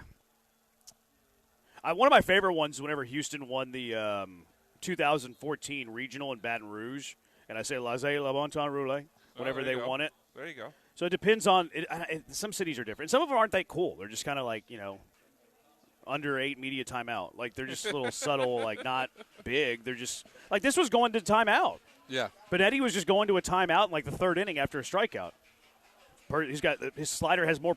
Well, he didn't say personalities, just whatever. But yeah, Imai's slider's bipolar. It doesn't make sense. It doesn't make sense. He's got a bipolar slider. Did you see Pitching Ninja? Like it does here are 2 different sliders and it shows the release. And one slide they start the same way for about 30 feet and then dart the opposite direction. That he's pretty freaking nasty. Yeah, I don't. His fastball plays. I don't really feel like I've seen a slider do that before. Like where you can move it in 2 different directions like that. Like dramatically, no less. Yeah, it feels. And it wasn't moving weird. early in the year. No. Like early in the year, he was. Look, I don't even know if he can control it. Like that's just something that I was wondering after watching specifically the Tigers TV marveling at Imai and calling his slider bipolar. Like I wonder if Imai can control when he's having glove side run and when he's having arm side run. Because my guess is no. Like which is strange. Like you would think it would be intentional with what we saw in his last 2 starts. Yeah. But, like, the first time we got introduced was that first A start where I think he struck out 9, his second start of the year. And that's where we were saw it go in the opposite direction of where you think a slider should go. So I feel like he has some kind of idea of what to make it do. Because I'm interested. It would just be so – like, that would really shock me if it's just like, yeah, he just throws it, and sometimes it goes glove side and sometimes it doesn't. Yeah, but some guys have, like, certain pitches where it's just so nasty, they really don't know where it's going to go. Like here, and that's why That's why it's hard to throw for strikes. Yeah. It's why it's hard to land those pitches for strikes because it's like okay, like Framber Valdez early in his career. Remember Brent Strom's like, here you go, just throw all your stuff right down the middle because you have no idea where it's going. Yeah. Like there's a lot of guys who have a pitch that moves so much. Not 2 separate directions. Usually it moves in one way, right? Framber's curveball is going, into a right-handed batter towards his back foot. I'm not sure. I'd be fascinated to know if Imai has the control or the idea of, okay, yeah, I'm going to throw my slider here. It's going to have arm side run. Okay, now I'm going to go glove side run. I don't know. I really don't. Yeah. I'd be fascinated to know. My guess is no. Really? You think it's just like he's just throwing it and it's just like whatever happens. Yeah, it's just so nasty it's hard to hit. I mean, you expect that with a knuckleball, but with something with that much spin, you wouldn't expect it as much. But which spin? Yeah, it's true. Is he changing the grip? It's completely the opposite spin. Yeah, I would think he's changing the grip, yeah. I don't know. It's purely a guess. I want more information on when he's getting glove side run, arm side run, and I want to hear him talk about it. I don't think he's talked about it, and I want to hear Josh Miller talk about it. Like I want to know more. It's an enigma to me. I am fascinated by his movement of his slider.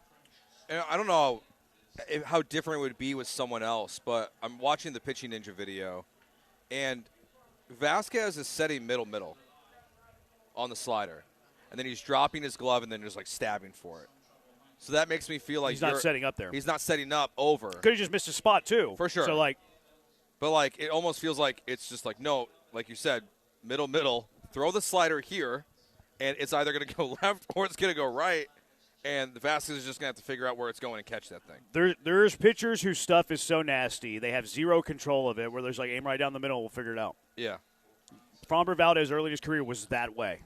Maybe I'm missing something here or underestimating the catcher. But if truly they have no idea where it's going to go, you would think we would see more pass balls with Imai. Like if the catcher literally ideas this. Well, he knows what pitch it's going to be. He knows it's going to be slider, but the difference, like in that Pitching Ninja video, of how far left to right it is, like I feel like we would see more. How do you even send that in though? Like in the pitch comm. Slider left, slider right. I don't know. You know what I mean? Yeah, I don't know. You'd almost have to have 2 different calls for it. You'd have to have 2 different slider calls. I'm curious because there would also be wild pitches because a lot of those would be ruled wild pitches. But he only got 1 wild pitch on the year. That's what I mean. Like if it was truly we have no idea where this is going, I think we would see more than 1 wild pitch. Now, that's why it's hard to hit. It is. Yeah. It's why it's really hard to hit. He's got 2 pitches One of them's a slider that goes in opposite direction. He's hard to hit. That's why he has so many strikeouts. It's weird, man. I want to know more. I want more insight on this. Yeah, I don't think he has an idea of where it's going. No. The only thing it feels like he could be doing is that the ball releases from just a different point on his hand. So it's. But is he the one that's deciding that? I don't know. Or is he just losing it, and that's why it's spinning inside versus. That's what I want to know. Yeah. I have no idea. If he's the one doing it, okay, that guy's nasty. Yeah, that's a totally different. That guy's a wizard. Yeah, that's something we've never seen before. But I mean, we've seen Japanese pitch gyro balls, where Sure. they do have that kind of feel on their pitches. And look, maybe that's why Imai was so meticulous about the mound, the seams. Yeah. What he had for dinner the night before, because that end, how long his fingernails are. Right. I don't know. I want to know more about this guy. It's a mystery to me. It's insane. But his stuff, whenever he's got his stuff going, he is nasty. No, he's nasty. His last two starts have been incredible. And early in the year, he wasn't getting this kind of movement on his slider. No, he backed up. Yeah, he was getting right down the middle. He wasn't controlling his fastball either because he didn't trust his fastball in the zone. So that led to the high walk total. And it's also hard. If you're pitching behind in the count, all right, here's the slider that I can't really command. You're going to walk a lot of guys. Yeah. So he's starting to find the command. He's landing the fastball. He's getting into pitcher's counts, which whenever you have a pitch like his slider, you get into the pitcher's counts, it's obviously very advantageous. Because now a hitter 1-2, he's looking to protect. He's going to chase more often. Where 3-1, you see a slider, what are you going to do if you see that as a hitter? You're not swinging at that. No. And if it's a strike, oh well, wasn't going to do anything with it anyways. I've been thoroughly impressed with Tatsuya Imai's resurgence. Because I was not in a good spot with Tatsuya Imai. But he is filthy. Does that when mean, he's right, he is filthy. Does that mean #Joe was right? About what? About Joe his, George? Yeah, no, his hot take. Those are unrelated. His hot take. Joe look. I mean, I don't want to speak for Joe, this is Joe's plan. This isn't. Joe wanted to see what he did in adversity. Yeah. This has nothing to do with his stuff. Yeah, I want to see how he or how hard he is to hit. Sure, but what we've seen since adversity. This is a massive reach. It's been 21 strikeouts in 2 starts. That's more the middle game. Yeah, I want to see the middle game, which that has been strong. That was an awful outing. Couldn't get out of the first inning, and has bounced back and has had 21 strikeouts in 12. Yeah, I think it's a small W. Right. I don't know what he's right about. I'm just having fun, but I just wanted to see him be mentally strong. He's done that. He's checked that box. He bounced back. That's not really an affirmation of a take, though. It's more here we got to see it, and this is our answer. That's true. Yeah, I guess that's where I got the answer I was looking for. Than the take being right. I don't think you would have said Tatsuya Imai is going to get shelled, not make it out of the first, and then he's going to be dominant in his next 2 starts. That's something that he could hang his hat on. That's something he could dunk on. That's not what he said. No, it just makes because it happened. What I said. It makes it funny. It makes it less laughable from the response that you guys gave me when I gave that. It was a wild. No, it's still laughable to me. It was a wild take. You know what I would have really liked instead? For him to go 6 shutout innings in Kansas City and strike out 12. That's true.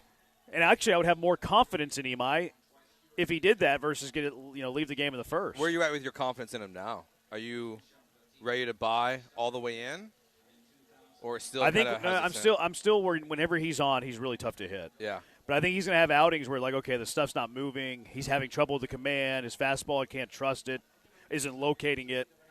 So I still think it's kind of volatile with him. Yeah, it still feels like there's starts where that slider is not going to move in any direction. Yeah. And they're going to be meatballs down the middle of the plate, and they're going to be leaving the yard constantly. Because he's a much different pitcher if he's pitching in 2-1 counts versus 1-2 counts. Yeah. And if he's pitching in a bunch of 2-1 counts, he's going to have bad outings. If he's pitching in 1-2 counts, he's going to look like he did yesterday. Yeah. So the question that's interesting to me is do you want him to opt in? I know there's still half a season of baseball left to play, but we live in the sports talk world. If you had to make the call now, what do you feel? I never thought I would say this, but yes. I'd rather him opt in right now. I think I'm with you. He opts out. He means he's going to go make a bunch of money elsewhere. He's showing he's got legit stuff that works and plays in Major League Baseball. So if it takes time for that to become more consistent through next season with Miller, assuming Miller's going to be back no matter what happens with the manager next season. Yeah. I think right now I would say opt in for Imai. I think it's to the point where, yes, I would want him to opt in, but it's also to the point where I think you could slap a qualifying offer on him even if he opts out. Yeah. So, like, if he opts out on you, okay, would have rather him opted in, but we're going to slap the qualifying offer on you, assuming there's still a qualifying offer, and then we're going to get a compensation pick out of you. So I think that's where is, like, the good side of it, I guess. Versus, like, let's make his life miserable so he can go back to Japan. Who would do that? I think that bunch of jabronis, probably. I think that's over. Yeah, I think that's over. But he's been really, really good. He's whenever he's on. Somebody said Lidge like 713-780-3776. Let's call Imai Pigpen because he's filthy. I'm also ready to make a call on something else in the bullpen. Okay. I'm no longer on the fence about A.J. Blueball and Nate Pearson. I want A.J. Blueball on this team whenever Javier comes back. Good. And that means Nate Pearson designate you for assignment. I don't think anybody would pick him up. I don't know. He doesn't make a lot. He does have a live arm. Maybe some pitching desperate team would pick him up. Yeah, I think someone might. I think it's a coin flip. Yeah, it's in play. With all the injuries we're seeing across baseball, it's in play. Yeah. But you're probably right. It's 50-50. Just someone say, yeah, we'll take him for, I don't know, like a couple $1 million. He was $2 million on the year, so it's probably, about $1 million left? Yeah. Which, I mean, it does you a little bit of a favor, right? Because you have this pitching surplus where you're going to have to make some moves anyways. If it saves you $1 million, whatever. So I do think that Pearson's going to be the move. I'm going to backtrack that. Okay. Yeah, so, I mean, it's mostly because of how AJ looked yesterday. Yeah, no, AJ's been plenty good. And I know, like, logically with the roster, like, if you don't want to let Pearson go, still sending Blue Ball down, I guess, is probably the decision they'll eventually make if Pearson being on the team matters that much. I just don't think it should. Like, I just don't think we're seeing. Yeah, you're right about that though, because if Blanco was really good in a rehab yesterday, McCullers was really good in a rehab yesterday. If Javier and McCullers are the next two moves, Blue Ball and Pearson are the next two moves. Yeah. So it might, to your point, make sense to go Blue Ball first in case you have an injury prior to the next move. I don't know.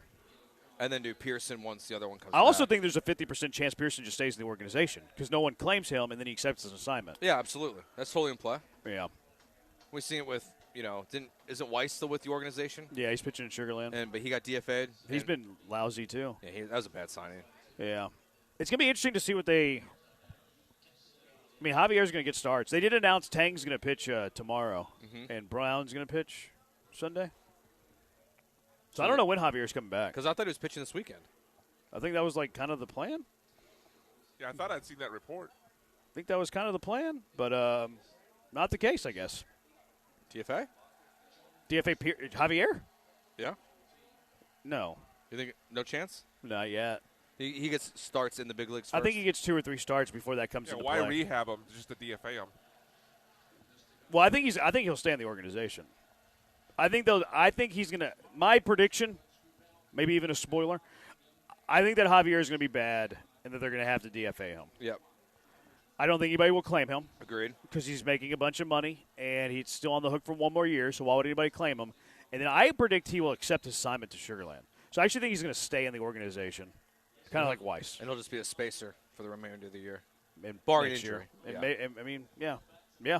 And then go into spring training and fight for a spot in the rotation and see where he's at next year. If not, and then probably at that point, I would guess, leave and try to find a spot elsewhere during spring training next year, however long that is. My guess. We'll talk to Todd Callis before. Let's talk about the offensive side of things. Certain outfielder getting some love, getting some run.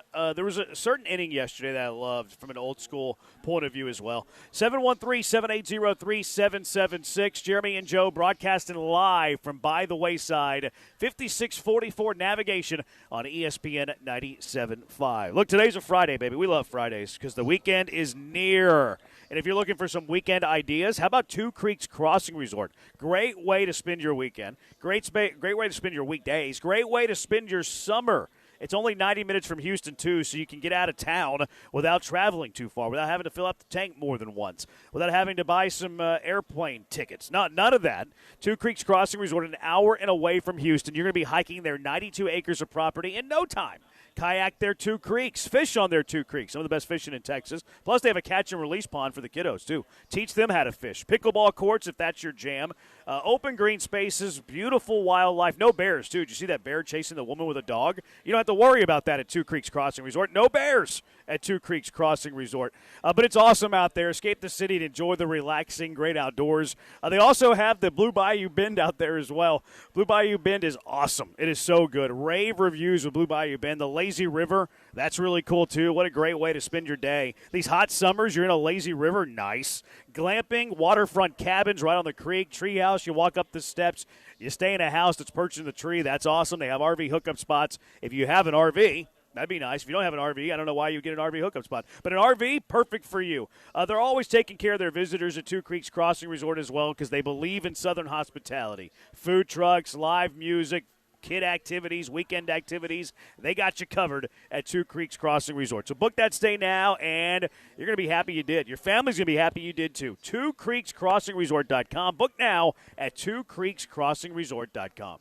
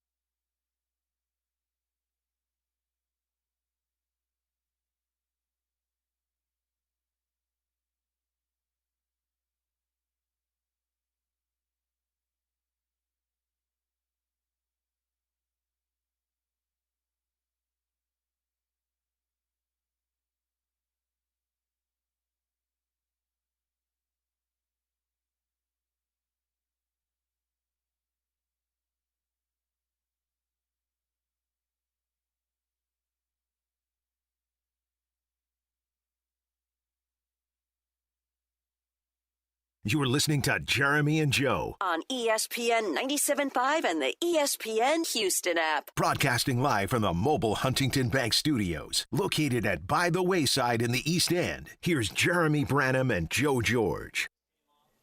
Broadcasting live by the Wayside, 5644 Navigation. I was reading the story about this place before, because I like to know the backstory with places we're going. Locally owned by two Houston entrepreneurs. Wanted to create a gathering place for the neighborhood. They have live music here, a little stage right here, right in front of us. It's a great spot. The drinks are craft drinks that are fantastic. Very, very good. Very good. The brisket tacos. With excellent. Flour tortilla. My abuelita, she used to make homemade flour tortillas every single day. Every day? Every day. That's awesome. So I'm a little bit particular about my flour tortillas. Sure, you're a tough critic. I'm a little bit of a critic. And these pass the test. These are very, very good. Their sauces. Oh, their sauces are very, very good. It's a great spot for some bites, great spot for some drinks, great spot to watch the sports. World Cup, obviously, right now. East End, great spot if you're off, after work, happy hour. Somebody used the YouTube. Houston 1, maybe? Houston 1, I don't know. I'm right next to you, a guy with a French jersey. I look over, there's a guy with a French jersey. I'm like, oh, that's kind of creepy. But very cool, very cool. If you're in the area, swing on by, come hang out with us. Great spot. Absolutely love it. Blaine said instead of the option of an opt-in for Imai, should they offer him an extension? 2 to 3 years, not sure on the money, though. I mean, I wouldn't do it until he opted out. There's no sense of doing it unless he opted out. Like if you're in a good spot with Imai, you really like Imai at the end of the year, why would you do that from a team perspective would be my wonder. Like, let's see if he opts in or opts out, and then if he opts out, then you start talking business. If you like where he's at and you're willing to pay him $18.667 million next year, and he opts in, well, that's great. That's better for you. So I would pump the brakes. I would hold off until he forces a decision. Yeah, now you can obviously have open communication with Scott Boras about trying to get a read on what Tati Imai is going to do. And if he does tell you, hey, he's going to opt out, but we could also just do a contract extension and find a way so you can stay in Houston for the next, 4 years instead of 2 years with the opt-ins. But why do that before? When I say before, I'm thinking the day before. I think you have to wait for him to decide. He has to opt out, or at least give you the tell you. Oh yeah, he doesn't have to make it official through the transaction log. Yeah, but you don't have to do it until the season's over. Yeah, I mean, if Boris tells you, if you love Imai the rest of the year, and then September 1st, Boris hey man, we're going to opt out. You want to start talking about it? Okay, that's fine. Yeah.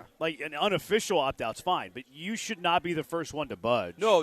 You're waiting to see what he wants to do. Yeah, because you just never know what's going to happen. He could be. I want to see him finish the season. He could get hurt in September. Yep. That could knock him out for 27. You just never know. So you have to wait and take it as long as possible. I guess that's in play. At the end of the year, of if he pitches well enough that a contract extension versus letting him just walk away is there. Yeah. We've never even needed to talk about that before today. No. So I've never thought about it. Yeah, it's better to have that conversation than how do you get him to Japan. It's the first time he's been good enough to have this conversation. He's had some flashes, but the consistency. Consistently over the month. Yeah. Junkie making homemade flour tortillas is hard work. Yeah, it is. My two grandmas are the hardest working people I've ever met. All right, 713-780-3776. Taylor Trammell's got some thump. Yes, he does. He's got a little bit of thump. He had another bomb yesterday. That was really good. Taylor Trammell's got some thump. He always has. I love the ninth inning, Joe. As an old-school baseball guy, I love the ninth inning. Jeremy Pena gets on base. All right, leadoff man, get on base. That's your job. Speed to get on second. I'm not sure why he's peeking into the plate, though. It's a straight steal. You don't need to be peeking into the plate, Pena. But he's still second base. All right, cool. He's really, really fast, one of the fastest guys in all of baseball. And then Yordan Alvarez with a Branham. Yordan Alvarez rolls over to the right side, a good old Branham, moves Pena to third, and then Isak with the fly out to medium center field, scores Jeremy Pena. That was professional baseball. Yeah, it's old school. Professional baseball and an insurance opportunity. And you know what I really love about Yordan's Branham? And for those that are not familiar with what a Branham is, Branham is what should be a sacrifice, but the official score doesn't give it a sacrifice, which really grinds my gears. But what was really great about that Yordan Branham, that was a slider on the outside corner. That was a slider on the outside corner. That's tough and to pull. He's so high IQ, so high S2, that he just hits a weak roller to the right side. totally surrenders his out. You're not going to do any damage with a slow roller to the right side with Jordan's speed. But to have the presence of mind, like this is what my team needs in this spot, so unselfish, so high baseball IQ, and that actually, what Jordan did yesterday night, that's the epitome of my entire Branham take. That's why that should be a sacrifice. He's giving up the at-bat, doing it for the sake of the team. He's moving the runner over with nobody out. Now he's the first out, gets Isak an opportunity for the sacrifice fly. Yep. I love everything about that night. And then Isak, what a ball player, man. You look at Isak Paredes, you'd be like, hey, he looks like me, right? You know? Like, he doesn't look like an athlete. He looks, 15, 20 pounds overweight. Probably. Dude can't run. Dude tore his hamstring off the bone, and he somehow became more athletic. Like, he looks nothing like an athlete. Yeah. This guy's just a professional ball player, right? He gets professional at-bats. He makes bare-hand plays. Like, he's a bad hombre, Isak. Yeah, the only thing last night was missing was the bunt. But as you said, I don't like bunts, really. But Jordan got the Branham. You got the Branham. You don't need a bunt when you got a Branham. See, that's what irritates me. Yeah. If Jordan lays down a bunt in that spot, he gets a sacrifice. But he does exactly what he's supposed to do, which is just move Pena to third. Yeah. And he gets an 0 for 1 in that moment. Like, if you were up in that spot, yeah, Jeremy Pena at second, nobody out, you're laying down a bunt. Yes. Somehow you execute it. Yeah. You get a sacrifice there. I think I could execute a bunt. You get a sacrifice there. I love the insults mixed in with the commentary. But whatever. That's not part of the argument. Sidebar that. We can argue that later. You get a sacrifice there. Yeah. Jordan's 0 for 1 in that at bat. Yeah, that's so stupid. It's wrong. You're right. It's one of those things where, like, you come up with some wild stuff, Brandon. That's not wild. This is not one of them. Oh. This is one of, like, your great ideas. Like, this is like, I hesitate. Think you're on something here. Where, like, it should not the only problem be punished is, for it. The only problem is gauging intention. Okay, it's very clear in that no. spot. But Isak, I'm with you, but there are instances where it's hard to gauge intention. Why? Scorer's discretion exists in baseball, though. Yeah, that's Scorer discretion exists on almost every single play with hit, error, all that. I know Isak Paredes' intention in the next at bat was to hit the ball into the air. I think he still would have preferred a double. And it actually goes Or the other sac way fly. sometimes. Like, we see runners at second with one out, and a dude will obviously be trying to bunt his way on for a hit. And if he doesn't bunt his way on for a hit, they still give him a sacrifice. Yeah. Like, that wasn't his intention. So, like, but you give him the benefit of the doubt. Like, that's so stupid. It's one of my biggest problems with, like, official scoring in baseball, which is such a nerdy conversation. It is, but it's fun. It's about the nerdiest conversation we can have about sports. Brian, you talk about video games nonstop. Like, it's not even close to the nerdiest conversations. I said about sports. Whatever. Go look at WOBA stats. Actually, it's something I would do. Yeah. 713-780-3776. Junkie says Paredes is a fat athlete. A fathlete. Fathlete. Yeah. He is. Have y'all heard that before? Is that like a new term here? No, I've fathlete. heard it. You've heard that before? Yeah. Fathlete? Is it a fathlete or a fathlete? Fathlete? Fathlete? Yeah, fathlete. Like Bartolo Colon. Yeah. Pablo Sandoval. Yeah. Daniel Like- Vogelbach. Yeah. Like Fathlete? Yeah, they're fathletes. Can you be fat and not an athlete, though? Like, even if you're an athlete? Yeah, probably. Or are you just a fathlete? No matter what. If you're in the majors, I feel like you're a fathlete. Like John Kruk.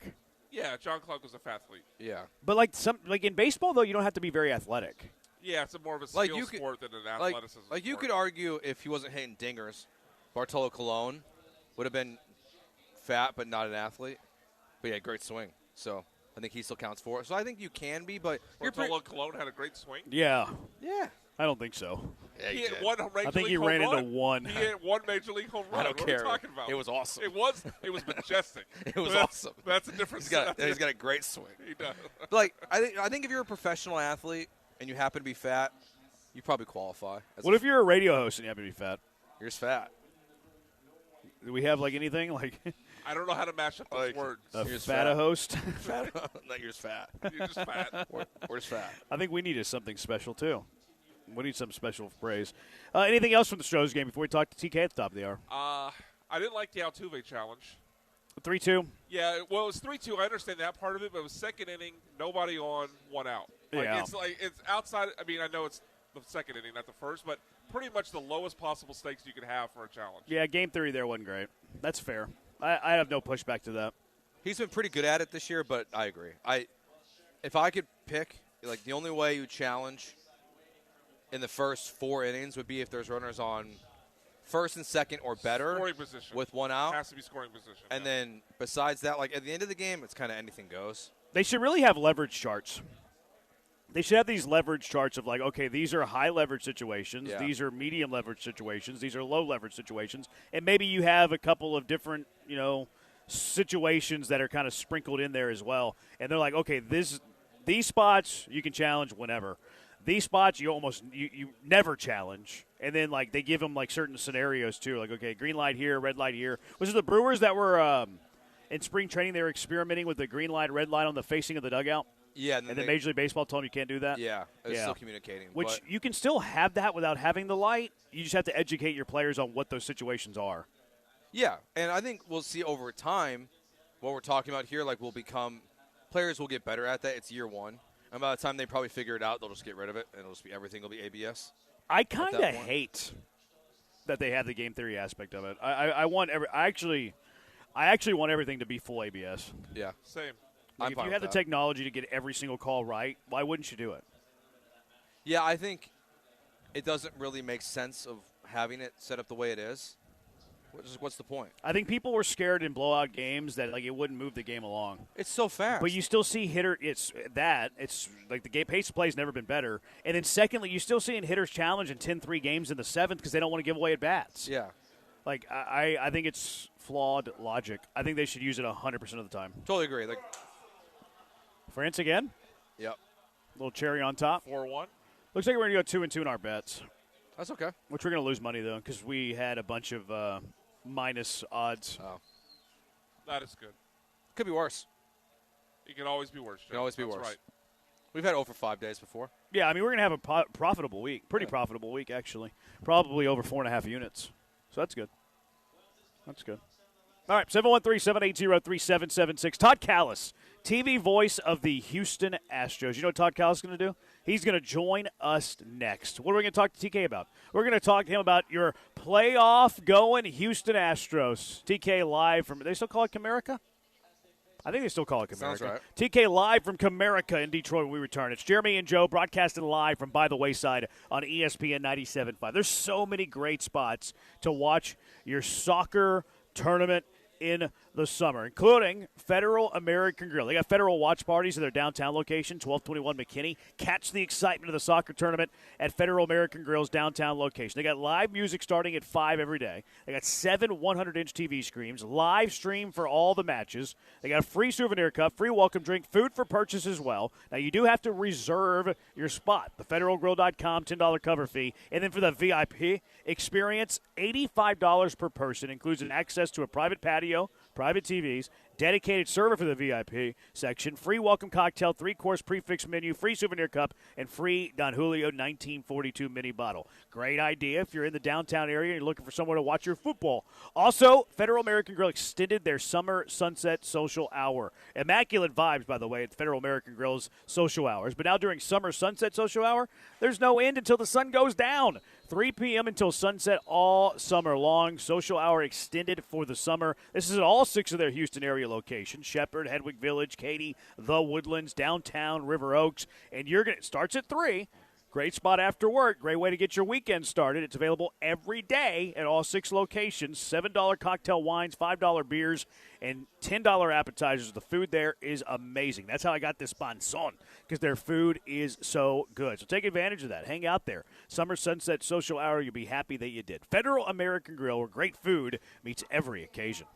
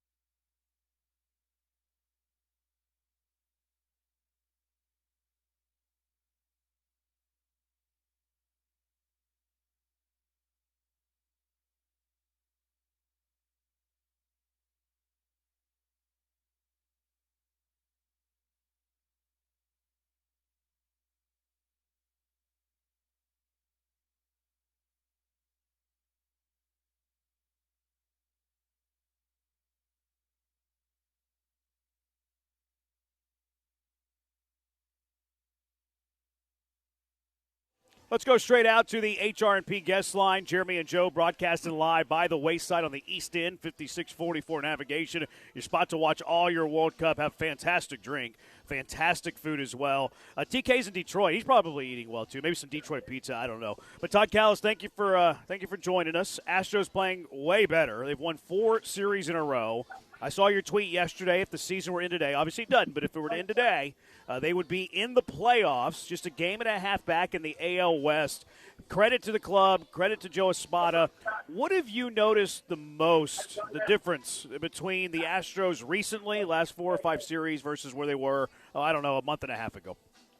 Yeah, they're just getting better starting pitching, right? So that's the key to everything. And their last turn through the rotation has been really good. Spencer Arrighetti didn't have one of his best last time, but he's going to probably turn it around tonight.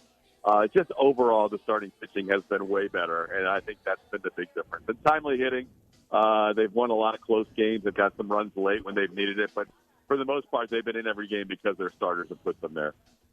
What's up with Imai? 21 strikeouts in his last 2 games, Todd. I mean, he is a totally different pitcher, it feels like, this month of baseball. 30 strikeouts overall. Like, what are you seeing as so different for him now versus in the past? Yeah, well, one of them is he's making guys swing the bat. He's throwing the ball in and around the zone. And once you do that, I mean, to go along with the 21 strikeouts the last 2 starts, he's only walked 1 batter. And now it's just kind of a 4-pitch flip yesterday on a 4-pitch walk. But when he's in and around the zone, his stuff plays. And I think, when you come over here from Japan, as he did, he wasn't entirely sure how his stuff would play at the big league level. And that could have resulted in some tentativeness early on in the year with some walks. But now he's watching those pitches do their thing, and he's getting a lot of swing and miss. And he knows, hey, my stuff is not only good enough to work and play in the NPB, Nippon Professional Baseball League, but it's also good enough to work here in the MLB. So I think with each outing, you're seeing the confidence grow, and it's fun to watch because he's growing in leaps and bounds the last couple of starts. Joe and I were talking about Imai a little bit earlier, and I heard Detroit. They were on the highlight of the condensed game talking about how his slider has a bunch of different personalities. You see the glove side run. You see the arm side run. It kind of has a mind of its own. Do you think Imai has control of that? Absolutely. I think when Christian Vasquez or Yainer Diaz calls for a pitch, they're calling for not only the slider, but they're calling for a location. So if they're calling for a location, say it's a left-hand hitter, and they want it down and in, he's going to try and throw the slider that moves down and in. And if they want it to be one that fades down and away, he's going to try and throw one that acts like a screwball. I've never seen anything like it, but there's no doubt in my mind he controls the spin on it. He might a couple of times throw one that drops, and that might not have the side-to-side action that he's looking for, but he's manipulating the pitches like I've never seen before with the same pitch going really 3 different directions. One goes in and down to a righty, one goes away from a righty, and one just kind of drops. I think it's unfair to call him a 2-pitch mix guy then. I know he's only fastball slider, but if his slider's doing 3 different things and he controls them all, that's 4-pitch mix to me. I would say you're right, and I would say that a couple of those sliders that get diagnosed as sliders on StatCast are actually split changes that people are not seeing the grips on. You can only base what your pitch is based on the spin and the speed, and I think sometimes they're getting fooled. So I do think he threw some change-ups yesterday that were showing up as sliders. But, yeah, he's pretty much fastball and a multi-moving slider. TK, you called a lot of very long hit Yordan Alvarez home runs this year. I think Taylor Trammell might have beat him the other day. What was that thing like? That thing was going forever in Toronto. Yeah, only 25 have been hit up there in the fifth deck in 37 years in the stadium, so you know you're doing something special when you get one up there. I think McGuire had 2 or 3 up there. Jose Canseco had 3 or 4 up there, but it's a rare feat to get one up there. So for Taylor, I mean, he went right down the line with his, so that helped. It was a bomb. It was not quite Jordan-esque when he hit his at Dyken Park, and it ended up in that top section of the right field corner, but it wasn't too far off from there. You know, the outfield, the offense has taken a little bit of hits this season, rightfully so. They've had a subpar offense from their outfielders. But I think reason for optimism maybe, Taylor Trammell's put up solid numbers, been banged up, struggled a bit coming off the IL, but seems like he's finding that power again. Cam Smith's been a little bit up and down, but has a high potential. Loperfido, solid. Yordan playing in left field a little bit more. Wade was giving you some quality until he got hurt, and he's going to come back at some point. Is there a reason for optimism that this outfield can produce a little bit more offensively? Yeah, 100%. I think that's what we've talked about in the past. Like, where's the X factor? How's the team going to improve? Obviously, one of them was starting pitching. One of them was overall pitching and throwing strikes. And that has improved from really 30th, if you look at the bullpen, to first in the matter of a month. It's kind of crazy how they flipped the script with their bullpen. A lot of that has to do with Hader being healthy and everybody filling in different roles. The other part of the equation, when you were asking how is this team going to get better, is more production from the outfield. And we've seen that on this trip. The back-to-back home runs involving Cam Smith and Taylor Trammell. The huge hits by Joey Loperfido, both in the game Tuesday and in the game Wednesday, basically winning that series against his former team. And then Trammell again coming through yesterday. So, yeah, it's been a combination of things, but the team has been better because they're getting outfield production and they're getting the pitching that was missing the first couple of months. You know, as well as this team is playing over these last 4 series and the start of this game, the start of the series versus the Tigers, Christian Walker hit 193 in June. He hit 200 in May after a really hot start to the season. Is there something that, TK, you're seeing from the booth that looks fundamentally different, or just kind of a slump right now for Walker? No, I just think he's going through it a little bit right now. I mean, it's tough to be locked in for every month of the season, and Christian was locked in for March and April and the early part of May. But Christian will be the first to admit he's kind of fighting it right now. But he got one of those hits yesterday that he just kind of bounced one down the third base line that hit the bag. And who knows? That's the kind of hit that can get you turned around. But I do like the fact that with Paredes hitting lately with his 9-game hitting streak, that Joe has moved him behind Yordan Alvarez. I think that's going to really help because Paredes has been hot. Paredes has been driving in runs, I believe, in 4 consecutive games. So when Yordan is in there, it's definitely a guy that you want. You want the guy behind him to be a threat. And I think lately Isak Paredes has definitely been that threat in the Astros lineup. He's probably been as hot as anybody. TK, call me a sucker for old-fashioned baseball. Todd Callis, HR&P guest line. But I love that 9th inning yesterday. Pena gets on, still second. Yordan, high IQ at bat. I mean, slider on the outside corner. He rolls over on it, so he gets Pena to third. And then to your point, Isak, who's a professional hitter. I think you're a bit of an old-school guy. Don't want to speak for yourself, but that 9th inning was a work of art, I thought. No, I'm glad you brought that up. That was one of my favorite runs of the year. I love that stuff, right? Like, It's fun to watch guys hit bombs 450 feet, and everybody gets fired up about that. To manufacture a run like the Astros in the 9th inning in a 1-0 game, that's huge. Jeremy getting on, taking advantage of Lee Jansen, is not quick to home plate, stealing a bag. Jordan on a 3-2 pitch that he's been using the left side of the outfield a lot for his base hits during this incredible run. But he knew what was most important for the team, not what was most important for Yordan Alvarez and his bid for the MVP. And he just rolled one over to the right side. My gosh, I'm like, that's a beautiful thing to see because that's not an easy pitch to do. He went out and around, got an outside pitch. Jansen knew what he was trying to do, and he still did it. And then, of course, Isak hitting that ball to the outfield to score Pena. That was one of my favorite runs the Astros have scored all year, and I'm glad you brought it up. So selfless. I've had a take from, I think, my entire life that I think that Yordan at bat, he should get credit for his sacrifice. Because if he was laying down a bunt, he would get credit for his sacrifice. But he totally gives up the out, rolls over, unbelievable at bat. It leads to a run. I think that's where baseball goes wrong. I think that should be a sacrifice for Yordan Alvarez. Sacrifice hit. Put it in the books, TK. Who do we have to talk to? Yeah, I'm sure he wouldn't mind that because it wouldn't have cost him in a bat.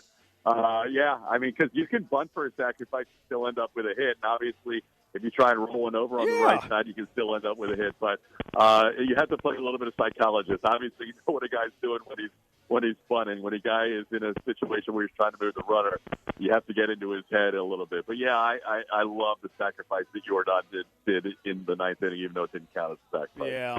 You would need some scores discretion. But scores have discretion now anyways with hits and errors and stuff like that. But whatever. I'll get off my high horse. We just call those Branhams around here. Spencer Arrighetti, his June and his May have been a little different. And he was never going to pitch like he did again in May, at least, following it up back-to-back months. But have you noticed anything different with Spencer in his May and his June? No, I think, two things. I think, number one, he was getting away with a couple things in May, and I think he'll be the first to admit it. He was still really good, but he did not. He got away with some great defensive plays and some hard hit contact that went at people. So I think he was probably a little fortunate to have the numbers he did in May, and I think he's on the unfortunate side of what we've seen so far in June. So it's kind of equaled out. But Spencer's a golfer. I've actually played with him before. We talk golf every once in a while.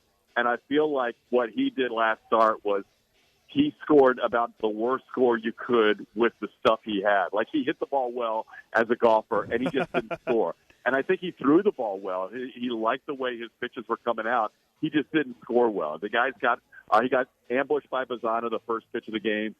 He had another home run hit against him by Manzardo in the left center field that was on a fastball away that he couldn't believe would sit out. But I think overall that was the worst result he could have had with the stuff he had, because he still was getting a lot of swing and miss. And I fully expect Spencer to come back with a good outing tonight. Is he any good? Yeah, he's solid. You know what? He loves the game, and I've seen him both good and bad. And I think, but when you have a passion for the game, you're going to be out there as much as possible. And I think he keeps grinding at it. And I think he's even thinking, because it's such a long day, with the daylight being, near the longest day of the year, that after the day game tomorrow, he's going to try and sneak in 9, I think. Oh, wow. Yeah, I think every pitcher should have to golf, because I think the mindset that you need for both is very similar. You're right. It's an individual sport, right? Like, you have to grind. There's nobody but you on the mound. The game does not start till you throw a pitch. Same thing in golf, man. You're out there on an island. You can have your buddies around you and you're foursome. But at the end of the day, you have to pull the trigger. You have to make the putt. So, yeah, I see some similarities. Well, TK, thanks for joining us. Have a great call tonight. Hope you continue to call this Astros wave. It's been a lot of fun. They're playing some good ball. It's really been a lot of fun, guys. Have a great weekend. I'll talk to you next week. It's Todd Callis, voice of the Astros, joining us live from Comerica in Detroit. Who do you think the best golfer on the team is? You had a guess. That's loaded. That's tough. I'm just going to say. That's tough. I don't. Hunter Brown a golfer? I don't think he is. He doesn't come off as Lance, a golfer. No. Eric Getty, he said he was all right. I think he was being kind with Eric Getty. It sounded like somebody who's got fresh to the game. Yeah. Hader's not a golfer. Any of the relievers golfers? They don't really come off King, as golfers. Gokert. No. I bet you there's not a lot of golfers on this team. No, it's probably a very limited sample size. You think Christian Walker's a golfer? I don't know.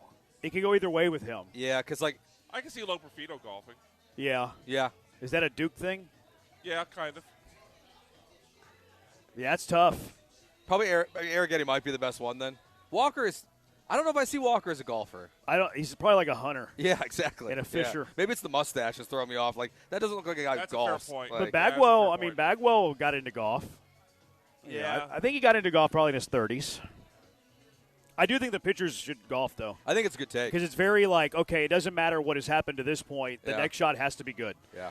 Pitchers, it doesn't matter what has happened to this point. The next pitch has to be good. It just makes me think of, what would Framber Valdez look like on a golf course? Oh, God. I bet you he can hit it far. Yeah, he's probably breaking his club, too. I bet you he can hit it far. Yeah, those clubs are getting snapped in half. Breaking it over his knee. Oh, yeah. Throwing him into the forest. For sure. Into the water. Yeah. If you were going to Detroit to eat something, what would you eat? Pizza? Would it be Detroit pizza? What else are they known for? I don't know. I've never spent much time in Detroit. I've flown into Detroit, but then got out of there as quick as I could. Yeah, I've never spent time there, so I wouldn't really know.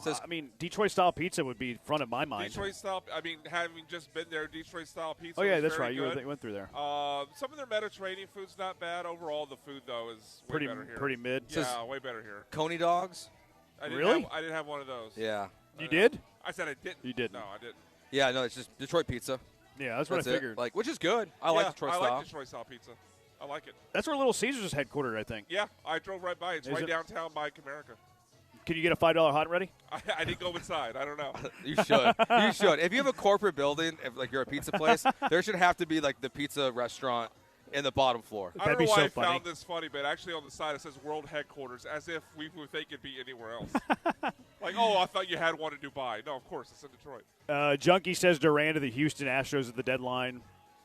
I wouldn't be opposed to it. I would need to look at what the trade looks like. Durant has been really bad this year, but I think a change of scenery would do him good. I think he's got tons of potential. I do like him. I don't think Boston would trade him for cheap, though. No, I think they're going to sell high. So they'll wait until the offseason when his value goes back up. Though, so I wonder if they would even try to sell now, thinking his market's maybe a little bit Maybe lower. not. Although Breslow might be desperate because it seems like he should have a leash, although they say that he doesn't. That team's bad. Greek Town is big there, says Chris and Humble. I love Greek food. Greek food's elite. I had a Euro there, but honestly, Nikos is better. Okay. All right. 713-780-ESPN. Let's get into the soccer match from yesterday. The U.S. men's national team loses for the first time in World Cup play. They lose to Turkey A. Thoughts on that?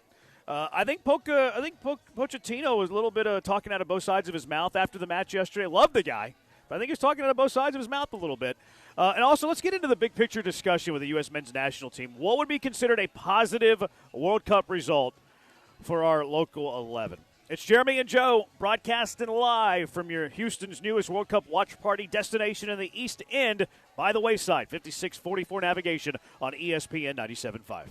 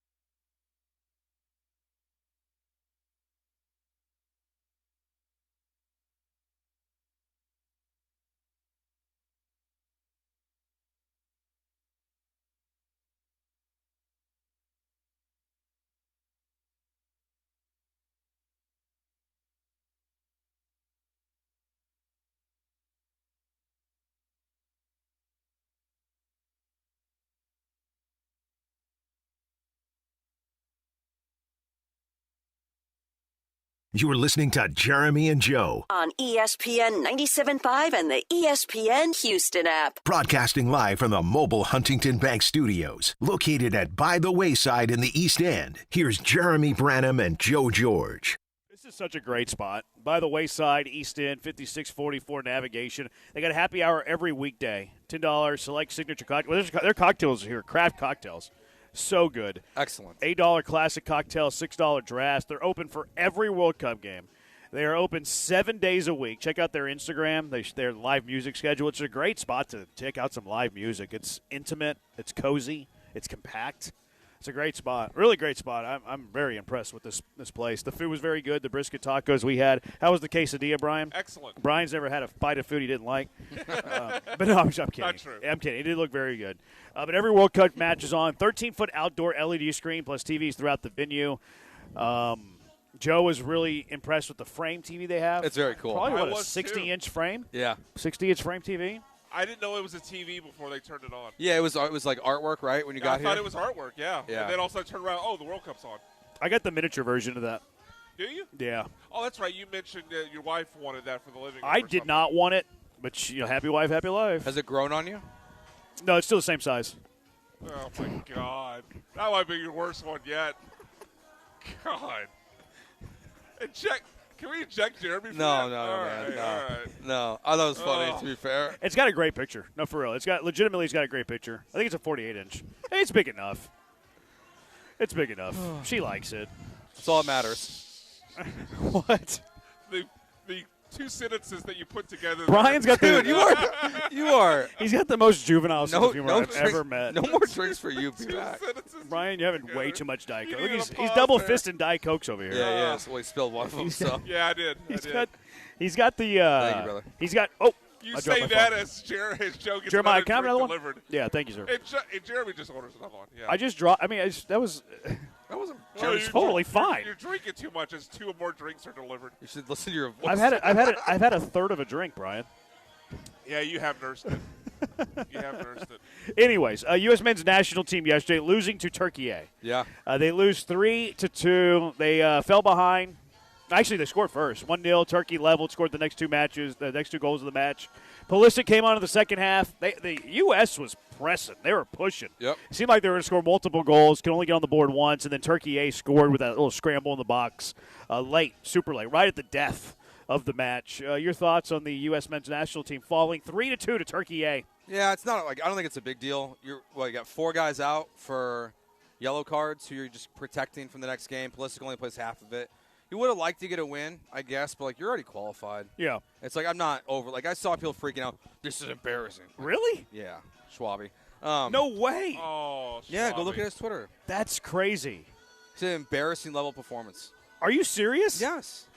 That's funny. I couldn't care less that they lost yesterday's match. No, it didn't matter at all. The only way you should care is if you bet money on the game. My bigger takeaway from the game was: are we sure about grass for NFL players? Because there was a lot of slippage. They were slipping and sliding. I mean, Pulisic should have scored on that. The one that went just to the left of the goal. Well, it's tough to say he should have scored. He definitely slipped on his plant foot. I think he would have, though. It was right there. It was close. right there. That was an unbelievable strike. Yeah, it was right there. That was nasty. But he's slipping as he hits it. So, my thought is just he makes that if it's not the wettest field ever. But especially the second half, these guys are all over the place on both teams. It looked like a damn slip and slide out there. Yeah, I see it now. Embarrassing U.S. men's national team defense and Matt Turner tonight F-. I don't like Turner in goal. I will give him that. Yeah, F-, that's good. Isn't that gimmick I will give him with that. John McClane? Is that what McClane does? Yeah, yeah. I don't care about the result of the match. No. Do not care about the result of the match. In fact, I kind of like that they lost. It gives them okay, how are you going to handle the adversity a little bit? I don't like the idea of, and not that they would do this, but just if there is a 5% chance that they would walk into the knockout stage, we got 9 points, we're big and mighty. Not that the U.S. men's national team should ever act that way in soccer. Certainly have not done enough to act that way ever. But I kind of like that, humble pie a little bit. Okay, we got stuff to work on. We got things we got to do on the training grounds. I think it gives Pochettino a way to, improve not that he's going to improve as a coach, because I think he's a great coach, but kind of get into the mind of the players. Yeah. I actually like that they lost. I think it helps. Not that they're going to make this run to the World Cup final, but I think he's going to have their attention more because they were a little bit leaky with the defense and all that stuff. So I'm actually happy that they lost a little. Kind of happy they lost a little. In hindsight, Pulisic playing the 30 minutes, I do like that he did that. Get the run of play a little bit, get confidence, touch of the ball, that sort of thing, live action. And they came out of it healthy, so that's great news. If he would have got hurt, would I be saying something different today? Yeah, probably. But he got out of it healthy, played 30 minutes. Looked good, too, right? Looked good. So happy that he played, happy that we got to see him play because now we have confidence in his form and his ability and his fitness going into the knockout stage. So I don't care that they lost, and I'm super excited, and I think they have a chance to go a couple rounds deep. Yeah, no, I do, too. I look at – we're going to get expectations. For me, Beating Bosnia, Herzegovina. Absolutely. Like, that's the expectation. Super unfair they have to play two countries. Fair. Handicap match. Then, if all goes as planned, you would play Egypt in the next round. They could still, their seeding could still move. That's the expected as of now. Yeah, as the projections I thought Bosnia was locked in. No, Bosnia's locked in. That's locked in. We're talking about the round after. Yeah, All right. It'd be Egypt or whoever they play. Round of 16. In the round of 16. And then it looks like, I believe, Spain would be the matchup. When have they ever been good at soccer? So, and that's in the round of 8. Quarters, that feels like the ceiling. Yeah, like that's fine. Yeah, which is a win. Yeah, like you get to. So if they lose in the quarters, you're good with their year. I'd like it to be a good showing. Don't get beat 4-0. Yeah, tight match. Yeah, don't say, don't be the New England Patriots of the World Cup and be like, oh look, they play Bosnia, Herzegovina, and Egypt, like easy road to the quarterfinals. I love that you brought it back to the Patriots' soft schedule. They do have They do have Salah though. Yes, it's true. But I've got him on an anytime goal today. Oh really? Yeah. But you get to Spain, that's who you end up matching up with. Have a good showing.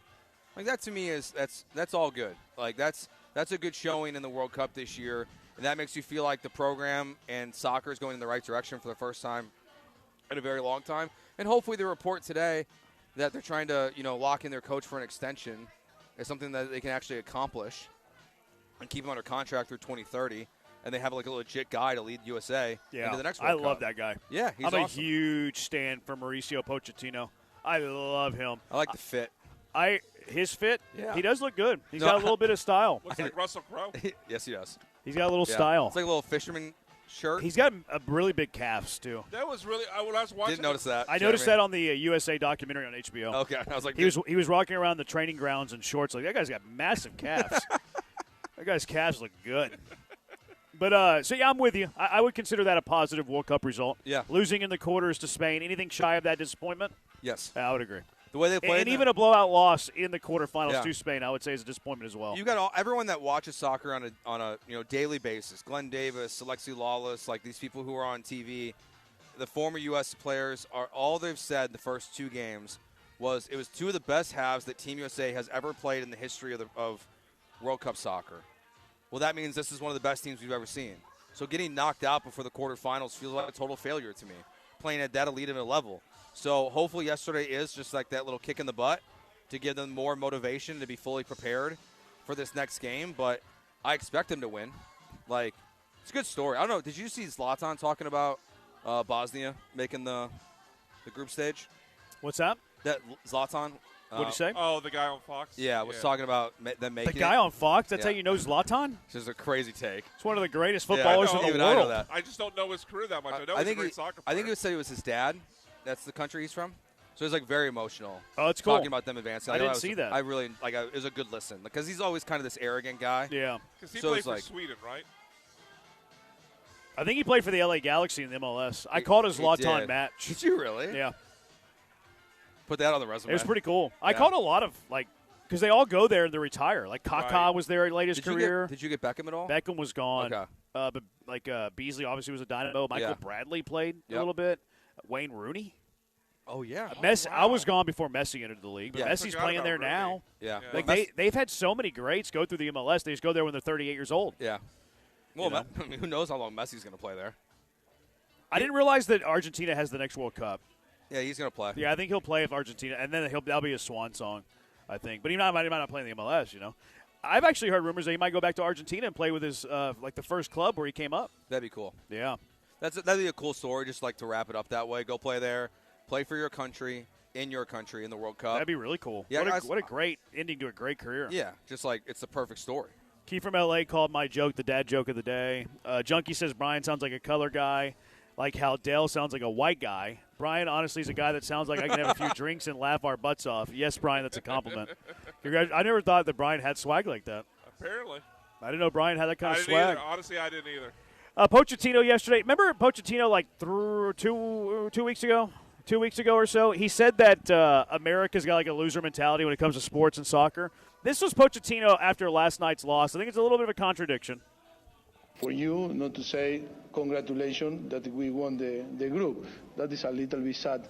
It's very positive to finish in the way that we finish. Cannot be possible, I'm sorry guys, it cannot be possible that Turkey finish celebrating the 3-point and Australia celebrating the qualification, Paraguay celebrating the qualification, and come here and for you not to say congratulations that we won the group. That is a little bit sad, but only that. I need to remember you and everyone that we won the group. Sorry, guys, we won. So he's not wrong. Yeah. He's not wrong, and anybody with a brain didn't care about last night's result. But to me, it is a little bit of talking out of both sides of his mouth, where 10 days ago he's saying that America's got a loser mentality of sport, and then after the match that he lost, he's saying the media should be congratulating him. It feels like a little bit of a contradiction to me. It does. It's definitely like it is a contradiction. But I also get where like you would change your stance a little bit just because you have accomplished something. Just to fit your current need? Yeah, but asking the media to congratulate him, I think, is a little far-fetched. Well, yeah, that might be a non-American Feels a little thing. soft. Yeah. Congratulate me. And that could be true. Yeah, that could we're absolutely like, be it. We're like maybe like overseas, like when you win a big soccer match. Yeah, congratulations, Gaffer. Here's my question. Yeah. It probably does happen. You're Like, probably right. And you only really hear that in America from journalists You probably ever hear it? probably after the championship. Every now and then. Like congrats. I don't hear it often. Like I hear it congrats, like Jalen, on the an title. accolade, like a Hall of Fame honor. Yeah, maybe a milestone. You see it with a milestone. Yeah. You see it with milestones quite a bit. Not any of the Astros milestones because they'll celebrate. Oh, they celebrate the fifth strikeout of a guy's career, but Yeah. a real milestone. A real milestone. All right, 713-780-3776. Let's get to Bad Take Boulevard. What are the worst takes of the week? 713-780-3776. Bad Take Boulevard when we come back. Jeremy and Joe live from By the Wayside on ESPN 97.5.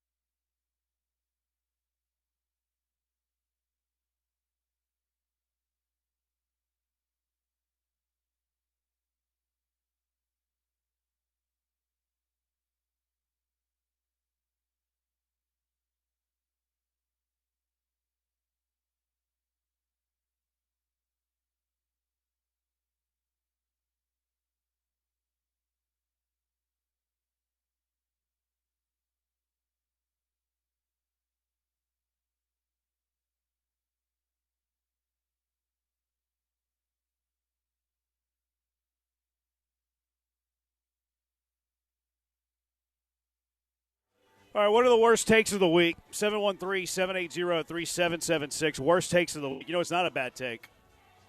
Having a good old time at By the Wayside. Having a good drink. Maybe it's an old-fashioned. Maybe it's an espresso martini. Maybe it's a bite. You know, maybe it's their brisket tacos that were very good. Their salsa, phenomenal. Flour tortillas, very good. Authentic. Quesadilla, perhaps. I don't know what he gave us a while ago, but that was very good. The craft cocktails here are good. The precision, they burned this little cinnamon stick a little bit. It's great. I don't know what that does, but it makes it taste great. Very, very good. But it's Houston's newest World Cup watch party destination. Every World Cup match is on, inside, outside. They got a 13-foot outdoor LED screen, which is awesome. Free large parking, awesome. Cocktails, beer, bar bites, plenty of shade in the outdoor art park, they call it. It's also just a couple miles away from FIFA Fan Fest. So if you're going to FIFA Fan Fest, this is your pregame spot. This is your postgame spot. You are going to love it. But even if you're not the biggest soccer fan, great place to spend the afternoon with friends. Good old spot right here on the East End. By the Wayside, 5644 navigation. Put it in your plans. Junkie, the Pochettino soundbite we played, we're like, hey, congratulate us. We won. He said it was very Bill O'Brien-y. We're 9-7. We won the AFC South. Yeah, it was 9-7, Brian. Yeah. 9-7.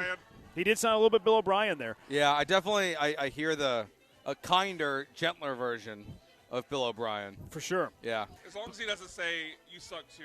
No. Is your mic on? Is his mic on? I don't think AJ, so. is his mic on or is he just yelling at us? I think he's just yelling. It's low. Which might be better. AJ, are you hearing me? He said it's low. I can hear you, but it's low. Oh, I'll turn it off. Actually, I don't even think that was – I think it was low through our mics. I think his mic was okay. off. All right. No, you're good. You can just turn it back off. It's no problem.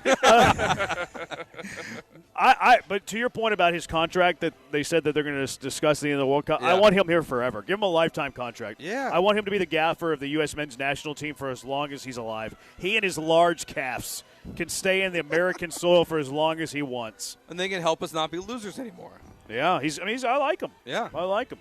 Golden generation. All right, worst takes of the week. Swabby, you put me on Swabby. Calling the U.S. men's national team performance yesterday embarrassing. It was a glorified scrimmage, Swabby. Yeah, Chill out. It's crazy. Chill out. It's like you would never tweet that, like, game 162 of the Astros season, and every single player is not – a valuable player is not in the lineup for the Astros, and they lose 10-0. You wouldn't be like F-. You're like, well, no. Relax. Jordan Alvarez didn't play. Altuve didn't play. Pena didn't play. Like, I don't know.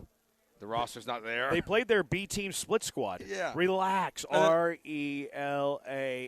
mean, they did like 4 subs at one time, even later in the second half of the game. Relax. It was weird to me, though, the Fox analyst, and maybe this is a way to keep their viewers, but they just talked about how much they wanted to win the game. You know, they were making it a point, Americans need this. It's like, no, they don't. No, they don't need this. It felt like a hard sell. I think it was a hard sell to keep the viewers. Yeah, which makes sense because the average, honestly, American viewer in the World Cup might not know that last night's game was meaningless. Maybe Schwalbe didn't know. You never know. He did think that Lance McCullers was going to get Cy Young votes this year, so. Yeah. He did think Cam Ward was going to get MVP votes. Who? Cam Ward. Oh, I'm sorry. Cam Smith. Which one is more ridiculous? Probably Cam Smith. Probably Cam Ward. Probably yeah. Cam Ward. I don't know. I don't know. Probably Cam Smith. At this point in the season, I guess, yeah. Mark Ogden. He lands on Bad Take Boulevard. Ooh. This was, I don't know. I've never heard of the guy. just Senior made the writer for list. ESPN. Who the is that guy? He's senior writer for ESPN. I just told you, AJ. Did you?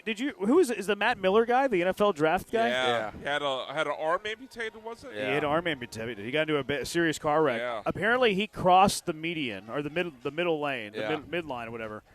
Hit an 18-wheeler. Yeah. I saw the Jeep. You see the Jeep? Yeah. Nasty. Yeah, he lost an arm. He had to get life flighted. He started a GoFundMe that apparently is getting some criticism. Big time. He's being accused of some pretty gnarly stuff, of running fantasy football leagues where the money is going to go to charity, split with charity in the winter and not paying people out. I saw that. That allegation. Yeah, but people are mad at him for starting a GoFundMe, which feels like now's not the time to have that conversation. Yeah, I think it's hard to know.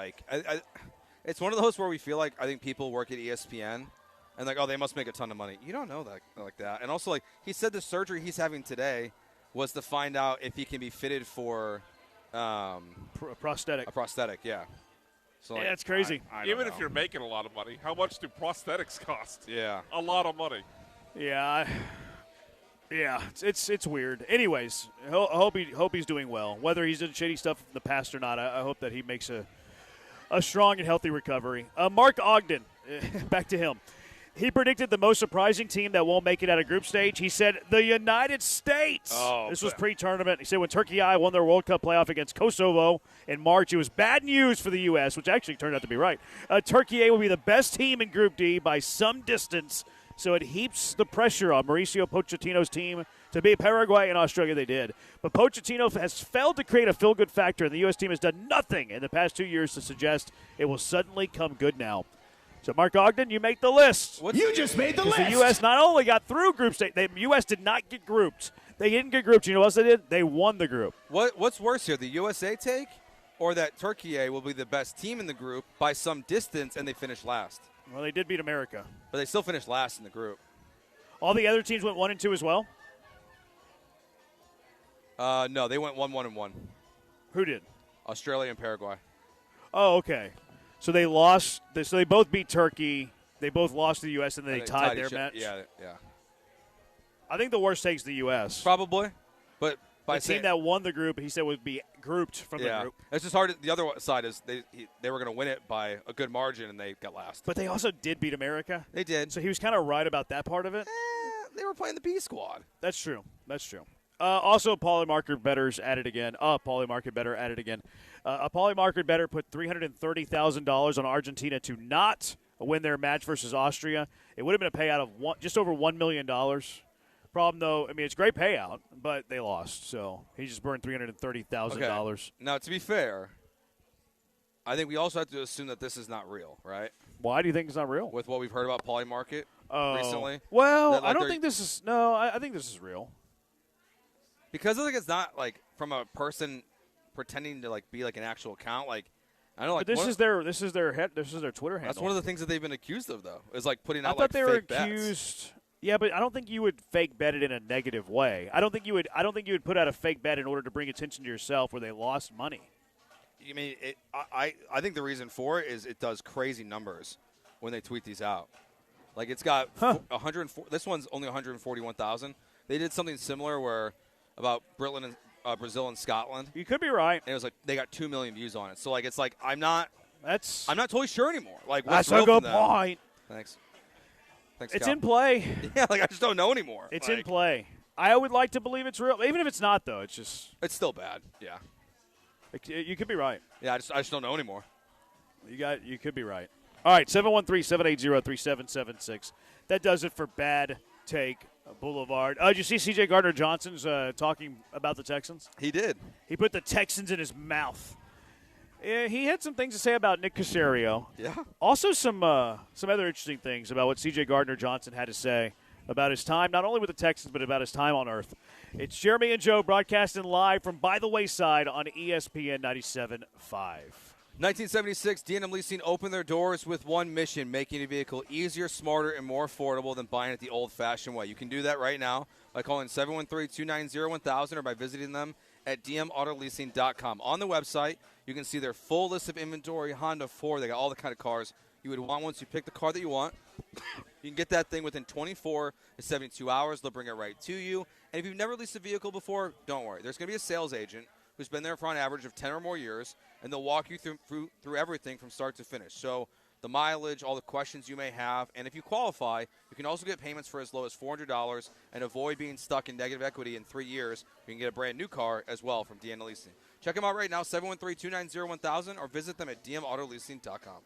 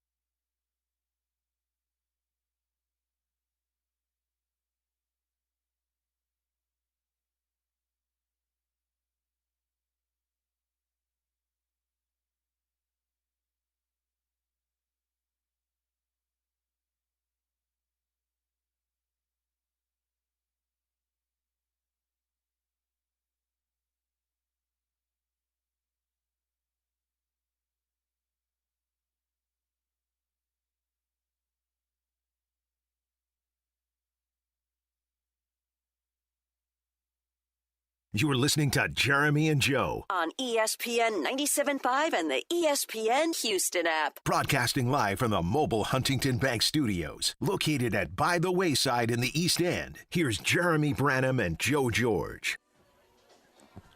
By the Wayside, your spot, Houston's U.S. World Cup watch party destination. Every World Cup match is on. Happy hour Monday through Friday until 6. $10 select signature cocktails, $8 classic cocktails, $6 drafts. Open 7 days a week. Open for every World Cup game. This spot is awesome. Built inside a restored historic building, transformed into one of the best cocktail bars in the city. Live music as well. Rotating art gallery, too, which is really cool if you're into arts. I'm into the arts. You know, I like to class it up from time to time. What kind of arts do you like? Whatever's on the TV in my house. All right, makes sense. Yeah, because we have a frame. Yeah. We have a frame. Real quick, which team is C.J. Gardner-Johnson on? He is on. Gosh. The Bills. Look at AJ. AJ's flexing. I should Because have known that. he went to the Ravens after the Texans, right? And then the Bears. And the Bears. The Bears. Yeah. But I lost track. I after should have that. known it was the Bills because they swapped safeties. The only reason I would have known, I knew this, though, is because I read the article that C.J. Gardner-Johnson has out today. Yeah. I would not have known that. I did not know that prior to that. It's his 7th roster in 3.5 years. That's impressive. 4th in the last 15 months. Crazy. And for a player that's, I think he's skilled. I think he's all right. I think he's pretty good. I don't think he's as good as he thinks he is. But he's a starting caliber safety in the NFL. And if he's not a starting caliber safety in the NFL, he is at least NFL worthy. Yes. He's at least he can make any 53-man roster from a talent perspective. Yeah, he's at worst a sub nickel. Yes. In the NFL. But his talent is not worth the problems that he creates being on a roster. That's why he has been on 4 different rosters in 15 months. Yeah. 7 different rosters in 3.5 years. His talent's way too good for that. Why is that the case? Because people get tired of his ish. That's why. And very quickly. Very quickly. So, anyways, he had an article out today. The author is Tim Grant in The Athletic. Talked about C.J. Gardner-Johnson, got quotes from C.J. Gardner-Johnson, why C.J. Gardner-Johnson keeps changing teams, why he thinks the NFL gets him wrong. It's a lot of teams that get him wrong. The first thing of note that I saw was he was asked for his kids' names, and this wasn't some Antonio Cromartie thing where he couldn't remember them, but he grabbed the notepad and jotted them down along with the ages of his kids. He's got a kid that's 1, 2, 3, 7, 12, and 15. Okay. Yikes. C.J. Gardner-Johnson's 28 years old. Oh, wait. 15? He had a kid at 13. Holy cow. Oh, my God. He had a kid at the age of 13. Oh, my God. At 13 and 16. How is that?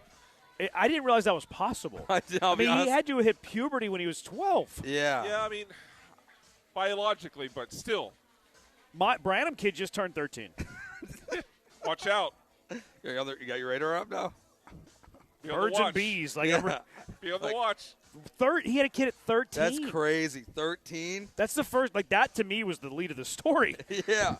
Whatever he said about Nick Caserio and his friends, he had a kid at 13. Okay, so I didn't read the story, but he was asked for their names and he put their ages down?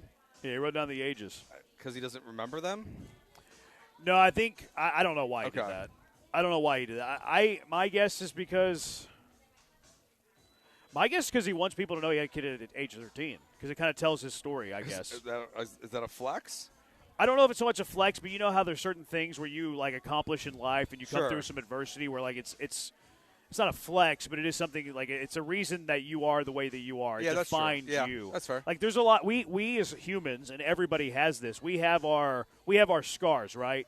Whether it's physically, whether it's mentally, whether it's adversity that we've had to go through. And sometimes you mention those things because it defines who you are as a human. Yeah. I think that's why it was, which I admire that. I get that. Yeah, that makes sense. But it's just kind of odd that you had a kid at 13. But anyways, about the Texans, C.J. Gardner-Johnson said with experience with the Texans began to go south at training camp in West Virginia when they were out the Greenbrier, where he said he got into a confrontation with the GM's friend, where apparently the GM's friend called him the B word. Said, if y'all going to cut me, but I'll give nobody reasons to cut me. I haven't. I don't. I'm not a cancer. There's nobody in this locker room that says Chauncey's a problem. The media loves me. The only thing that'll do it is something that triggers me, somebody that has a say in the building that can alter somebody else's mind. That happens every time. That's how I got cut in Houston. One person that's not technically a part of the organization called me a B word at Greenbrier. I get out my body. He says something to the GM, and the next thing I'm cut. Texans declined to comment. Now, the thing here is, I don't think so, Nick. And the reason, Greenbrier's training camp. Yeah. He got cut after week 3 of the season. Yeah. That's like the timeline a month and a half. Yeah, it does not, at least. No one's buying this. That's like 2 months. That's a long time. Yeah, because you got that's 6 games, 3 preseason games, a week off, then 3 regular season games. The math ain't mathin'. No, it's not. Timeline's not accurate here. Because if he ticked off Nick Caserio so much because of what happened at the Greenbrier, they would have cut him the next day. Yeah, I'm going to buy more like the DJ Bieniemy reporting about him calling out a player's contract and saying he's unhappy with how he's being used. He said in this article he didn't do that. He says that's a lie. He said he's making $33 million. Why would he call out somebody's contract? Because Petrie's making more? That's one side of the story. Yeah. I just think he was getting burnt. They couldn't trust him. I think at the end of the day, that's what it was. If the Texans were so prideful and had their feelings hurt so badly because of this incident, they would have cut him in training camp. And what do we remember about the Texans-Ravens game last year? The Ravens had one of the most injured defenses in the NFL. They didn't want him. Yeah. The only team that brought him in was his former head coach, Dennis Allen, was the defensive coordinator for the Bears, and it seemed to go well there. And they were also desperate for injury, and he played right away. There wasn't any question about if he was going to be part of the roster or not at that point. So, yeah, I don't really buy what he's selling here. I wish he would have named a name. It would have made the story even more interesting. That's what I tweeted out for engagement. Who was Nick Caserio's friend? I think it was John Harris. I don't sincerely believe that. I'm just saying because it'd be funny. No, I had another thought. Who? Omar? Jack Easterby's back. No. Rock and roll? Diana Rossini? I don't think Rossini would use the B word on him. I don't either. I kind of think she might after what we've learned this last week. Nah. You guys see the things with the cops? Yeah, exactly. I think that calling CJ coaches get out tickets. I don't believe CJ at all. I think CJ Gardner-Johnson would name drop her if that was the case. Oh yeah, you're probably right. I could see someone within the Texans organization. I don't think it happened. Just it might have happened, but it's not the reason he got cut. Yeah. Because if that were the reason, and they were so offended, they would have cut him. They would have cut him right away. And they waited until 3 weeks. Here's the thing, let's entertain C.J. Gardner-Johnson's theory here. Let's entertain that he was called a B word by a friend of Nick Caserio. That's not even really part of the organization. Let's entertain that he had an out of body experience, which to me says that he lost his lid and probably popped off with him. Which okay, all right, we're entertaining that. The realistic scenario is that he played for the Texans for 3 weeks. Yes. Let's say in those 3 weeks he was playing at an all-pro level. Would the Texans have cut him? No. If he was playing at a mediocre level, would the Texans have cut him? No. The reason he got cut is because they didn't trust him to be in the right spot at the right time, and they felt it was costing them football games. That's why he got cut. Yes. He just doesn't want to say that because he has a little bit of a problem taking accountability. Yeah, I mean, he's been on all these teams. Like you said, the Bills will not be his last team in the NFL. No. Maybe. Well, unless he's just out of the NFL. It might be his last team. You think so? I mean, he's starting to wear out his welcome.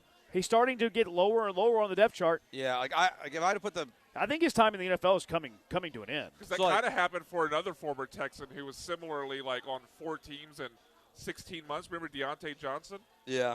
He was he was. Yeah. Deontay Johnson. The wide receiver. Yeah, the wide receiver. He was on the Steelers. Oh, that they traded from the Ravens. Yeah, he was a really good receiver with the Steelers. He wore out his welcome. I forgot his name there. was Deontay Johnson. And there was a few, he was here. He was with the Ravens. I think he was with one other stop, and now he's just gone. He played one game with the Texans, didn't get the ball, and threw a tantrum. So they got played in the playoff game. He was in the playoffs. And he got cut. He got cut before the second round because he was complaining. Yeah, he got cut between round 1 and round 2. Yeah. Because he went into D'Amico's office. I forgot about that. Yeah, we got to get to break. 713-780-3776. When we come back, let's talk some hacky. Jennifer Streeter, who's been all over the coverage on the potential NHL expansion into Texas, hopefully in our city, hopefully in Houston.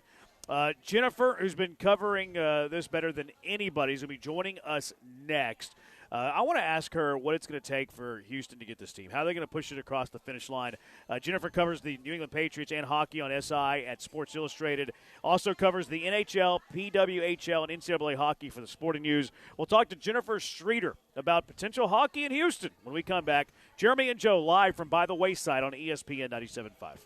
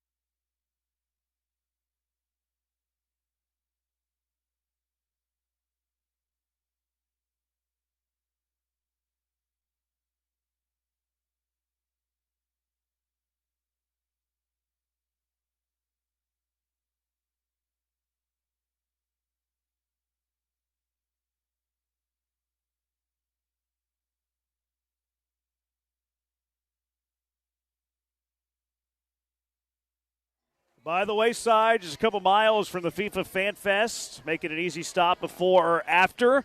You go to FIFA. The drinks here are great. Food is very good. Every World Cup match is on inside and out. The excitement for the World Cup has been tremendous. It has been awesome in the city. Maybe excitement that we get over an NHL team soon, perhaps, maybe. Let's go out to the HRP guest line, being joined by Jennifer Streeter, who covers the New England Patriots and hockey for on SI at Sports Illustrated, covers the NHL, PWHL, and NCAA hockey for the Sporting News, and has had the coverage to potential NHL expansion to Texas better than anybody. Jennifer, thank you for taking a few minutes hanging out with Jeremy and Joe. Jennifer, the main question that I have, how does Houston get this over the hump? How does Houston become so attractive to ownership, to the NHL, that they will be the team that is selected for expansion in the NHL? Hi, guys. Thank you so much for having me on. It's exciting to be here. Yeah, definitely. Really good question to start us out. I think that, for Houston in particular, what the NHL is looking at overall is which city is going to be financially successful for us and which city is going to, have an arena filled. So I think how Houston gets the nod over Austin is just showing that, we can have the financial success here and we can have the fan success here as well. Would you say there's like a betting favorite right now between Houston and Austin of who is more likely to get the team? Yeah, that's definitely a good question. I think that me personally, as an NHL insider, I've heard that Houston has been considered to, get a team for years. Austin is something that I hadn't heard in the conversation until, 4 days ago or however many days that's been. My sleep schedule's been a little off, as I'm sure you can imagine. But, yeah, I definitely think Houston is kind of in the lead right now. Just when you look at, the media markets and the population, that's the clear choice that makes the most sense. But, obviously there is a 6-month evaluation period going on right now where the NHL and the Friedkin Group is looking at both Austin and Houston. We're being joined by Jennifer Streeter on the HRNP guest line. Jennifer covers NHL, PWHL, NCAA hockey for the Sporting News. I was reading your articles and other articles as well about how the TV contract in the NHL is going to be due up roughly around the same time that there's going to be a potential expansion team to the NHL. How does Houston, having the 4th biggest market in America, how much do you think that's a factor, any way influencing this decision? That is a huge, huge factor, and that's also just a great question. When you look at what that number for the media market is for Houston, you compare it, Austin is all the way, it's not even close. Austin is in the 30s in terms of media markets in the U.S. So I definitely think that Houston has a major, major leg up when it comes in terms of media markets. And like you just mentioned, you factor in when the current U.S. Media markets deal with the NHL is expiring, that's going to be after the 2027 to 28 season. And I've heard per sources that, the NHL is potentially looking at getting a team in there before that expiration is up. So I definitely think media markets is probably one of the biggest factors that Houston has the lead in over Austin. Okay, so if they're trying to get them in before everything gets signed for a television deal to really show like maybe the benefits of why adding a Houston to that TV deal would look like, what's the timeline here look like? So we have a 6-month evaluation, but we know based on reporting that there is a new stadium part of this, whether it's Houston or Austin. Like, how is this supposed to all get done in time? Like, are we 6 months away from a team being announced that it's going to be Houston or Austin? So the 6-month evaluation period that started 4 days ago or whenever the initial news dropped, that has started now. So in 6 months, the NHL and the Friedkin Group will be deciding between Austin and Houston. The timeline after that I have heard that they're hoping for the team to arrive / be playable 2028 to 29. But then I've also heard per sources that they're looking to maybe have them be established prior to that media deal that I just referenced. So the most common year that's being floated around is 2028 to 29. Okay, is this a sure thing that one of these two cities is getting a team? Or is there still a chance that through this evaluation process that the owners of the other 32 NHL teams say, no, we don't think either city is a good fit right now, and we're sticking with what we got right now?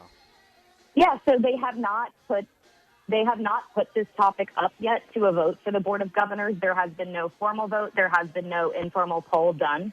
So, it is still up in the air, but this is something that the NHL has been looking to add a second team in Texas for years now. So I definitely think, in my opinion, this is a sure thing, but, that's not something the NHL has released yet. What would be left is for the Board of Governors has to vote on it once they decide on the city. I'm sure the $3.5 billion price tag for the expansion will probably interest the NHL owners. I would think. I know the stadium is involved in this as well, but I imagine that's a number that's so high that even if an NHL owner has resistance to a new team, that number is too high where they're going to be money whipped into saying yes. Yeah, absolutely. And also, it's interesting that you bring up that number just because other recent expansion teams have not had numbers that high. So, you look at teams like the Seattle Kraken, you look at teams like the Vegas Golden Knights, and how kind of Utah got moved around, and that $3.5 billion price tag, that's something that the NHL has not been offered yet. So another reason why that's kind of like a sure thing is, in terms of the money, you got to love everything's bigger and better in Texas, and I guess that comes with that price tag. I'm curious from your perspective. So I'm a Chicago Blackhawks fan from Chicago. Originally, that's my team, but the NHL has grown a lot recently. You had the Knights, who have been very, very good. You have the Kraken, who have been all right. Is expansion good for the sport of hockey at this point, or are they growing too fast? No, expansion's great for the sport of hockey. I mean, and that argument that it's happening too fast can definitely be made, I think, in terms of the U.S. as a whole. But however, what I would say is, what excites the NHL and even my contacts with the Dallas Stars about this particular opportunity is that this specific expansion is just good to show the growth of hockey throughout the state of Texas, because Texas isn't a traditional hockey market. And this is showing that, enrollment numbers in USA Hockey, which are currently at 2,500 across the city of Houston, hockey is growing across Texas. So this is just overall something that is good for the sport, and it's also good for the sport down south. Jennifer Streeter's been on the NHL expansion of the Lone Star State. Hopefully Houston, better than anybody, covers the New England Patriots and hockey for On SI. Sports Illustrated covers the NHL, PWHL, NCAA hockey for the Sporting News. Jennifer, no offense if any offense is taken, but I think Austin sucks. What's the appeal for Austin to get a hockey team? I'm a proud Texas A&M alum. So if you want to say Austin sucks with me, no offense. There we go. There. But, so the appeal for Austin for the NHL, I've heard two things. Number one, Austin doesn't have a lot of professional sports in the area. So if they were to go to Austin, all of the kind of sports fans would naturally gravitate towards the NHL simply because they don't have a lot there. But, in terms of Houston's population, Houston kind of has the leg up on everything else. And what I've also heard is that Austin is kind of being used a little bit as leverage for this to be a way for, the league to kind of get everything they want out of Houston. It's kind of sports are business now. And from a businessman's perspective, that could be them saying, if we don't get this out of the new arena, if we don't get this out of financial backing, we will just go to Austin. Do you think that the powers in Houston, whether it's Harris County Sports Authority, whoever it may be, do you think that they might, play poker a little bit? Where, hey, we realize Austin's being used as leverage against us and kind of push back at all? That's a good question. I have reached out to the Houston mayor's office like a crazy journalist and have asked for comment on whether we'll be getting any backing from the mayor's office and other big political sports figures like that, if you will. So I'm waiting for a response from that. But yeah, I definitely think, the city of Houston has been waiting for this for a long time, and so have powerful people in the city who I have in my contacts. So I definitely think Houston could be seeing backing from political figures and from other higher up groups like you just mentioned. Good. Yeah, I saw that you were on our friend Paul Gallan's podcast, and I know you were talking about Toyota Center not really being an option, and that the new stadium has to be the way to get Houston a hockey team. But does Toyota Center come into play at all in terms of getting the team here sooner? Because I don't think Austin has anything similar to Toyota Center in terms of if they wanted to put a hockey team there in 2 years, where would they play in Austin? Moody. Versus where if they wanted to play in 2 years, they could play at Toyota Center and rent it out from Tillman Fertitta for a small period of time. Is that a factor at all in this, or is Toyota Center totally irrelevant in this conversation?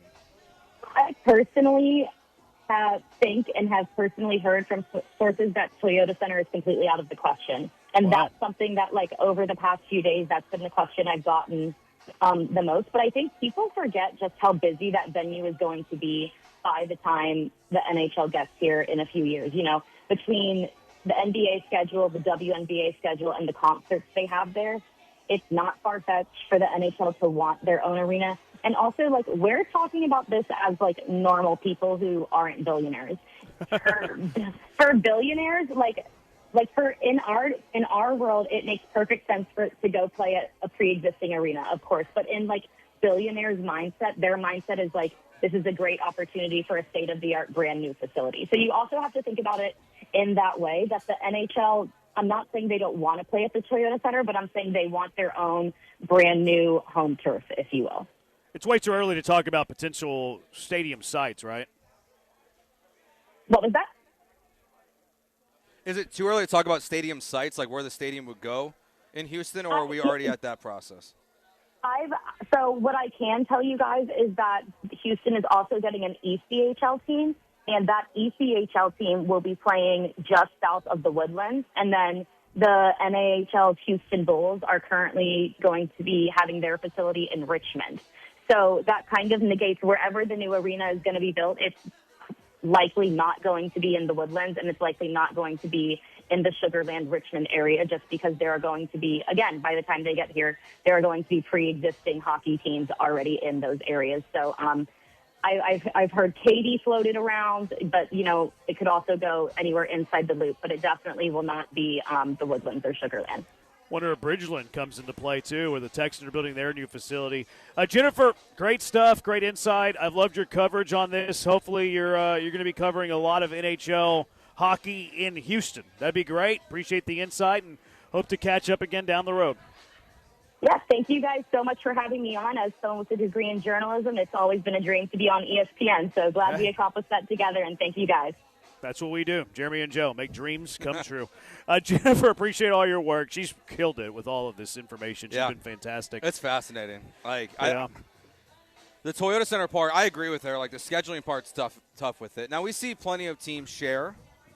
But Tillman's been open to, like, being a loan until their stadium's done. Yeah, I think that I personally think that's going to end up coming into play as an advantage to where, as Jennifer was laying out, like if they want to get in Houston before the TV rights are ready, you want to put them in a real legit place to play. What you said, Moody is what you said. Yeah, Moody holds far less than exactly. Toyota Center, They just did that. It was a clown show. Moody can get up to like 15,000. Yeah, but it was. They I thought it was more like 10, 11. It's 10 for Longhorn basketball games. So they curtain off the upper deck. It was embarrassing when they did this in Phoenix at Arizona State. They put them in a little college arena. Yep. It was embarrassing for the sport, and that's why they got moved to Utah so fast. Like, Moody's state of the art, though. Like, yeah, it just it's looks not old. tough. It's pretty good venue. Because I think the scary thing would be is if you made that decision and you put them in a place that sits 15,000 and 5,000 show up. Yeah. Like, there's got to be some fear there. I think it's going to end up being Houston or nothing. I thought it was a great question about, like, what are the possibilities of it just being nothing? I think that's more in play than people think. I've been reading a lot today that there are owners who people think there's going to be more opposition to this, and they question $3.5 billion is so much money. Exactly. Now they question how much Houston will really influence the television deal.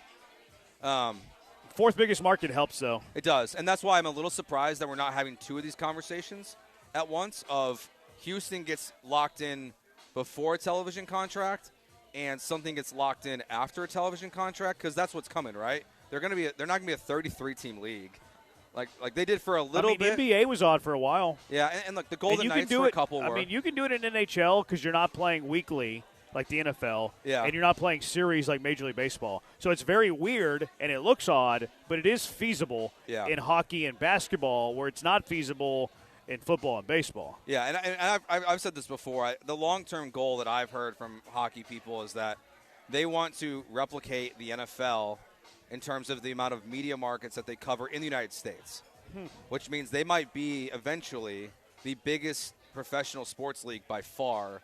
They might be closer to 36 to 38 teams. That's insane. Like, they want to have 30 teams in the U.S., and then their Canada teams, and potentially expand there as well. How many Canadian teams is this? Like 8? Why do they want to do that? They just want more market coverage. It feels like that's too many. Like, I would even argue like 30 teams for the NBA or 32 for the NFL is watered down. Now you want to go to 38? I feel like it's a good number, but I feel like 38 would be way too much in either one of those sports. Yeah. I mean, it's a weird sport. Like, with the other team that. But I guess if you're getting 3.5 expand, look, maybe it comes down to 2.5 because the stadium's included. Yeah. But if you're getting $2.5 billion for an expansion fee, and you can do that 7 times, why not? Okay. Like, you just introduced $20 billion to your sport. And, like, part of it has been ownership failure, but it is watered down. There's a lot of people that believe that Phoenix is going to get back a team at some point with a new ownership group. Phoenix is a good city. And that maybe not for hockey, but and that Atlanta, for the third time, we'll get a hockey team Really? at some point because they think it's ownership failure more than NHL failure. See, I don't think they care about the organization failing. I think they care about the expansion fee of $2.5 billion. Yeah, but they think it can work in Atlanta, right? Is more the thing is that they don't think that it failed in Atlanta because of the city of Atlanta. They think it failed because of who was running the organization. Right, I disagree with them, though. I think it can work in Atlanta. Okay. It works in Phoenix when you're good. Junkie, that's you're not always going to be good. No, you're not, but it won't be good here always either. Junkies, you guys had a lot of good questions. That's because we're true journalists. We've always said that. We're true journalists. 713-780-3776. When we come back, Aziz Al-Shire did it, guys. Aziz Al-Shire has made the NFL Top 100. Joe George, always right. Always right. Always right. Boom shakalaka. Let's talk about that, Aziz. How many more Texans will make it? 713-780-3776. Jeremy and Joe broadcasting live from By the Wayside on ESPN 97.5. I want to remind you about Pro Dunk Hoops. Pro Dunk Hoops is awesome. They make the highest quality basketball goals you'll find. Highest quality goals on this planet. Unlike anything you find in the big box stores. And they've been serving the best goals on this planet since 1984. Tempered glass backboard gives you that true, authentic feel. It's got a breakaway rim, which is good because you're going to be dunking on this bad boy, should you choose, because you can lower it all the way down to 5 feet. You can raise it up to 10 feet. So that breakaway rim, if you choose to throw down some jams, is going to keep you safe. You can dunk on it, hang on it, keep you safe. They also have an extended overhang. That way you don't roll your ankle on the basketball stanchion for all you weak-ankled folk. Also, stainless steel hardware. It's rust-proof. Rust-proof is must-have in the city of Houston with all of our humidity. Anywhere from 5 to 10 feet, though, you can raise and lower the goals. You want to check out Thor. Thor is an awesome goal from Pro Dunk. One of their newest goals. It's awesome. They have the Lightning Adjust feature. What's the Lightning Adjust feature, Branham? Lightning Adjust feature, you can raise and lower the goals with a drill. It's easy to do. It's fun to do. But they have all the goals. It's not just Thor. They have them all. They've had them all for a long time. They have in-ground adjustable, portable, wall mount, roof mount. They can do it all at Pro Dunk. Plus, their accessories, awesome. LED light kits for night play. You're at work. You can't play till it's dark. It's hot. You don't want to go outside. You don't want to get any vitamin D. You want to wait till it's late. It's night. We'll get LED light kits. You can play around the clock. Backstop nets, pull pad lettering, and lots more. And also, the pros from Pro Dunk can install that goal for you. You're not great with a level. You're not great with a ladder. You don't want to step on the ladder. You're scared you're going to trip on that ladder. You don't have to worry about it because the pros from Pro Dunk will professionally install your goal at the perfect height. It's perfectly level, so you're not going to have to do anything about it. Order now at ProDunk.com. Get what everybody in your household wants. A new goal from Pro Dunk. Order now at ProDunk.com.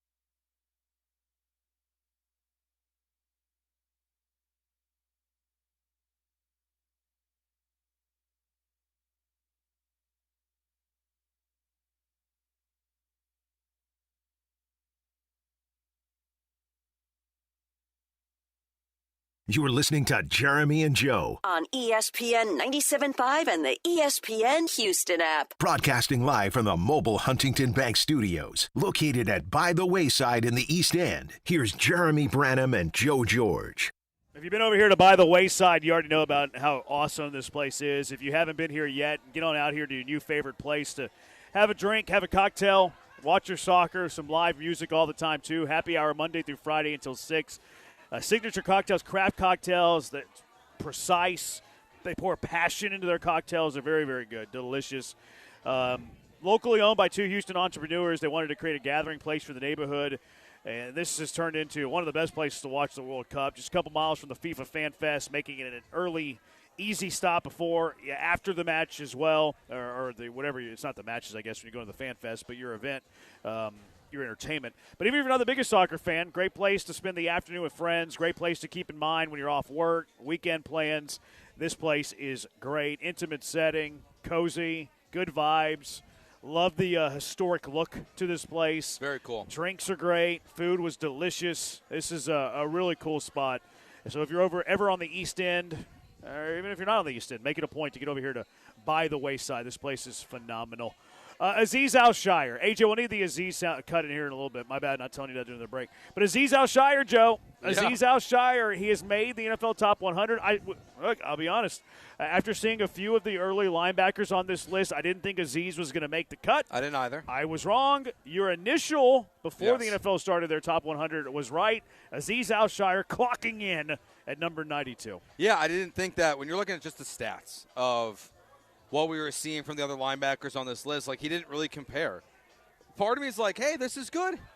It means the NFL players are not just looking at numbers and are actually, like, putting some thought into this maybe. It also opens up the idea that maybe a lot of Texans are going to be on it. Like, him coming in, I think, is a positive for them. But I do too. It's well-deserved. It's well-deserved for him to be on this list. But, like, some of the he's not the most shocking name so far we've seen, like, obviously, Bryce Young. I wouldn't call Bryce shocking in the sense that they overrate quarterbacks. Well, I think the guy at 91 was shocking. Montez Sweat. He's got name value, though. Oh, I don't know. Like, you would have, he had 10 sacks. I did this on my Bears podcast, and we went through 8 Bears players before I got to him. 8 Bears players? Yeah. Well, you're a homer. I know. Well, except for Montez Sweat. Except for Montez Sweat, apparently. But this is great. Like, it's cool for him. Like, does it mean anything? No, not really. I wonder, though. Okay, this is an interesting case study. I wonder if because the NFL players vote for this. They do. So I wonder if they just like, oh, you have 10 sacks, you're on my list. Well, he had some beneficial moments on national television that I think helps him out a long way. Helps his cachet. Yeah, where, like, in big moments he came through, even though he wasn't, like, good maybe necessarily down in, down out. And that's the same with Aziz here, right? Like, now he is good down in, down out for the Texans, and that defense just got so much respect that, like, that's why I thought originally he was going to make the list. I just, when the linebacker started coming out, I was like, not so sure. But only 17 players in the NFL last year had double-digit sacks. So the case study, I wonder, as this plays out, I wonder if all 17 make the top 100. Now, there's some dudes, like, in the top 17 of sacks last year. 17 players with 10 sacks last year. There are some dudes like, okay. Well, so far 2 of them are on the list. You know what? I was going to say some of these guys aren't household names. The only one that's not really a household name is Al-Quad and Muhammad from Detroit. Everybody else is pretty popular. Yeah. But so far 2 of the 17 guys? I would say at least 15 of the 17 players who had double-digit sacks last year make the list. Probably. Because I think there's going to be 17, 18 quarterbacks make the list. Yeah. I'm going to tell you there's 15 edge rushers of the 10-sack tier that make the list. So, like, over 30. So I think that's why Sweat's on it. Yeah, so like over 30% of the list is going to be pass rushers and quarterbacks. Yep. Which, not surprising. No, they're the highest paid guys. That's also why we didn't think Aziz would necessarily be on here, because we thought linebackers would be maybe a little disrespected. Well, you saw some dudes who had way more tackles than Aziz that were Yeah. leaked out, 93 to 100. So that's why I didn't think Aziz would be on here. But I do think you're onto something. Aziz being on here, especially ahead of guys that had better statistics than him last year, I think shows the respect the players have in the NFL for the Texans defense. Yeah, I now think we're going to see Petrie. See, I'm still not in on that. I think he'll make the next 10. So you're on. So you have 8 guys left. Yeah, so 7 guys left. So Will Anderson, Daniil Hunter, Stingley, Lassiter. I now think Jalen Petrie will make it. Nico. And Stroud? I don't know. I've been going back and forth on Stroud. I think the turnovers in the playoffs are going to keep him off I the think list. Stroud has a better chance of making it than Petrie. Not that it's deserved. Yeah. But because it's a popularity contest. Yeah, maybe that helps him, all the Ohio State players in the NFL. See, I just don't know if Petrie's like super popular around the league. But Aziz does show that NFL players have respect for the Texas defense. And Petrie's known because he crushes people. True. To that point. True. His hit of Rashee Rice, maybe the biggest hit of the season, was on Sunday Night Football. Yeah. And it was late in the season, too. I wonder if that upped his profile, in addition to all boats are rise with the tide of the Texans' defense to get him into the top 100. I wonder, was it Josh Downs on the podcast that said that the hardest hitting guy, or was it Alec Pierce maybe? I don't think it was Alec Pierce. I think it was. I think he said the hardest he's ever been hit was by Petrie. Yeah. So, like, maybe he does have more cachet than I'm letting on. Yeah, just because he smokes people. I think there's going to be 6 more. Okay. In reverse order, I think it'll be Stroud, Lassiter, Daniil Hunter, Nico Collins, Derek Stingley, Will Anderson. Petrie would semi-surprise me. I saw some people touting Kalen Bullock. That would seriously surprise me. I don't think Kalen Bullock will have the cachet, notoriety to be top 100. He had 4 picks last year. I think he's still kind of a best-kept secret sort of player. Yeah. Like, if you think of the Texas defense, he's probably – if you just go 11 of their starters, he's 5th, 6th. Yeah. You have Will ahead of him. You'd have Daniil ahead of him. You'd have Aziz ahead of him. You'd have Stingley ahead of him. You'd have Lassiter ahead of him. You'd have Petrie ahead of him. Yeah. So he's the 7th most popular Houston Texans starting 11 defensive player. Yeah, I don't think Bullock's in there. I mean, 4 picks, 1 forced fumble, 10 pass deflections. Those are good stats. No way. But they're not top 100 stats. I like Bullock a lot as a player. I think those are Love top Bullock 100 as a player. stats if he's a well-established player. Yeah. Like, if he was a well-established player, 7-year pro. Those stats wouldn't knock him out, but they're not enough to elevate him. I think he had more picks as a rookie, too, I think. What do you have, like 5 or 6 as a rookie? Yeah, I think he had 5 as a rookie. I think he led the Texans, or tie with Stingley maybe 2 years ago. Now, the one, I guess he had 5 this year if you count postseason. He did score. Oh, yeah. Against the Steelers, yeah. Like, I don't think many people remember that, though. I don't either. Like, I don't. Especially like we do in the city. Yeah. As Texans fans, but like a random NFL player. To be honest with you, I didn't remember until I looked at his box score, and then it clicked. I'm like, oh yeah, he got pick 6 versus the Steelers. I don't think Bullock's on there. I don't think he'll be on there. Petrie has a way better chance than Bullock. 100%. But I think Stroud has a better chance than Petrie. Yeah. I think that's it. So you're in on Petrie? I'm in on Petrie, yeah. Out on Stroud? Out on Stroud. Okay. Yeah, it'd be interesting to see how it plays out. I do think the Texans are getting respected NFL players around the league, though. 713-780-3776. If you want to check out what some of the NFL players Aziz had to say about this, check out Houston Texans Twitter. Some cool quotes on Aziz and like how hard he plays and stuff like that. Let's get to our Mailbag Monday on a Friday. Jeremy and Joe broadcasting live by the wayside on ESPN 97.5.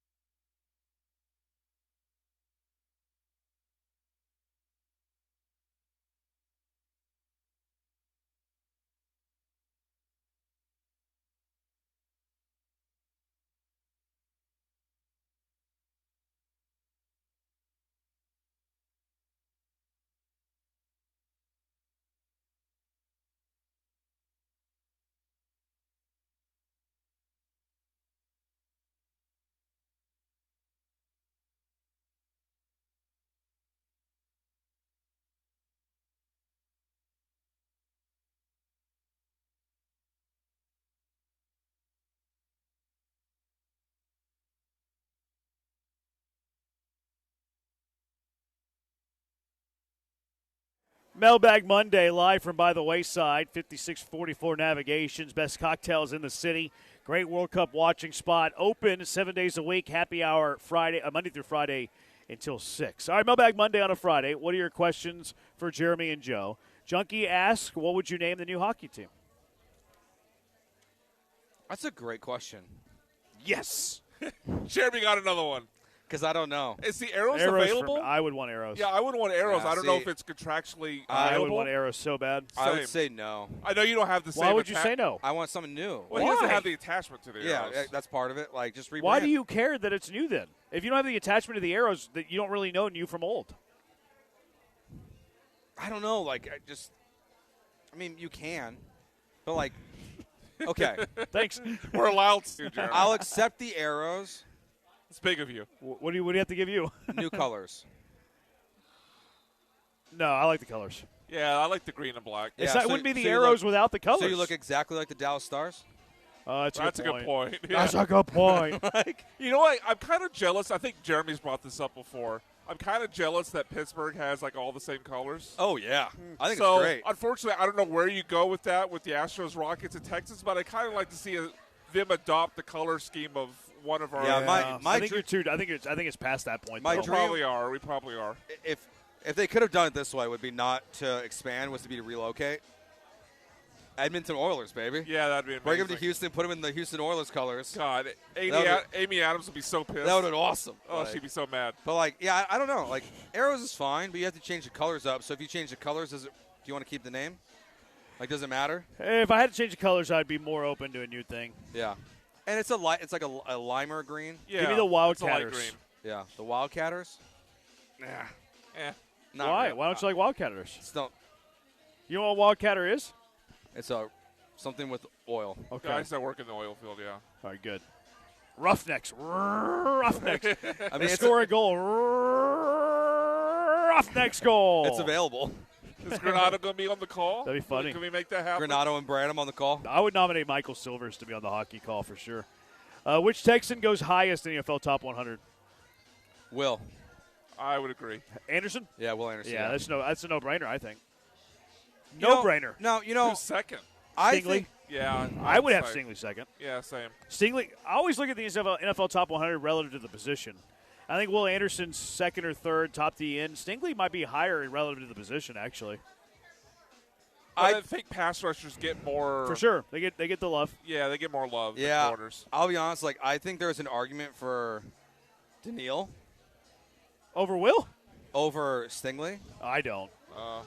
Yeah, I disagree. I mean, you look at sacks last year; it was 15-12. Yeah, but Stingley, if you're Like tackles for loss. where's Daniil Hunter relative to the rest of defensive ends in the league?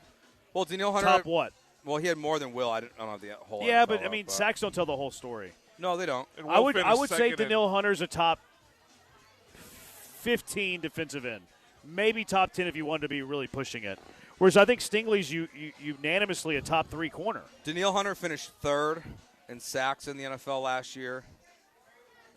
He finished 8th in tackles for loss behind Will Anderson. Yeah, you're data dredging me though. No, I think it's. Daniil Hunter's a top what defensive end? I think he's top 5. Okay. I think he's the most underrated player in the NFL. All right, so you have him. Let's just go fourth. You have him fourth. Yeah. Is Derek Stingley a top 3 corner? Yes. I rest my case. But pass rushers go higher. They do go higher. Like, Daniil was 25 spots higher than Will Anderson last year. I thought that was kind of ridiculous. Agreed. But like I think it could go Will, Daniil, Stingley. Frankly, I think it'll go Will, Stingley, Daniil. honestly, any order you put them in, as long as Will's Nico first. might jump I'm Daniil. about to say, yeah. Where's Nico in this? No, I don't think so. Didn't play a lot last year, only 6 touchdowns. But he's a wide receiver. But I don't think his stats are good enough to jump those 3 That's guys. true. Oh, I love this song. The hardest thing you ever had to put together. Anything from IKEA? IKEA's easy. No, it's not that it's difficult. The instructions are difficult, but I hate the little tool. What do you call that? The Allen wrench? Yeah. I hate the little tool, especially when you get down towards the end of putting that screw in. It's just so hard to turn. I don't know if it was the hardest, but it was the most scary thing I've ever put together was the crib. Oh, yeah. Oh, Just yeah. in case. Good call. Did you guys test it? With what? Yeah. We did what, wa- we jumping did- in it? No. We put watermelons in it. Did I tell No, you that I put that's two, smart. I put 2 watermelons in to see if I built it poorly. Oh, just to see if the bottom would give away? Yeah. Okay. See, you know what? That's a smart I didn't do idea, that. but it's a dumb idea too. Why? Why It's is it smart. dumb? It's smart to baby-proof it, but it's dumb to choose watermelons. Because what if it failed? Then the watermelon breaks and the child didn't break. I get it, But you're why not cleaning up use? watermelon Yeah, everywhere. why not use something else of weight that wouldn't spill? Well, I don't have like bricks laying around my You don't house. have like dumbbells? Dumbbells? Yeah. Not really. I go to the gym. I don't work out at home. You don't go to the gym. I do. Oh, posturing. It's been a while, but Trainer camp. we're gonna get back into it. I like the idea of testing it. I feel like your weight could have been a better, choice. wiser decision. Okay. All right. I'll add this to Fathletes for what's the best way to test a crib for a topic next week. Did I tell you we bought Branham Baby a like big boy bed the other day? Oh no. We bought him a big boy bed the other day, and I went to I think I went to hug him goodnight, and whenever I put my knee into the bed, I broke one of the wooden boards under Oh, man. straight in half. I felt like Bo Jackson on that bad boy. Like I just broke the bat over my knee. Oh, so you went, I'm I strong. felt like the Karate Kid breaking the 2x4 in half. Like I know I wasn't trying to do it. No, but what I'm saying is my reaction, if I knelt on it and it broke, I was like, oh, man, I'm so fat. Like my That reaction. was my reaction. Oh, wait, no, I thought you were saying I'm so strong. that No, broke I it. felt Okay. heavy. Okay. I didn't feel strong. It All had nothing right. to do with strength. It had Okay. everything to do with weight. Yeah. It was at the bottom, thank goodness, but it just kind of created this weird angle. You just kind of roll off the bed. Yeah, I went to hug him goodnight. I put my weight on that thing so perfect, it just cracked one of the little wooden panels underneath it. What was your wife's reaction? She was sweet about it. Okay, that's good. She was sweet She about wasn't it. like, go get a salad. She did, yeah. No, she's like, Why don't less, you go get a salad less when you pick up- cheeseburgers. when you go pick up the next no, bed? she was nice about it. I felt so bad. Yeah, I would say mine's probably a trampoline. Those things suck. Never done it. Don't want to. Like to get the little springs Sure. into Yeah. their hole. Oh my gosh, I was sweating bullets. Yeah. I had one as a kid, but I've never put one together as an adult. It was brutal, man. And honestly, Brutal. sometimes it's just been like the things you have to just put together like on Christmas are just like the toys. They feel so overly complicated. I know. It's like putting together a crib or a trampoline, and it's like it shouldn't be this many pieces. They should No. be big pieces that click together. Yeah. That's it. Instead, it's like a million little pieces. It's like, okay. That's why if you order a goal from Pro Don Coops, you should get their professional installation. Absolutely. Do the Astros end up buyers, sellers, or somewhere in between at the deadline? I think they're buyers, clearly. They're in the playoffs. What's the weirdest thing you own? Wow. I don't know. A hookah? Sometimes it's hard to own. Oh, you own a hookah? Yeah, every night, man. Really? Okay. All Yeah, right. every night. Why? Sometimes it's hard to know what's It's weird. Part of but- the culture. Like my Oh. wife's culture. Like, Oh, okay. Like hookah's just like a thing that's just like you just chill and do. I don't know if I own any weird stuff. I'm very much a minimalist. Yeah. Like I don't like to have stuff because I feel like you have to be responsible for all this stuff and it's clutter and all that. I don't know if I own a bunch of weird things. I don't think so. My wife owns like one of those press machines, so you can press something onto a shirt. Okay, that's not. It's not weird. If you use it, it's not. We own a French press. Is that weird? No. No. That's more common than you probably think. A juicer? That's not weird. That's not weird. No. Table saw? No. Uncommon, but not weird. Gardening gloves? No. That's common. I don't know, man. A fertilizer roller? Not weird. No, that's not weird. I don't think I own any weird Yeah, stuff. I don't really think I own anything weird. I'm pretty simple. Yeah, like I don't really like things. Yeah. Wheat straw, hardest thing I've ever put together in my life, he says. Haha. Yeah, I don't think I own weird stuff. Somebody says I own a couple of laser disc players still and 900 discs. That's just the waste. We have one of those vinyl players. Are they the new ones or the old ones? It's a newer one. Okay, that can you plug like a phone into it? No. Okay. No, it plays only vinyl. Like you don't have a sword or something? No. No, I don't have a. If, No. of the three of us, who's most likely to have a sword? Actually, wait. You have a sword? I have a sword. Oh my goodness. I do not have a sword. I don't have a Because sword. we used the sword to cut our wedding cake. Oh, that's kind of cool. Yeah, and we kept it. That's kind of cool. Yeah. We So used we to do own a a sword, actually. My oldest son's into like lizards and reptiles, so we used to own a red-eyed tree frog, 3 of them, and we used to own a mountain boomer. What's that? Like a lizard. Okay. A mountain boomer? Yeah. Favorite piece of sports memorabilia, but they're all dead now. Favorite piece of sports memorabilia you own? My ticket to the 2016 World Series. Oh, no, that's pretty cool. Yeah, That is cool. they still used to do real tickets. Mine are my championship rings. From Yeah, U of H. great stuff. answer. I wish Those I are had one. very clearly mine. Yeah. Without a shadow of a 40-inch TV is weird, Branham. Okay, fair. That's a great counter response. I like that counter response. I tip my cap to that counter response. You have a weird sports memorabilia? Well, I thought it was favorite. Matt Bullard rookie card? No, I've got a Vince Young side card. That's probably my favorite. What brand of golfer do you all have? Golfer? What brand? Golfer? Golf driver, my bad. Oh, okay. I don't have a driver. My dad was on he was on contract with TaylorMade, so I get his hand-me-downs. I use TaylorMade clubs. Somebody says I have to get money. My girlfriend has a John Granado fathead in her room. Not sure why. Well, I know why. I know why. I got an A&M football signed by Johnny Manziel and John David Crow. Rest in peace. That's pretty cool. Heisman Trophy memorabilia is pretty cool. All right, 713-780-3776. Coming up next, our Junkie of the Day. Who's your Junkie of the Day? It's Jeremy and Joe live from By the Wayside on ESPN 97.5.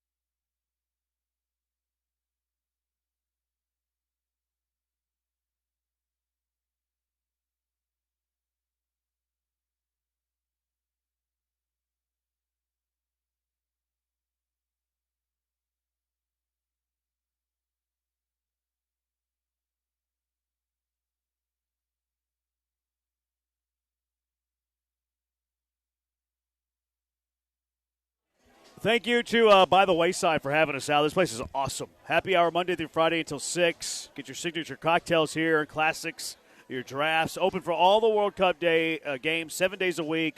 Live music. A 13-foot outdoor LED screen. TVs throughout the venue. Free large parking lots. You have to pay to park. Free large parking lot. The cocktails are fabulous, craft cocktails. The beer, of course, is cold. Bar bites, delicious. We had the brisket tacos. Co-signed those. Brian had the quesadilla. He seemed to like them. Plenty of shade. Outdoor art park, too, if you're into the arts. It's also just a couple miles from the FIFA Fan Fest. If you're looking for something to do before, after, this is your spot. Restored historic buildings. You got that classic, intimate vibe. It's awesome. Great live music venue.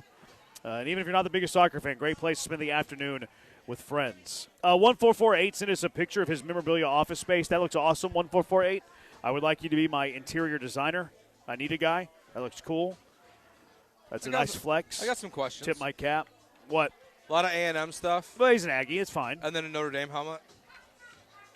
Maybe it's a historic helmet. Yeah, maybe. Maybe it has some. Oh, you know what? It's a Montana fan. Yeah. He's got a Montana picture above it.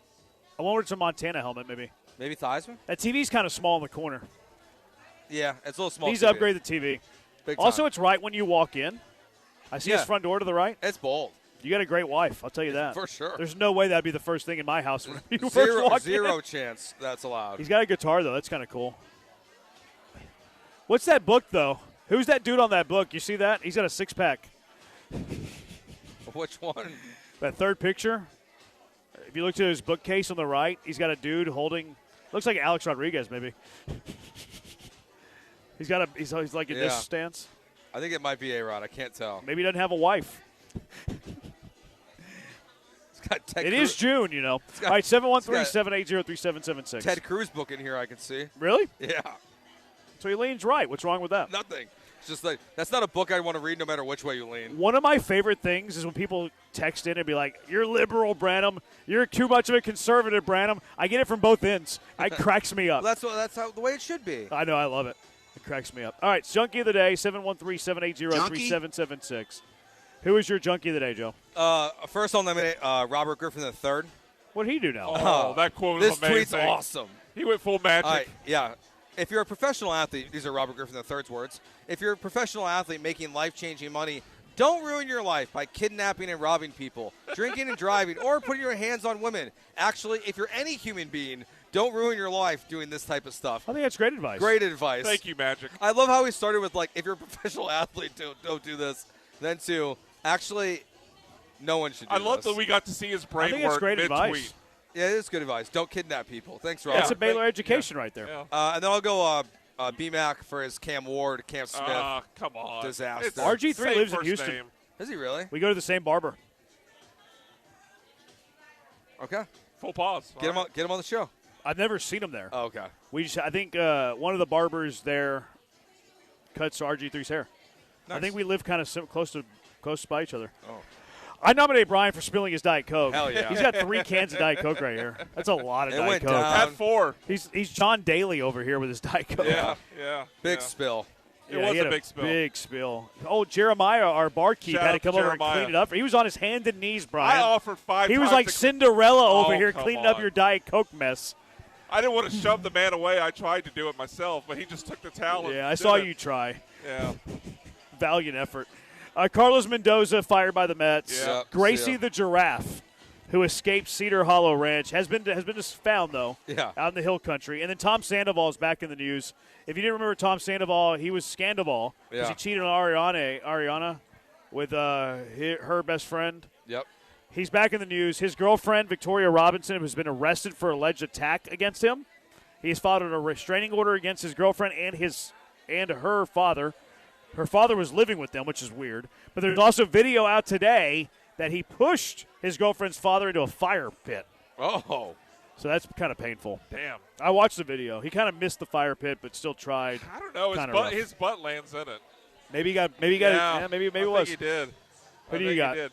I'll nominate choking or elbowing Caitlin Clark in the throat. Oh, yeah, that was pretty intense. And if you haven't seen it yet, go out and find the photo of the Messi statue in Argentina. Oh, yeah. It looks bad from the front, even worse from the back. Yeah, it's if not you good. know, you know. Not great.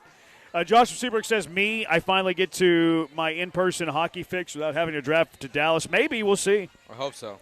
Whoever scheduled Iran and Egypt today at the same time as Seattle Pride, that was both bold and hilarious. Maybe accidental. But It was supposedly accidental, but I'm not sure. Ocho says Junkie of the Day is the Sacramento Kings wasting a draft pick on Emmanuel Sharp. He'll be lucky to be a career G-Leaguer. Ocho hates Emmanuel Sharp. He does. Ocho doesn't know ball. Tyrion Arnold says the Junkie's the Junkie of the Day. That He was was yesterday. yesterday's Junkie of the Day. Yeah. You're a day late, dollar short there. 7503. All right, who's winning? Brian. Which part? All the above. Lionel Messi statue. The Lionel Messi statue's good, but Brian has to win. Damn it. Yeah. Cam Ward, Cam Smith. I want to nominate him for the drop Diet Coke. Okay, I support that. That's fine. Fortunately, he That didn't was land on more- the Comrex. That was more egregious. And then Jeremiah's over. Poor Jeremiah on all Brian. fours at our feet. Ah. I felt so bad for I'm Jeremiah. being thrown under the bus. Brian's the winner of Junkie of the Day. All right, it's going to do it for us. Thank you so much to By the Wayside for having us. And get out here. This place is awesome on the East End. Thanks to AJ for his hard work. Brian, on-site engineering, maybe impaired. He's Joe. I'm Jeremy. We'll talk to you on Monday, Houston. Have a great weekend, everybody.